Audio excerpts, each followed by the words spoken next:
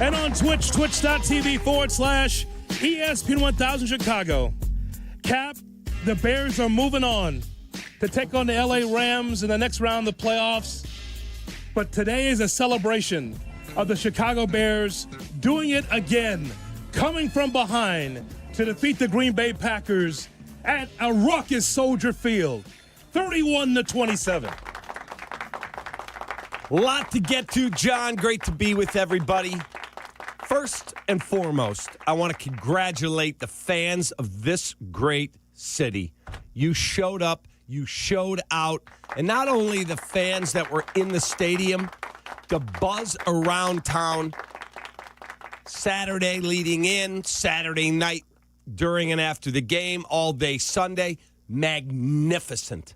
Absolutely magnificent to see the civic pride in this organization. Hats off to that football team, that quarterback, those receivers, that line, and that defense that rallied the troops in the second half, despite losing T.J. Edwards, one of their leaders. Obviously, Kyler Gordon and Jalen Johnson are not anywhere close to 100%. Oh, and how's the Colston Loveland pick working out for you people that laughed at it at the draft at Green Bay last year at ESPN Wisconsin?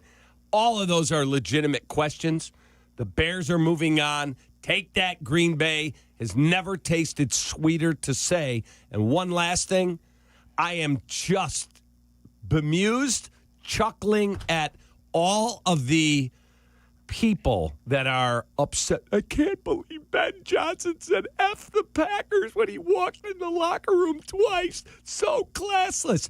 And none of you had a problem when Aaron Rodgers said, I own you. I still effing own you, and did the discount double check. None of you, you Packer people, ever had a problem with that. How does it taste not to have it rammed down your throat as Caleb's grating cheese? Suck on it, take it, and deal with it. And we'll see you next season, and you better come correct. I keep saying that I can't believe they won that game. You say it, you mutter it to yourself when you walk down the hallway in your own home. I can't believe they won that game. I can't believe they won that game. I've said it at least 7 times this season, Cap, that I can't believe the Bears have won that game. Well, I think that we all can believe that the Chicago Bears are in a game until you see them lose with zeros on the clock. Yeah, I can believe that the Bears are down 21-3 and score 28 points in the second half and hold the Packers to 6 and win an incredible ball game like that to advance to the playoffs. Yeah, I can believe, Cap, that you're down 21-9 with 10 minutes left, that Swift scores a touchdown, and then you are down 27-16 with 6 minutes and 36 seconds left, and Zacchaeus out of nowhere scores a touchdown. And that DJ Moore, one of the toughest players on this entire freaking roster, DJ Moore, I will say it again, one of the toughest players on the entire roster could score the game-winning touchdown. So when someone asks you, can you believe that the Bears won that ball game, you turn to them and say, yeah, you're damn right I believe that the Bears can win that football game because they've been doing it all season. You are muttering to yourself, you're telling your friends and your family, your social media, can you believe the Bears did that? Yeah, they've done it over and over and over again. And this is what happens when you take the Bears for granted. So this is directed right to the Packer fan and those that don't believe. This team continues to come from behind because of the word resolve. Whenever this season's over, and hopefully it'll be over in mid-February, Cap, late February, where we could talk about a trophy for the Chicago Bears. The term for this team is resolve. When they write the yearbook, resolve. Because it comes out of nowhere. It could be Caleb Williams. It could be the coaching staff. It could be the defense. It could be the offense. It could be anything with this football team. But the bottom line is that, of course, we're upset in the first half because the Bears played in that manner in the first half. But 28 points in the second half. To come back the way that they did and how the defense tightened and how the offense was more focused and the coaching was more focused. We saw 2 games. But you know the game that I like the most? The second half and the W against the Packers. That's the game that I like the best. 25 points in the fourth quarter to add on to all your stats as you go through the game. You're going 21-3. And then I watched the Ben Johnson halftime interview. Any of you watch that with the sideline reporter? He looked like he was piercing through her with his eyes. Like that dude went off in the locker room. Yeah. Off. And Dennis Allen, outstanding job with some defensive adjustments. Look, that team is nowhere close defensively to 100%. Nor is the Packers. They didn't have Devontae Wyatt or Micah Parsons, who I think is the single best defensive player in football. They didn't have them. But the Bears have Kyler Gordon can't run. He's not anywhere close to 100%. Jalen Johnson, who made a hell of a pass breakup late. I don't know how he did it, but Jalen Johnson doesn't look anywhere close to himself. TJ Edwards, grotesque injury, taken off on a cart in an air cast. His season is over. We lost our starting left tackle, Ozzie Trapillo. He's probably going to miss a good chunk of next year. Sure. Because of a patellar tendon injury. Terrible injury. But guess what? When their back was against the wall, their leader, Caleb Williams, made a throw on 4th and 7 with 5:07 to go that I don't know who else other than Patrick Mahomes I've seen make a throw like that. Yeah. It was the play of the game. You could tell me that the touchdown to win the game was the play of the game. You could tell me this play was the play of the game. If he does not convert that play as he's being dragged to the ground to Roma Dunze for 27 yards, you're turning it over on downs and the game's probably over. That is what superstar players do. Does he have to be better? Of course, he would tell you that. But I watched all the games like you did. I see guys with low completion percentages. I see everything amped up. I see what it's like. I saw Trevor Lawrence throw big-time interceptions. I saw Drake May struggle for a chunk of that game yesterday. I saw Justin Herbert be god-awful yesterday. And in the end, our guy came through. He led his team, and they found a way to win. So revel in it, Bears fans, and enjoy it. Green Bay eating it with your breakfast because you're done. Yeah, no question. Green Bay is at home, and the Bears are moving on in the playoffs. But I think to accentuate the point even more so, outstanding play and just unworldly plays by Caleb Williams and the offense to keep the Bears in the ballgame and end up winning it. But along the way, the storyline of this season, Cap, I mentioned resolve, but also no one spent more time on the shelf than the Chicago Bears as a football team, as you well know. With time away because of injury. No one spent more time on the shelf like the Chicago Bears. Correct. But the reason why that I use the word resolve is because, okay, so you're missing TJ Edwards, and it was hard to see him go off on a cart with that left ankle injury. But then here's DeMarco Jackson, who also is able to shine this season. DeMarco Jackson fills in. And by the way, part of the turnaround for the defense in that second half, a Jalen Reeves-Maben, who I said, who is that guy with the hyphenated name, hon? Who is that?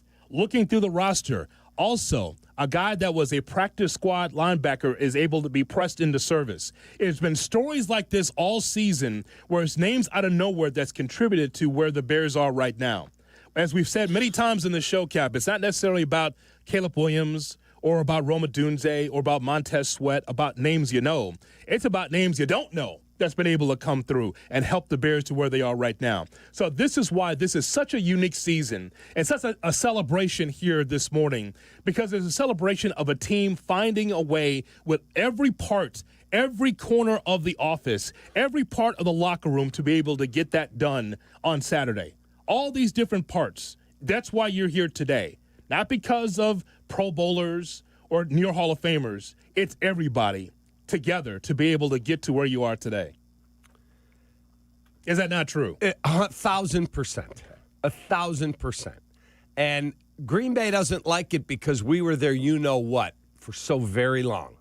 And they went, that's a cute little story, but our rival's the Minnesota Vikings. Well, guess what? You wanted us all week. We heard Keyshawn Nixon. He was awfully quiet after the game. Who else didn't speak? There were a few that did not have the temerity to stand at their locker. Some did, and I give them credit. That's what professionals do. Jordan Love spoke. Guess what? You loved it when you dominated us and went, well, the Vikings are really our rivals. Well, guess what? Rivalry engaged. It's back on, and we're not your bitch anymore. Take that. All I can tell you is that the Green Bay Packers said that they wanted the Bears. They've been looking at this game for weeks now. 2 or 3 weeks, like, yeah, we want the Bears. They're the Eagles, good football team, but we want the Bears because they want their win back from the loss that they had at Soldier Field. They wanted it, right? Because you could have easily sidestepped that question to the Milwaukee and the Wisconsin press. You could have just like, hey, man, whoever we play, we're looking forward to our next matchup. We've been in a losing streak. No. During the losing streak, they said, now we want the Bears because they knew they had their playoff berth clinched, Cap. Mm-hmm. So they were saying that they prefer to take on the Chicago Bears. Well, you know what? Be careful what you ask for. Be careful what you ask for because the same thing that happened in the second game of the regular season happened in the playoffs. You know what that was? You trickled it down your leg. You choked in the biggest moment. The Bears won the game, but also you choked. You're missing kicks. All of a sudden now you don't throw in the middle of the field, and the Bears are taking advantage of that defensively. And then the Bears offensively getting the job done. So I love what I saw from that Bears team. The ability to say, you know what? You don't play well in the second half. We're taking over. That's exactly what happened in Game 2 and in the playoffs. They choked it away, and the Bears took advantage of it. You want the Bears, huh? Well, you got what you got. You're going home. Enjoy Cancun. Exactly. Enjoy Cancun. Enjoy ice fishing on Lake Winnebago because it's frozen over. I was up there. You'll be ready to go. Put your little hut out there with your Packer flag. Game on. And that's the best part of the whole thing. Wherever our ride ends, Sunday, in the Super Bowl, in the NFC title game, wherever it ends, that night on Saturday was what I was screaming about all last week. That's the Packers. It's different. You had to put them down. You had to shut their mouths and have them taste it because we have for 30 years. And now they look and go, oh, God, that quarterback is going to be a problem. And the idiots up there that kept going, Caleb Williams, that's the best thing that happened to the Packers. I watched the draft video from over the weekend when the Green Bay hosted the draft, and ESPN Milwaukee's up there. The Bears drafted Colston Loveland. How'd that work out for you? Not too good, because all of a sudden we have adults in the room. Ben Johnson and his staff rolled in, and everything's different. It was a magnificent comeback. It was a magnificent ending. Now you've got things to clean up. You're going to be banged up, injured. Guess what? DeMarco Jackson, next man up. Yep.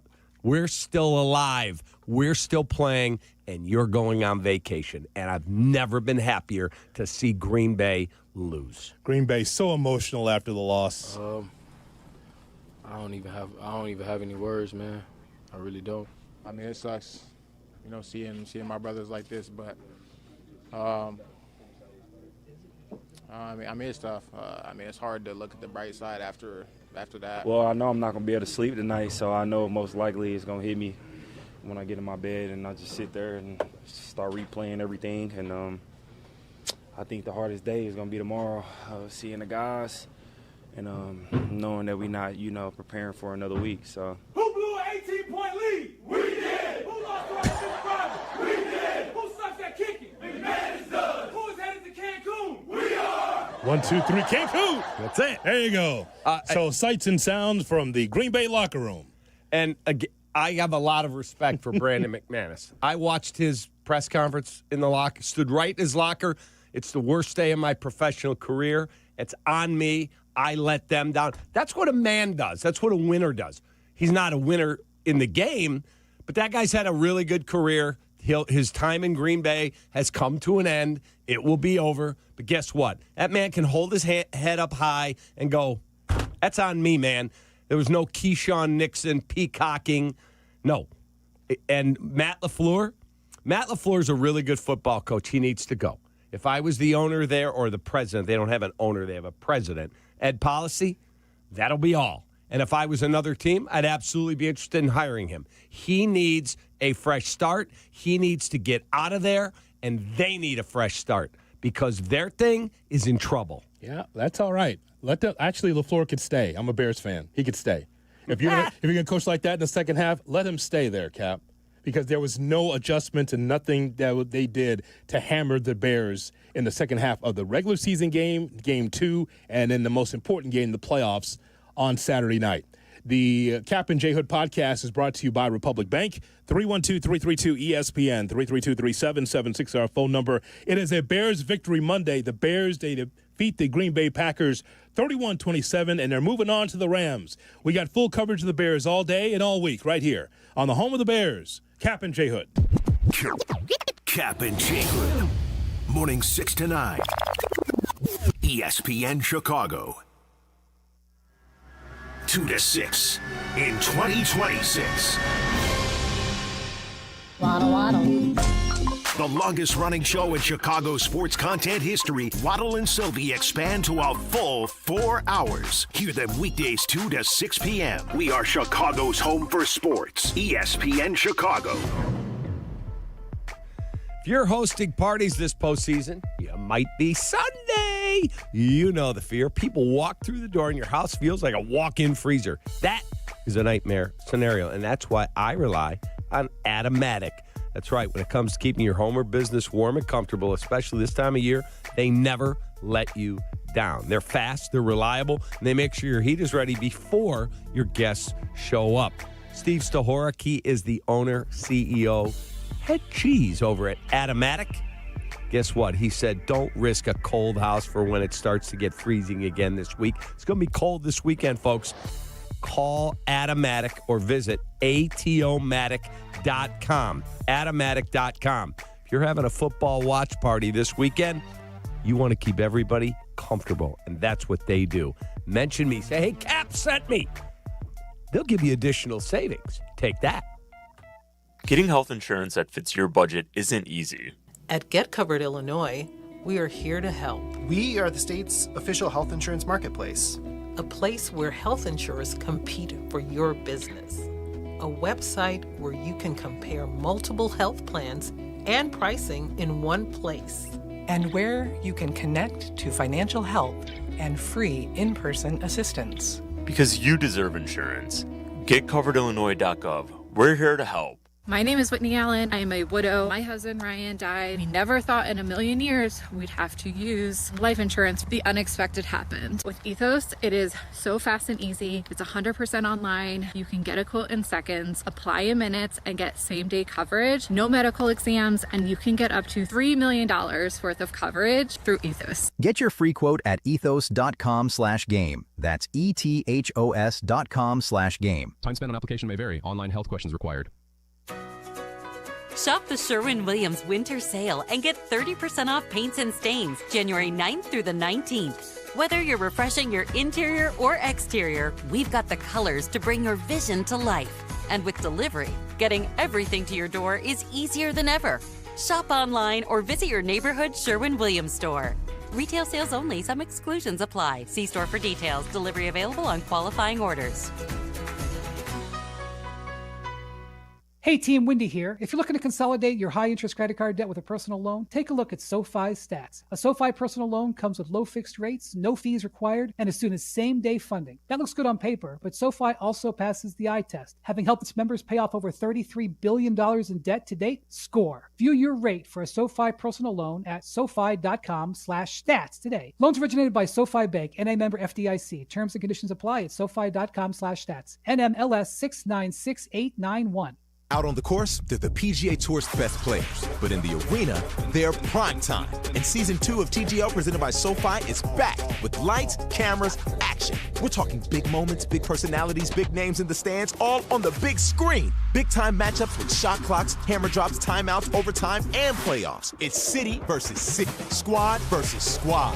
The sport just hits different under the lights. It's TGL presented by SoFi. Keep up. It's golf. Tune into every match. Only on ESPN.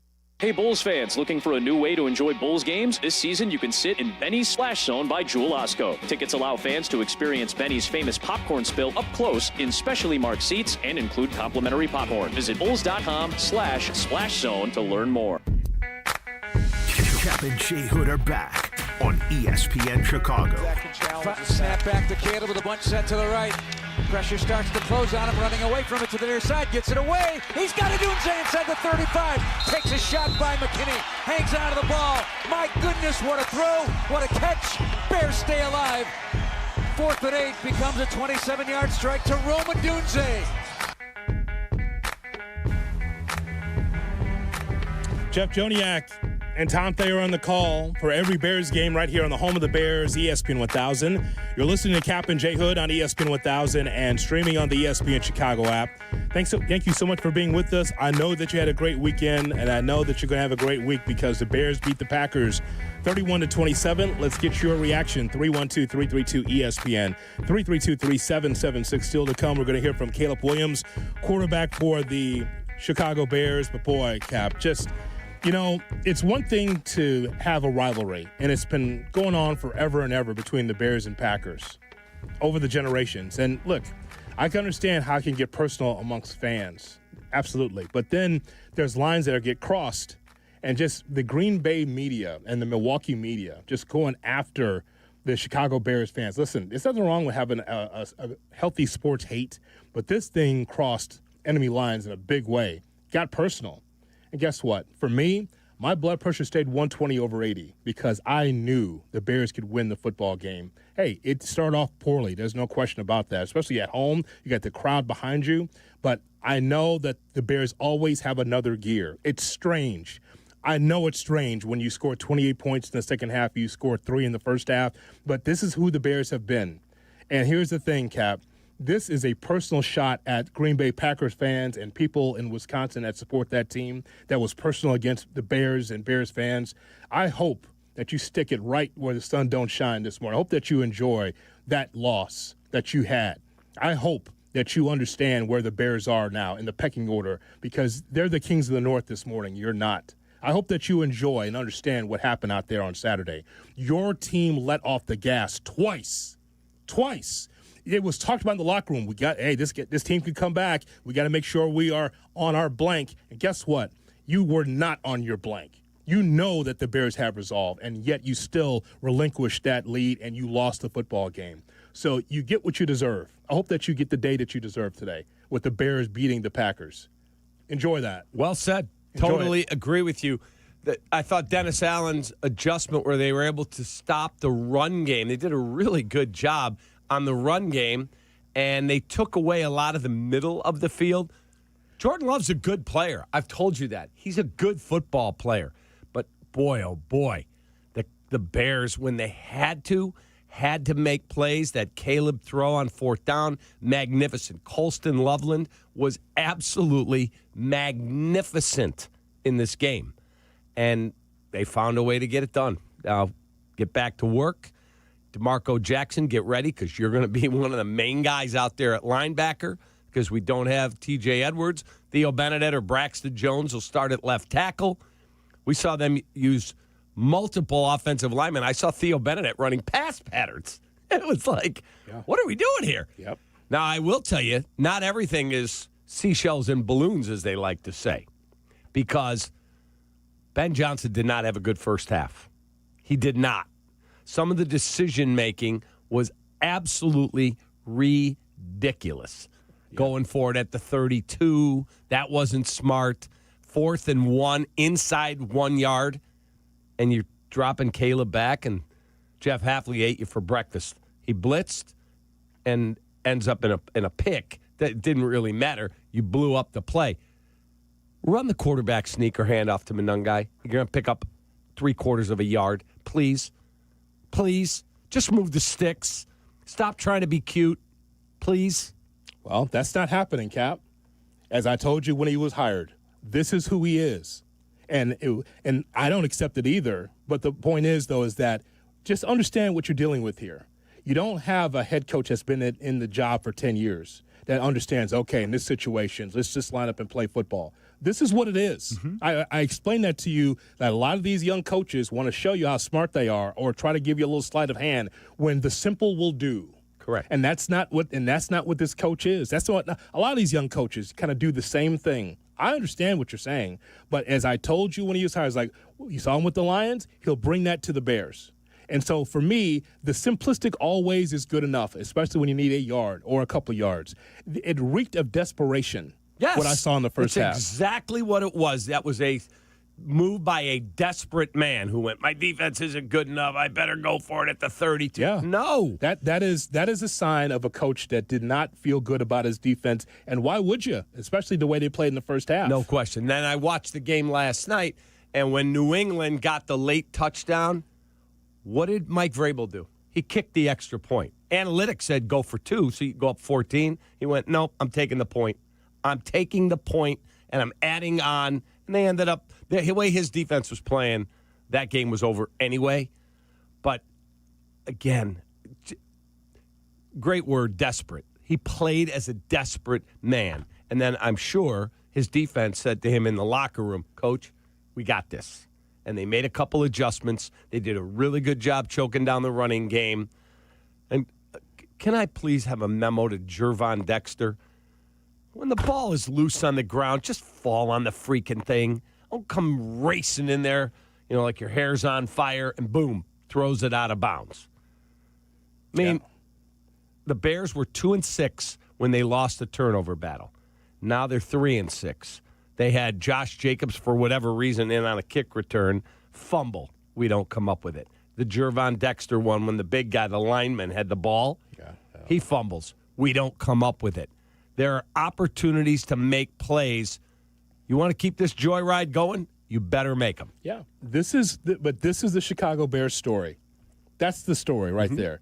Where as a tale of two halves, a lot of times, where you come back in games, there are mistakes on the sidelines. There were guys that wear headsets, and there's mistakes on the field. But then the resolve factor comes in, Cap, that despite all of that, they still were able to win. The Bears win 31-27. Hey, a lot of these, you say, well, they got to clean up these things. Well, Cap, if you've been making these mistakes or these questionable calls a lot throughout the season, you kind of are what you are. You hope that you can accentuate the positives and hide the negatives of whatever's happened on that football field. The Bears were able to accentuate the positives enough to be able to beat the Packers. So I'm glad you brought this up, because there are some that want to bury their head in the sand, pretending like the first half didn't happen. We are celebrating that the Bears beat the Packers. But just like a book, you must read the front of the book to the end to know the entire story. You don't go to the back of the book and say, oh, the last page tells you what happened. What a great story. Well, good night, hon. No. You read the book from the front to the end. Correct. The front sucked. The back end of that book, the middle to the back of that book, was great. Some want to just fast forward to the back. But the point is that that whole game told a story of who the Chicago Bears are. I'm okay with the first half of the game, because the Bears had to make the adjustments at halftime to be able to rally, to hold the Packers to 6. No one's been on the defense more than me around here. But I'm giving them their flowers because of the adjustments that they made to surrender only 6 points. Hey, McMahon missed a couple of kicks. There's no question about that. However, the Bears defense were able to get off the field to allow the offense to be able to percolate and operate. So to me, I saw 2 games, but the ending of that book was the best. But you are correct. You have to be able to go through front to back to tell the entire story. You don't write a column about the Bears-Packers and say, Bears won 31-27. What a comeback. Well, you have to tell the entire story of how they were able to get that done. The entire story is that the Bears found a way to win the football game despite a rough start. Yeah, I talked to 2 members of my extended family. They don't live in town, my wife's side. And I saw somebody else yesterday in town when we went out to breakfast. It was super cool to go into breakfast yesterday up at Espresso and see 3/4 of the restaurants all wearing Bears gear. I'm like, wow, that stuff's been in mothballs for a long time till this year. That's right. But super cool. But there are many of you out there, you know who you are. They turned off the game. I'm done. I'm not going to watch this. And they woke up in the morning and went, what? They won? Shame on you. Not real fans. Shame on you. Yeah. If you're a diehard, you stay there till the bitter freaking end, and you see what happens. They've only done it 6 times. Now it's 7. You embarrassed yourself if you turned the game off. 312-332-ESPN, 332-3776 is our telephone number. We come back, we're going to take your phone calls. Get your reaction. The Bears, they beat the Packers 31-27. It's time to celebrate that the Bears are moving on in the playoffs. They're going to take on the Rams this weekend, but the Bears win over the Packers. Let's talk about it on the Kap J Hood Morning Show. Good morning. Good morning. Kap J Hood Morning Show on ESPN Chicago. Here comes the boom. The Chicago Bears podcast. It drops daily on the ESPN Chicago app, and its rotating co-hosts make an essential pod for Bears fans. Join host Pat the Designer and company for the Chicago Bears podcast from ESPN Chicago. Your home for Chicago Bears content. Yep. If you don't pay your insurance on time each month, your coverage will be canceled. But did you know that the insurance company doesn't have a time frame in which they have to pay you? In fact, your insurance policy is full of obstacles and deadlines designed to make it harder for you to collect. But those same obstacles and deadlines don't apply to the insurance company. Why? Because they write the rules. Here's one example. You have a short period of time in which you have to file your claim, but there is no set amount of time in which an insurance company must pay you. In the years you're waiting for your claim to be resolved, you could lose your home and your health. People have had to go back to work while they're still injured, been forced to take short money or lowball offers. When you're giving an insurance company money each and every month, you're their good neighbor. But once you file a claim, you become their liability. If you want a law firm to help you overcome all of the obstacles the insurance company puts in your way, call the Verdoliak Law Group. 844-4VLG-LAW. Hey guys, it's Silvy. We say it every year, new you. But this year I'm actually doing something about it. I've been going to Chiro One Wellness Centers for months now. My body feels great and I'm moving better than ever. If one of your New Year's resolutions is to feel better and actually take care of your body, you gotta check out Chiro One. They have 50 locations across Chicagoland, so there is one near you. No drugs, no surgeries, just personalized chiropractic care. Visit ChiroOne.com today and let them know that Silvy sent ya. You wouldn't hire an electrician to read a radio ad. Service Construction of Illinois. I think this wire's bad. You wouldn't hire the deck pro either. Service Construction of Illinois. Now, I would layer that with a few coats to make it smooth. You see, I, a professional announcer, can barely change a light bulb, but I can tell you with a soothing voice that Service Construction of Illinois has the craftsmen, contractors, and specialists to do it all. Whether it's a small job or complete renovation, start at serviceconstruction.net. Texting enrolls you into recurring automated text messages. Consent not required to purchase. Message and data rates may apply. Man, I love seeing the old gang at these reunions. Did you see Brian? He's in better shape than he was 25 years ago. How is that even possible? Yep, I ran into him a few weeks ago and had to ask. He told me he started taking Nugenix Total T2. The testosterone booster? Yeah, but it's way more than that now. It also skyrockets your nitric oxide in as little as 3 hours. I started taking it right away and I'm already seeing results. I was wondering what you were doing. You seriously crushed me in that pickup game last week. Yep, after 40, energy, strength, drive, it all starts going downhill. But with T2, I feel like my old self again. Stronger, leaner, and my energy is way up. My wife even noticed a difference. They're giving out complimentary bottles right now. Just send them a text. Text CAR to 321-321 for your complimentary bottle of new Nugenix Total T2. Text now and you'll also get a free bottle of Nugenix Thermo X, our most powerful fat incinerator. That's CAR to 321-321. These statements have not been evaluated by the FDA. Product not intended to diagnose, treat, cure, or prevent any disease. Hit the road in a brand new Acura in less than 1 hour. At Advantage Acura Naperville, you can sign and drive away in 60 minutes or less. Seriously. Or they'll cover your first car payment. Every new Acura is backed by the Advantage Plus program. Advantage Acura Naperville. Restrictions apply. See dealer for details.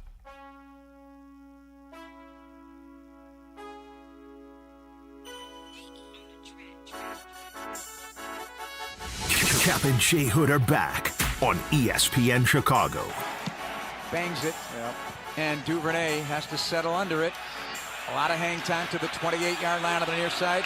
Looking for blocks, gets one from Hardy, gets the sideline to the 50. He's got Robinson in front of him, he gets all the way inside the Packer 35. Jeff and Tom on the call right here on the home of the Bears, ESPN 1000. It is the Bears Victory Monday on the Kap and J Hood Morning Show. 312-332-ESPN, 332-3776 is our telephone number. We're with you till 9 o'clock, then Carmen Jurko coming at 9, followed by Rich Eisen at noon. Waddle Silvy at 2, all part of the mix right here. On your home for the Chicago Bears, the NFC North champions, ESPN 1000. Let's go to the phone lines to talk to you. 312-332-3776 is our phone number. How about those Bears? Bear down. When you walk in the office, when you talk to friends on social media, wherever you go, you make sure you tell them bear down. Because the Bears had a huge tremendous victory over the Green Bay Packers at Soldier Field, at a raucous Soldier Field. My friends were telling me that the press box and the suites were rocking, like it was rumbling, like an earthquake.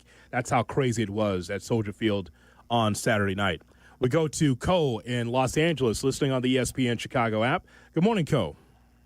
Kap, Hoodie, bear down, fellas. How y'all doing? We're doing great, brother. How are you? Victory Monday, baby. Man, I'm doing fantastic. You know, I'm out here with a bunch of Rams fans in L.A., man, but I've been seeing more and more Bears gear. I was at Universal Studios yesterday with my Bears hat, and the employees were stopping me saying, bear down. So, you know, nothing sweeter than beating the Packers. Also, I want to say, for all of the Caleb haters out there, how you like that 4th and 8 where he hit the Jordan logo? How you like that? That was, that was the play of the weekend. No doubt about it. Man, bro. He hit that Jordan logo, and that's when I knew I've already known that we've had a quarterback. But for all the haters out there and for everybody up there in Milwaukee, yeah, let's see if Jordan Love can do that, man. Bear down. Let's go. Bear down. It's so funny that people looked at that, the way that Caleb Williams' legs were spread and the way that he stretched his arms. It's like looking for Jesus in your cake. It's just one of those things. Oh, I can see him right there. He's in my scrambled eggs. I didn't see it that way but people drew the logo how Caleb Williams spread his legs and his arms. I'm like, oh, okay, it was amazing. I didn't think of it that way, but yeah, okay, I can see it now.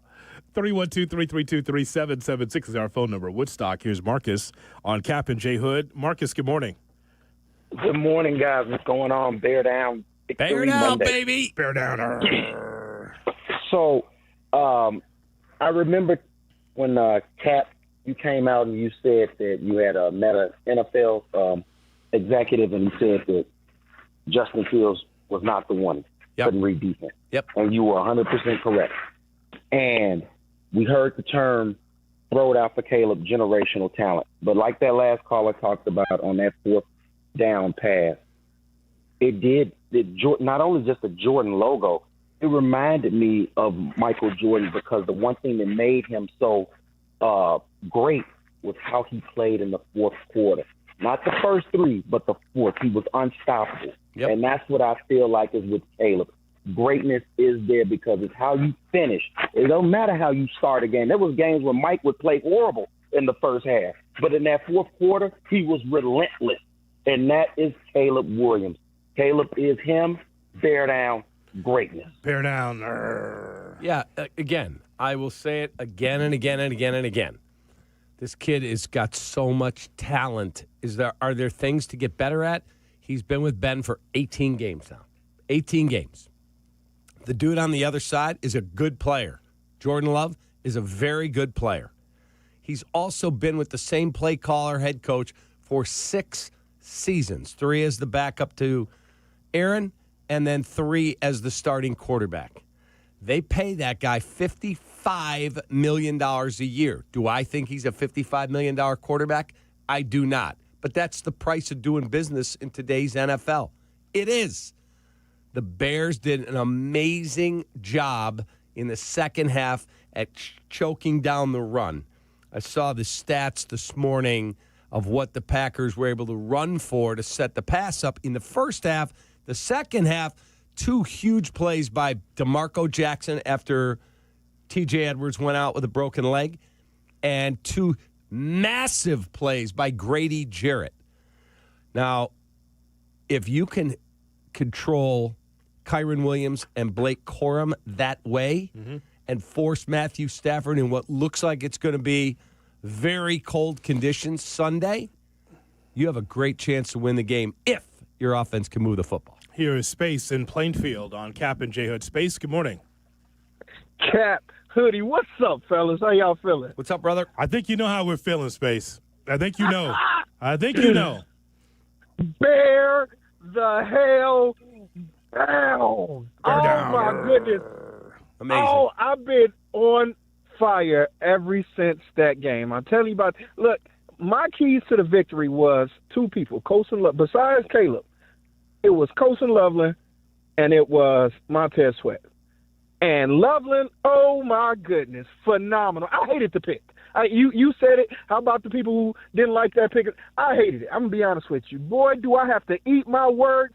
That man is awesome. He's the next level for it when it comes to tight ends, and he's unstoppable. Coach, and then Montez Sweat, he didn't get the sacks. He didn't get all the glory in it. But the man was everywhere. He caused so much havoc back there, so much pressure. Like, he deserved that game ball. Coach gave him a game ball. Hey, he deserved it. It was phenomenal to see. And the best part about it all, they want to whine, you got a coach that's saying after Packers, and he shouldn't have said that. Man, after Packers. I love it, the fact that my coach came out and said it. He ain't just out here getting a check. You know what I'm saying? He's not collecting a check and just – this man is taking it serious because it's serious for us. Oh, this rivalry is – I don't like nothing green and gold. Not a thing. I took it all out my wardrobe. I don't wear green and gold for nothing. And this coach has took this rivalry so serious. He got my that's my coach of the future right there. Bill Johnson, we got our coach. We got our quarterback. Bear the hell down. Let's go, fellas. Let's go. Bear down. Arr. I have a question for you. We appreciate your phone call space. Yes, your question. We have the best draft analyst in America. His name is Shay Norling. I give you a hard time about your mock drafts and all that, but you do a great job on scouting each player on tape and then giving you a report. And you do the best at it. Is Colston Loveland, if you go back right now, a body of work of 18 games, if you go back and look at the first round, 1 to 32, was he the best pick in the entire draft? I have to go look in the break. I will tell you during Shay's platform Okay. if I feel that way. Because I do. I went through all 32 picks, and there's some good players there. I think Cam Ward will end up being a good quarterback with a good coach. I think he's in a similar situation Caleb was a year ago. Mm-hmm. Not telling you he's as good as Caleb. He was never branded that type of player either coming out. He was the best of the group last year. There's some good players there. Ted McMillan is a stud at wide receiver. I watched him for Carolina the other day. He's outstanding. Number 4 on Carolina. Teteroa McMillan. They call him Ted. But I went through 1 to 32. That tight end is a monster. Let me see if I can accentuate your point more so. Well, Colston Loveland. Can I do that? Bring it on. Colston Loveland was targeted 15 times and caught 8 passes, good for 137 yards. From week 17 through the wild card round, he has had 24 catches for 322 yards and 2 touchdowns. Here's what I want to tell you about Colston Loveland. Here's a complete list of tight ends with 8 or more catches and 135 or more yards in a playoff game. Rob Gronkowski, Zach Miller from Seattle, Gronkowski again, Shannon Sharp with the Broncos, Steve Jordan from the 1990 Vikings back in that time, and Kellen Winslow of the Chargers. That's the list.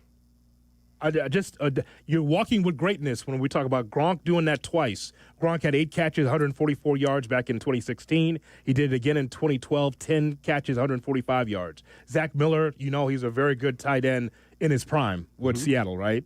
Shannon Sharp was outstanding with the Broncos. Steve Jordan, very solid with the Vikings. And Kellen Winslow, speaks for itself. Yeah, that's an incredible – and our guy's a rookie and getting it done. Outstanding. So you're doing this in year 1. What do you think that looks like if you look at him in year 5, year 7, year 8? He walks with a lot of tremendous tight ends to be able to have that production. That accentuates your point even more so about what Loveland brings to the Bears and that first round in the NFL. By the way, during the second half, my buddy Robbie was at the house. We're watching the game. One of my neighbors is a Packer fan, and he was not happy as the thing unfolded, but he was very happy at halftime. And Robbie goes, we should live bet the Bears right now. What do you think the line was in the second half? It was? Chicago plus 11. You could even find an 11.5 out there. And that's something. My money line win was plus 410. I would have thought it would have been even higher. I'm sitting there at Soldier Field, and people next to me are like, this game's over. I'm like, guys, I don't know how. It's going to be tied with 2 minutes left. I've watched every game this year. So you live bet the money line? Yeah. I'm like, this will be tied with 2 minutes. It's 21-3. I'm like, guys, it's going to be tied. 2 minutes to go, it'll be tied. Because I promise. Barstool Big Cat live bet it plus the points. I don't think he live bet the money line. That platform that Shay was talking about, that he's doing some research on, that is next on Kap and J Hood. Bring it on. Kap and J Hood, ESPN Chicago. Got a few minutes? Check out our shorts. YouTube. Got an hour? Watch interviews and silly show moments. YouTube. Got nothing going on now? Join us on our live stream. It's all on YouTube right now. Subscribe at ESPN 1000 Chicago.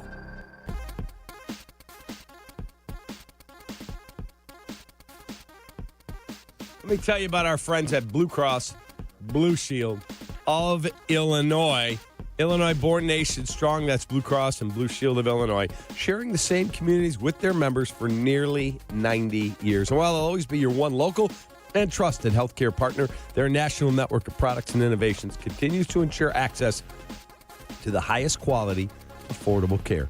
Because wherever your journey leads, Blue Cross will make sure you always feel right at home. Blue Cross and Blue Shield of Illinois. Through it all, Jay Moore. Hey, guys, I get it. You'd love new windows, but you don't want to pay a fortune for them. Well, January is a great time of year thanks to Window Nation. Right now, they're more affordable during Window Nation's Buy 4, Get 4 Windows free sale. Plus, you can get them with 0 down, 0 monthly payments, and 0 interest for 2 years. If you're feeling cold drafts from your windows, seeing fog or mold around the frame, or paying a lot more for your heat than your neighbors, it's time for new windows. Do not wait. Put an end to your window problems. Visit windownation.com now. Hey, it's your buddy Tom Waddle, and I drive a Hawk. The New Year's sales event is going on at all 12 Hawk Auto locations in Forest Park, St. Charles, Plainfield, Joliet, Carroll Stream, and now LaSalle, Peru. Shop thousands of vehicles from 13 brands and save with 0% financing for 60 months or make no payments for 90 days. Plus, save even more with $500 to $2,000 bonus cash. Find your next car at hawkauto.com and drive what I drive. Drive a Hawk. HawkAuto.com. Financing on select models with approved credit. Whether you're building a single roof or a successful roofing business, roofing contractors like you need the right tools for the job, and software is no exception. Service Titan is on a mission to be the most powerful software platform for the trades, with purpose-built technology proven to maximize revenue, streamline operations, and deliver 5-star customer experiences. We are taking roofing companies like yours to the next level and beyond. Service Titan, we are built for this. See what we can do for roofers at servicetitan.com.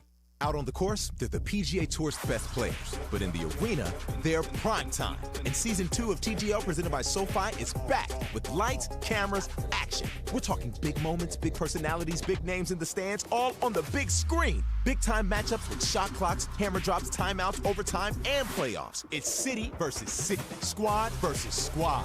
The sport just hits different under the lights. It's TGL presented by SoFi. Keep up. It's golf. Tune into every match.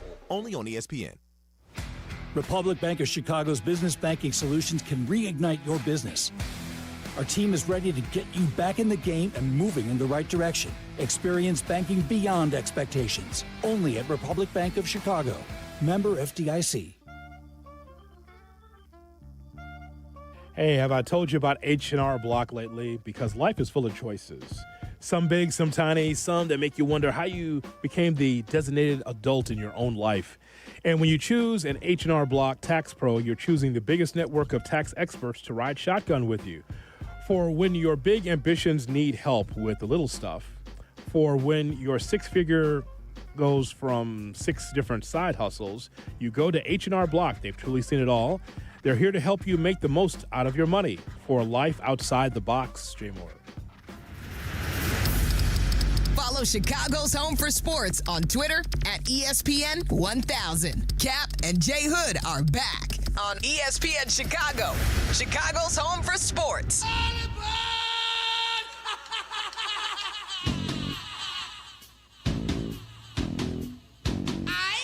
And now it's time for Shay's Platform. Here's Shay Norling.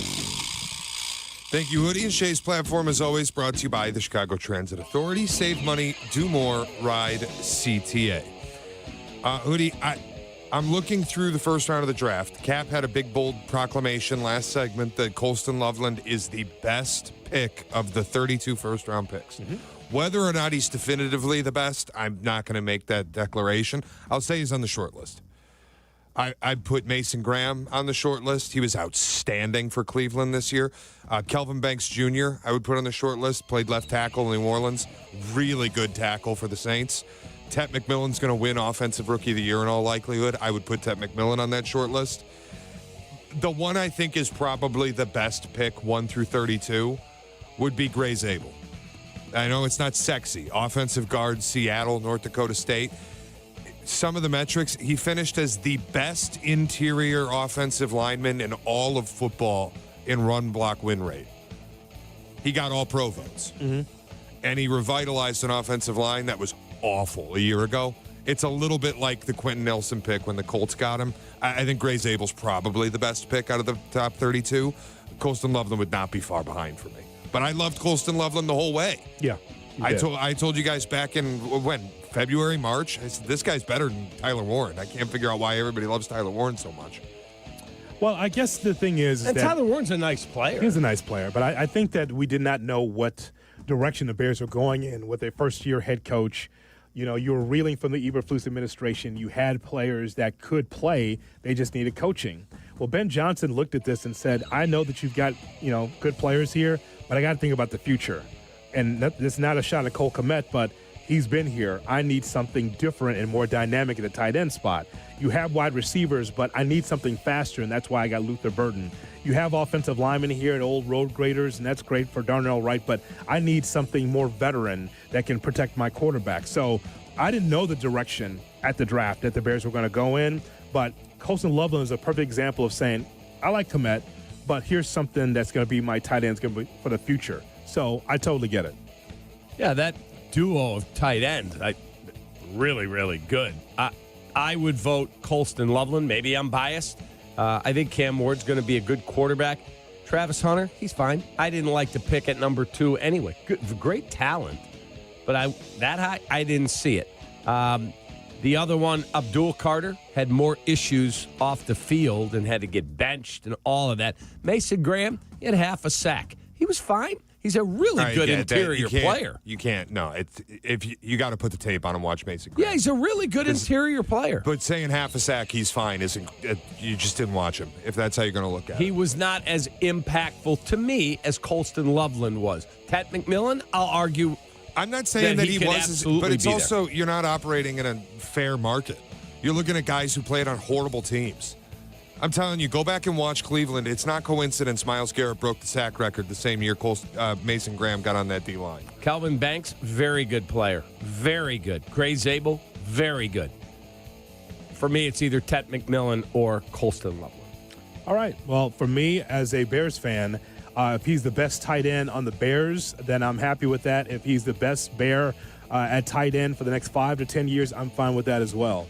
I think it'll be all out in the wash exactly where. Loveland will be amongst the best in that draft. Usually we wait 3 years, and I can wait a third year to find out where he's going to be in that draft. Usually you wait 3 years, and for me, I'm just happy about what I see right now from Loveland. I mean, we talk about the Bears getting off to quite a start, and they're ahead of schedule. Loveland definitely is ahead of schedule in this offense.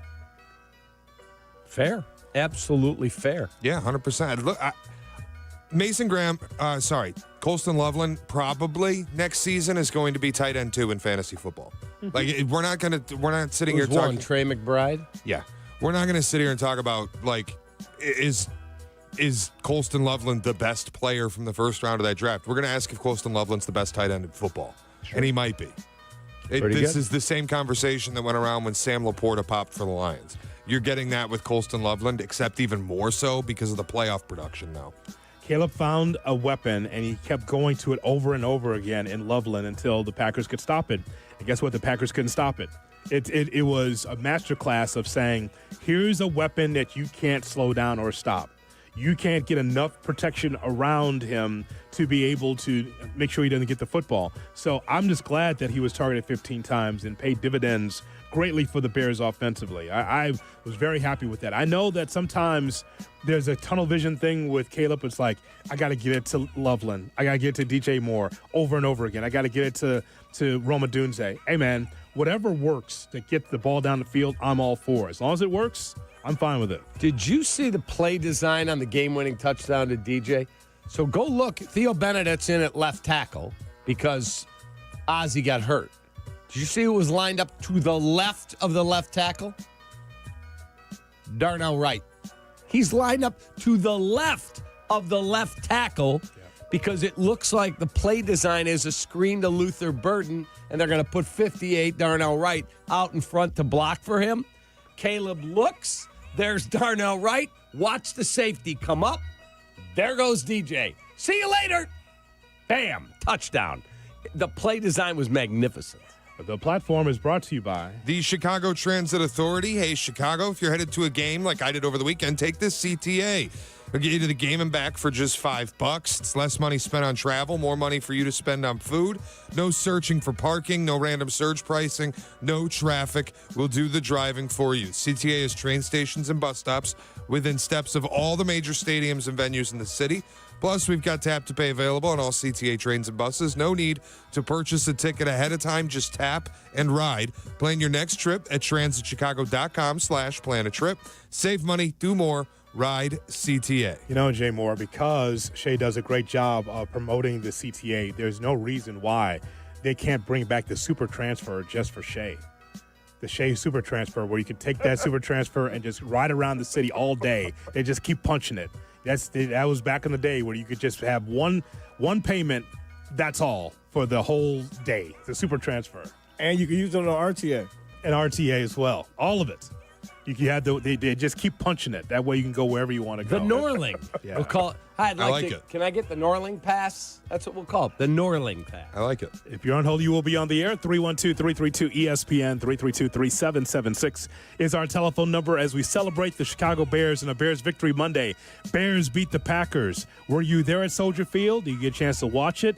Let's hear your story about the Bears and the Packers.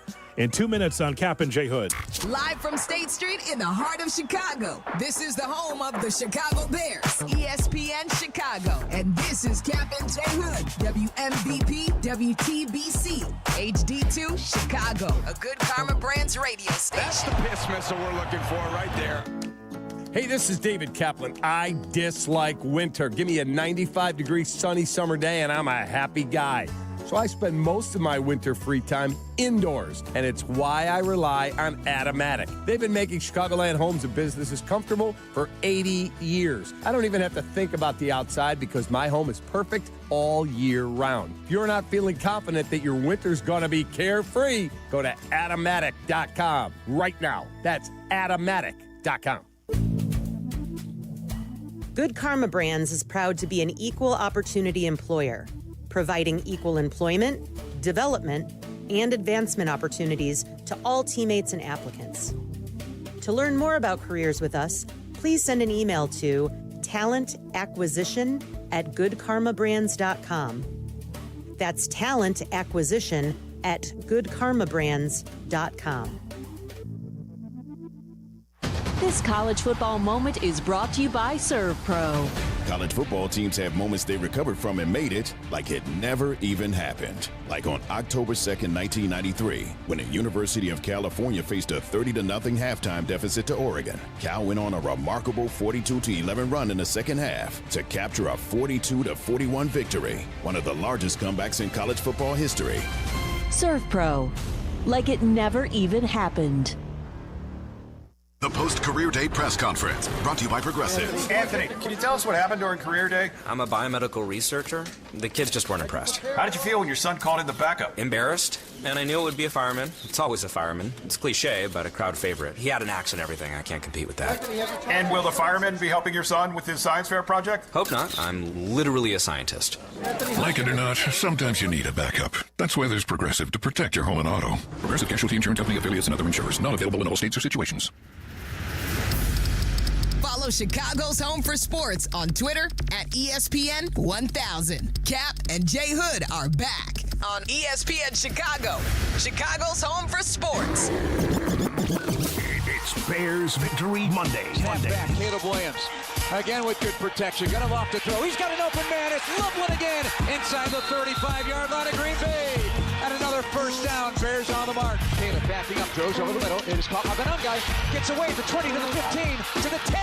First down, Bears. Fourth quarter offense continues to get hot for the Bears. Third down and 4. Handoff Swift. Great block by Loveland. To the 5, to the 3, to the 2, to the 1, to the end zone. DeAndre Swift. Touchdown. Touchdown, Bears. Fake to Jacobs. Slip screen to the right. Caught by Golden. They tried to rig the ball. They let him go inside the 5 of the cut. And he's into the end zone for a 23-yard touchdown. To the left side, Loveland. Komet now motions to the right boundary. Snap back. Pocket holds. Over the middle. Touch at the 2. Into the end zone. Olamide Zaccheaus. Touchdown, Bears. Snap to throw. Front left pylon of the end zone. Caught. Two-pointer. Colston Loveland. What can't Colston Loveland do tonight? Snap back to Caleb with a bunch set to the right. Pressure starts to close on him, running away from it to the near side. Gets it away. He's got to do it inside the 35. Takes a shot by McKinney. Hangs on to the ball. My goodness, what a throw. What a catch. Bears stay alive. 4th and 8 becomes a 27-yard strike to Roman Dunze. Packers line up at the line of scrimmage as if they're going to bring pressure on Caleb as he spread. Back to throw, pass right, Swift makes the catch, runs right, catch, Henning Barry up the sidelines, right out of bounds. Inside the Packer 25. 3rd and a bunch sent to the left side numbers. Snap back, 4-man rush. Caleb with a double move, throw down left sideline. DJ Moore inside the 5. End zone. Touchdown. Touchdown, Bears. They've taken the lead on the Packers with 1:43 to go. 25 yards, the same connection. Week 16, a walk-off win. This connection, a 3-point lead. Wow! Packers with 7 seconds left. Snap to Love, drop the snap. Picks it up. Now he throws to the end zone, and it's dropped. The interception drop, and it doesn't matter. Game is over. Game is over. And they beat the Green Bay Packers 31-27. It's Bears Victory Monday on ESPN Chicago. The Chicago.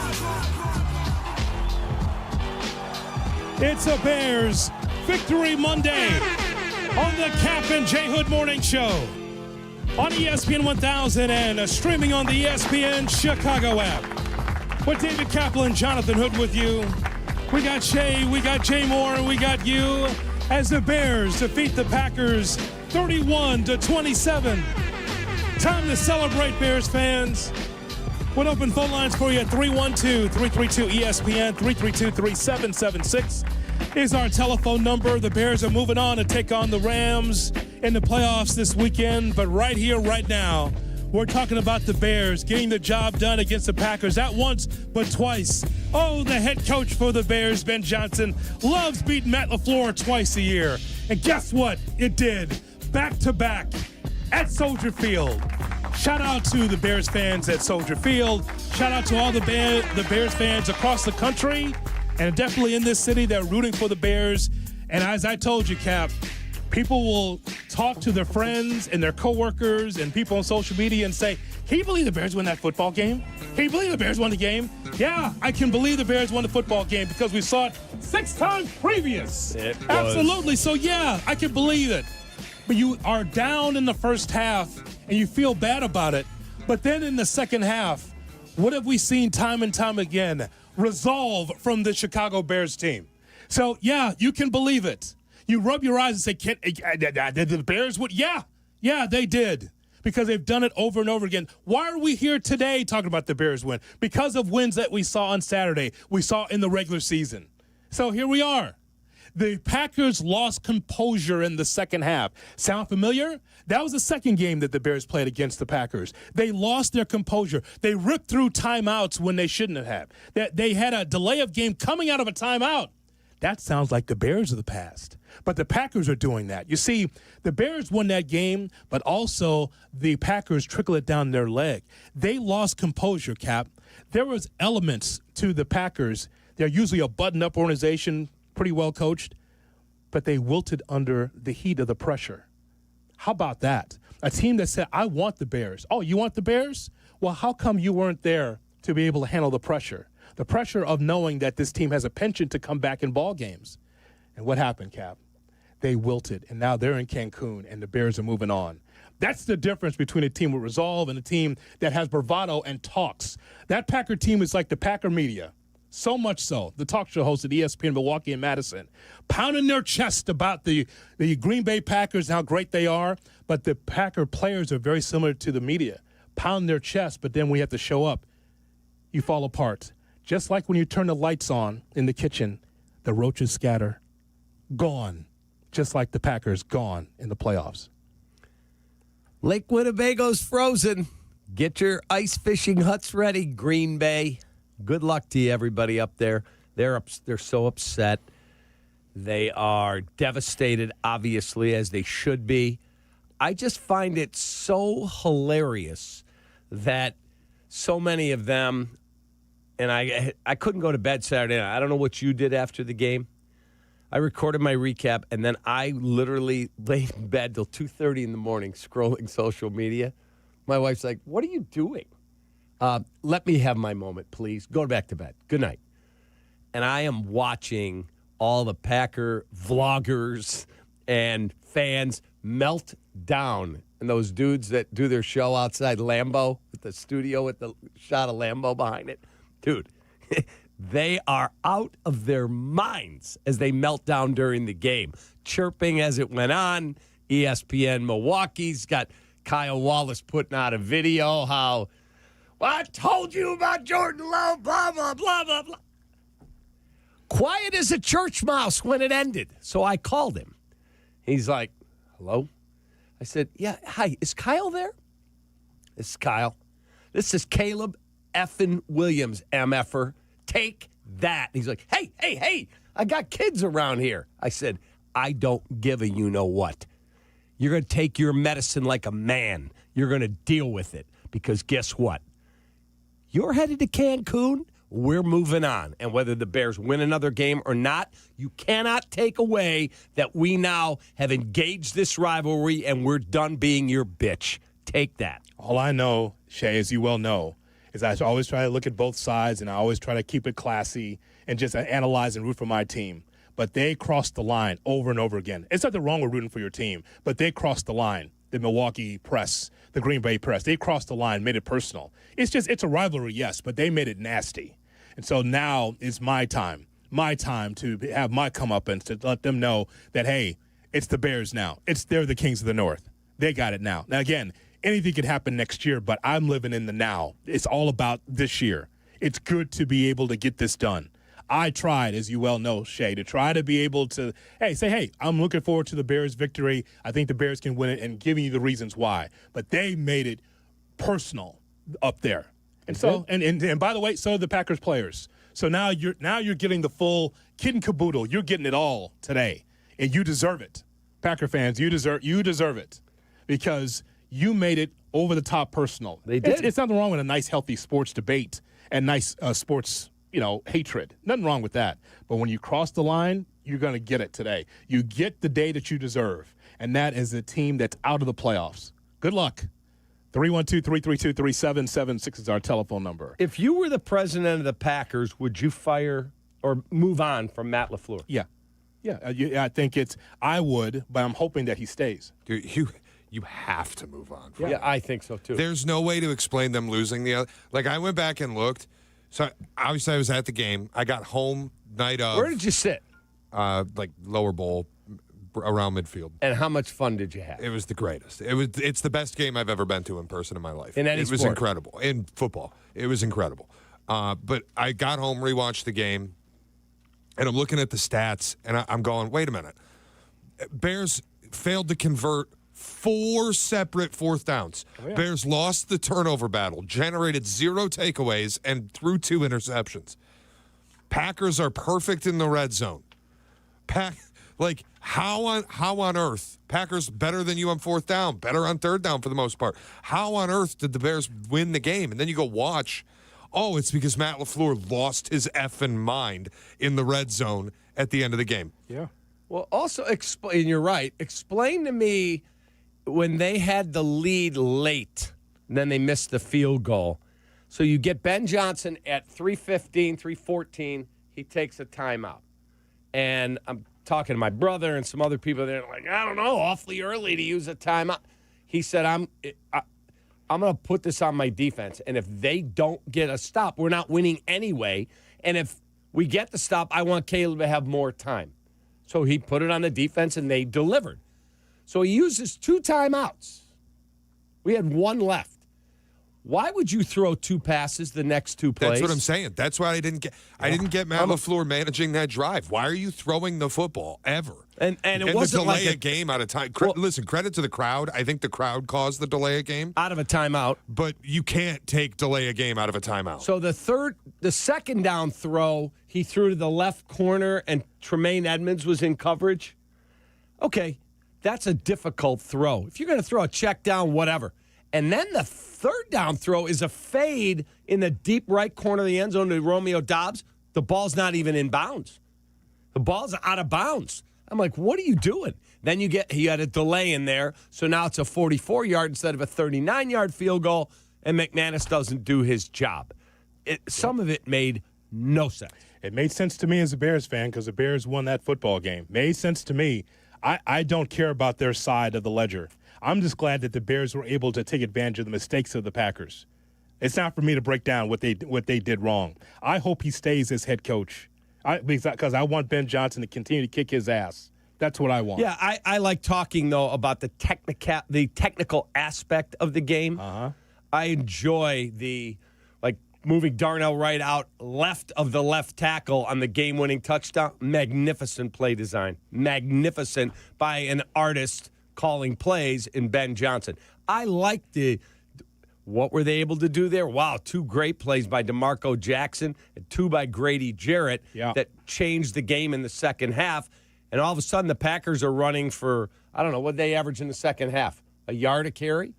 0.9? Yes, because of what the Bears did. Correct. That's what's so awesome. Yeah, it was outstanding. How about the celebration, not only in the stands, but in the locker room for the Bears over the Packers? Hell yeah!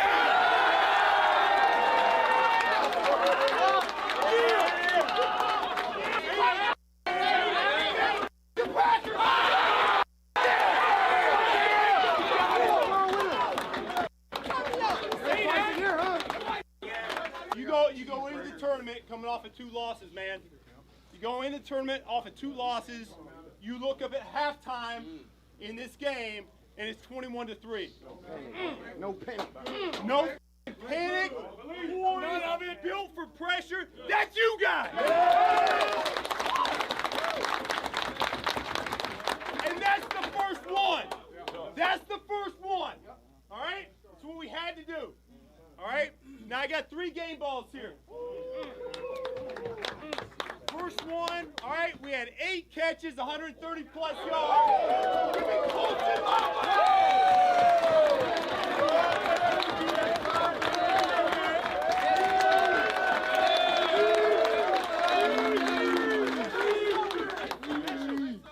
We're so thankful, and to be here, and for all you guys, I'm proud of everyone here. But that's, we got to keep this thing rolling. Let's enjoy the out of this stuff. Hell yeah! Hell yeah! Good, man. Hey, defense, that a way to step it up there in the second half. That a way to step it up. One guy caught my eye, and it might not show up on the stat sheet, but he was around that quarterback the entire second half. Montez Sweat!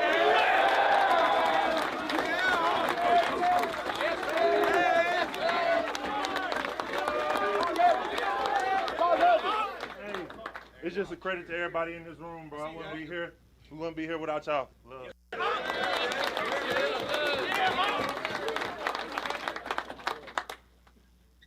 Tell you what, man. 4th and 10. 4th and 10. I don't think either one of his feet was on the ground when he threw this ball. Ice. But it's just straight ice. Let's go, 18!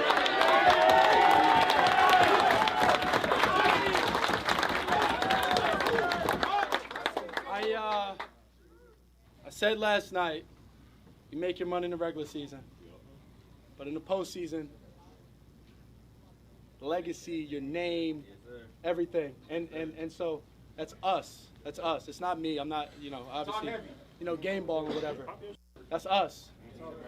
Us. I want to keep going. We have to get better. All right. We have to start. We have to be on the details. We have to execute. Pin all of that to be able to get where we want to go. And I want to be here. I want to do this with y'all. Yes, sir. So it starts tomorrow. Starts the next day.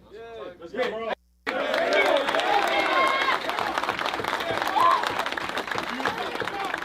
Hey,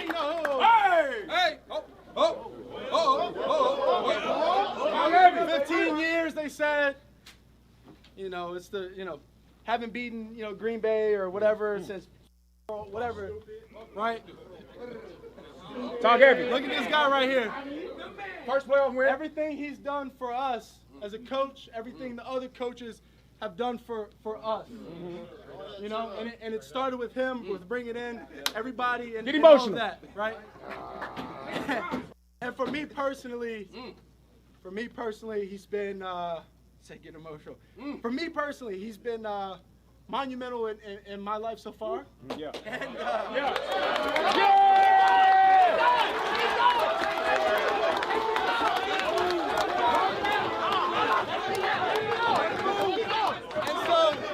And so, to his first playoff win as a Chicago Bear.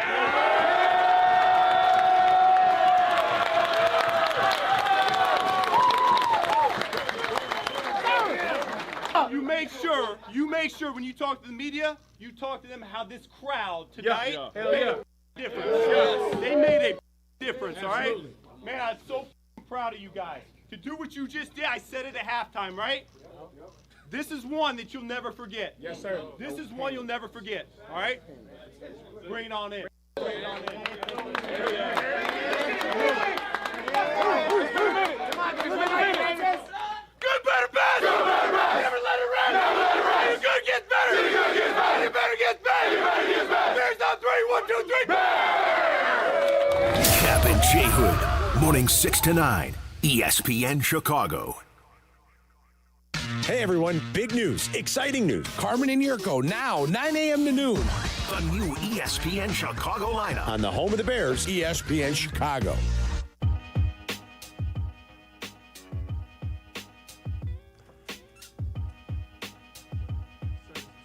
Let me tell you about my friends at SinusandSnoringMD.com. I didn't really go to sleep until 2:30 or later on Saturday night. I'm sure many of you were like me. And I know they say you shouldn't be scrolling on your phone before you go to bed. Well, guess what? It's not often we see a game like we saw on Saturday night when our Bears put down their arch rivals. Goodbye. See ya. So I slept a little later on Sunday morning. But guess what? My wife said, well, no snoring again. I thought maybe being up late, I want to see how this works out. Not a peep out of me. Why? Because last year I went to SinusandSnoringMD.com. Postseason is when you need to be locked in. But if you're not sleeping well, can't breathe, good luck focusing on anything else, let alone the playoffs. And that is where my friends at Sinus and Snoring MD come in. Breathe better, sleep better with in-office treatments, same-day appointments. Now is the time to take care of yourself. Start 2026 feeling your best. Do what I did. Now they're a great partner of us here at ESPN 1000. Call 847-545-0147 or SinusandSnoringMD.com. Get ready for a better night's sleep. Tell them Kap sent you. That is SinusandSnoringMD.com. Hey, football fans, picture this. You bet on your favorite player to score the first touchdown in the game, but his teammate scores instead. If this happens, BetMGM wants to give you another chance at the end zone. With BetMGM's second chance promotion, you'll get your stake back if your first touchdown scorer scores second instead. That's right, bet on any pro football player to score the first touchdown of the game. If you're right, you win. If your player scores second, you get your stake back in cash. With BetMGM's second chance offer, you have a chance to keep the fun going after the first player crosses the goal line. Try a first TD scorer wager with confidence today. BetMGM. Make it legendary. BetMGM and GameSense remind you to play responsibly. See BetMGM.com for terms. 21 plus only. Illinois only. Existing customer offer subject to eligibility requirements. Rewards paid back in unrestricted withdrawable funds. Gambling problem? Call 1-800-GAMBLER. That's 1-800-426-2537. Or by texting ILGAMB to 53342. In partnership with Paradise Hotel Casino. At Uline, the prevailing opinion is, if you don't live it, you don't believe it. The people at Uline believe in hard work, and they live it. By being there 24/7 to answer your call, having 41,000 items in stock, and offering same-day shipping from 12 locations across North America. Business owners, sellers, buyers, shippers, and packers believe it. Uline is the hard-working, dependable source for your shipping and industrial supplies. Visit uline.com. Texting enrolls you in a recurring automated marketing text messages. Consent not required to purchase. Message and data rates may apply. The team's looking good this season. I think so. Man, I miss playing football. Ever since I turned 40, I just can't find that fire I used to have. Think it could be lower testosterone? What do you mean? I was feeling the same way. After 40, the body has less testosterone, and men lose their edge. That's why I take Nugenix Total T2. That's the testosterone booster, right? Yes, but Total T2 is their brand new formula that skyrockets nitric oxide levels in as little as 3 hours. Since I started taking it, I've been lifting like when we played for Coach Carter. My energy is way up, and it even spiced up things between me and the missus. Are they still giving out complimentary bottles? Yep, just send a text. Text HAWK to 321-321 for your complimentary bottle of Nugenix Total T2, the next generation testosterone booster. Text now and we'll include a bottle of Nugenix Thermo X, our newest, most powerful fat burner ever, absolutely free. Text HAWK to 321-321. That's HAWK to 321-321. These statements have not been evaluated by the FDA. This product is not intended to diagnose, treat, cure, or prevent any disease. It's a car shopper's dream at the Chicago Auto Show, February 7th through the 16th at McCormick Place. Experience all the latest cars, trucks, and SUVs on a variety of indoor test tracks. Buy your tickets today at chicagoautoshow.com. Now back to Kap and J Hood. I'm a winner. I'm going to win. On ESPN Chicago. To the left side, Loveland. Komet now motions to the right boundary. Snap back, pocket holds, over the middle, catch at the 2, into the end zone. Olamide Zacchaeus, touchdown Bears! The Chicago Bears beat the Green Bay Packers at Soldier Field in the playoffs. Jeff Joniak and Tom Thayer on the call for every Bears game here on the home of the Bears, ESPN 1000. Here's hoping that you're going to have a great Bears victory Monday. 312-332-ESPN. 332-3776 is our phone number. Still to come in our next half hour. We'll hear from Courtney Cronin, who covers the Bears like a blanket for ESPN and ESPN Chicago. She won twice. The team that she covers on the lakefront won, and also her Hoosiers dominated over the weekend as well against Oregon. To the phone lines we go. We say hello to Chris in Fort Wayne, Indiana on Kap and J Hood. Good morning, Chris. Good morning. What's up, brother? Hey, what's up, Kap? Hey, I've been watching you for years. I'm since my high chair in the Super Bowl in '85, waiting for one that I can consciously see. And I tell you, you got to be absolutely perfect. And Ben Johnson going for it on 4th to 30 after you had 2 touchdowns on you. Then they get a touchdown off that. Then you don't run the ball on 4th and 1. You gotta go for the run on that one. You got to be perfect. Perfect. Seattle, you're not going to pull that off against Seattle or New England or Denver. Got to be perfect, man. Your thoughts. Thank you. Okay, well, there's no such thing as perfection in the National Football League. However, as Kap and I would agree, and I think a lot of Bears fans, if you take a look at it, would agree that, listen, you coach, but you don't coach for desperation. I mean, people can look at it and fast forward through that story and say, oh, but the Bears won. Point is, Kap, is that that's something that you normally don't do, but it's funny that that happened because last week we talked about it. It's like, hey, coaches shouldn't go for it in that spot, and guess what? Ben Johnson did. We just talked about this past Friday, and he goes ahead and he did it in his own end. He did, and Shay and I were texting, and I thought it was an absolutely horrible decision. And I thought you used the word best at the beginning when we brought this up. What'd you say? Panicked? Desperation. Desperation. And it was the act of a desperate man. Look, if there's 4 minutes left in the game, 8 minutes left in the fourth quarter, whatever. Okay, you take a shot. It is what it is. The first half, you're down 14-3, and you go for it at the 32 when you have a punter that he has a leg better than almost anybody. He could just boom it down there and put it on your defense. Force them to have to go the length of the field. To hand it to them at the 32, and then you get the ball fourth and less than a yard, and you drop Caleb back, and Jeff Hafley eats you for lunch with a blitz, and guess what? You get nothing out of that? I thought those were 2 absolutely horrible plays. I think, Shay, the timing of Ben Johnson going for it on 4th and on his own end, that way, the timing was perfect. We just talked about this past Thursday. Regardless of whether you agree with the decision or not, I was told it would never happen. He would never do it. Yeah. And it took a quarter and a half to find out that he would. Right. No question. You're right. I mean, Cap, you have to admit, like, the game plan clearly going into the game was we are not kicking the football. Like, unless we absolutely have to, we're not kicking the football. Guarantee you he would not. 6 fourth down tries? You could go back to Saturday night, he would punt the football. Oh, come on. 6 fourth down tries?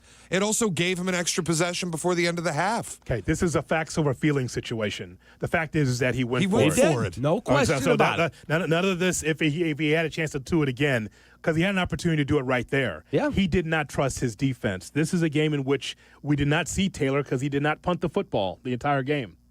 He did not trust the defense in that spot. Fair. So the idea that if he went to go back, well, we won't know. All I can tell you is the facts, is that he went for it. And again, it is a microcosm of a lot of young coaches that would do that. And I know it makes no sense to the average football fan, but for Ben Johnson, it made all the sense in the world. As I've been telling you this for a while now, I get itchy when it's 4th and 5 or more, even in today's football. But they're going for it, Cap. They are. And they're succeeding. 4th and 8 is one of the biggest plays that we'll ever see. That big throw that he made to Rome Odunze. Crazy. You had to in that spot. Had to. Chase Daniels said might be the most important play in at least the last 2 decades of Bears football. That single play, 4th and 7, because if you don't convert it, the game's over probably. You're probably done. Nick Wright, my friend from Fox, he said it will go down as one of the great plays in the history of the National Football League that he's ever seen. He said, you're getting knocked down and you complete a 27-yard pass in between 3 defenders. He said it's one of the great plays I've ever seen. I saw people yesterday saying with all the context, like I think it was Booger McFarland posted, with all the context and just the way it was off platform, he said it's the greatest throw he's ever seen. Which is crazy. So that was Mahomes. That was a Mahomesian play. Okay, so Caleb isn't John Elway, because John couldn't do that a million times in his prime. John wasn't the athlete. He had a cannon, though, for an arm. Caleb does as well. Listen, you turn a blind eye to it, Cap, but the bottom line is that Ben Johnson did something that you never thought he'd do, as you stated on Thursday, and this jackaloon goes ahead and does it because he believes so much in his offense, more so than his defense in that spot. Yeah, I thought it's what it is. I thought, as you put it, act of a desperate man. He panicked. But again, he's a rookie head coach. He's never been in a playoff game till Saturday night. It was awesome. It just, and by the way, more to come with this. There's going to be more head-scratching calls and plays. No doubt. Because this is why he got the job, Cap, along with being able to help Jared Goff along. It's just the riverboat gambler in him, just like Dan Campbell, just like a lot of young coordinators and head coaches. This is what they do. It's crazy to us who's been watching football for eons, but this is what they want to do. That's it. That's it. I mean, that's it. It's just, and I'm just, again, for those that are just tuning in, and I know people just, locking into the show, hats off to the defense. If you want to know, what does Hood think of the defense now? That defense in the second half was stellar. Was especially based on everything else that we've seen from the defense this year. That was fantastic. They tightened, and I can't wait to hear more of experts talking about the defense and the adjustment they made from one half to the other. And again, doing it with less. Jaquan Brisker and Jalen Johnson and Kyler Gordon, not 100%, but yet being able to get it done in the second half defensively, fantastic. It really was. Love dropped back. And it felt like, hey, man, the Bears are sending 4 rushers, but yet it was 31 pass attempts in the second half for Love, but yet only 6 points scored for the Packers in that second half. All right, coming up, we'll hear from Courtney Cronin with the latest on the Bears. If you're on hold, you will be on the air. 312-332. ESPN is our phone number. Kap and J Hood on a Bears Victory Monday. You're listening to Kap and J Hood on ESPN Chicago. Got a few minutes? Check out our shorts. YouTube. Got an hour? Watch interviews and silly show moments. YouTube. Got nothing going on now? Join us on our live stream. It's all on YouTube right now. Subscribe at ESPN 1000 Chicago. Crash, bang. I've been saying that to Chicago sports fans for the last few seasons. Lisa, why don't you give it a try? Crash, bang. That's what that feels like. Of course, personal injuries feel much worse. They do. That's why the Chicago Personal Injury and Workmen's Compensation lawyers at Maurici Longo are here for you. I'm Jim Maurici, and she's Lisa Longo. Visit us at mauricilongo.com. That's MORICILONGO.com. We're in your huddle when you need us. Hey, this is David Kaplan. I dislike winter. Give me a 95-degree sunny summer day, and I'm a happy guy. So I spend most of my winter free time indoors, and it's why I rely on Automatic. They've been making Chicagoland homes and businesses comfortable for 80 years. I don't even have to think about the outside because my home is perfect all year round. If you're not feeling confident that your winter's going to be carefree, go to Automatic.com right now. That's Automatic.com. Finding your dream home is truly tough. So many options. The stakes are high, so don't go it alone. I'm Chicagoland's real estate agent, Sammy Lubeck. I have deep local knowledge. Working with Baird & Warner, I've got access to private listings you won't find online. I help buyers like you find the right home and win it. Whether it's your first place or your forever one, I'm here to make the process simple and successful. Start your search at www.sammy.homes. Once again, I'm Sammy Lubeck, and I am Chicagoland's real estate agent. Hey, it's your buddy Tom Waddle, and I drive a Hawk. The New Year's sales event is going on at all 12 Hawk Auto locations in Forest Park, St. Charles, Plainfield, Joliet, Carroll Stream, and now LaSalle, Peru. Shop thousands of vehicles from 13 brands and save with 0% financing for 60 months or make no payments for 90 days. Plus, save even more with $500 to $2,000 bonus cash. Find your next car at hawkauto.com and drive what I drive. Drive a Hawk. HawkAuto.com. Financing on select models with approved credit. If you love to travel, Capital One has a rewards credit card that's perfect for you. With the Capital One Venture X card, you earn unlimited double miles on everything you buy. Plus, you get premium benefits at a collection of luxury hotels when you book on Capital One Travel. And with Venture X, you get access to over 1,000 airport lounges worldwide. Open up a world of travel possibilities with the Capital One Venture X card. What's in your wallet? Terms apply. Lounge access is subject to change. See CapitalOne.com for details.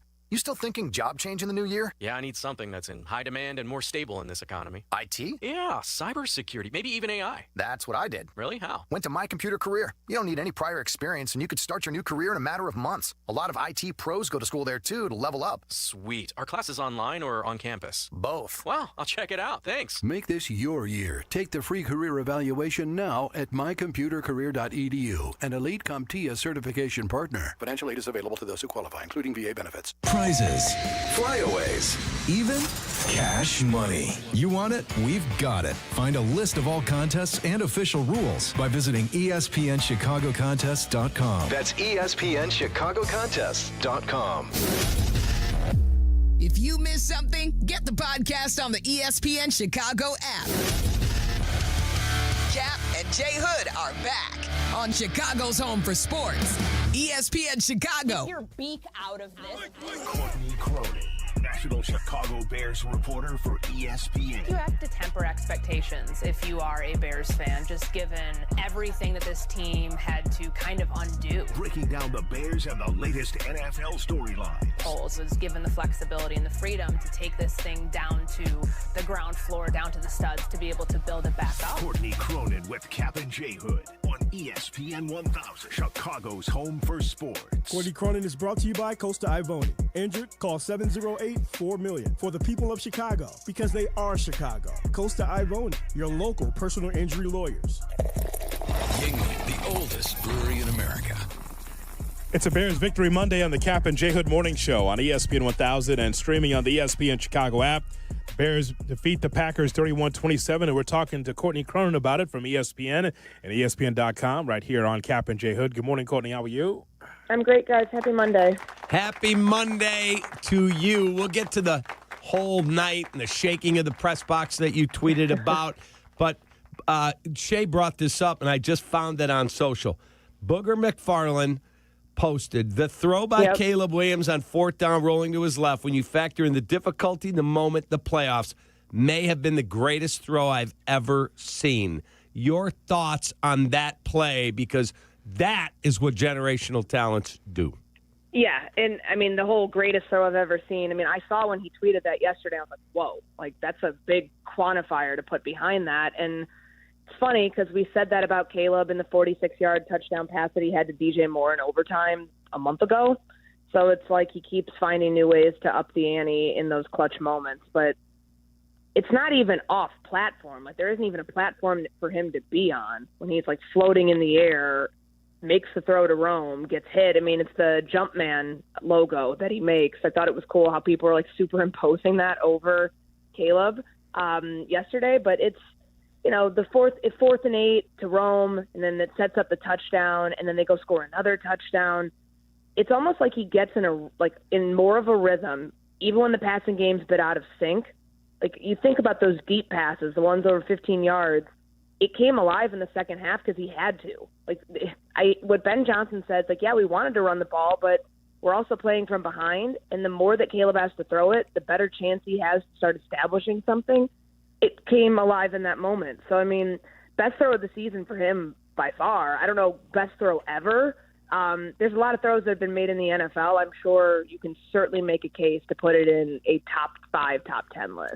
Courtney, what is it that the Packers did that opened the door for the Bears' comeback that surprised you? Well, those 3 and outs in the third quarter, I mean, I think that's a byproduct of the Bears' defense. Things changed a little bit at halftime with how they were pressuring Jordan Love. They weren't blitzing as much. Their blitz rate went down from 41 to 36% in the second half. So I think it had something to do with that. But then why did they stop running the ball? What was it? Josh Jacobs had 7 carries for 6 yards in the second half.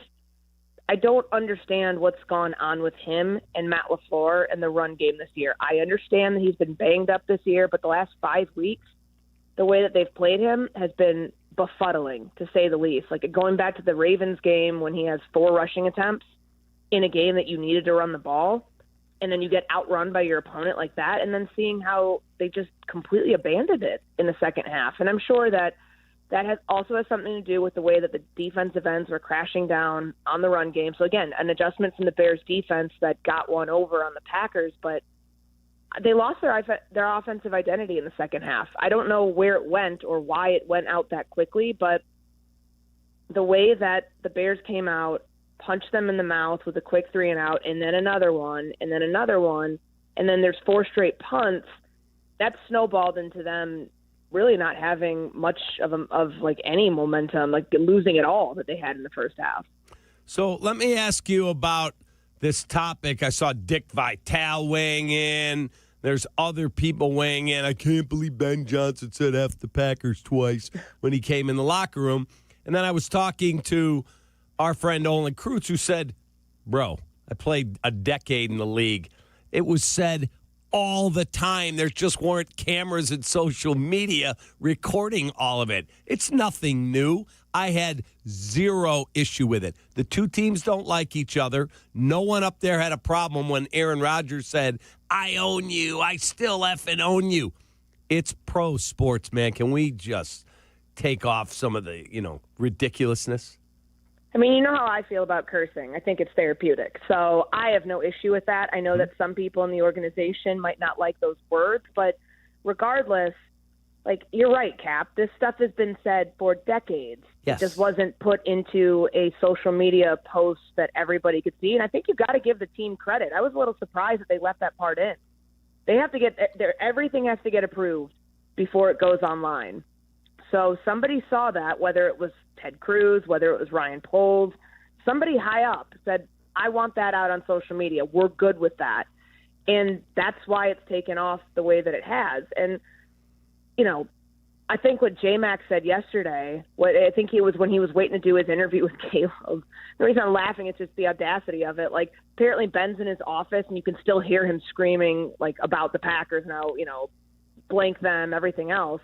Like, he takes it so personally, and I know a lot of people are still trying to figure out what is the beef with him and Matt LaFleur, because it's really hard to pinpoint any one thing. Neither has said they know each other that well, yet it really does feel like there's some sort of rivalry between coach and coach, more than just rivalry within it's a rivalry within the rivalry. But I thought it was emblematic of just like almost like cathartic for him getting one over, being able to pull off the promise that he said he was going to beat Matt LaFleur twice a year. And it's a rivalry again, because you mentioned the Rodgers thing. When he's doing the discount double check in the south end zone at Soldier Field all those years, no one was complaining about it. Nope. I mean, Bears fans were complaining because they didn't want to see the Packers win that much. But the NFL's better when the Bears and Packers are a legitimate rivalry. Kind of like when you think about all those AFC North rivalries, the Steelers and the Bengals are better when both teams are good and both teams want to kill each other when they're out there. Same thing, you could look at a lot of different rivalries, but like the ones that made the NFL what they are, Bears-Packers is one of them. So I thought it was cool. I know people are going to complain, say, well, it was not cool with what he did, the handshake. I remember when Mike Zimmer gave Matt LaFleur a very, very quick handshake. Didn't even look him in the face in 2019, I believe, one of the first season that LaFleur was up there that I was covering the Vikings, and very few people complained about that one. So I don't have any issue with it. The defense it's almost like we saw two different games again, Courtney, when we see the first half and the way that the Bears played in the first half to the second half. I have to give the defense credit for the second half. The adjustments were made, and it's not even about injuries as much as it is just effort and just getting off the field on third down or not surrendering a touchdown. That was just the first half and second half was so different defensively. What did you see? I saw them play less man coverage in the second half. I think that's a big part of it. Those 3 touchdowns, they're trying to stop the run. I get that. But the 3 touchdowns, 2 of them, not the Jaden Reed, they were in zone for that. But like majority of the reason why the Packers were able to generate so many of those explosives in the first half on third and fourth down was because of the coverage they were in. So I think switching that up, I think getting pressure on him, like they didn't blitz as much, but they went from like an 18% pressure rate to a 32% pressure rate in the second half, because of Dennis Allen deciding to change how they were going to get after the quarterback. And the sack numbers, like I thought what Ben Johnson said when he gave Montez Sweat the game ball was probably right, because he's like, he's not going to might not show up on the stat sheet the way that many people would expect, but I thought he was incredibly effective in this game. Like, no, he didn't have a sack, but he was constantly around the quarterback, or he was constantly around the quarterback's 3 quarterback hits and all of that. That changed the game plan. Like they changed the game plan for Jordan Love, and he was so much less effective on third down, and that allowed the Bears to get on the field. I mean, it's something as simple as time of possession, of being able to get your offense back out there for another opportunity after how bad it looked in the first half. Like the offense was trying to carry the defense in the first half, couldn't do that on their 4 possessions, but then the defense really gave them a nice head start there in the second half, and I think that it was honestly the definition of complementary football, and what they wanted to do probably earlier just happened a lot later than they would have wanted it to. More with Courtney Cronin, who was in the press box Saturday night on a magnificent stage for our city. We'll get more of her thoughts after this. Kap and J Hood, ESPN Chicago. Do not, and I mean you. Do not miss the Kap and J Hood Show, now morning 6 to 9 on ESPN Chicago. But you're busy. Things happen. We get it. If you have to miss it, you can always listen to the podcast on your time. Find it on the ESPN Chicago app or wherever you go to pod. It's brought to you by Republic Bank. Mishap, anticipate compensatory damages, subrogation relief, or tort claims under... Guys, what are they even saying? Coast Ivoni ads don't sound like that. Lawyers like that are exactly why people call us. No legal mumbo-jumbo, just real talk. We're from Chicago. We talk like you, we fight for you, and we have real conversations so we can help you. They get where you come from, they get what you need, and they get you. Coast Ivoni, your local personal injury lawyers, because they are Chicago. 708-4million. Kap, this past Friday, we had such a great day at the LaPorte Invitational High School Basketball Tournament. And we want to thank all the wonderful folks who hosted us at the historic LaPorte Civic Auditorium. It was a terrific setting, too. You think about this, the future of basketball was there, great photos that we took at the Hickory bus that made famous the movie Hoosiers. But we just had a great time there to be able to see everybody in LaPorte to check it out. Yeah, we had a great time, and I got a picture, so did you, sent to me on Friday night. You know who was the next person to sit in that Hickory bus, take a picture after we left? Who's that? Tom Izzo. Yeah. They had all these celebs there and all these great players. Super cool. Thank you to the people of LaPorte. Just a magnificent town. A lot of fun in the summer with the lake there. It's a great place. Over the years, the LaPorte Invitational has welcomed more than 25 McDonald's All-Americans and over 20 NBA draft picks, including 2025 first overall selection Cooper Flagg. And this year, La Lumiere, the team is loaded with 6 Division I commits already. So thank you to the dignitaries, the mayor, and everyone else in LaPorte. We've already circled the 2027 LaPorte Invitational on our calendars. All right, Jay Moore. Attention basketball fans, the DePaul basketball season is here, and tickets are on sale now. Don't miss your chance to see the Blue Demons live as they take on some of the top teams in the country. There's no better place to experience a game than Wintrust Arena, home of the DePaul Blue Demons. Get your tickets today at DePaulBlueDemons.com/tickets and be part of the action. That's DePaulBlueDemons.com/tickets. Go Blue Demons! We're here at Menards Bank Sale, asking shoppers what they're putting in the bag to get 15% off. Paint, batteries, tools, toilet paper, extension cords, grocery items, hardware for my cabinets, snack items, crackers, and some canned goods stuff. Shop vac supplies, toothpaste, cereal, coffee, dog treats. I've got a lot of stuff to grab. The list goes on, but the sale ends January 24th. Hurry in for Menards 15% off bag sale. See store for complete details. Save big money at Menards. My name is Whitney Allen. I am a widow. My husband, Ryan, died. We never thought in a million years we'd have to use life insurance. The unexpected happened. With Ethos, it is so fast and easy. It's 100% online. You can get a quote in seconds, apply in minutes, and get same-day coverage. No medical exams, and you can get up to $3 million worth of coverage through Ethos. Get your free quote at ethos.com/game. That's ETHOS.com/game. Time spent on application may vary. Online health questions required. Out on the course, they're the PGA Tour's best players. But in the arena, they're prime time. And Season 2 of TGL presented by SoFi is back with lights, cameras, action. We're talking big moments, big personalities, big names in the stands, all on the big screen. Big-time matchups with shot clocks, hammer drops, timeouts, overtime, and playoffs. It's city versus city, squad versus squad. The sport just hits different under the lights. It's TGL presented by SoFi. Keep up. It's golf. Tune into every match. Only on ESPN. It's playoff season at Hooters. We've got all the games, the wings are hot, and the beer is ice cold. There's no better place to catch every play. Watching from home? Don't worry. Grab Hooters to go and be the MVP of your party. Visit Hooters.com to order. Hooters, always original.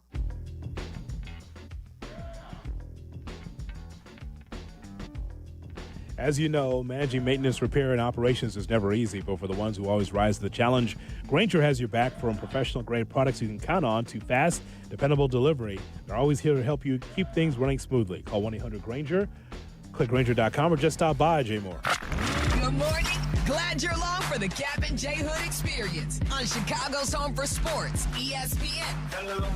Chicago. Good morning. Courtney Cronin with us here as we talk about the Bears and their victory against the Packers on Saturday night. And the Bears will be taking on the Rams. We'll get a time on that pretty shortly, I'm sure. But, Cap, what a game on Saturday. And, again, I felt like we saw two different games. The first half, which we've seen before, where the Bears start slowly on both sides of the football. But then that second half was just incredible. It was unreal. So, Courtney, you're in the press box, and I saw your tweet, and I smiled that you've never felt the press box and the stadium shake to the degree it did. Describe the scene. So it's loud, and like the glass in the press box is not like super thick. It's not like other stadiums like Atlanta, SoFi, the Dallas Cowboys Stadium, where you could almost feel like you're not even there because the glass, it's not soundproof, but it definitely keeps the sound out. Soldier Field, you can hear what's going on, but it's still kind of got like a muffled, like it's a little muffled because it's a working press box, and I'm sure they insulate it that way. I felt it shaking before I heard just how loud it actually was, because it was after, I want to say it was after the Zacchaeus touchdown, and then they go for two. where under my feet, because I'm sure that people who sit in the level that's right outside the press box could explain this better, but they take the back of their seats, the flap where you sit down, and they start slamming it. So it makes this clapping noise. So you always hear that, but then I felt something under my feet. I was like, wait, what is that? And you realize that the press box is shaking. And then where my computer is, there's like this wooden ledge that kind of cosplays as a desk. And I put my hand on it. And I was like, oh my God, it's vibrating. And the only time I can remember something like that happening was when I covered an Indiana-Wisconsin game when I was in college. And, everybody knows that they do jump around in the fourth quarter and the press box shakes. And it's cool. Like, it's not like an earthquake, but you feel it. And I was thinking in my mind, I'm like, wow, this is only the second time I've ever felt something like this in a working capacity. And I know that Al Michaels said he's done like 30-plus games at Soldier Field. He had never felt the press box shake from where he is on the other side of the field. So I can only imagine actually being out there in the environment, what it must have felt like for fans. Because if we were feeling it, they're probably feeling it tenfold. Yeah, that's just crazy. But it just shows you how important this game was for Bears fans. They just kept going to try to push this Bears team through with their rooting and cheering. You heard it on TV, that is for sure. You mentioned Indiana. We should congratulate you on that victory against Oregon. Just a beatdown, 56-22. Boy, Indiana, as we told you last week, Courtney, it's such a business-like approach. I love the approach of a football team that says, yeah, we're up 14-7 in the first quarter. Yeah, but it's 0-0, and that's how Indiana plays. The score is just 0-0, and they just pounded Oregon to death. It was great. Yeah, I mean, I've never seen a neutral site game that had that many fans from one team. It felt like an Indiana home game of 67,000 or whatever Mercedes-Benz capacity is. There was red everywhere, and you could pick out where the little green dots were. There was obviously the Oregon band section, and then sporadically throughout there. But it was incredible. I mean, it's the reason I'm a little hoarse this morning, because I still have not recovered from, my voice has not recovered from the pick six, which was on the opening play of the game. Right. So I was, it was a snowball effect from there where I'm like, well, I guess it's going to be gone. My voice is going to be gone for the next couple days. But they don't let their foot off the gas. And I think you mentioned, Hoodie, they're up 14-7. They treat it like it's, 0-0. Yeah. And, they're up 28-7, and they've got their top DB in D'Angelo Pons lined up in the backfield and running, on a run play. They're relentless. And I think it's a nice reminder that they're not just a fluke. People can't say, oh, well, they just, this Alabama team was bad. They beat them because they were bad. No, They beat Alabama handedly. They beat Oregon, who beat Texas Tech handedly, even more handedly than Oregon beat Texas Tech. It's stuff I try to appreciate eras. And I don't want to be the person that comes on here and is hyperbolic. Like Curt Cignetti is the greatest coach in the history of the sport. Because I do think that coaches from 50 years ago, coaches from 20 years ago, dealt with things in circumstances that are different than the coaches who were coaching in the era of the transfer portal and name, image, and likeness. But you can argue, obviously, because he's the coach of the year this year, but there's nobody who's doing it on the level that he is. He didn't build this roster with five-star players. He built it with JMU transfers, his own coaches, and up until recently, not a very big NIL budget. Their NIL budget was half of Ohio State's this past year. It's remarkable, and I'm excited for the game in Miami. It's kind of a bummer just with the timing because it is the Monday after the divisional round when the Bears will be playing, so it's going to be difficult to get down there, but I can't wait. I can only imagine how many IU Bears fan combinations there are in this area. Because when I went to Glenbrook South, 26 of us went to Indiana. So there's a lot of people who have the crossover that probably are waking up today feeling like, am I alive or not?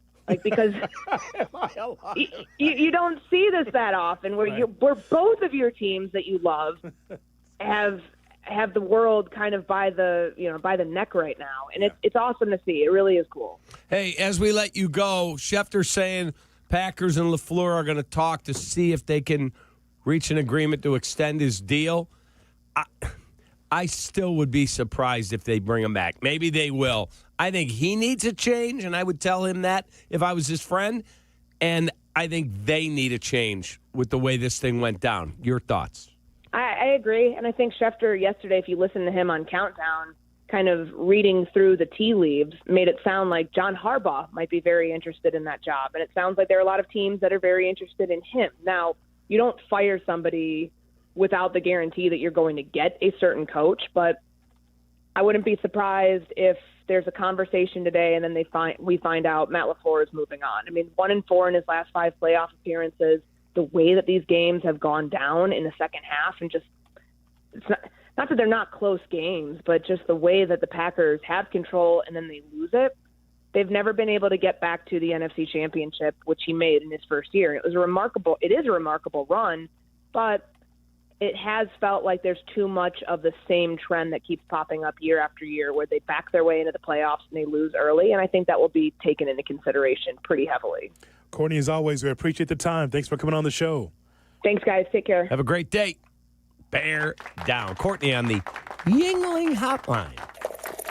Yingling, the oldest brewery in America. In 2 minutes, it'll be Shot or No Shot, right here on Chicago's Home for Sports.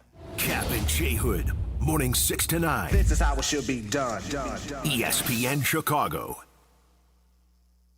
Hey, fellas, it's your pal Jurko, the good kid. Sometimes you all need a little extra confidence when it's your time to perform. And guess what? That's where Blue Chew comes in. Blue Chew provides access to chewable tablets that can help you feel and perform at your best. Stronger, harder, longer lasting. Like somebody gave your downstairs a pep talk and a gym membership. And here's what I love. It's simple. No awkward doctor visits, no pharmacy lines. Everything is online. Their licensed medical providers work with you to find the right option. And it all ships in a discreet package right to your door. Think about it. Whether it's a big date night, an anniversary, or just a normal Tuesday, showing up ready makes all the difference. Confidence counts. Guys, this isn't just about performance. Give her group chat something to talk about. Be the legend of the night. And right now, I've got a special deal for you. Your first month is free. Just go to BlueChew.com, use promo code ESPN, and pay only $5 for shipping. That's it. Chew it and do it. Blue Chew, a small chew for a big difference. Hey, football fans, it's Adam Colopy with the Village of Bedford Park. Just like a winning team needs great players, your business needs the right support to succeed. And that's exactly what you'll find in Bedford Park. Our team works hard to block obstacles, open lanes, and help drive your business into the end zone. Plus, we offer a safe and reliable Lake Michigan water supply. Ready to move the chains for your business? Contact me, Adam Colopy, at ACOLLOPY@villageofbedfordpark.com. Illinois born, nation strong. That's Blue Cross and Blue Shield of Illinois, sharing the same communities with their members for nearly 90 years. And while they'll always be your one local and trusted healthcare partner, their national network of products and innovations continues to ensure access to the highest quality, affordable care. Because wherever your journey leads, Blue Cross will make sure you always feel right at home. Blue Cross and Blue Shield of Illinois, through it all. Live from State Street in the heart of Chicago, this is the home for every Bears game, ESPN Chicago. And this is Captain J Hood, WMVP, WTBC, HD2, Chicago, a good Karma Brands radio station. Checkmate 1-6, immediate suppression on target. That's why I see him in my shot. Shot or no shot with Kap and J Hood on ESPN 1000 and the ESPN Chicago app. That's why I see him in my shot. Good morning and welcome in to the Kap and J Hood Morning Show on ESPN 1000. And streaming on the ESPN Chicago app with David Kaplan, Jonathan Hood with you. We got Shay, we got Jay Moore, we got you on a Bears Victory Monday. The Bears beat the Packers on Saturday 31-27, and the Bears are getting ready to take on the Rams in the next round of the playoffs. With more, here's Shay W. Norling. Good morning, boys, on a Bears Victory Monday. How we feeling? We're feeling awesome. I got to put you on hold for 1 second. Hoodie, can you punch up line 10? I'm good, Shay. Thank you. Thank you, Hoodie. Yeah, let's get line 10 again. Hey, Sean and Bartlett. What's up, brother? Oh, now I'm brother.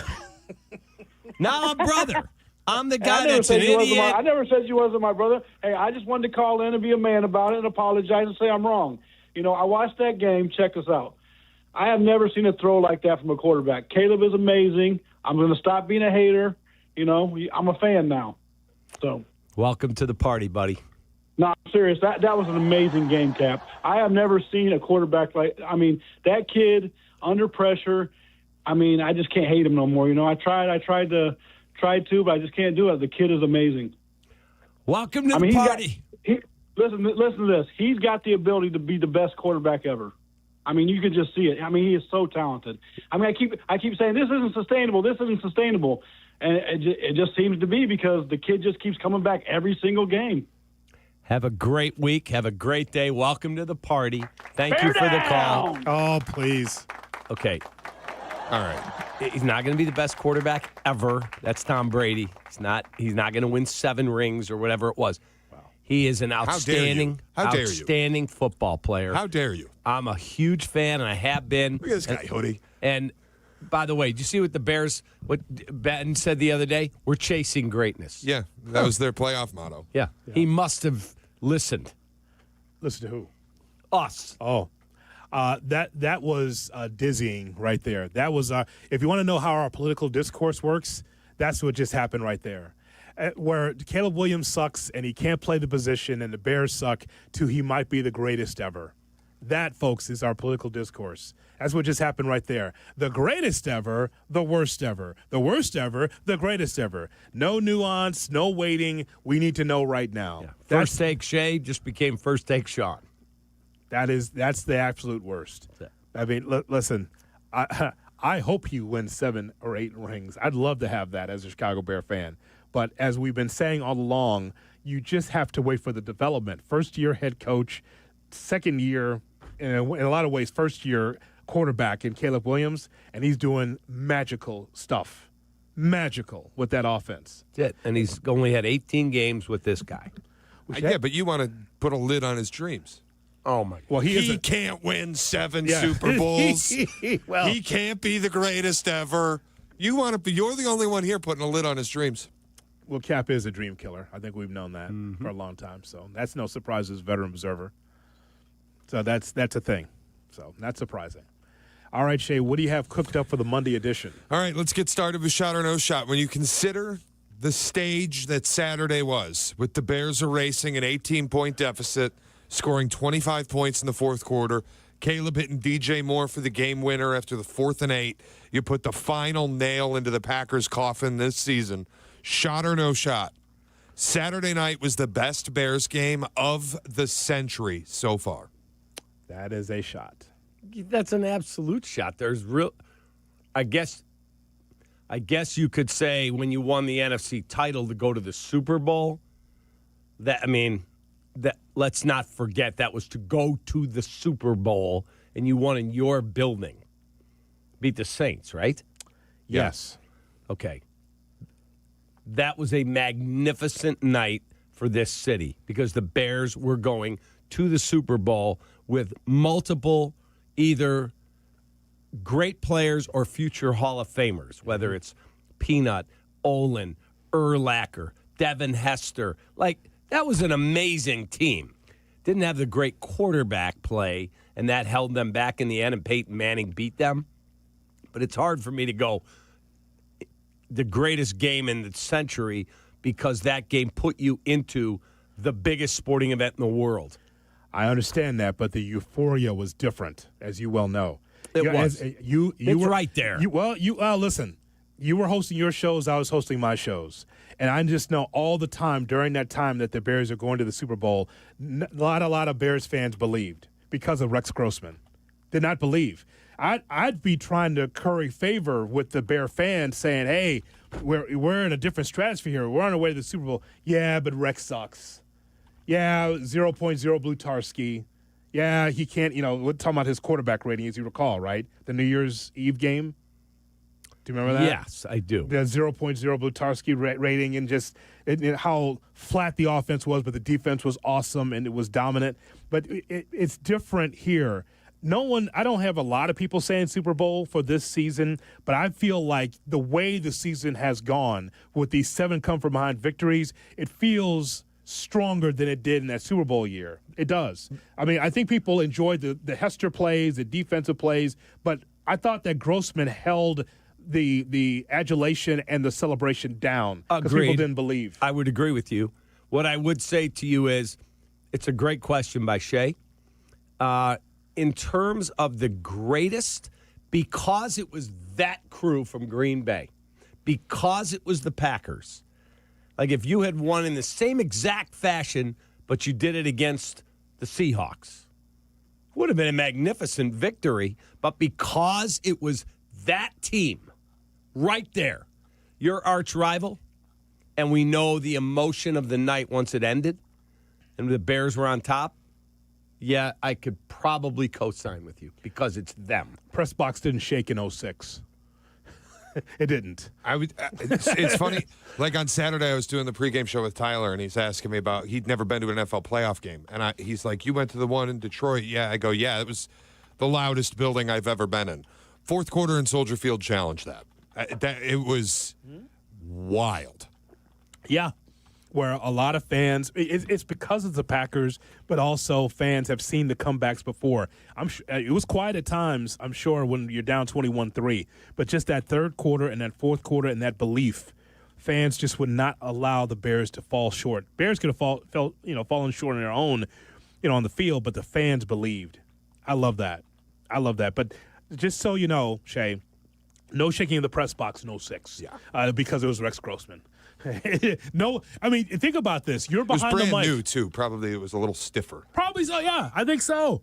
Think about you being behind the mic 5 days a week, and you're talking about a team that's good, but you had a line of calls like, we might get to the Super Bowl, but we can't win it. We can't beat Peyton Manning.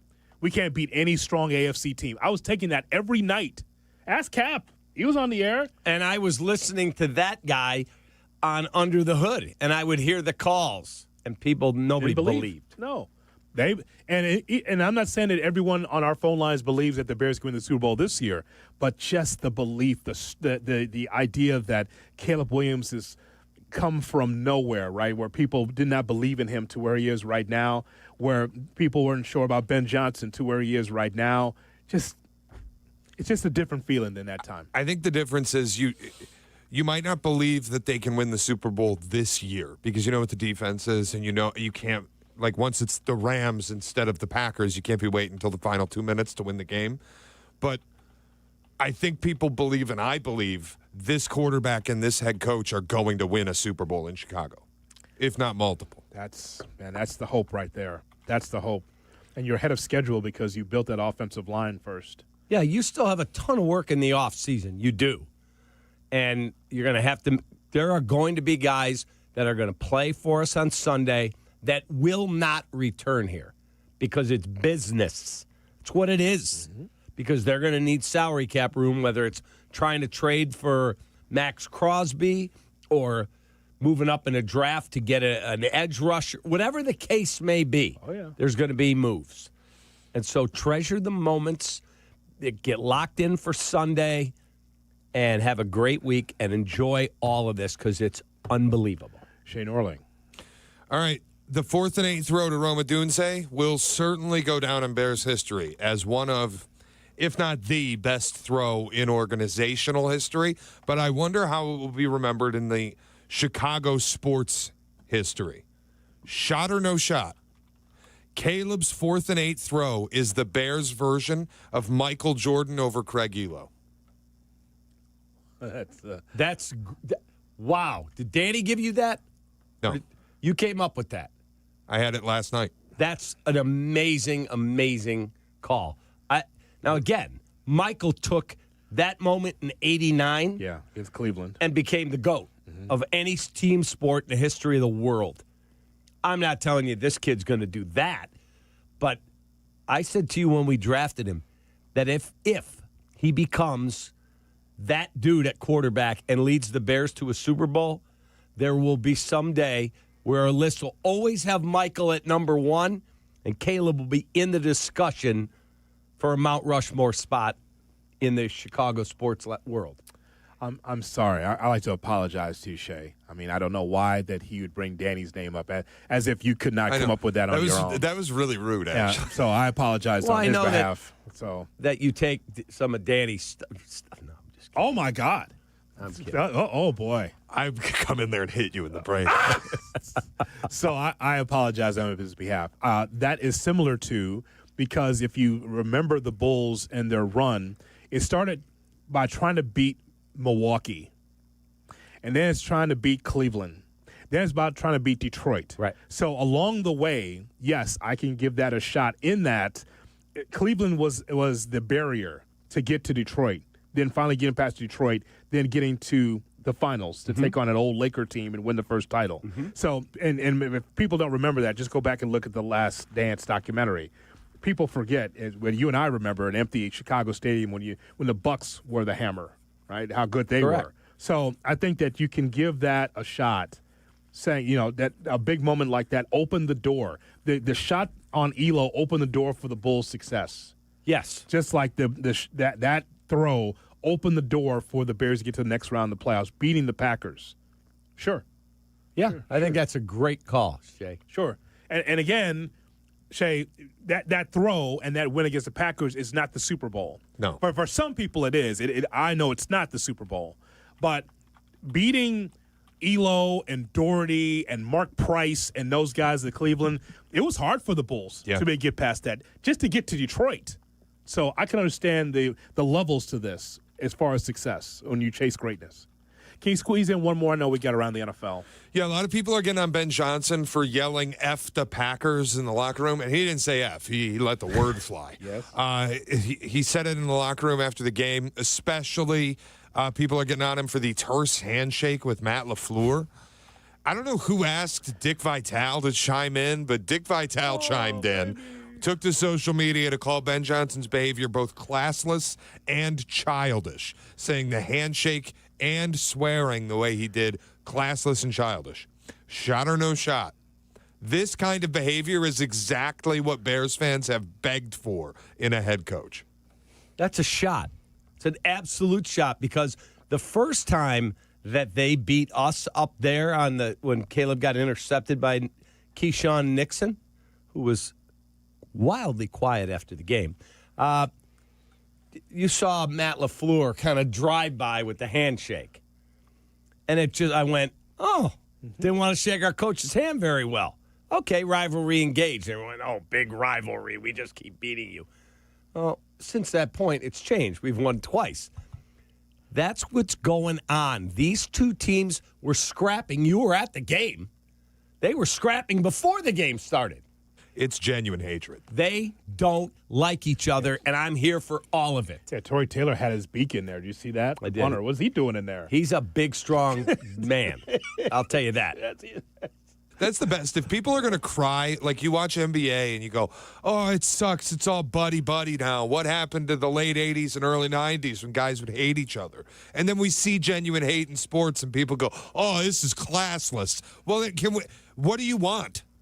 Correct. Yeah, again, Ditka and Forrest Gregg did not like each other at all. No, they tried to have a fist fight at a preseason game because both teams had to use the same sideline at County Stadium. Remember that? Yeah, absolutely. And there was a line painted, and they both went up to the line and were screaming at each other, and players on that team. We asked Thayer about it. Yeah. He said, God, we thought they were going to scrap. Oh, my God. Fist fight.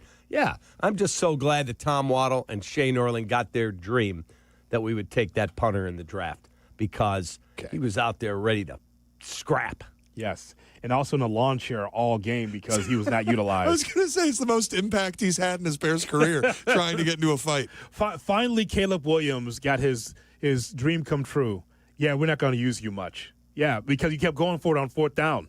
That's why Torrey Taylor was not utilized. Agreed.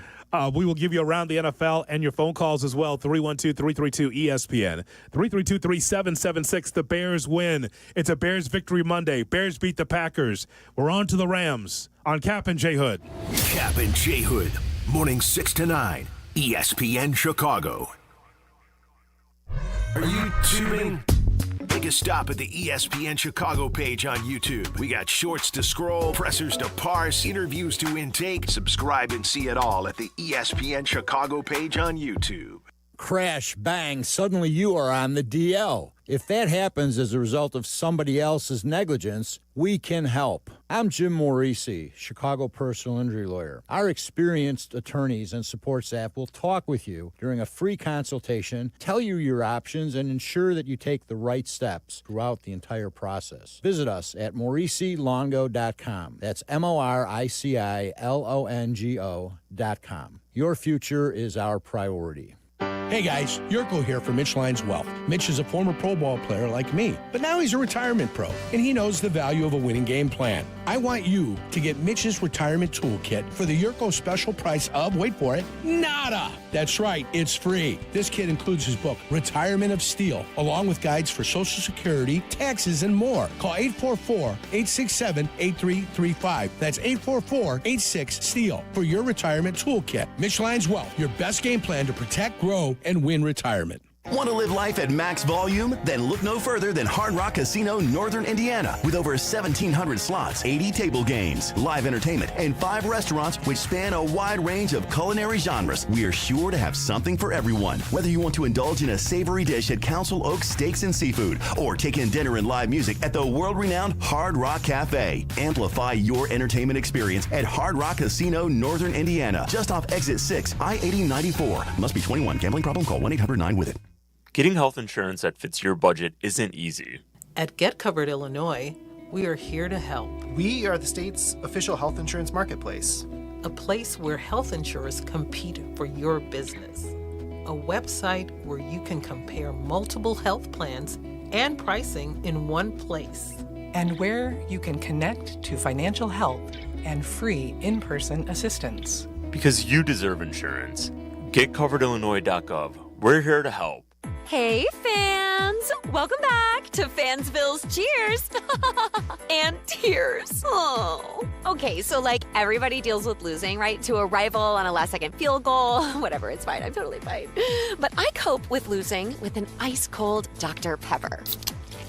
Those 23 flavors are like so delicious. They totally wash away the pain of your college football team taking a big fat L. College football. It's a pepper thing. Empower. Pete's back on the links with all new golf clubs and hopefully less swearing. Dang, sliced it. He worked with Empower to help him get good at money so he can be a little bad. Heads up! Oof. Talent sold separately. Guy said these were slice proof. At least he has money for lessons. Invest well, live a little. Start today at empower.com. Hey, Bulls fans, be the first to know about team news, special promotion, and giveaways by signing up to get text messages straight from the Bulls. Visit bulls.com/text to get started. Welcome back to Kap and J Hood on Chicago's Home for Sports, ESPN Chicago. Nick Foles sucks. He sucks. I'm just a fan. I'm not a football evaluator. I love the Green Bay Packers. The guy is drunk, but there he goes. This is not Detroit, man. This is the Super Bowl. I want winners. He starts to come and then he pulls out. This is a really thickly built guy. I mean, what's the answer you're looking for on these things here?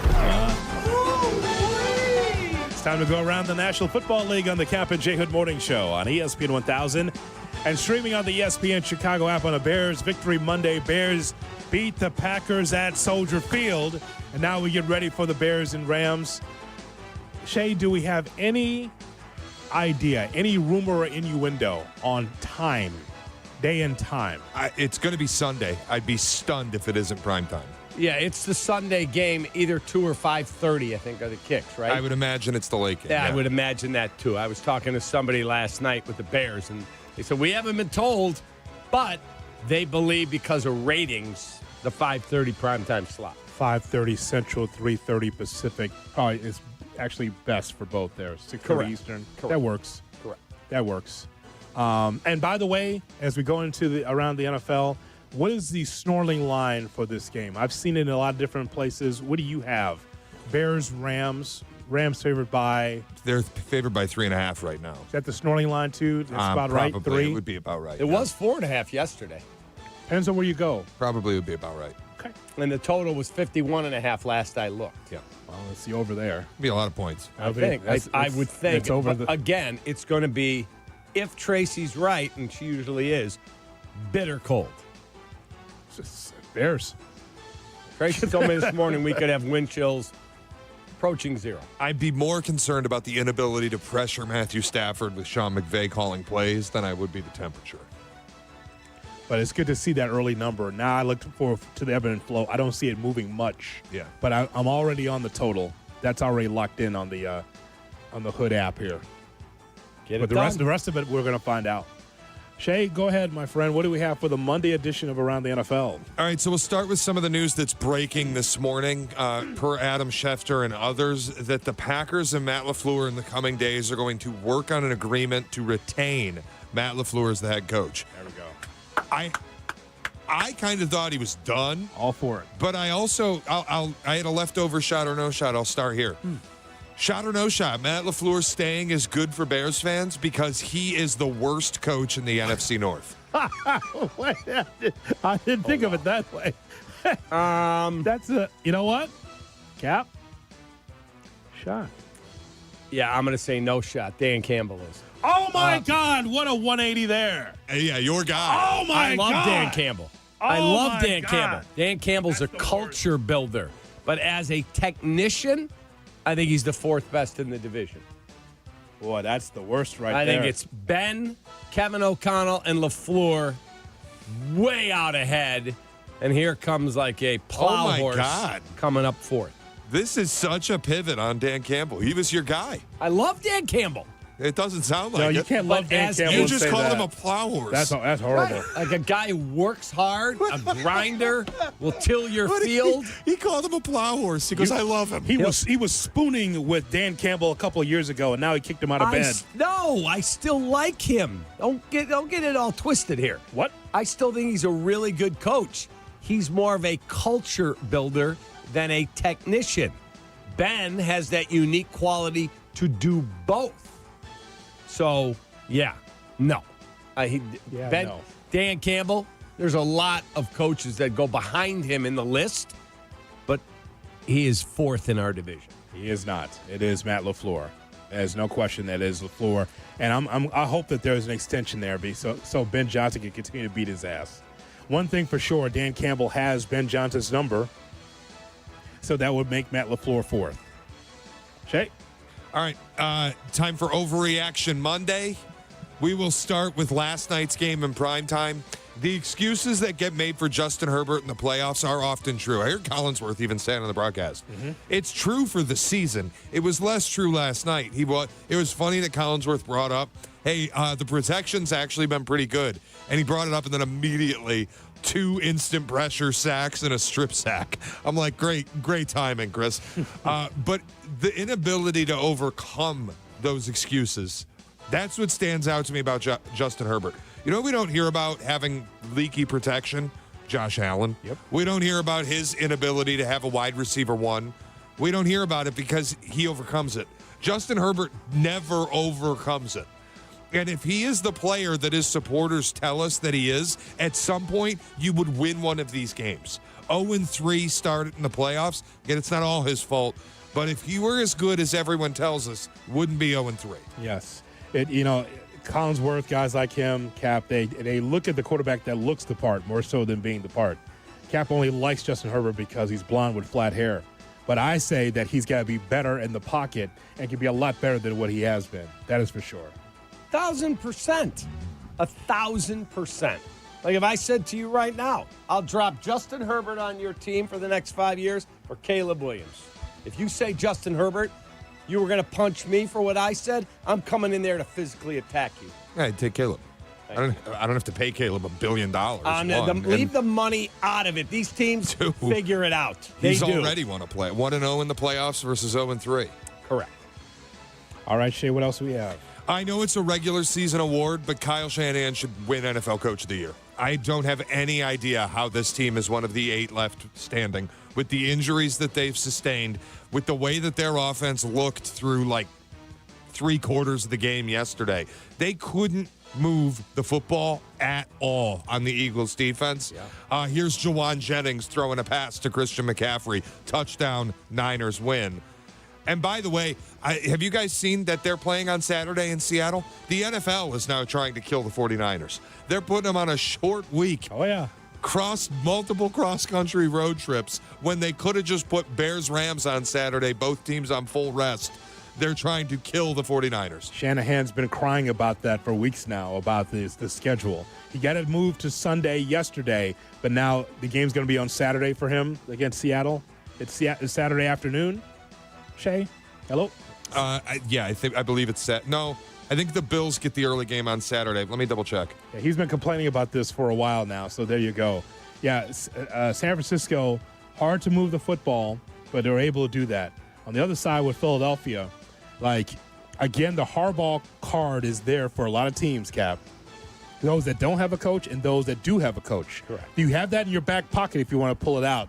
When it comes to Sirianni, all I can tell you is that it's about winning. It's also about being able to galvanize the team.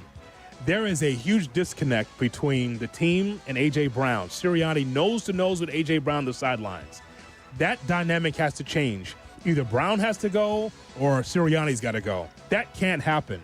You have been appeasing this guy for months now. Whatever A.J. says, it's okay. You gotta have, and then in the biggest moments, he drops the football. Correct. He had 2 drops. Ties a career high for him. I watched Devontae Smith. His was a much more difficult catch, but he got his hands on it. Got to catch it when you want to be a primetime player. But A.J. Brown didn't speak to the media after the game. You know my take on that. I'm not personally attacking, but that's a losing mentality.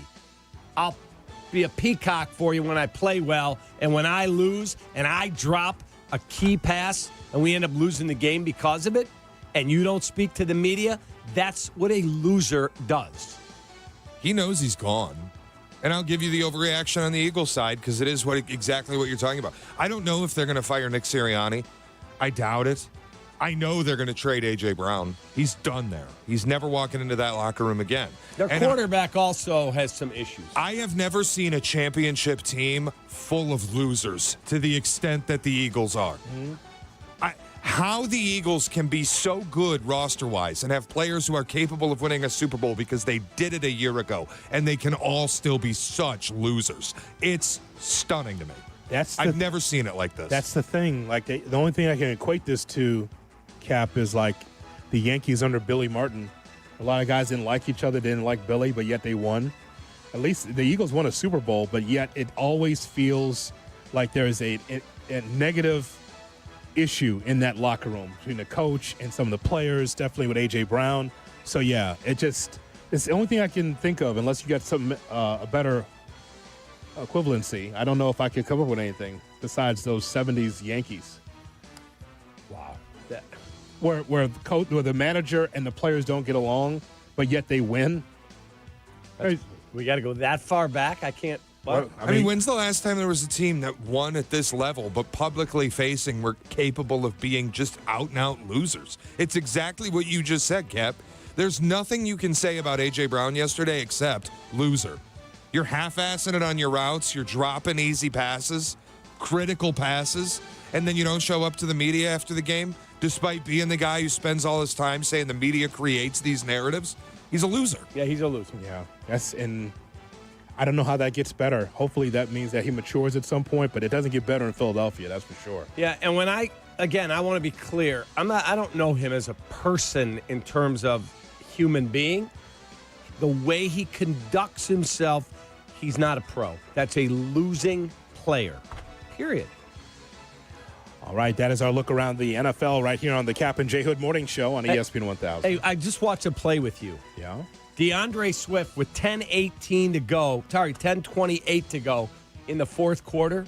They threw a little dump out to him to the right side, deep in Packer territory, and he was fenced in. He's going to lose 4 yards, and he reversed field and turned it into a positive gain all the way down to the 4.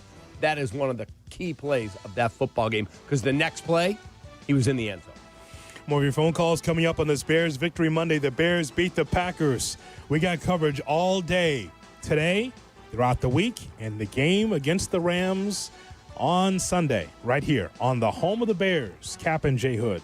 This is your morning routine. Yeah. Kap and J Hood. Good morning. Morning. Good morning. Oh, and in case I don't see you, good afternoon, good evening, and good night. On ESPN Chicago. Excuse me. The Kap and J Hood podcast is available on the ESPN Chicago app and wherever you like to pod. Presented by Republic Bank. Or listen live to Kap and J Hood on the app as well. Weekday morning 6 to 9, ESPN Chicago. Folks, Apt is your number one destination for the home as the weather cools down. Keep your home comfortable with Trane's reliable and efficient furnaces and heat pumps. Hard to stop a Trane now, the perfect time to upgrade with manufacturer and utility rebates that have started for the fall season. Their Apt HVAC department provides expert maintenance, service, and new installations to ensure your system runs at peak performance. Whether you need a quick tune-up or a complete system replacement, our certified technicians are here to help you every step of the way. Take advantage of the savings. Keep your home cozy all year round with the trusted quality of Trane. For free and home delivery, professional installation, and complete satisfaction, shop where I shop at Apt, pleasing people since 1936. Hi, this is Dave Muzio, owner of Four Seasons Heating, Air Conditioning, Plumbing, and Electric. When emergencies happen, who do you call? Broken pipe, power outage, furnace failure, no hot water? The answer is always the same. Call Four Seasons. We guarantee same-day service and installation on all heating, cooling, plumbing, and electrical needs with no extra charge for nights, weekends, or holidays. That's why over 30,000 customers have given us a 5-star Google review. For all the right reasons, call 866-4 Seasons. Rich Eisen here. LinkedIn Jobs is stepping things up with their new AI assistant so you can feel confident you're finding top talent. Get this. Employees hired through LinkedIn are 30% more likely to stick around for at least a year compared to those hired through the leading competitor. Hire right the first time. Post your job for free at linkedin.com/Eisen, then promote it to use LinkedIn Jobs' new AI assistant, making it easier and faster to find top candidates. That's linkedin.com/Eisen to post your job for free. Terms and conditions apply. And promote it to use LinkedIn Jobs' new AI assistant, making it easier and faster to find top candidates. That's linkedin.com/Eisen to post your job for free. Terms and conditions apply. Smalls here. Life is full of choices, some big, some small. And when you choose an H&R Block Tax Pro, you're choosing the largest network of tax expertise to be in your corner. For when your big ambitions need help with the small details. For when your 6 figures come from 6 different places. For when your gaming stream becomes your revenue stream. For when your business's year 1 needs 70 years of tax know-how. At H&R Block, they've seen it all. And they're here to help you make the most out of your money for life outside the box. Hit the road in a brand new Chevy in less than 1 hour at Advantage Chevrolet Bolingbrook. You can sign and drive away in 60 minutes or less. Seriously. Or they'll cover your first car payment. Every new Chevy is backed by the Advantage Plus program. Advantage Chevrolet Bolingbrook. Together, let's drive. Kap and J Hood are back. We are back, baby. We are back. We are back. Classic. On Chicago's home for sports, ESPN Chicago. It's a Kap and J Hood morning show on ESPN 1000, and we are streaming on the ESPN Chicago app. We are with you until 9 o'clock, and then it's Carmen Jurko at 9, followed by Rich Eisen at noon, and Waddle Silvy at 2 right here on the home of the Bears, ESPN 1000. The Kap and J Hood podcast is brought to you by Republic Bank. Let's go back to the phone lines and talk to you. 312-332-3776, our phone number. Let's go to Fort Hood, Texas. Listening on the ESPN Chicago app, here is Dante on Kap and J Hood. Good morning, Dante. Good morning, gentlemen. How we doing? Great Army Day, great day for Chicago Bears fans all at the same time. And guess what, gentlemen? I had to make a special marker on my calendar because not only did our Bulls win, but our Blackhawks won on the same night. This is wild. That's exactly right. This is wild. Oh, my gosh. I know I called in on Saturday. We getting ready for the game day. I talked about how, the relationship between Vic and Crumpler. As a matter of fact, they had to stay together for a year when Vic got to the Falcons. And then I was thinking about the Loveland. I talked about how he had to be big. A few callers called in, talk about how he had to be big in that game. Gentlemen, we see the recipe for success. I was the one person when Justin Fields got to Chicago on draft day. I called him a $300 haircut and a nice smile. I said, this guy is not going to be our guy. Something about Caleb Williams when they drafted him, I said, you know what? There's something about him that I think is different. Not overnight success to where he's going to be a complete Hall of Famer. Everybody had these conversations about how he's going to be the next coming of the Chicago Jesus for us in a quarterback position. I was like, you know what? He might be special. And I think we're seeing it. But one thing I will say before I get off the line, with the maturation of this offense and our baby Bears, I believe that this year in the draft, if they continue, the front office continues to do what they've been doing, I think we really hit the mark this year on defense. And I think next year, gentlemen, we do it again. And for some reason, I'm feeling it. Mm-hmm. I'm feeling it. Another NFC North title, NFC champions. And, hey, who knows? We may even, if we get it done this year, we may even repeat. Who knows? I feel it, gentlemen. That's all I got. All right, man. Thank you for your service, and thank you for checking in to Kap and J Hood, Dante, in Fort Worth, Texas, at Fort Hood, Texas. That's where I set up my camp, in Fort Hood, Texas. We go to San Diego, California, listing on the ESPN Chicago Can I app. vacation there? Yeah, I do. Joe is on. Hold on a second, Joe. You need an introduction, don't you? Joe, sure, why not? Yeah, Get your 15 seconds here, bud. Yeah, Joe in San Diego, California, listening on the ESPN Chicago app. Good morning, Joe. Hey, good morning, guys. How are you? It's the first time caller. I'm a little nervous, okay? Oh, no. Relax, man. We're friendly. Yes. Hey, man, I listen to you guys all the time, man. I'm just calling in. You know, my father passed away June 1st of this past year, 2025. And Our my dad was born condolences. kidney cancer, man. Huge Bears fan. Grew up in Park Ridge. You know, I know he's smiling down, and I know it's a very magical season with the Chicago Bears, man. And he was so happy with Ben Johnson, the signing of Ben Johnson and stuff. And it's pretty cool to just enjoy this whole season, man. Yeah, God bless. Our condolences to you, but hopefully he's smiling on down and you are enjoying this run. It doesn't come along very often, and especially in these parts, enjoy it. Hey, thank you guys very much, man. God bless. Absolutely. There you go. Thank you. A lot of Bears bars in San Diego, by the way. 710 Sports Bar right off the beach. Great Bears sports bar in San Diego. My sister-in-law, Veronica, lives in San Diego, so she sent me a video before the game. She's at maybe that bar you're talking about. It has all Chicago fans. Yep. And then she sent my wife and I the video at the end of the game, that whole bar going crazy when they won in San Diego, California. Super cool. 312-332-ESPN, 332-3776 is our telephone number.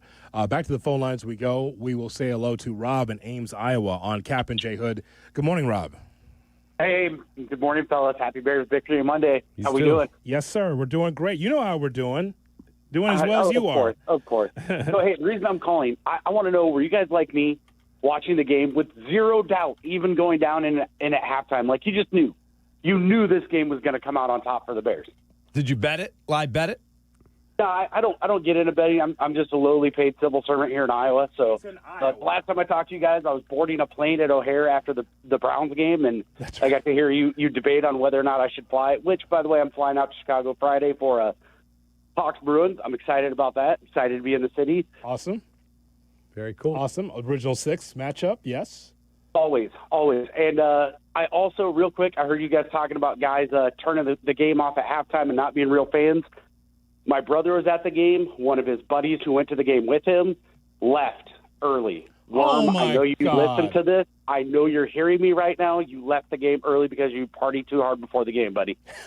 Well, if he was under the influence, it's understandable. If he was of sound mind and body and he gave up, that's horrible. Rob, we appreciate the telephone call.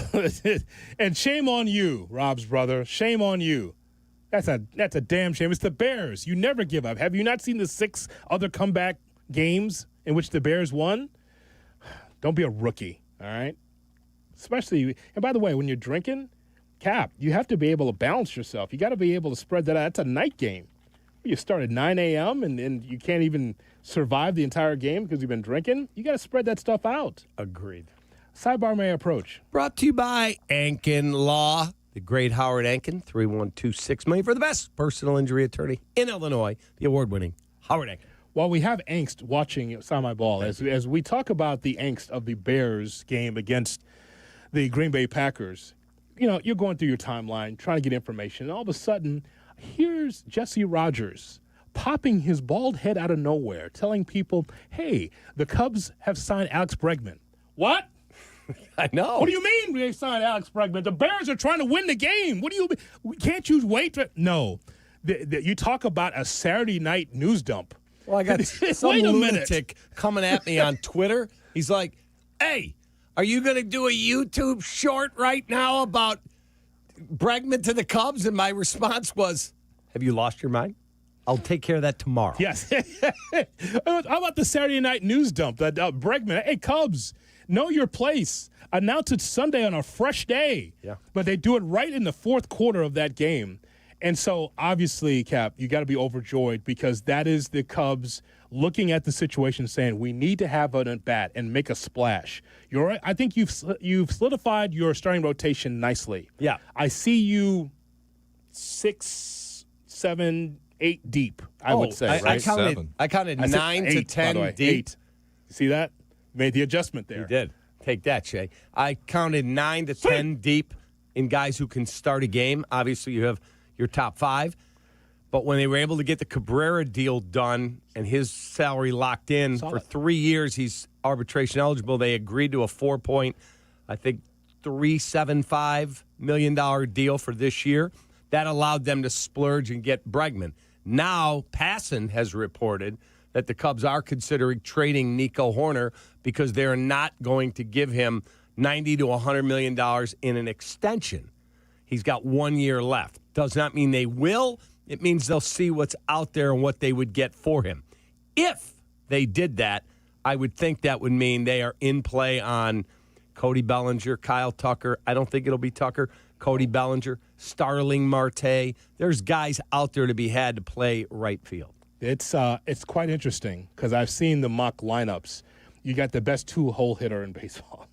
I think that's where he's going to be. Who, Bregman? High in the lineup. Oh, he will be. Yeah, that's going to be a guy you get on, he'll get the runner over and get him in. If you did go out now and get Cody Bellinger and all of a sudden you're like, geez, Pete Crow Armstrong to Bregman to Cody Bellinger to this guy to that guy, you're like, wow. But if you don't get an extra bat, I still believe you needed 2 and you got 1. Mm-hmm. If you have Ballesteros every day, young guy, but you're DH, and Suzuki and Wright, don't you think that you can win? You can get in the playoffs with that, right? I think you can, but you better be right on Ballesteros. He's 21 years old? Yeah. You usually don't put a kid in that spot, but I mean, if there's no room, I'm just wondering whether or not that would be the lineup. And by the way, 100%. It's so interesting. You got those top draft picks on the left side of the infield. You got Bregman, and you've got your shortstop, Dansby Swanson. Right. High draft picks on the left side of that infield. Correct. That's pretty cool. Yeah, one was not 1-1. That was Dansby, and Bregman was, I don't know, top 5. Top 5. Yeah. So top draft picks on that left side. They have quieted a lot of the critics. Well, let's take a look. Let's see what else you do. It didn't stop with Bregman. See, that's the problem around here.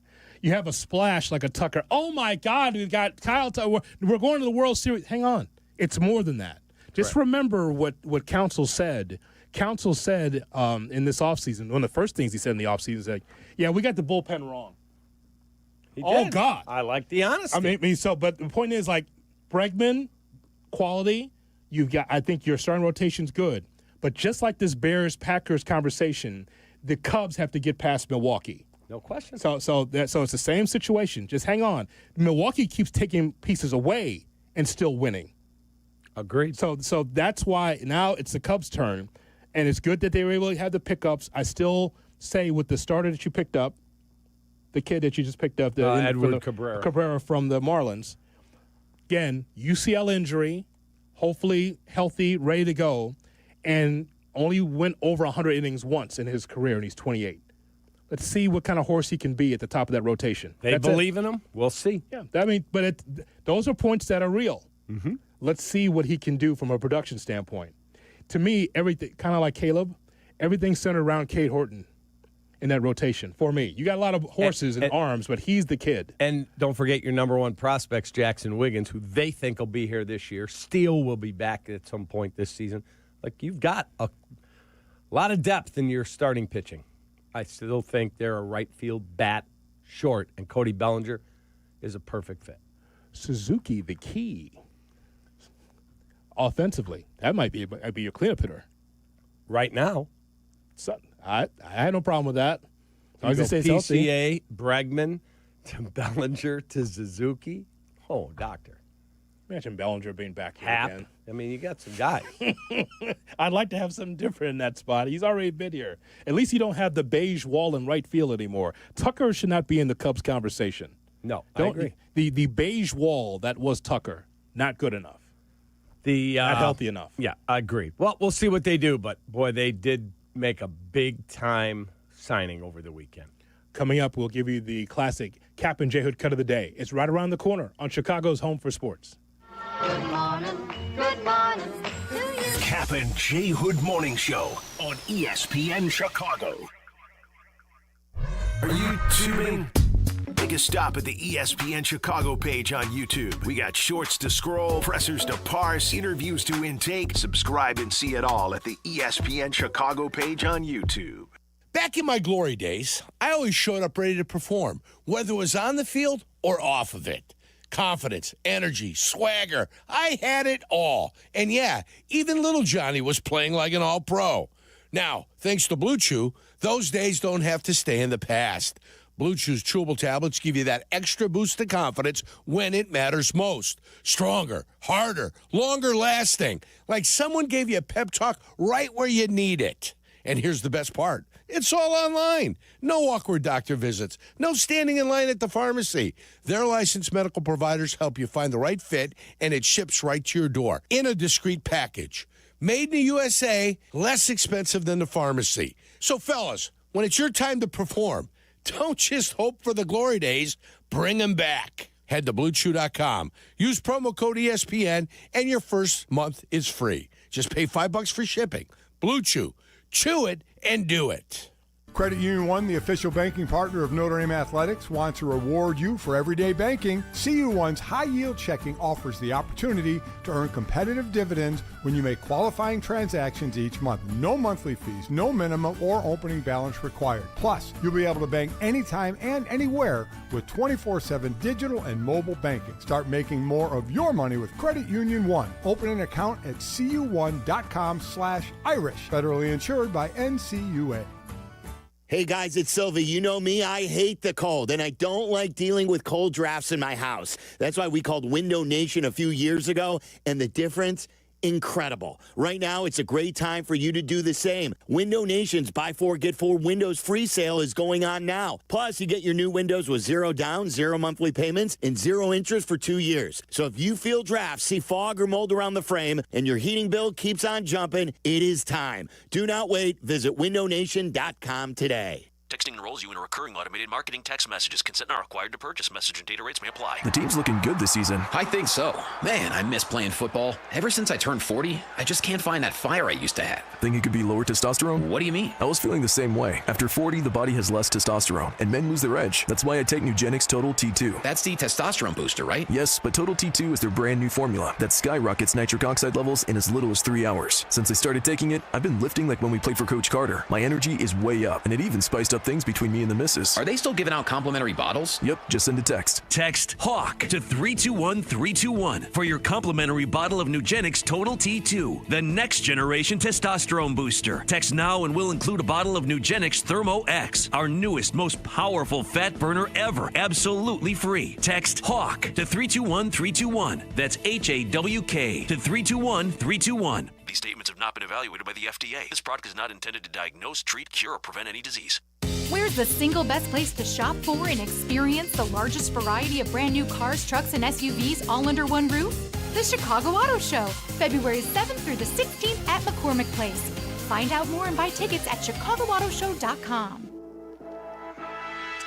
As you know, managing maintenance, repair, and operations is never easy, but for the ones who always rise to the challenge, Grainger has your back. From professional-grade products you can count on to fast Dependable delivery, they're there to help you keep things running smoothly. Plus, their technical product specialists are here to help you answer your toughest questions. And because Grainger knows safety is always a priority, they're committed to being your partner. 1-800-GRAINGER. Click Grainger.com or just stop by. Jay Moore. Kap and J Hood are back on ESPN Chicago. Now time for the classic Kap and J Hood cut of the day. Brought to you by Chicago Cut Steakhouse, baby. It was rocking in there this weekend. Yes, it was. It's on LaSalle, north side of the Chicago River. It's where Bears fans go for pregame, postgame, party, and celebrate, Jay Moore. Yo. Yes, it's boring, but it's a sport. Oh! Whatever. Cut it. It's not boring. Okay, then you're boring. All right, cut! Your baby is 5-0 for Chicago. That's correct. That's awesome. Get the 6-0. Just tell her when you give her, she's still on a bottle. I don't know. What do you do at 5 months old? You still on a bottle? You still breastfeeding, or have we moved on to like soft new foods? Let's not ask. That's a personal question. That's not a personal question. No, don't be asking about the nipple. I didn't ask about the nipple. I simply said, are you able to give soft foods? Okay. Applesauce or whatever. Bobby, do you want to talk about that, Bobby? You can't give honey. With Kap, I'll talk about anything. That guy goes up to Wisconsin and stands up for us. That's right. I fight the good fight. Absolutely right. So is the baby on the nipple or not? How's the nipple?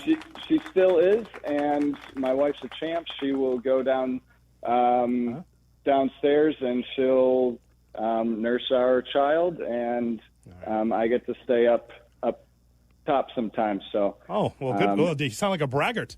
Good for you. Any jealousy there? Yeah. That's enough. You need to take photos. Do not miss this opportunity. Photos? Little videos. Yes. Oh, wow. When my son Brett was born, or when Nick Alex Garrett were born, there was no iPhone.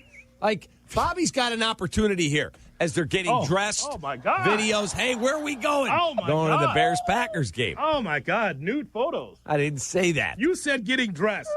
You got to see these videos, and they put them up. And there is a 5-month-old daughter. Now she's getting married. This was me. I was at the Bears game when we beat the living you-know-what out of the Packers. Mom? Next to a mini Nippleton. That's it. Loving you is easy because you're beautiful. I got a lot of respect for Bobby. I do. And that's all, folks. That just became like an 80s sitcom. Just out of context comedy. Hey, get that baby there on Sunday. That's all I'm telling you. The Kap and J Hood cut of the day. Brought to you by Chicago Cut Steakhouse on LaSalle, north side of the Chicago River. I don't care if you got to have the nipple freed in freezing cold weather, if you got to pump and have a bottle, whatever it is. Okay. Get that baby to the game. That baby's 6-0. Nothing like pumping and having a bottle. That was my Saturday night. Let's go to Tampa, Florida. Listening on the ESPN Chicago app. Here's Corey on Kap and J Hood. Corey, good morning. Good morning, gentlemen. I think I figured out why the Bears had the second half that they did. They saw the Cubs try to one-up them at halftime, and they basically said, here, hold my beer. Yeah, I mean, how weird was that in the fourth quarter? The Bregman news breaks. Something had to give, right? Right. Good job, Corey. Appreciate your telephone call. Wow. Good effort.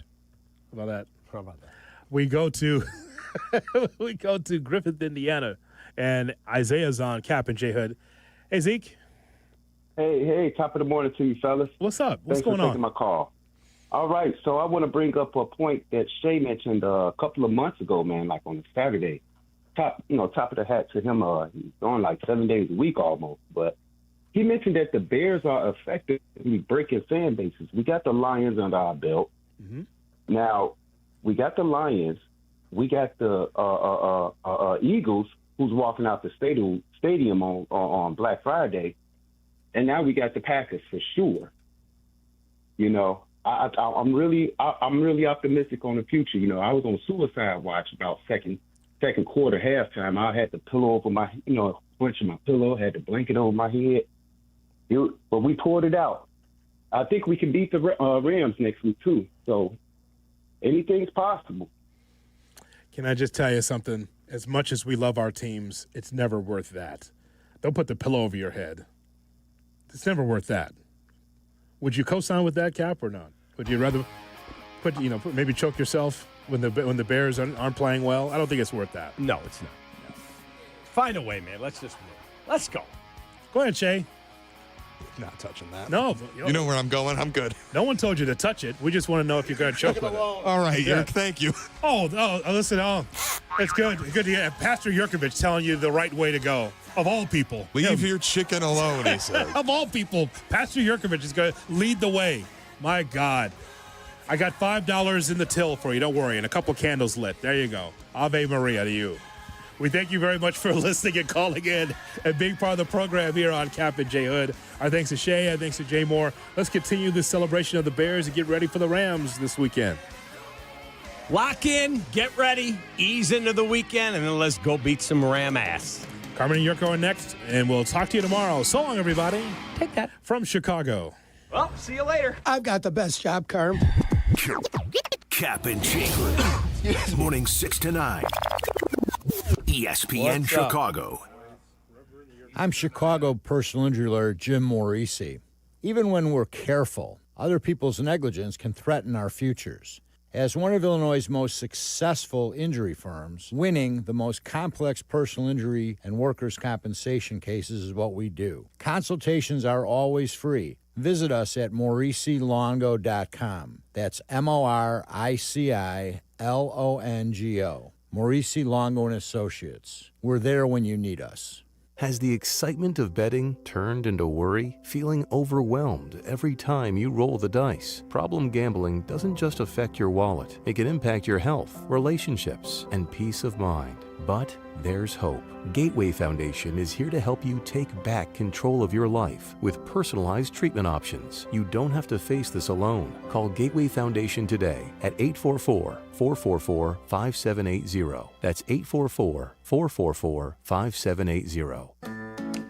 Hey, this is David Kaplan. I dislike winter. Give me a 95-degree sunny summer day and I'm a happy guy. So I spend most of my winter free time indoors, and it's why I rely on Atomatic. They've been making Chicagoland homes and businesses comfortable for 80 years. I don't even have to think about the outside because my home is perfect all year round. If you're not feeling confident that your winter's gonna be carefree, go to Atomatic.com right now. That's Atomatic.com. Hey guys, you know I love college hoops, and nobody does it like Chicago. DePaul basketball is back at Wintrust, and the energy is electric. My guy, Coach Holtman, and the Blue Demons are building something special. So don't miss it. Get your tickets now at DePaulBlueDemons.com. Hey Chicago, it's Joe Aurelio, and if you haven't heard, we've created our new Poperoni Pizza to honor the Pope's most recent visit to Aurelio's Pizza in Homewood. It's now available at all 35 locations. Visit Aurelio'sPizza.com for the location nearest you. Aurelio's Pizza, it's a sauce. This is ESPN Chicago, WNVP, WTBC, HD2 Chicago, a good Karma Brands radio station. Hey guys, you ready to let the dogs out? What? Carmen DeFalco. It's kind of impressive. John Yurkovich. Yes! This is the Carmen and Jurko Show on ESPN Chicago. It's out there for everybody to see. It is what it is. Carmen Jurko. Check this out. It's Bears Victory Monday. Back, Caleb Williams. Again with good protection. Got him off the throw. He's got an open man. It's Loveland again. Inside the 35-yard line of Green Bay. And another first down. Bears on the mark. Caleb backing up. Throws over the middle. It is caught by the guy. Gets away. The 20 to the 15 to the 10. First down Bears. Fourth quarter offense continues to get hot for the Bears. Third down and 4. Handoff. Swift. Great block by Loveland. To the 5. To the 3. To the 2. To the 1. To the end zone. DeAndre Swift. Touchdown. Touchdown Bears. Fake to Jacobs. Slip screen to the right. Caught by Golden. They tried to rig the ball. They let him go. He's at the 5 of the touch. And he's into the end zone for a 23-yard touchdown. To the left side, Loveland. Komet now motions to the right boundary. Snap back. Pocket holds. Over the middle. Catch at the 2. Into the end zone. Olamide Zaccheaus. Touchdown Bears. Snap to throw. Left pylon of the end zone. Caught. Two-pointer. Posted Loveland. What can't Coach and Loveland do tonight? Snap back to Caleb with a bunch set to the right. Pressure starts to close on him, running away from it to the near side, gets it away. He's got to do it inside the 35. Takes a shot by McKinney, hangs on to the ball. My goodness, what a throw, what a catch. Bears stay alive. 4th and 8 becomes a 27-yard strike to Roman Dunze. Packers line up at the line of scrimmage as if they're going to bring pressure on Caleb. Empty spread, back to throw, pass right, Swift makes the catch, runs right, catch, and inquiry up the sidelines, right and out of bounds. Inside the Packer 25. 3rd and a bunch set to the left side numbers. Snap back, 4-man rush. Caleb with a double move, throw down left side like DJ Moore inside the 5. End zone, touchdown, touchdown Bears. They've taken the lead on the Packers with 1:43 to go. 25 yards, the same connection. Week 16, a walk-off win. This connection, a 3-point lead. Wow! Packers with 7 seconds left. Snap to Love, drop the snap. Picks it up. Now he throws to the end zone, and it's dropped. The interception dropped, and it doesn't matter. Game is over. Game is over. And they beat the Green Bay Packers 31-27. It's Bears Victory Monday on ESPN Chicago. The Chicago. I mean, 2 games separated by less than a month, and it's, I think, the most euphoric we've been as Bears fans in forever. To do it not once but twice to the Packers and to send them reeling a little bit into the offseason, although it does appear at this hour that they are going to work on a deal to bring Matt LaFleur back. But, to send them kind of reeling and to move on to the divisional round for the first time in over a decade, in 15 years, I mean, it's just absolutely fantastic. And it was almost a carbon copy of 3 weeks ago. So 2 Saturdays in less than a month in which the Bears found a way to come back and beat their hated rivals from Green Bay in just absolutely sensational and dramatic fashion. It couldn't be any better. I mean, they're making us sweat maybe a little bit too much, Yerk. I'm going to be greedy here. Just like, can't you go out this weekend and maybe be up like 3 touchdowns and hold on to win? They're making us sweat. They're giving us agita, but my God. It's just incredible. I don't know what other superlatives to use. I was here. I'd given up. Well, I know. I did. I gave up. It was halftime, 21-3. You're getting your ass handed to you. You had no answers for anything that was happening. Your defense looked lackluster. Your offense after the initial drive looked like it kept stubbing its foot. It kept tripping over itself. Found a way not to execute over and over and over again. And you're just kind of looking at it going, no, today I don't believe. Yeah. Today I don't care if you've come back 6 times. You've done it against substandard teams over the course of the season. Okay? I don't believe it. I won't believe it. And then all of a sudden they came out and it was a 3 and out. And then you get that flicker of the flame, like you think the fire is out, but underneath it all there's still a little bit of flame. Like when they thought they killed John Rambo. And Colonel Samuel J. Troutman was looking, and he saw the smoke coming out, and he knew they didn't kill him. He knew Rambo was still alive. Yeah. I thought the Bears were dead in the water. Not even like a little glimmer of hope. Not even a flicker of hope. Nothing. Never thought about making a live wager where they were probably plus 1,200 or something like that. I don't even know. I have no idea what the longest odds were. But then all of a sudden, that little bit of, we got the ball back. And then, you settled for the field goal. And then you had 4 straight 3 and outs, and you're like, well, what's going on? Now you're at 9, and they haven't separated themselves. And now it's 21-16. You bring it back. Then they go and score a touchdown. Yeah. But miss the extra point.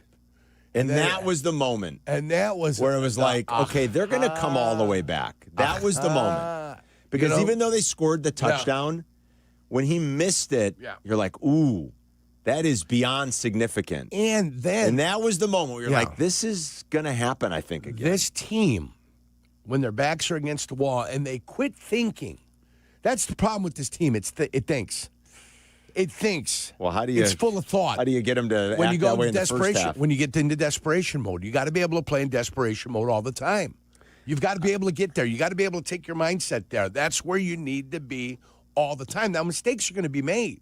Yeah. And things are going to happen, and the breaks are going to kind of beat you when you can't get on a fumble. 3 times the ball hits the carpet, and the Bears can't get on Somebody teach Gervon Dexter how to properly fall on a football. It's twice in a month. Can I tell you how many times? I don't know what's happening. Do you know how many times we worked on that when I was up in Green Bay with Green Blosh? Once a week. we had a fumble recovery drill. Fall on the ball. Yeah, you don't fall on the ball. Whatever. The big mistake. Get the piggy. You got to What's cradle the technique? You got to You cradle got to cradle it. it, Carm. You got to slide up to it on your side and cradle it into your boiler. Okay, makes sense. That's what you got to do. You cradle it in your boiler. Slide, you grab, slide. cradle. You're as aggressive as you could possibly be. And the football is the infant Jesus. Okay? In Bethlehem. Yes, it's the baby in Jesus. Bethlehem. That's what it is. You can't plop on it. You can't smash into it. You've got to slide into it as aggressively as you can, come to a damn near stop, and cradle the little baby Jesus while in your protecting arms. the baby. Yes, Yeah. while it's in its cradle. Makes sense. Okay, do you understand what I'm saying? Yes. You can't go do a belly flop on the football. And somehow it didn't matter. It didn't come back to burn them. The Packers have to be wondering, like, what in the hell? Yeah. And like Stevenson forces the fumble, right? The ball's on the carpet. Does it go out of the end zone? No. It's there on the grass. I know. Byard flinches. Why'd he flinch? I don't know. He flinched like he was going into some sort of seizure. Then he popped out of it, and the next thing you know, they're on the football, and the Bears are not. It was destined for the rule I hate most in the NFL, but that would have totally benefited the Bears. Absolutely. But it didn't happen. That's what I like. Why? Because what's the most important factor in football? I know you always say it. I don't have a good argument against it. Possession of the football is the most important thing. I was hoping for it there. I'm like, oh no, that's that rule that I think is awful, but it would have touchdowns. benefited the Bears. It's not sacks. It's not anything. Possession of the football is the most important aspect of the game of football. The splits here are like so dramatic. They're so wild. And when you talked about like what is first it half, in- second half? Yeah. Yeah. What is it that they like you said, they're thinking too much. And when it's time to just stop thinking Just because play hey, we got ball. no other choice but to play Let's now. go play ball. They just kind of air it out and Caleb's awesome. And like they've got to find a way to replicate that more in the first half. I know poor Ozzie We got the Trapillo. replay of the game on Yeah. right now. It's 3rd and 4 with 1:54 left. Theo Benedict in the game. Yeah. And Trapillo's walking off with what looks like a patella tendon That's issue. exactly what Oh, they're boy. saying it is. Yeah. I don't know if it was dislocated or not. Your problem with dislocating a kneecap, you're more likely to dislocate a kneecap again. Yeah. And they can do whatever they want to kind of secure it in place.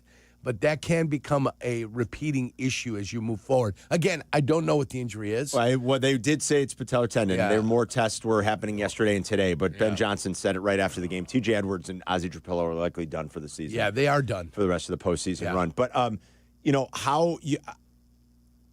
I think we're going to say it again all week. I felt like we said it a lot last week. Yeah. Well, you can't keep doing this and expect to win. I don't know. Maybe they can. Maybe it's just that kind of year. How they've done it so many times now. That's the 7th time. Yes. This year that they've been up against it as badly as they've been up against it in the fourth quarter to come back and to rally and win. Yeah. I mean, it's very unlikely. It's very improbable. I don't think you can do that against a really good Rams team this weekend. Sure. But with this group, who the hell knows? And even at 21-3, as like sort of down and dejected as I was in the moment, and I can't tell you, I was sitting there like, man, the Bears are going to come back. In a very odd way, I didn't think all hope was lost. And I just kept saying to myself, like, depending on how the third quarter goes, like if you can force the Packers into a 3-and-out. I lost faith. I was like, there maybe is a chance. The Packers in the third quarter had 11 plays for 19 yards. Yeah. Now, the Bears weren't really doing much to encouragement because they kept kicking field goals. Yeah. And, like, you're doing what you got to do defensively now, but you can't keep kicking field goals. But in a very odd way, I remember being at halftime thinking, like, if you can stop them and score early. And it didn't even go that way, but I just kept thinking, there's a chance with this team. It's so weird, but there's a chance. And then you nailed it. When they missed, first of all, at 21-16, it certainly felt like, okay, now it's on. Then they went down the field and they scored, but when they missed the extra point, I'm like, holy sweet Jesus. There it was.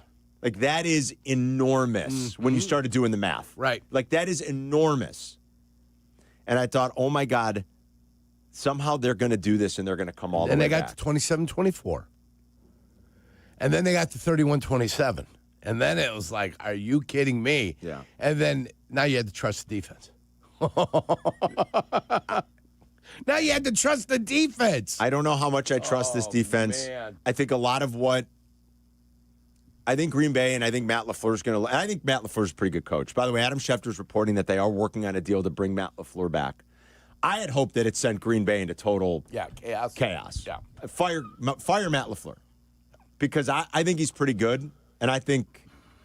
You know he's good. I do. I think he's pretty good. You know he's good. Although, there does come a time when these coaches run themselves into these situations and the wheels come off. We evaluate guys by what they do in these big moments in the postseason and in the playoffs. And for all the regular season success, they haven't had nearly as much postseason success. This is where fan bases get jittery. I understand what's going on in Green Bay. I do. I think Matt LaFleur's a really good coach. I think you can, and I'm sure they're having this conversation up there. I'm sure they're looking at those last couple of possessions. I'm sure they're looking at a second down play with about 3 minutes to go where the Bears are burning their timeouts, and Matt LaFleur's throwing the football. He is throwing into the end zone. He is most certainly throwing the football. They didn't make the Bears use their last timeout when they had 2 opportunities to do so with about 3 minutes left in the game. They called the timeout ahead of the 2-minute warning. You can't, as the coach, have these things happen and then not expect the pressure to be turned up or your seat, the warmth on your seat to be turned up.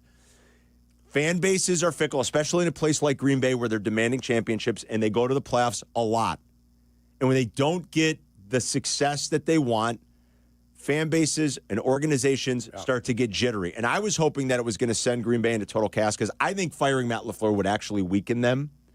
And I was hoping that was going to be the case. It doesn't look like it is going to be the case again. Schefter is reporting that they are working on he's got a year left. Right. I don't think they want him going into a lame duck year. They do have new people in charge there. Carmen Policy's son. Is it Ed Policy? Is that right? It's Carmen's son. It's Ed Policy. Carmen Policy's son is running things now. So there is some new blood up there. And you wondered, like, would this be the thing that they'd say, okay, we're going to fire Matt LaFleur? I don't think they would do as good going out into the coaching realms now. Maybe Stefanski, maybe Harbaugh. That was rumored. Stefanski, I think, is a pretty good coach. But I think LaFleur's good. I was hoping this was going to send them into chaos. It doesn't look like that's going to be the case. But I'm sure they're wondering, like, how do we pick up the pieces and what went so wrong for us? And you can directly look at some of the coaching decisions. Yeah, the kicker didn't help you, but you can look at some of the coaching decisions and say, did you really put your team in the best position to win with some of your decision-making in the fourth quarter? Probably not. And the Bears took it, they ran with it, and they made them pay. And I love it. Yeah. I love that they've won 3 of the last 4 now. I love the bitterness between Matt LaFleur and Ben Johnson. I don't know what you call that at the end of the game. That was not a handshake. Again, the whole genesis of this, I'm not even really sure. Yeah. But who cares? I'm here for it. They don't like each other? Good. Ben Johnson wants to scream F the Packers. I don't know if Ben totally appreciates the social team putting that out there. Maybe he doesn't care. Yeah. You said it, so you can't care. Whether you like it or not, you said it. You know there's cameras in there. That's true. Whether knows. NFL they're running. Whether NFL Films was going to grab it or whether somebody else was going to grab it and they were going to put it out there. He said exactly what he wanted to say. He sent the exact message. It was not private. So the fact that they put it out there is great. It's fantastic.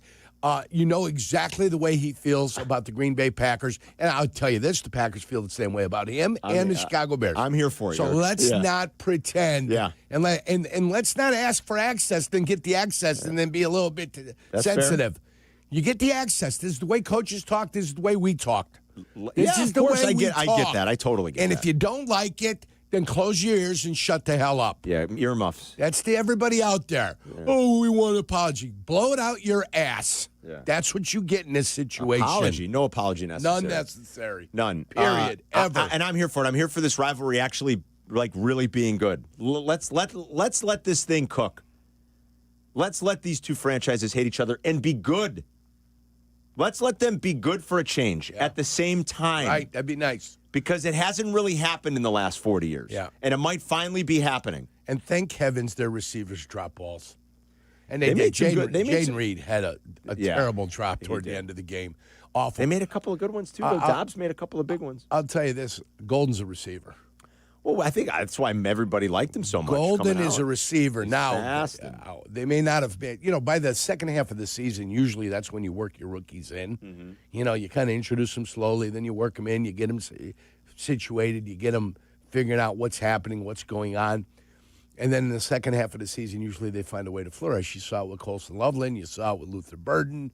I think you saw a little bit with Golden yesterday. But at some point, you've got to earn your opportunity when you're in there.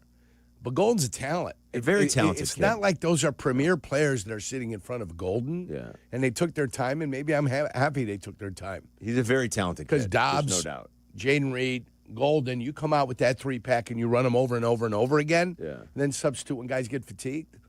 That's a very dangerous group moving forward. I want to talk, yeah, absolutely. I want to talk about Loveland because you mentioned the performance and just what he's done here in the back half of the season and how he's emerged into be the player we were all hoping he was going to be. I think a lot of us thought this was always possible. It's why most of us in the spring liked him even better than Ty Warren. The early portion of the season was a little head-scratching, and it had nothing to do with Colston Loveland. It had everything to do with the Bears themselves and the way they were running their offense. And we were like, why is Colston not being involved here? Like, get him going because the talent is undeniable. Like, you see these things that he could be, and we wanted to see it. Maybe we're just being greedy.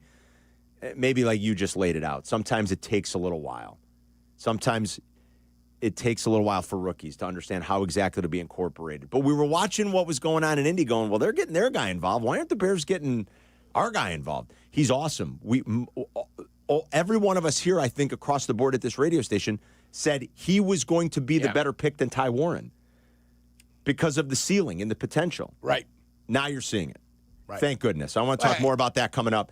Yeah. And I think both guys are good. I think both guys are going to be Both very guys good. are good. I think Loveland is going to be special. Yeah. And we had a feeling that there was possible when they drafted him. Now you're seeing it. 312-332-3776 is the number if you want to join us today. Anything you want to talk about the game, the rivalry, Ben Johnson's feistiness, what's happening with the Packers in the offseason that the Bears have sent them to. I feel like we can get into Rams and everything else as the week goes on. Let's savor this one for a little bit. Let's talk about it. Talk about what else can be accomplished in this playoff run. We got another week to talk Bears where they're actually playing a game into the divisional round for the first time in 15 years. And they'll be hosting the Rams on Sunday. We don't know the exact time yet, but they will be playing on Sunday. 312-332-3776 for Carmen and Jurko on a Victory Monday. We'll be right back. You're listening to Carmen and Jurko on ESPN Chicago, Chicago's home for sports. 2 to 6 in 2026. Waddle, waddle. The longest-running show in Chicago sports content history, Waddle and Silvy expand to a full 4 hours. Hear them weekdays 2 to 6 p.m. We are Chicago's home for sports. ESPN Chicago. DraftKings, a Casino Queen sportsbook, an official sports betting partner of the NFL, makes every moment feel bigger. The game shifts fast, and with DraftKings live betting options, you can stay right in the moment. Plus, DraftKings has your back with early exit protection. If the player in your eligible NFL prop bet goes down at any point in the first half, you still get paid in cash. With DraftKings, you're covered through the entire half. New customers, here's your shot. Bet just $5, and if your bet wins, you get $300 in bonus bets instantly. Download the DraftKings Sportsbook app now and use code WMVP. That's code WMVP to turn $5 into $300 bonus bets if your bet wins. In partnership with DraftKings, the crown is yours. If you or someone you know has a gambling problem, crisis counseling and referral services can be accessed by calling 1-800-GAMBLER. 21 and over, Illinois only. Pass-through per wager tax may apply. Eligibility and restrictions apply. Bet must win to receive bonus bets which expire in 7 days. Additional terms at dkng.co/audio. Limited time offer. After seeing some hoops or pucks at the UC, let the CTA be your drive home. The number 19 United Center Express bus takes you from the arena to Union Station, Ogilvie, and Michigan Avenue for just $3. If you've ever waited for a ride share at the UC, you know it's awful. Take the CTA. Buses run express for an hour after each game and will take you to Metro stops and hotels along Michigan Avenue. At under $3, you've got more money for merch or food at the game. Find the CTA Express buses right outside the stadium. Hey, bro, weirdest thing is happening at the game. This guy sitting next to me says, "You're our good luck charm. Every time I crack a Bud Light, we score a touchdown. Now his entire family wants to buy me Bud Lights. I think I'm some kind of a football prophet. Talk soon. The team needs me." Anything for Bud Light, the official beer sponsor of the NFL. Stock up today. Enjoy responsibly. Copyright 2025 Anheuser-Busch Bud Light Beer, St. Louis, Missouri. Out on the course, they're the PGA Tour's best players. But in the arena, they're prime time. And Season 2 of TGL presented by SoFi is back with lights, cameras, action. We're talking big moments, big personalities, big names in the stands, all on the big screen. Big-time matchups with shot clocks, hammer drops, timeouts, overtime, and playoffs. It's city versus city, squad versus squad. The sport just hits different under the lights. It's TGL presented by SoFi. Keep up. It's golf. Tune into every match. Only on ESPN. My name is Whitney Allen. I am a widow. My husband Ryan died. We never thought in a million years we'd have to use life insurance. The unexpected happened. With Ethos, it is so fast and easy. It's 100% online. You can get a quote in seconds, apply in minutes, and get same-day coverage. No medical exams, and you can get up to $3 million worth of coverage through Ethos. Get your free quote at ethos.com/game. That's ethos.com/game. Time spent on application may vary. Online health questions required.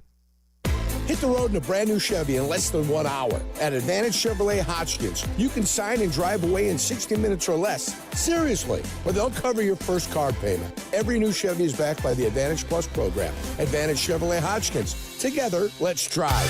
Follow Chicago's Home for Sports on Twitch at ESPN 1000 Chicago. Carmen and Jurko are back. This is Chicago's Home for Sports. ESPN Chicago. Ahead of Mononga. Now the Bears shift out of that to the shotgun. Smites the slot. Right boundary is Komet. Left boundary Loveland. And Mononga. Snap to throw. Front left pylon of the end zone. Caught. Two-pointer. Colston Loveland. What can't Colston Loveland do tonight? I mean, it's so clear as a runner. I think I missed probably 2 or 3 sacks on him this year, which hurt so bad. Just but this like, year. if you're the first one running in, that's where it's the hardest because he's got the spin out. It's very quick, and man, he's so tough to defend. But I really think he's grown in Ben's system too, especially as the year gone on. Ben is a very progression system. It's evolved. It's high level offense, and I think as the year has progressed, he really has gotten a grasp of the offense, in a great way. You know, that's Lions defensive end Aiden Hutchinson, who was part of the crew on Countdown on ESPN yesterday in the morning. I saw him on set with the boys, talking glowingly about another former Wolverine and, of course, about Caleb Williams learning under Ben. Colston Loveland, 8 catches, $137, almost 10 targets per game the last 5 games. His 137 yards, the 8th most by a rookie in NFL postseason history. It's the most receiving yards by a rookie tight end since, Jurko, you know who? Most receiving yards from a rookie guy you played. Oh, Keith Jackson. Keith Jackson. I remember. I heard it. I remember hearing it now. Yes. And Keith Jackson, 1988 in the Fog Bowl. Philadelphia Eagles. Yeah. In the Fog Bowl, had a $142. Go figure. That was the last time anybody had that many receiving yards in a game. There was a rookie tight end, so Colston was absolutely fantastic. Again, 8 for $137. And go watch his block on the DeAndre Swift touchdown. Colston Loveland's block. Yes. Massive. On Enagbari. I mean, that's what we should all be loving this kid. And there is a really, really bright future. First of all, watch the blocking, period, on the DeAndre Swift touchdown. Jonah Jackson, Drew Dahlman had a tough night. Let's face it, with the snaps. Yeah. He had a false start. He had a tough night. Let's get that cleaned up for this weekend. Go watch Dahlman, Jackson. Go watch the block on Enagbari that Colston Loveland had on the DeAndre Swift touchdown. Early on, 52 and 73 were causing me a little bit of concern, too, early on. Got better late. Thank heavens. Yeah. Thank heavens. Yeah. It's funny. Sometimes I send sound to the guys, and Jack said, I think he was confused. He goes, I think you sent me the wrong thing. He goes, this doesn't make any sense. I go, no, I want to play it. I think a lot of us felt, do you know what Jardiance is? Jardiance is a... Jardiance is a drug to take, I believe, for type 2 diabetes. I don't know if you caught this commercial. This pretty much summed up my feeling, like my mental and my emotional state. at around the 21-3 mark, Jurko. I don't know if you caught this. Serious side effects include increased ketones in blood or urine and infection between and around the anus and genitals. Both may be fatal. Severe allergic reactions, dehydration, urinary tract or genital yeast infections in men and women, and low blood sugar. Stop taking and tell your doctor right away if you have nausea, vomiting, stomach pain, tiredness, rash, swelling, trouble breathing or swallowing. Tell your doctor about lightheadedness, weakness, fever, pain, tenderness, redness, or swelling between the anus and genitals. You may have increased risk for lower limb loss. Call your doctor right away if you have new pain or tenderness, sores, ulcers, or infection in your legs or feet. I had all that. It had nothing to do with Jardians. I think I had all of that when it was 21-3. All of that. I mean, that's a 60-second commercial with 20 seconds of... That's 32 seconds of side effects. Yeah, of side effects. I don't know what's going around the anus and the genitals either. How low have they lowered the bar for the standards of medicine? I mean, hey, this is going to kill you. But it'll help relieve some of your systems, but eventually it will kill you. But I thought the timing of it was incredible because it's one of those where it's like, okay, it's a commercial break, and then that commercial's going, and I'm like, what did I just hear? I had to pause the TV and rewind it. I had to pause Amazon and rewind it, and I go, what is this medicine, and what is it going to do to my genitals and anus? What's happening? Oh, it's going to do something. Wow. But I don't know how to transition out of that. Sores and such and all this. Thank God it was all roses by the end of the night. And why can't they just identify it? Call it what it is. It's the taint. I mean, my heavens, what are we doing here? Oh, man. I mean, that's what confuses the living hell out of me. I mean, if we're going to locate it, I hope it'd be like this is going to hurt you below the ankle and above the toes. Just the taint. It's the metatarsals. Why don't you just say it's going to hurt your metatarsals? I don't think there are nearly as many side effects as all the Ricola I'm going to be popping today. So I am fighting. I'm sorry for the voice. I'm fighting a little bit of a cold. Your voice sounds great, man. But I'm rocking the Ricola. This is the 2-in-1 action. I hope there are no I hope there's not 30 seconds worth of side effects. The old double bubble. Yeah, and I got the softness on the inside already. It's got like the menthol center. Yeah, it took me like 4 licks to get to the center of it. If you hear some rustling around, I'm probably just popping another Ricola. And I'm trying to get through with the voice today, just fighting a little bit of a cold. I know we're going to cover the Rams a little bit later on. Yeah. Not necessarily today, and we're going to go to the phones right now. Yeah. There's a local product playing for the Rams. Number 55 in the middle, Braden Fiske. Oh, is Fisk from here? He's from Michigan City, Indiana. I didn't know that. Michigan City, Indiana. Yeah, I didn't know that. Went to Western Michigan for 4 years. And then he transferred down to Florida State. Yeah. He was on the same team as Jared Verse. Yes. Got drafted in the second round. 39th pick overall. That draft. We can spend time on it this week. So it's a local product, somebody within the listenership, within the Can you pull audience. some strings and get Les on with us this week? Sneed? Yeah. I'll make a phone call. I mean, seriously. I Les just has said been I- on with us before. He's Yes, he very has. good to us, like many of the guys that Jurko knows from his He days loves in the us. league. Les came on with us after the Rams won the Super Bowl. Told you the story of how he didn't think I was anything of a player and then learned a lesson. So he got taught a lesson by some NFL guys who've been around the league for a long time. Yeah, I know you don't he's like employed it. He calls it the Yurkovich rule. I know you don't like when I give you extra work, but your assignment this week is to try to get Les on with us. It didn't work with Peyton last week. We don't think we have a good number on Peyton anymore. We Nope. think we've got like a bad number Got a somehow, bad number and we now. need to update it because the good kids got to reach out to Every Sean. once in a while, they purge the phone. They I just know. chuck it in the garbage. I know. So hopefully Les will come on with us this week. Lewis is in Hyde Park. What's up, Lewis? Hey, how you gentlemen doing? We're Good, great. Lewis. What's up? Talk to us. These statements are more for you, Yerk. Ben Johnson, man, you being a football guy and you having played the game, I don't trust his coaching. He has that Dan Campbell Detroit stuff in him because it was like I was watching Dan Campbell 2.0 in that game from his play calling, going forward on fourth in his own 30, where even the analytics was like, what are you doing? I don't think he Instead trusts of his punting defense, and- Lewis. I think that's why, though. I think that's a big part of it. Well, that doesn't make any sense because if you punt, you put them in their own 30 instead of going for it on your 30, and he gave them points because when they didn't make it, they scored after that. So I just have questions about this team being ready. I have questions about him coaching. I don't have questions about Caleb because he saved them again. He saved us again. I don't know. That kid just has magic. He just has it. So that's just my only take right now, man. I really have a lot of question marks about Ben Johnson coaching in a handful of games this year. I do. Thank you, Lewis. We appreciate it. I do wish that they'd be a little bit better at the start of games here. I mean, the first drive was actually good, but after that, man. It was their own 32-yard line. Yeah. It was their own 32. And I asked the same question. I go, is this guy a lunatic? Okay, look at me. I'm going for it on fourth down at your own 32. Yeah. There's something about self-preservation and just keeping yourself in the thing until you start getting it right. Right. Would have been better to go in 14-3 at halftime instead of giving them a bunny. It's like turning the ball over. Nobody wants to turn the ball over at their own 32. If you don't come all the way back, I think it's one thing we're definitely talking about more, right? Now, there's more of a spotlight on it, Yerk. I here's think that's my true. crazy portion that I thought about when he was doing it, then when they didn't get it.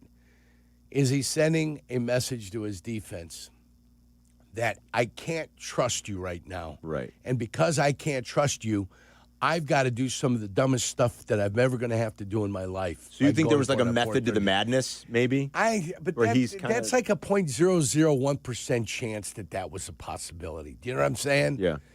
And then my team is going to respond at halftime when Dennis Allen brings him in and just chews him out. Right. I don't know what was said. Something was said. You didn't go into that halftime calm and cool and collected while your defense was getting its ass kicked up and down the field. That was not a, hey, fellas, let's take a philosophical look at what we're doing and what we're not. No. Somebody, whether it was guys on the team, the individual players, whether it was a coach, whether it was the head coach, somebody got up into that defense and let them know what was happening on there was unsatisfactory. And they woke up quickly. Now, let me tell you, Jalen Johnson's playing hurt. Gordon was out there playing hurt. You could see Gordon was hurt. Played 60% of the snaps. Okay. We didn't think he'd play that many, but he did. You could see he was hurt, Yes. though, couldn't you? Yes. You saw like he had a little hitch in his get-along. Yes. And later in the game, you really saw it because I believe there was some fatigue. Yeah. Fatigue from playing. Sure. And there was some conditioning issues. And it looked like almost his leg didn't work at times. But that's got to do with playing over the course of the season and being hardened by rep after rep after rep after rep in competition. And when you don't get that and you're trying to all of a sudden turn it up to 11, as they said in Spinal Tap. Right. Okay? Great movie. That's what happens is that the body says, hey, not so much. So even with the physical limitations, with the limitations that were out there for all the players that are playing, they still found a way to come together and put together an effort that would be victorious for them in the second half. Now, did Green Bay help them? Sure, of course. Possibly. Yes. Drop balls? Possibly. Quarterback decisions to dump the ball for intentional grounding? They helped. Yes. Everything was a help. Thank you for all the help. We'll take it. All the help you can when you're down 21-3. Help us, please help us. And they did, and they came back together. And it's all about surviving in the playoffs. Survive to get to the next round.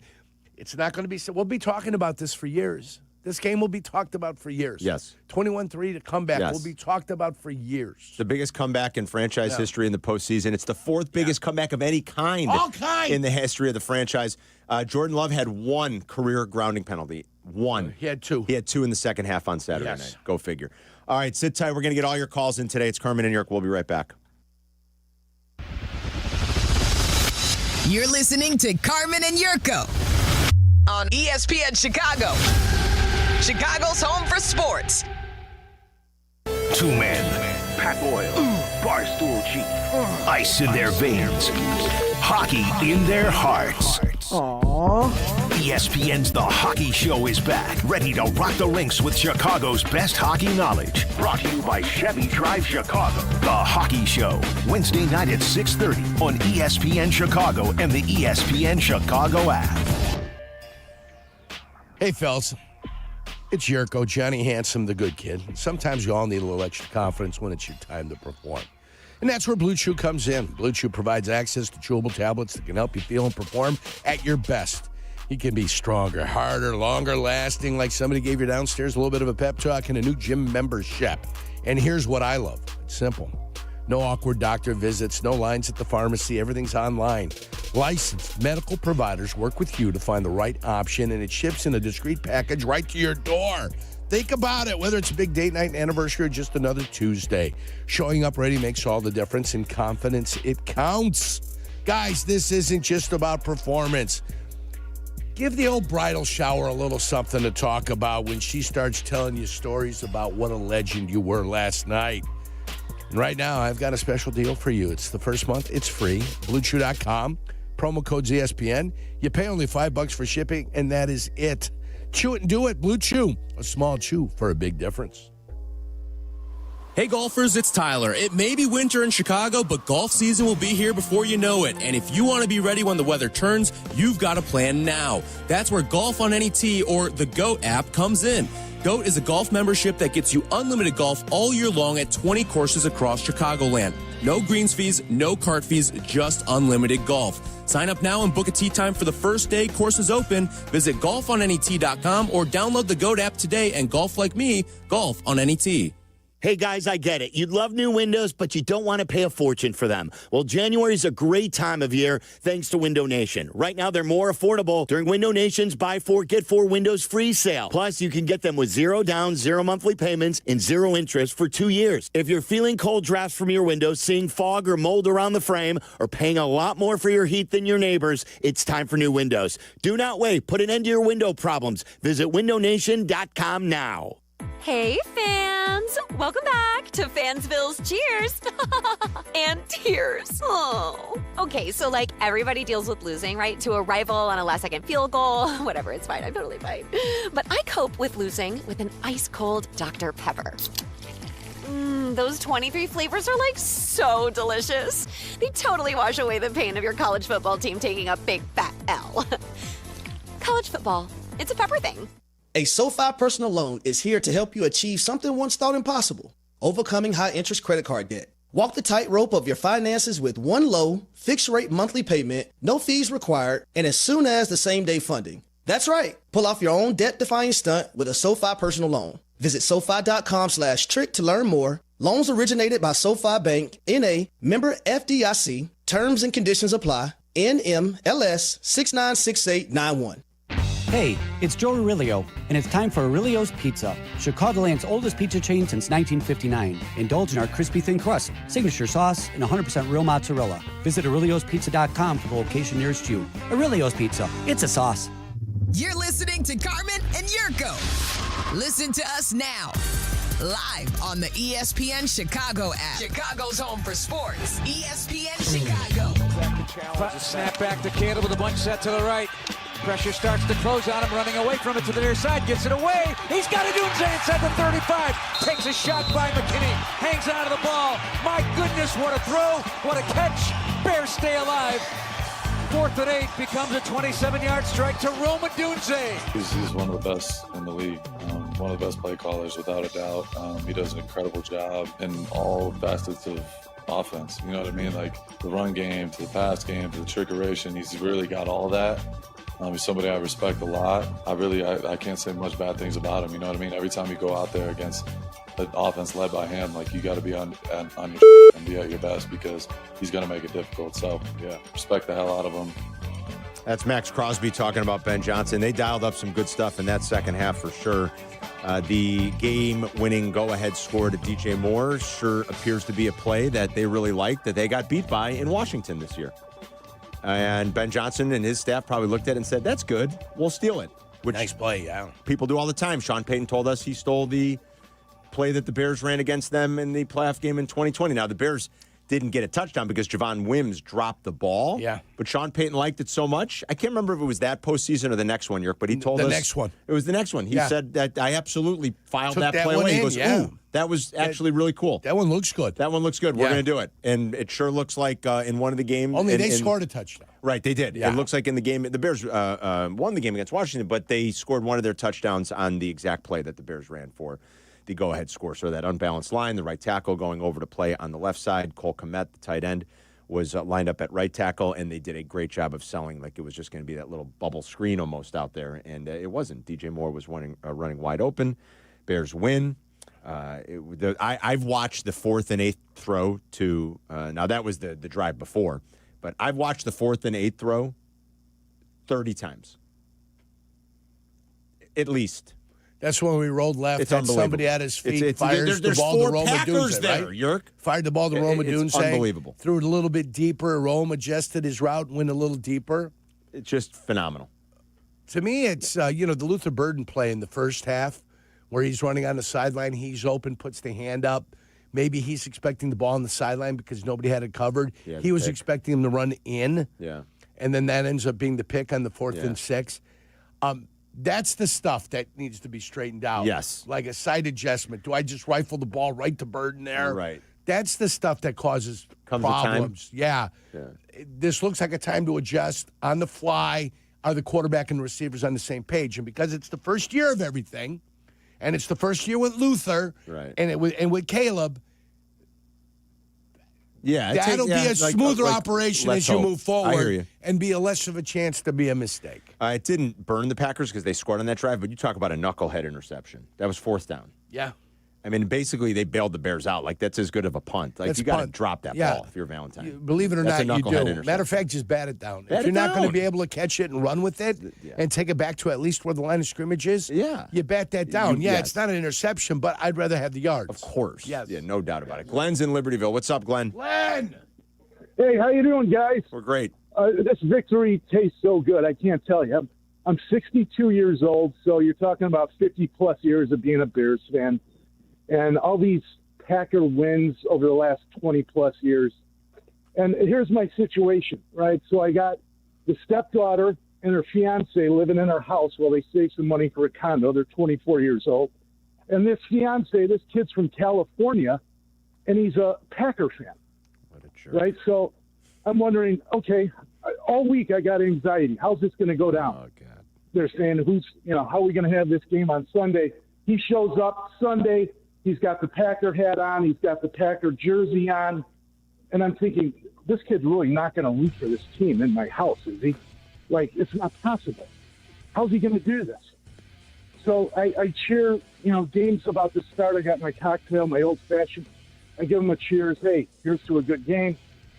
Tell them my story. Lifelong Bears fan. How many championship games have we been in?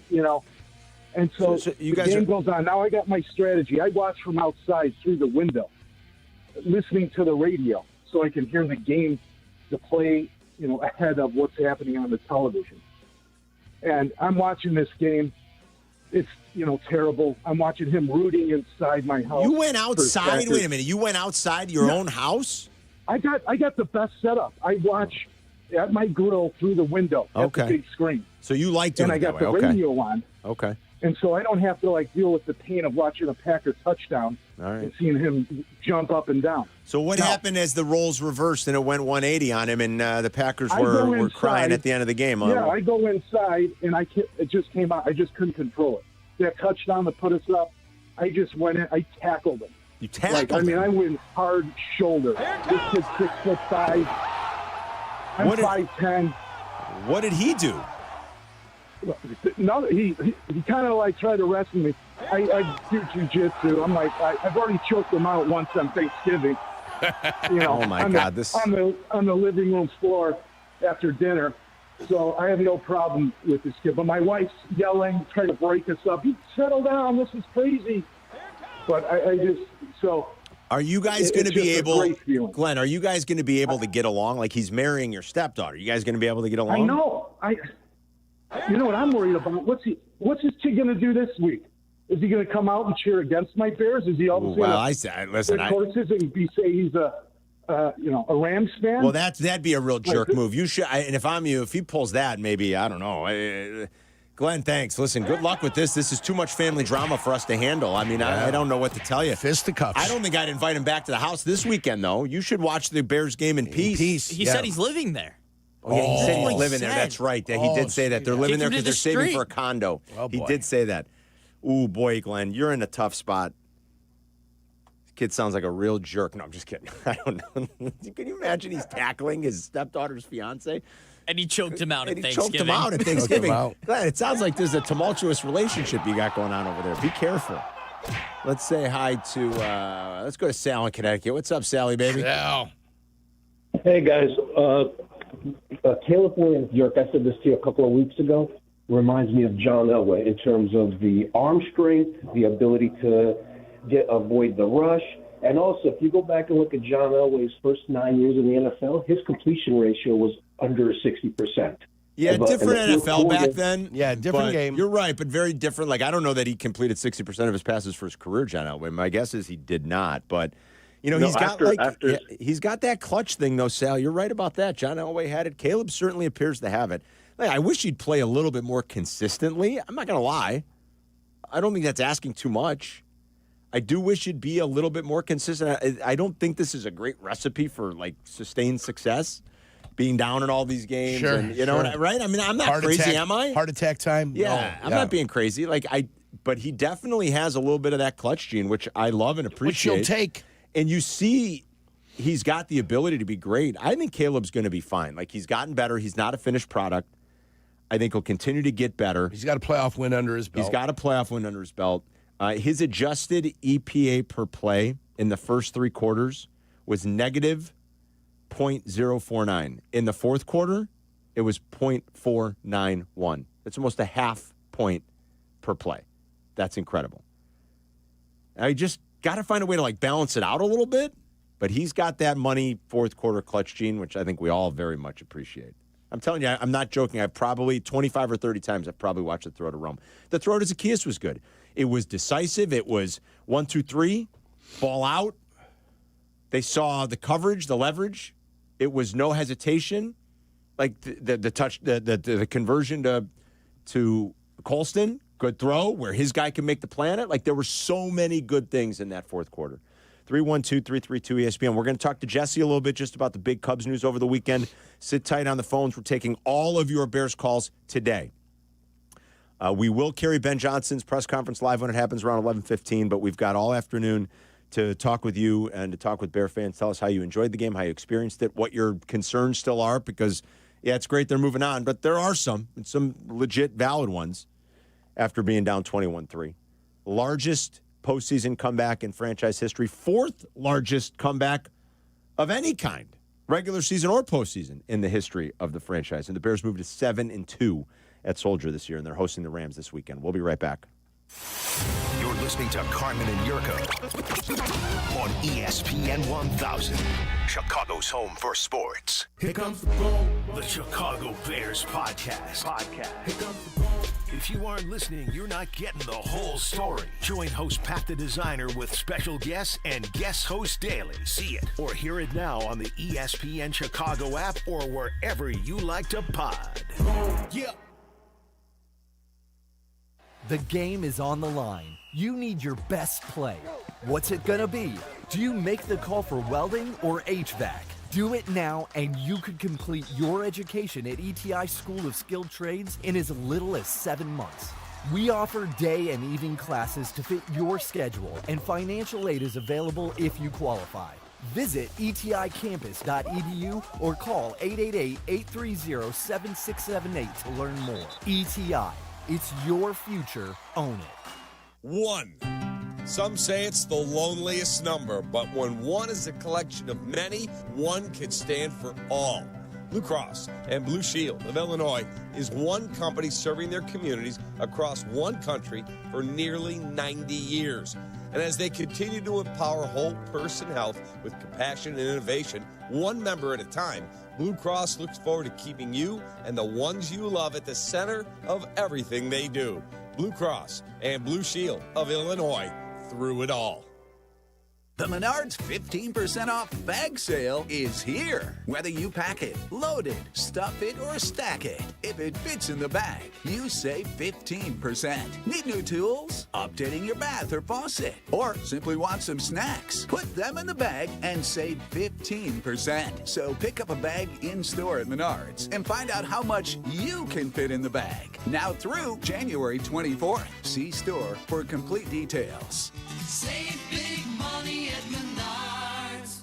Want to live life at max volume? Then look no further than Hard Rock Casino Northern Indiana. With over 1,700 slots, 80 table games, live entertainment, and 5 restaurants which span a wide range of culinary genres, we are sure to have something for everyone. Whether you want to indulge in a savory dish at Council Oaks Steaks and Seafood, or take in dinner and live music at the world-renowned Hard Rock Cafe, amplify your entertainment experience at Hard Rock Casino Northern Indiana, just off Exit 6, I-8094. Must be 21. Gambling problem? Call 1-800-9-WITH-IT. This college football moment is brought to you by Serve Pro.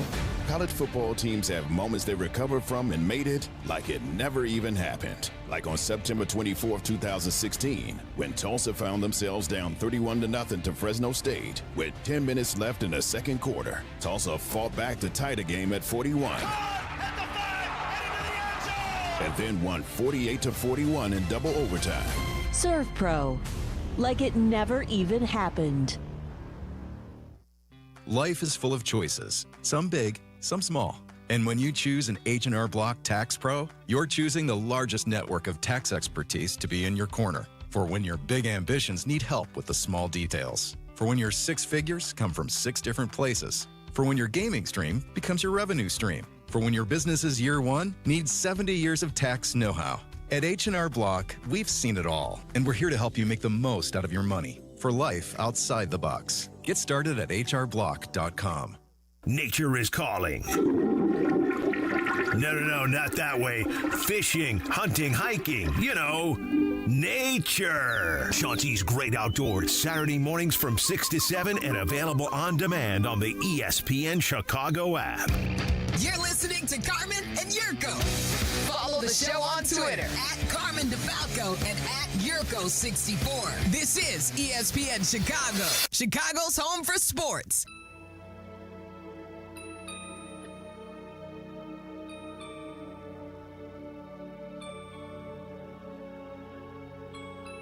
This is an interesting issue.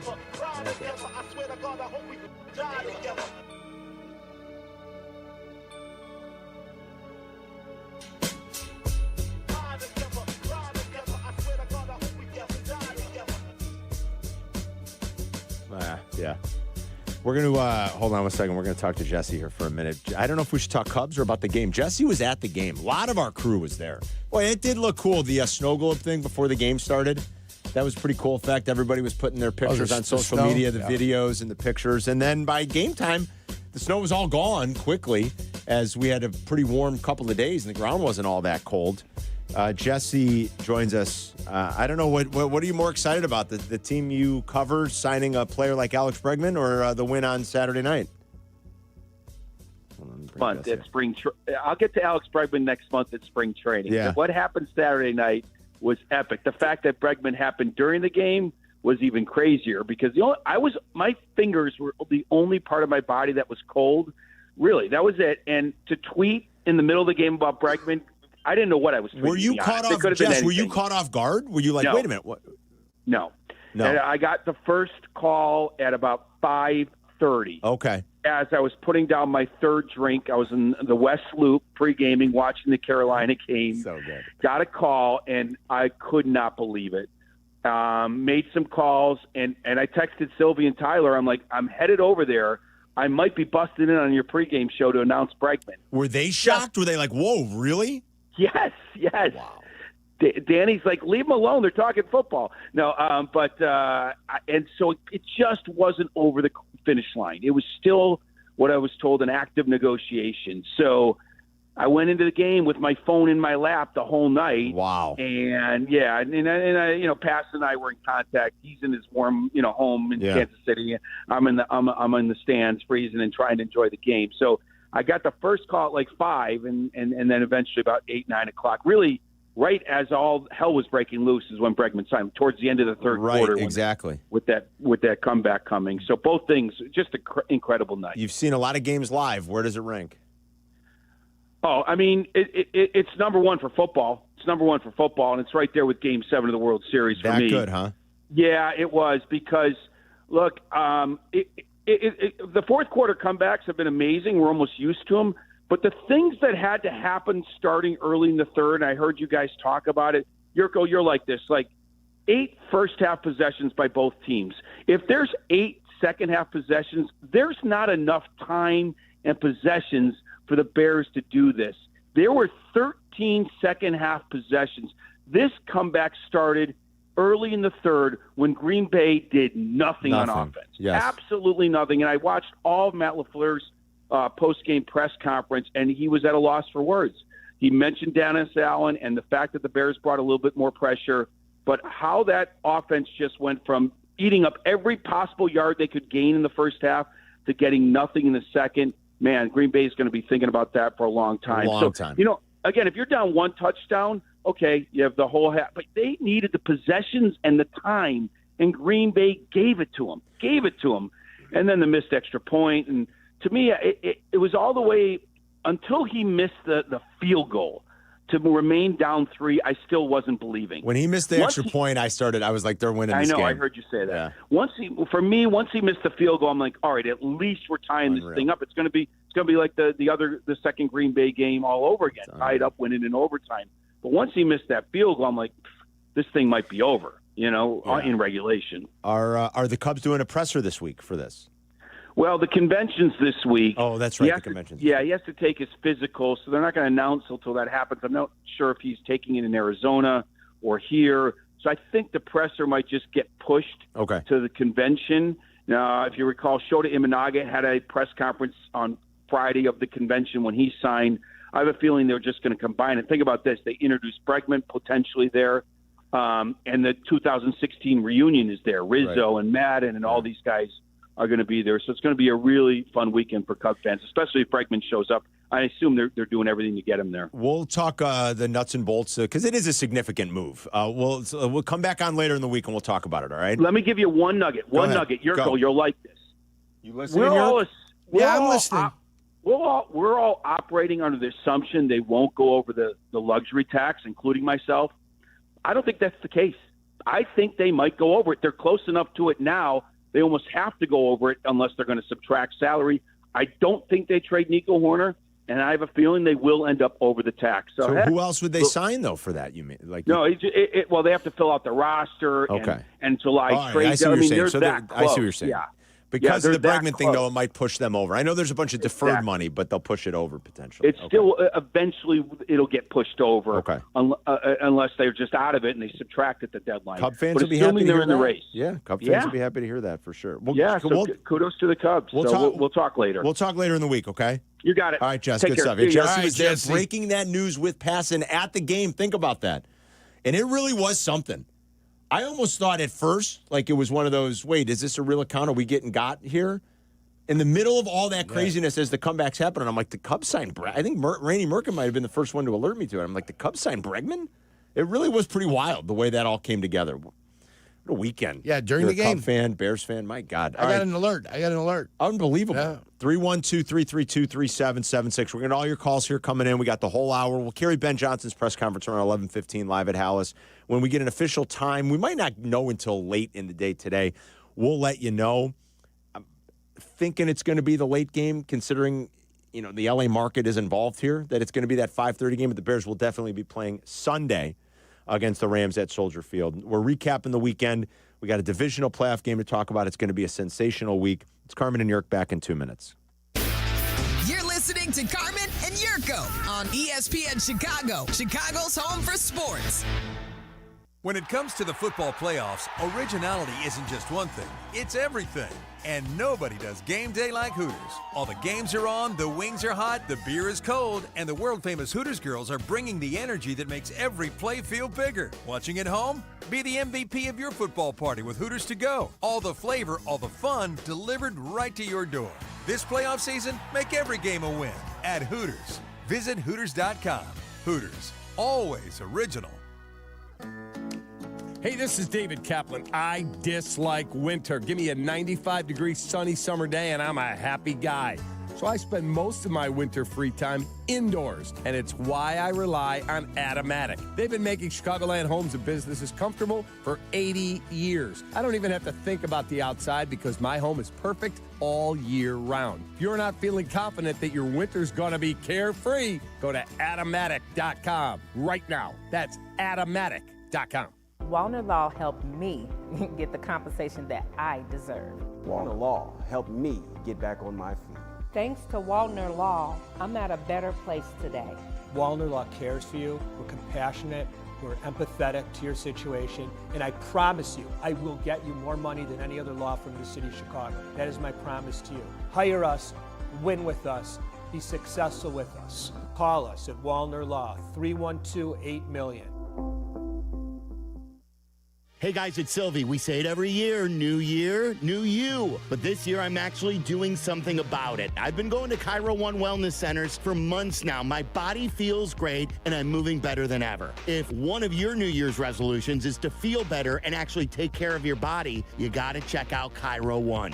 They have 50 locations across Chicagoland, so there is one near you. No drugs, no surgeries, just personalized chiropractic care. Visit CairoOne.com today and let them know that Silvy sent ya. Live from State Street in the heart of Chicago, this is the home of the Chicago Bears, ESPN Chicago. And this is Carmen Jurko, WMVP, WTBC, HD2, Chicago, a good Karma Brands radio station. Bears bring in all their DBs. They'll rush 3, 2 wide, 9, and 1 in the middle. Packers with 7 seconds left. 3rd and 15, ball on the 28.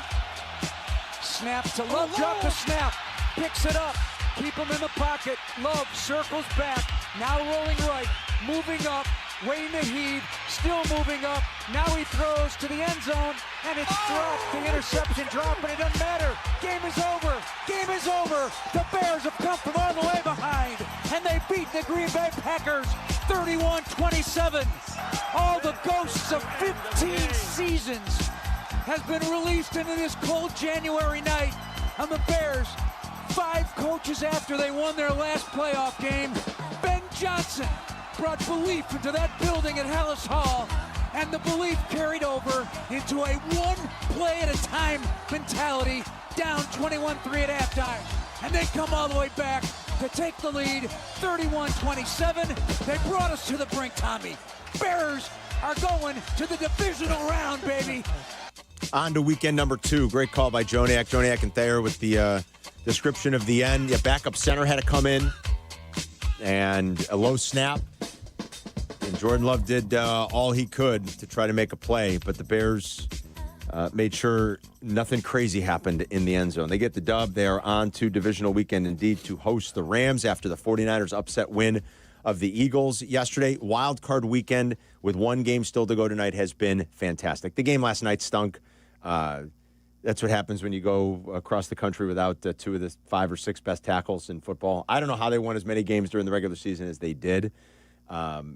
So I guess credit to the Chargers, but that's not a very good offense without they're not capable of really threatening downfield. They barely threw the ball downfield. Justin Herbert, my guy, who's like I'll admit it, like he needs to do more. He needs to elevate them more. But tough spot to be in. I mean, he's been busted up. He got the crap kicked out of him yesterday. When you're on the run getting the crap kicked out of you, hard to make something happen when there's no time to make it happen. That game was ugly last night. Other than that, it's been fan-freaking-tastic. I mean, the games on Saturday, both of them, the way they went down to the wire. The Jayville game lived up to every bit of the hype. That Jayville team, you got to be impressed with. That was a hell of a game to kick off the day yesterday, Yerk. It was. It really was a treat. The San Fran game was good. Hopefully tonight is good because, like I said, so far only one of them has been a clunker, and that was the Sunday night game last night. Bears win. We're talking about it. I mean, they keep doing this, and it's another one of these games against Green Bay. Ben Johnson with I don't even know if you can call it a handshake. He wanted really nothing to do with Matt LaFleur after the game. A lot of people, I know Kap and Hoodie were talking about it, thinks it goes back to the first Packer matchup in Lambeau, where LaFleur gave him a real sort of, barely acknowledged handshake at midfield, and I guess maybe Ben filed it away and remembered it. He also said this after the game on Saturday night.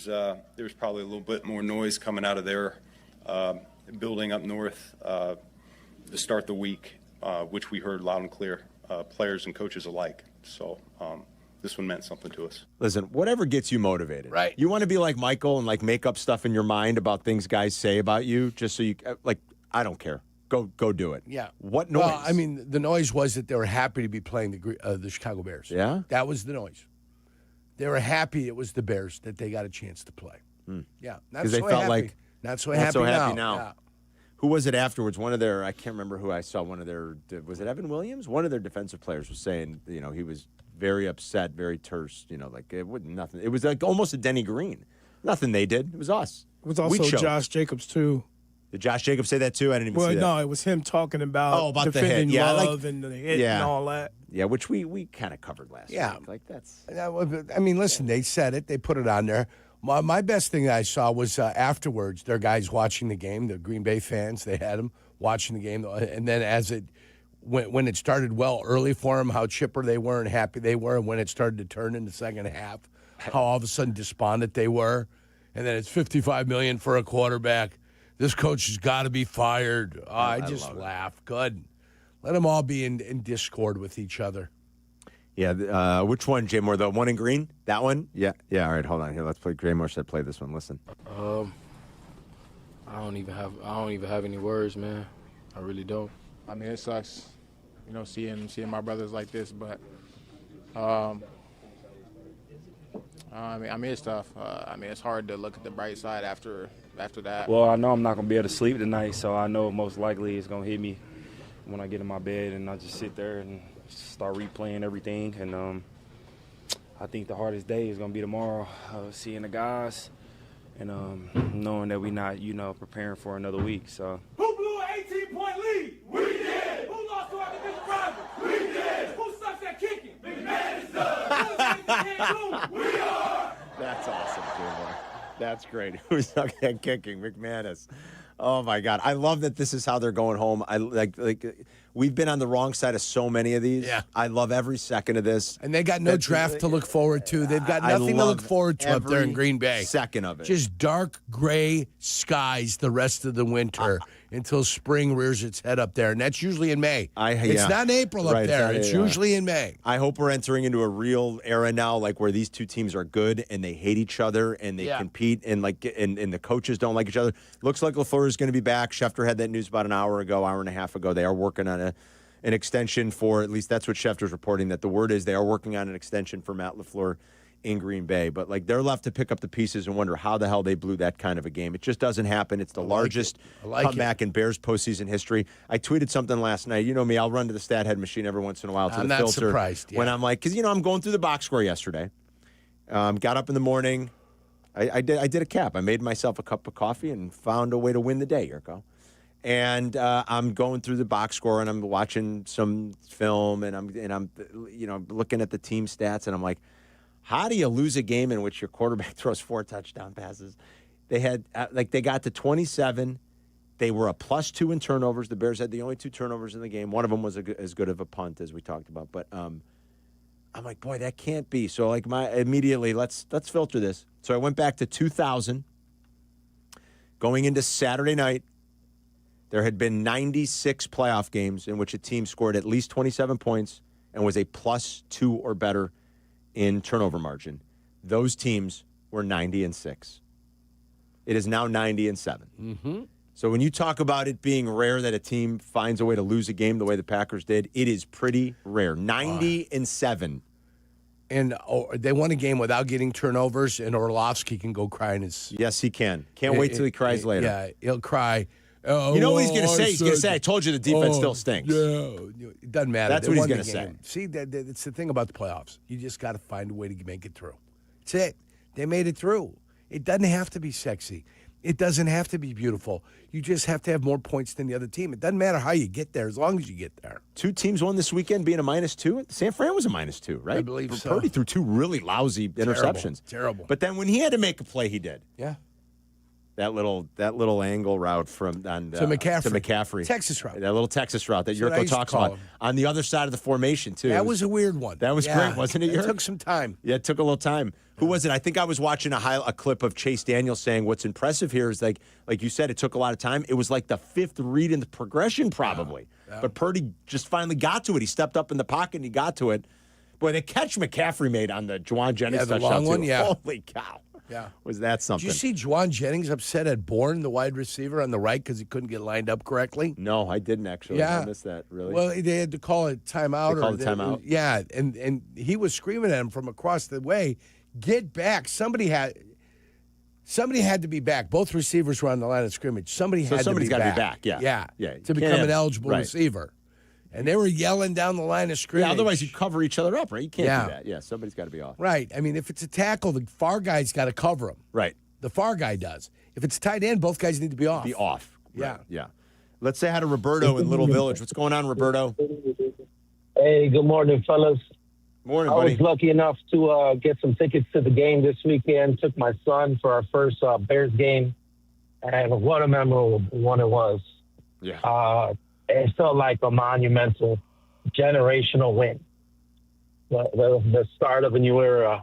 I just remember it was the Bears didn't convert on that fourth down. The Packers got it before the half, and they scored that other touchdown. And we unfortunately, we were behind the Packers bench, and we had a couple Packers fans around us really rubbing them like, oh, 21 or another touchdown.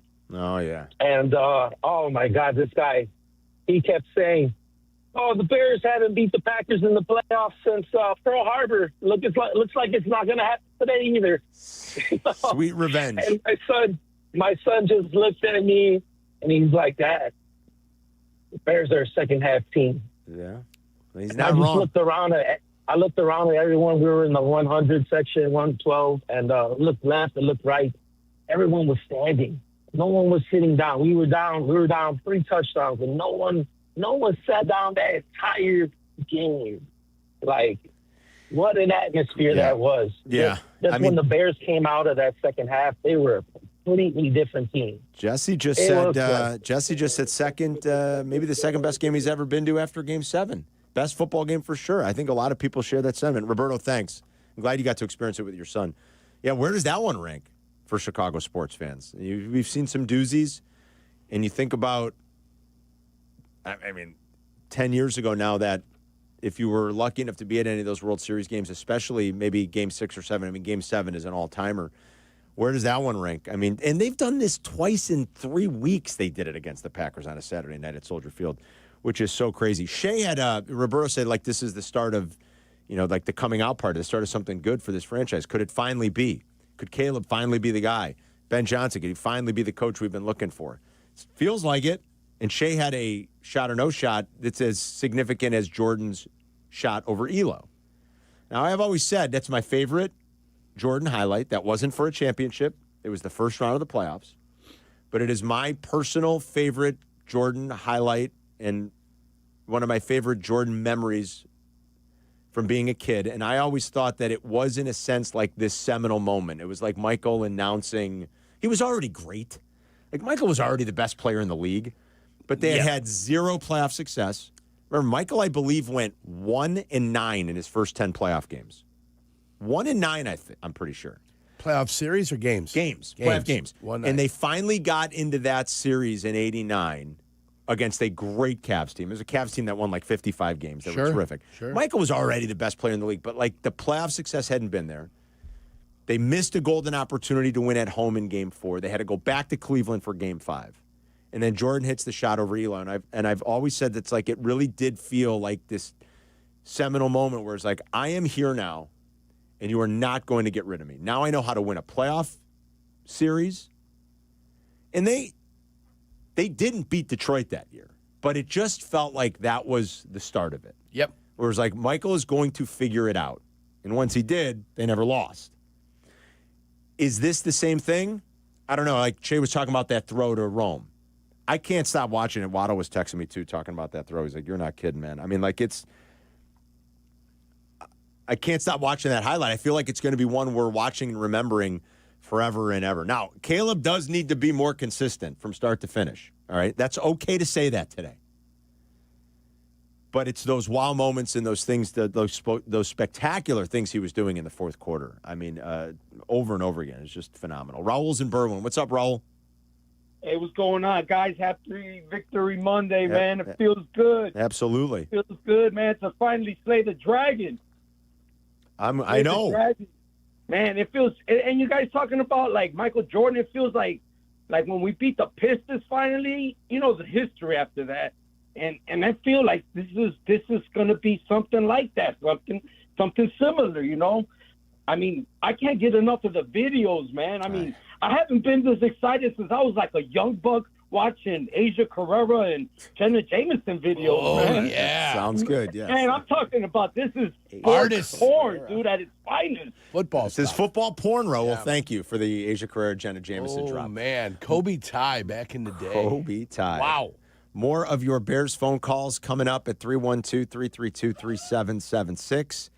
We're here to take your calls all day. Rich Eisen will be up at noon. Then Waddle and Silvy will be back with you live and local starting at 2 to get you home on this Victory Monday. When Ben Johnson meets the media, we'll carry it live. It's Carmen and Jurko. We'll be right back. You're listening to Carmen and Jurko on Chicago's home for sports, ESPN Chicago. Saturdays on ESPN Chicago. Join me, Peggy Kaczynski. And me, Dion Miller, for the cleverly named Peggy and Dion. Of course, we are always talking about the saga of Chicago sports. And occasionally, we may dive into other areas of interest. So join us Saturday morning at 11. Peggy and Dion on ESPN Chicago. Brought to you by Advantage Acura of Naperville. Comparing health insurance plans is never easy. That's why I work for Get Covered Illinois. We are the state's official health insurance marketplace.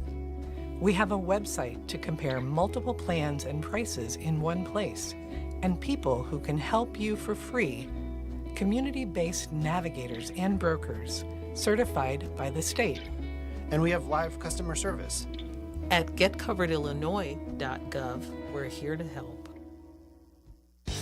Hard work beats talent when talent doesn't work hard. So when it comes to hard work, nothing works harder than a Chevy Silverado. On the road or off-road, Silverado is built for tough performance in any condition. Rain or snow, mud or ice, we run over it. That's why Chevy Silverado is the official truck partner of the Chicago Bears. Hard-working and dependable. Together, we are one team. We're on a mission to win. Check out the full line of Silverados at Chevy Drive Chicago. Now more than ever, it's all about drive. What if your instincts could pay off? With Robinhood Prediction Markets, you can put your sports IQ to work on the games you know best. It's not you against the house. It's you participating in a live market. Buy or sell your predictions all game long. Trade every play with Robinhood. Visit Robinhood.com/predict. That's Robinhood.com/predict. Futures and cleared swaps trading involves significant risk and is not appropriate for everyone. Event contracts are offered by Robinhood Derivatives LLC, a registered futures commission merchant and swap firm. Blackhawks fans, the wait is over. Don't miss a second of the action at the United Center this season. Connor Bedard, high slot. Bedard, right circle, moves that puck on net. They score! Tyler Bertuzzi! From centennial celebrations to can't-miss matchups, now is your chance to be part of the energy, the history, and create unforgettable moments. What a save made by Knight! Secure your seats today at Blackhawks.com/tickets. Hey, fans! Welcome back to Fansville's Cheers and Tears. Oh. Okay, so like everybody deals with losing, right? To a rival on a last-second field goal. Whatever, it's fine. I'm totally fine. But I cope with losing with an ice-cold Dr. Pepper. Those 23 flavors are like so delicious.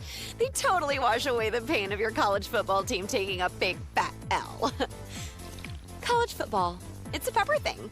Rich Eisen here. Hiring for your small business can feel like a full-time job, but LinkedIn Jobs AI Assistant takes the heavy lifting out of it. It filters applicants based on the criteria you set and suggests 25 great fit candidates daily so you can invite them to apply and keep things moving. Hire right the first time. Post your job for free at linkedin.com/Eisen, then promote it to use LinkedIn Jobs' new AI Assistant, making it easier and faster to find top candidates. That's linkedin.com/Eisen to post your job for free. Terms and conditions apply. Then promote it to use LinkedIn Jobs' new AI Assistant, making it easier and faster to find top candidates. That's linkedin.com/Eisen to post your job for free. Terms and conditions apply. Hey guys, you'd love new windows, but don't want to pay a fortune for them. Well, during Window Nation's Buy 4, Get 4 Windows free sale, you could also get 0 down, 0 monthly payments, and 0 interest for 2 years. The sale ends soon, so schedule your free estimate now at windownation.com. You're listening to Carmen and Jurko. If you missed something, get the podcast on the ESPN Chicago app. This is Chicago's home for sports, ESPN Chicago. 37, 40-yard line, late blitz from the secondary, picked up, toss, Loveland. This time he makes the grab inside the 35. They beat the blitz. Caleb to Colston right after a drop pass. He trusts in the rookie, and the Bears are in Packer territory. 8th most catches by a rookie in NFL postseason history. Tight end, receiver, or otherwise. 8th most. 8 for $137. Great debut from Colston Loveland. The Bears and Caleb bucked a little bit of a trend as well, Yerk, over the last, the course of this century. The Bears did it, and so did Drake May and the Patriots at night. And I mentioned this with Hoodie on Saturday when we were on the air. The Action Network had a good note about this last week. That since 2000, I think it was since 2000, I think it was this century, quarterbacks with experience in the playoffs versus quarterbacks making their playoff debut, the quarterback with experience was 40-20 straight up, 2/3. Right. So Caleb and Drake May bucking that trend a little bit with the wins, and Caleb doing it in dramatic comeback fashion. I like that. Yeah. Yeah. Had to buck some history that was not on their side, and they did it. I like the way Bryce Young played a little bit, too. I'll give it to Bryce Young. Yeah, yes. you've got to give it to him. Yes, You wrote him well. off. He played well. I did. I kind of wrote him off last year. When they benched him, I was like, oh, my God. He was so bad. I think it's a lesson to learn for a young guy that gets into the league is that you've got to give them time. And then you write a guy off after year 3. Yeah, you're probably right. It was year too 3 quick. comes around. Then if you want to write a guy off, then that's fine. It's too quick. He looks so bad, though. But that's to your point. Just too quick. A little too quick on the trigger. He played better. He really did. He's played better since coming back last year. He played better this year. He was decent in the playoff game. That Coker is good, man. That's an undrafted kid for them. I mean, he's been really good. Yeah, Smoker. But a midnight toker. Stafford and the Rams. That offense. We'll get to it as the week goes on. Now, Stafford, the X-rays on his hand were negative. That's what Jay Glazer said on the Fox pregame show yesterday. I hope his before finger's the hurt. Eagles game. I hope it's hurt. He's got a splint on it. That'd be nice. Yeah. It's going to be cold. It looks like Sunday too. Chilly, hurt the bones. It looks like it's bone going to be hurting. cold. That's what I want. I want that finger to be pounding every time he grips the football. Talk about a tale of two halves, man. I mean, the Packers basically did whatever they wanted in the first half. At one point, they were averaging almost 9 yards a play. In the first half, they averaged .577 EPA per play and had a success rate of 56%. Staggering. The second half success rate plummeted to 33% and allowed the Bears to get back in the game. Stan's in Cedar Lake. What's going on, Stan? Oh, hey, this is Stan. I'm calling from Cedar Lake. What's you up? remember me? Yes, Stan, what's going on? Oh, hey, and we're not, this is also called the region, okay? But I'm not a region rat. I'm region royalty, okay? Okay. We'll give it to you. All right. No, I was watching the game, and I've got another friend who lives in the area. He texted me, and I was losing it. After 61 years of being a fan, remember, I've been a fan since I was 6. I'm 67 now. And I told him, I said, I'm jumping this sinking ship. And you know what? He texted me back soon after that, and he said, have you gotten back on board? And I said, yes, I have. Mm-hmm. I said, here we go. Here we go. And I wanted to ask you guys, remember, I've been a Bear fan for all these years. Do you remember in '86 after we won the Super Bowl and that fall, that Forrest Gregg, speaking of Packer coaches, do you remember Forrest Gregg? Yes. Yes. He had a guy named who put a hit list. Yes, Charles Martin. We talked about it a lot last week. Yeah, the Charles Martin thing came up a lot last week. Thanks, Dan. We did plenty of that last week. I'm like, it's time for a new chapter in Bears Packers. Yes. Like some meaningful, good football games again. That's why we could be entering an exciting time. Nobody loves reminiscing about 40 years ago more than I do. Yes, you guys of know course. that. I can live there, you know. Yes, remember all those games. I remember Harlan Huckleberry, you know. Harlan Good Huckleberry. times. Holy Yeah. cow. Let's say hi to Huckleby. Sam in Deerfield. What's up, Sam? Hey, what's up, guys? Happy Victory Monday. Absolutely. Okay, so I want to talk about the 4th and 5 and the defense specifically. The 4th and 5, I think it was at with 5:19 left, 5:20 left.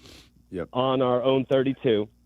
Okay. And I'm thinking in retrospect, I was a girls basketball coach, and I'm thinking about how every time we go for it on 4th down, we think of it, and the media thinks of it, and we portray it always as, okay, this is a vote of confidence in the offense and Caleb Williams, or just the quarterback specifically. But really what it is, on our own 32, 4th and 5, Ben Johnson's no idiot. He knows it's about a 50-50 play.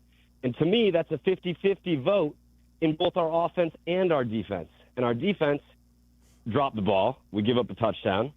we're down 21-3. But to me, that gives Ben Johnson this unique opportunity that we wouldn't have if we don't go for it on 4th and 5 to, at halftime, really motivate the troops, get on the defense and be like, I believe in you guys.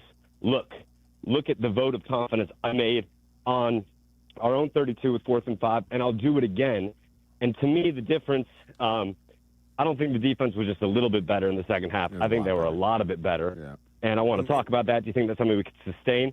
And is that 4th and 5, in retrospect, a coaching call, not just a call for field position? Like Jurko said, is there a chance maybe he was sending a little bit of a message to his defense? I mean, maybe. They did play better.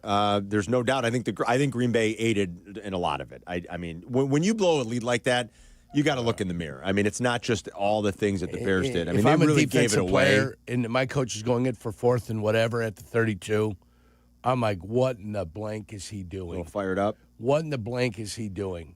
If you don't think that's not a statement I think it to is. the defense, yes. Hey, if I can't try, if you're not going to do it, I don't care. I'm just going to go for it. If I can't, if you can't do it, then that's fine.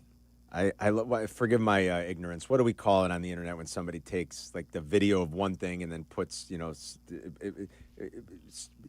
substitutes the situation for it? I mean, it's not really a GIF, but like my favorite thing is maybe a meme. My favorite thing is the Trump where he's like, "Oh, I didn't know that. I'm just hearing that now for the first time." And like, of course, it was everywhere. Ben Johnson being told you can punt on 4th down. And you see the Trump go, "Oh wow, I didn't know that. I'm just being told that now for the first time." It's my favorite thing. I just watch it over and over again, and I laugh. Ben Johnson, you can actually punt. No, I don't think he believes in his defense one bit. Maybe it's different in this matchup against the Rams, although I would anticipate them going for it a lot. He knows he's playing Stafford and McVay in that Rams offense. And despite a much better second half, the Bears defense isn't that good.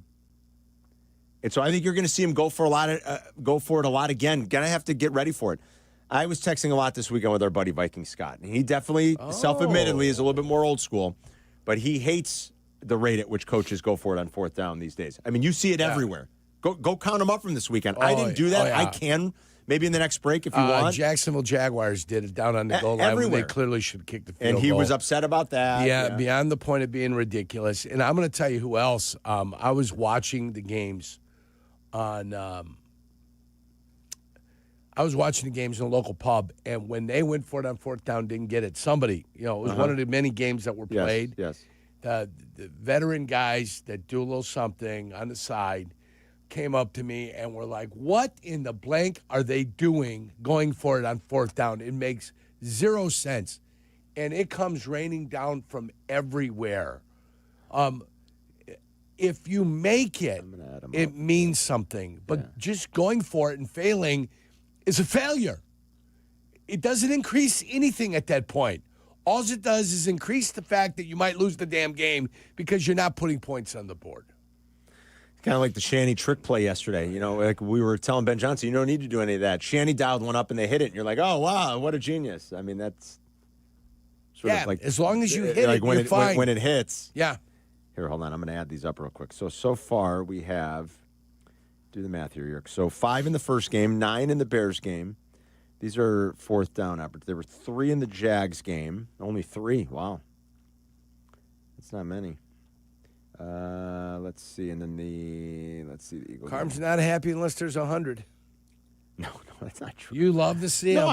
I just want to get an idea. They get it. They 5 get for it. the Eagles. Look at them going for it on 4th. They get it. 5 for the Eagles. No, I'm not making a statement on it one way or another. I'm just giving you the number. All right. I just thought it'd be curious to give you the detail. You're giving me the raw number. Yes. Yeah, I'm not making a statement about it. I got you. But during the year, you do. Well, I like coaches that are aggressive. I don't mind it. Yeah.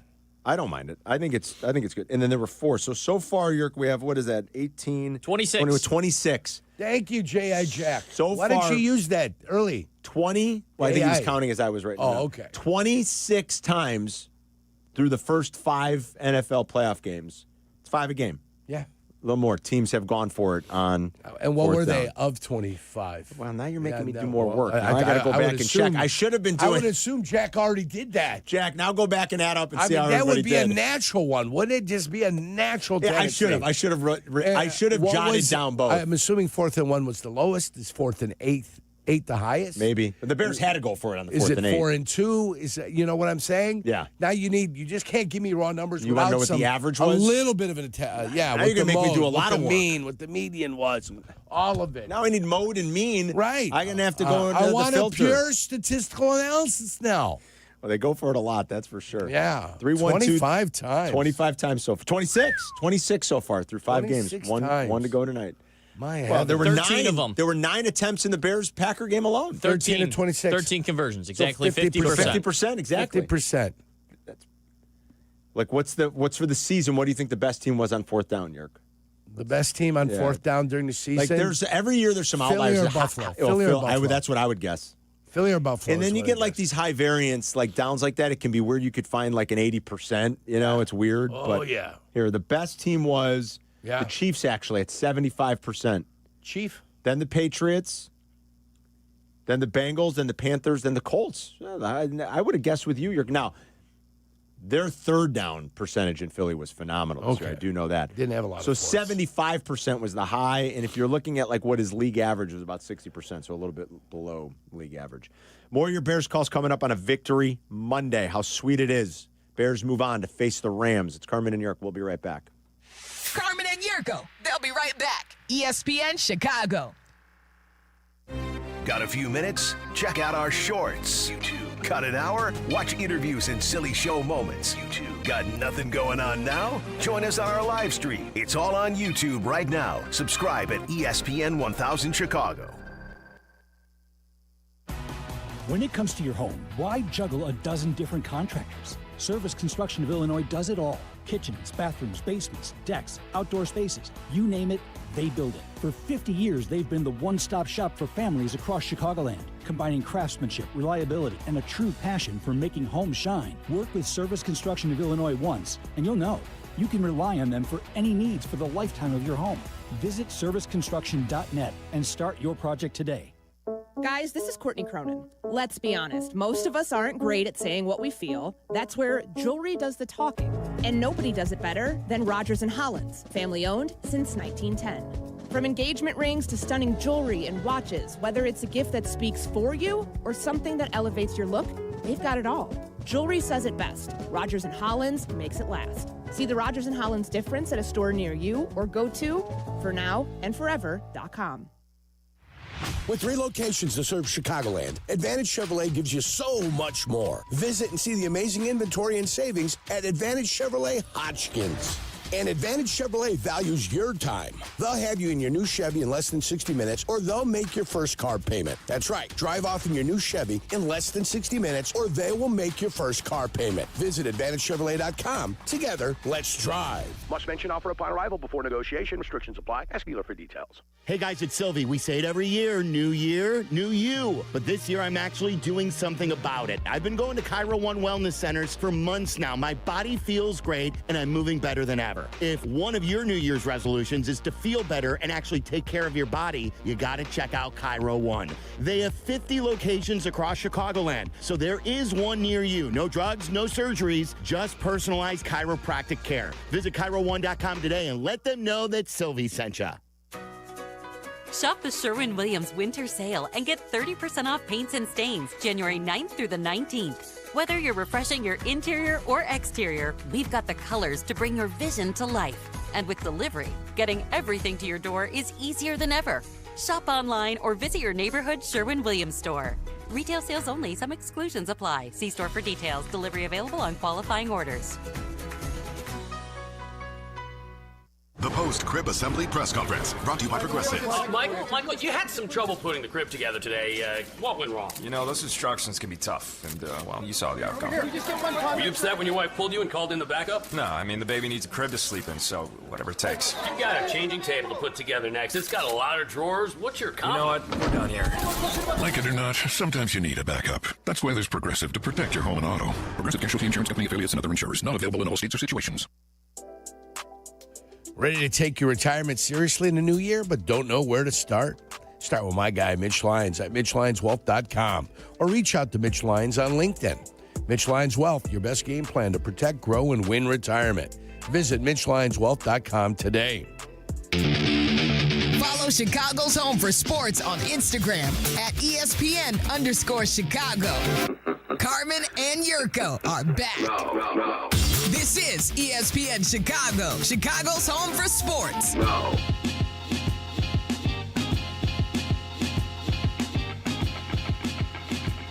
Victory Monday. Hope everyone's having a great day. Bears win. And now they host the Rams. They're about a 3.5-point underdog. Game open 4 in a lot of places. Bears are 6-3 against the spread at home this season. Second time in 3 weeks, they snatched victory from the jaws of defeat. Ran away from those damn Packers, and I love every second of it. And the feistiness from Ben Johnson, you got to love it. Yeah, super pumped up, super fired up. George McCaskey's got to love this because he hates the Packers. He loves that his coach is out there saying that. I know George doesn't like swear words, but I think deep down he's probably pretty happy that Ben shares his disdain for the Green Bay Packers. The handshake I can't get over. I can't wait till next year when they meet for the first time. Yeah. Well, you know what? They get together here in the offseason. They'll be together. They'll have the coaches together. They'll have the coaches together. They'll be together. And they do the photo. Remember your right? year? They do a photo where everybody wearing ill-fitting clothes. Mm-hmm. And they'll do it, and they'll have a chance to communicate, I would guess, there. I don't think they're going to talk much. With a guy like Jim Harbaugh moving on, a committee position opens up. You know, on one of the committees, they got the rules committee, the competition committee, whatever committee they have, there'll be something that comes up. So somebody will get appointed and or anointed to a committee. You know, at some point, they're going to have to communicate with each other and share ideas and thoughts.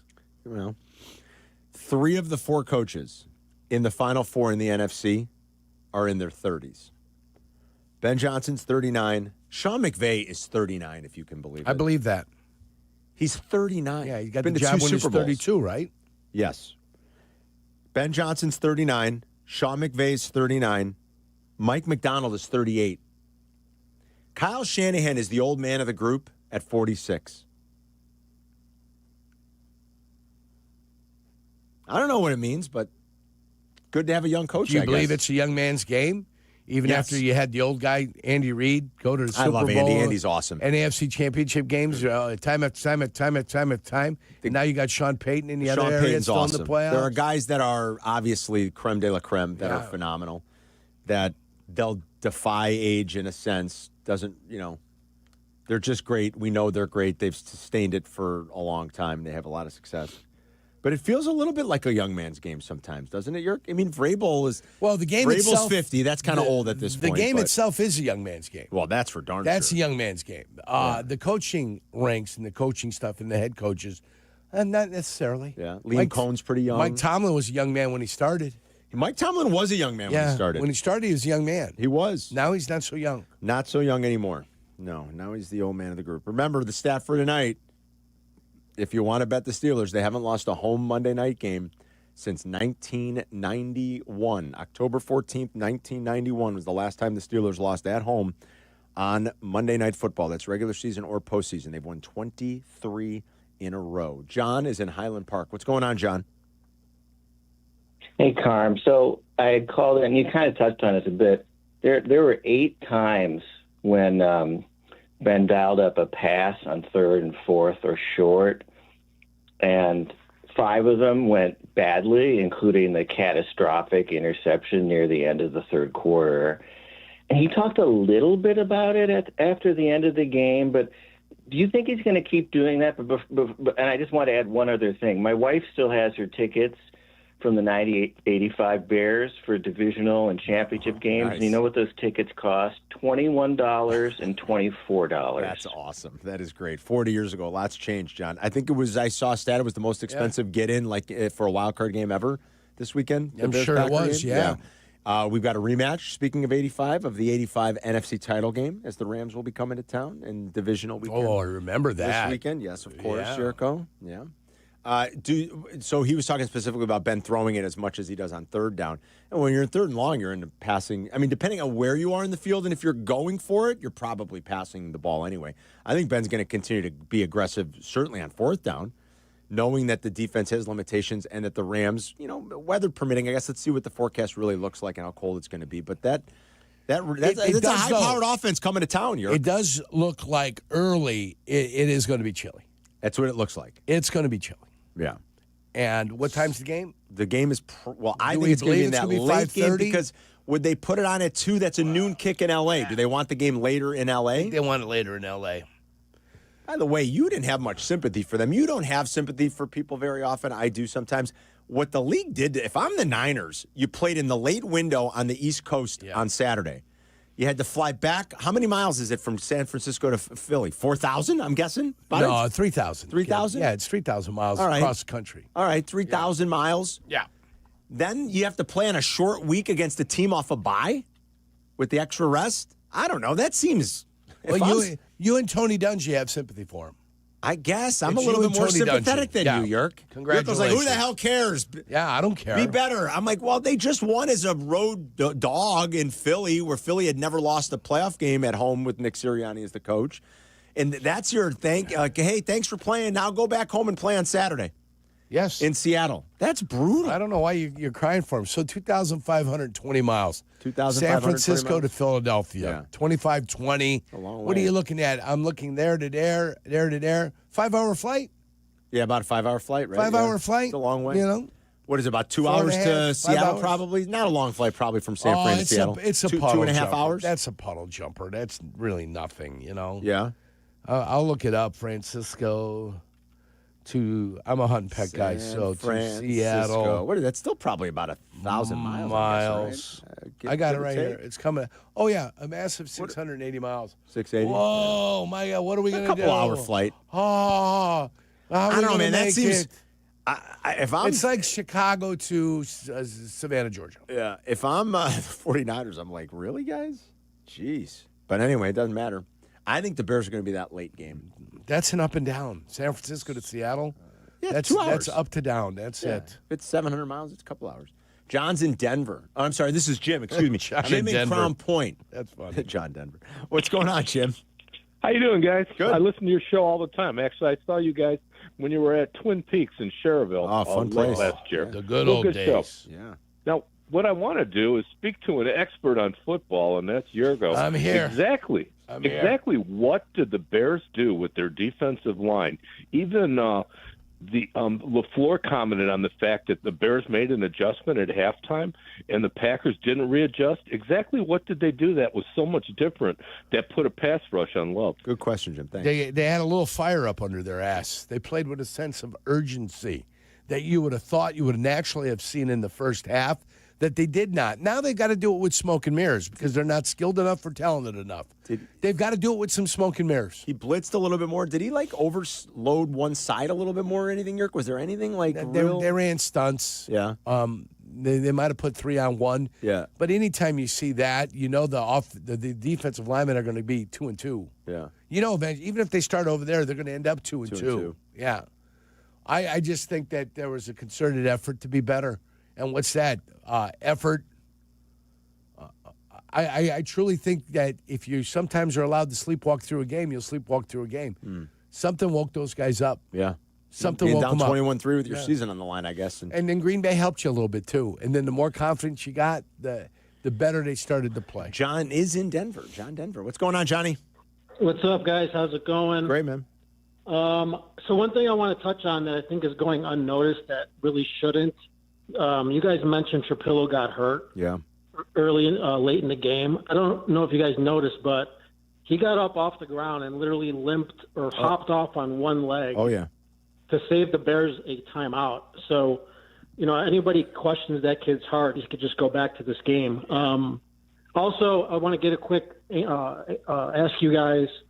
I know we're playing the Rams, but would you guys have rather played the Eagles? I'll hang up and listen. Good question, John. We were talking about it on one of our text chains last night. My answer is yes. Yes. I think that Eagles team is kind of a dysfunctional mess. Yes. I would have rather played the Eagles. I would have rather played But you don't get to choose who you get to play. You do not get to choose. The teams that advance are the ones you get to play. Yeah. So we're playing the Rams. But yes, John. The quicker you get to accept that and understand it, the better off everybody's going to be. It's the Rams. They're the best team. Yeah. One of the two best teams, I think, in the NFC, along with Seattle. Yeah. You're going to have to beat them. Now, I hope Seattle loses. Oh, that'd be great. Bears win, and then you're hosting the NFC Championship game. Can you imagine? Yeah. You'd be hosting the Niners in the NFC Championship game. Yes. Holy cow. Yes. Oh, my God. In a rematch. In Another our rematch. house in the middle of the street. Our house. Can't wait to say our house in the middle of Indiana. We'll talk about our players of the weekend, what we liked from Super Wildcard Weekend. Coming up next, we'll grab more of your Bears calls. Ben Johnson meets the media in about a half hour. You're going to hear it live right here. We'll do it live on your home for the Bears. You're listening to Carmen and Jurko on ESPN 1000, Chicago's home for sports. 2 to 6 in 2026. Waddle, waddle. The longest-running show in Chicago sports content history, Waddle and Silvy expand to a full 4 hours. Hear them weekdays 2 to 6 p.m. We are Chicago's home for sports. ESPN Chicago. Freed. Limp Bizkit. The third annual Summer of 99 and Beyond Festival at Credit Union One Amphitheater in Tinley Park. Saturday, July 18th, Limp Bizkit with Cypress Hill, Seven Dust, Kitty, Puddle of Mud, Magnolia Park, and more. Sunday, July 19th, Creed with Bush, Mammoth, Candlebox, Hoobastank, Sleep Theory, and more. Get tickets now at livenation.com. Looking for the ultimate night out? Bring your squad to a Blackhawks game at the United Center for an experience you won't find anywhere else. Whether it's birthdays, office outings, family gatherings, or just a much-deserved night out, nothing beats the energy in the UC.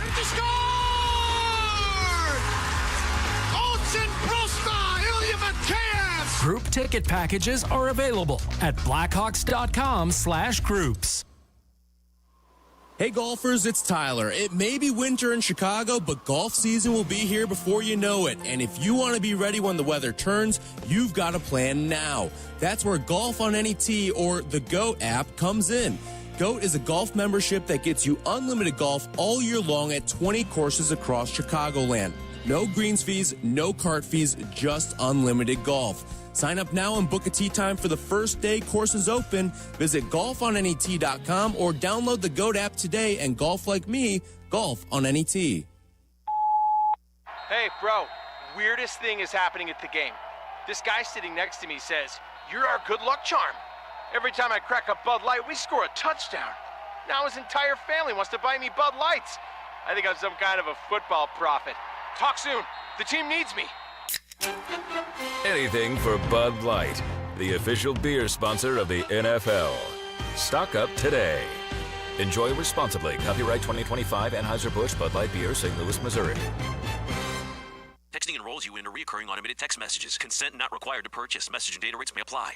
4? Man, my drives have been getting weaker and weaker. The same thing happened to me when I turned 40. Men over 40 lose more than just their golf game. Energy, strength, stamina, it all goes downhill. I got Nugenix Total T2 and started feeling like my old self in no time. America's most trusted testosterone-boosting brand is back. Nugenix Total T2. Crafted with a unique new formula that combines the ultimate free and total testosterone booster with a powerful nitric oxide booster that works in just 3 hours. Feel like a new man, leaner, stronger, with more energy and drive. Get your complimentary bottle today by texting BACK to 369-369 now. All right, let's test this out.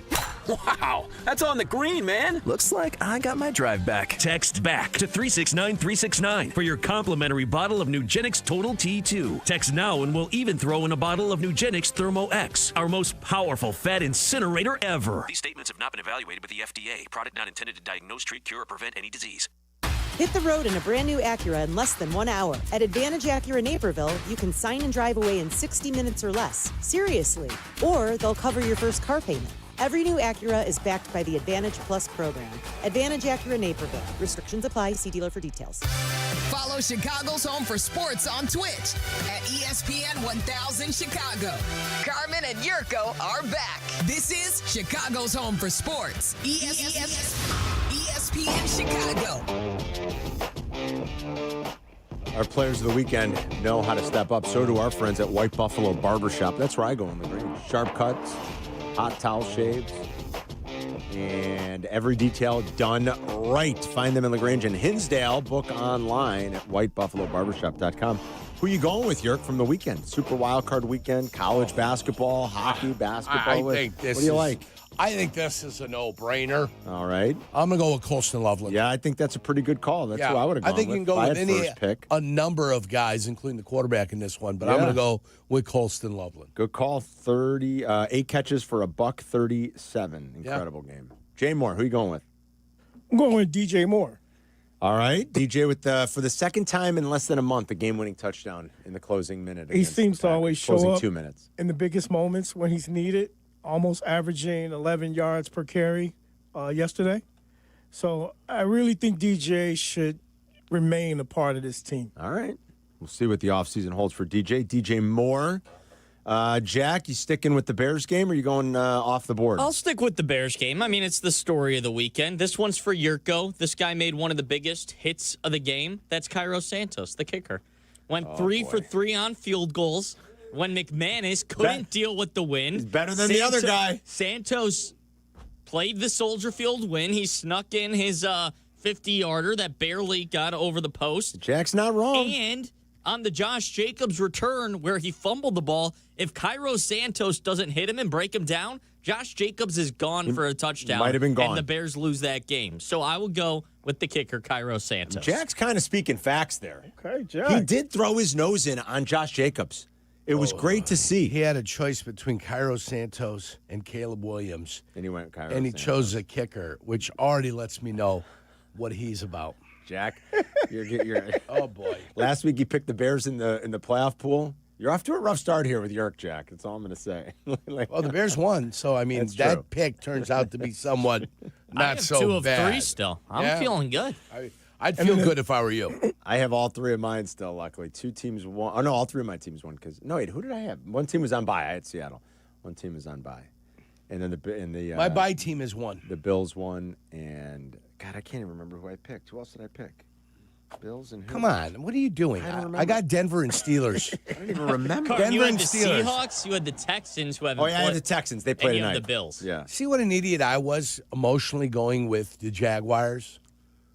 That's what an idiot I was. That's not an idiot. That team played great. I could have had New England. It could have been them in New England. I'd have had 2 of the 4 in the Steelers. You're welcome for me talking you out of the Packers. That Jags team. I was never going to take the Packers, ever. That Jags team doesn't have to hang its head at all. That was good. That was impressive. Trevor threw one, I'd say, bad pick. The one at the end was a deflection. It was bad. He threw, I'd say, one bad pick, but he was pretty good. I'll go Caleb for the fourth quarter performance. He was fantastic when the Bears needed him to be great. He really was. Set a franchise record. I mean, he obliterated the franchise record. I don't think that's going to shock anybody. With 361 passing yards, no Bears quarterback has ever done that in a playoff game, obviously, Yerk. Special shout-out, though, to Josh Allen, who just continues. He's got to be one sore mofo this morning. I mean, he took a beating, but what Josh Allen continues to do for that team, I mean, he's basically like, okay, everybody hop on, and here we go. He completed 80% of his passes yesterday. He had, he counted for 3 of their touchdowns. So his last 6 playoff games now look like this year. Ready? Yeah. 9 touchdowns, no interceptions, 7 rushing touchdowns, 71.5% completion percentage, 106.9 quarterback rating.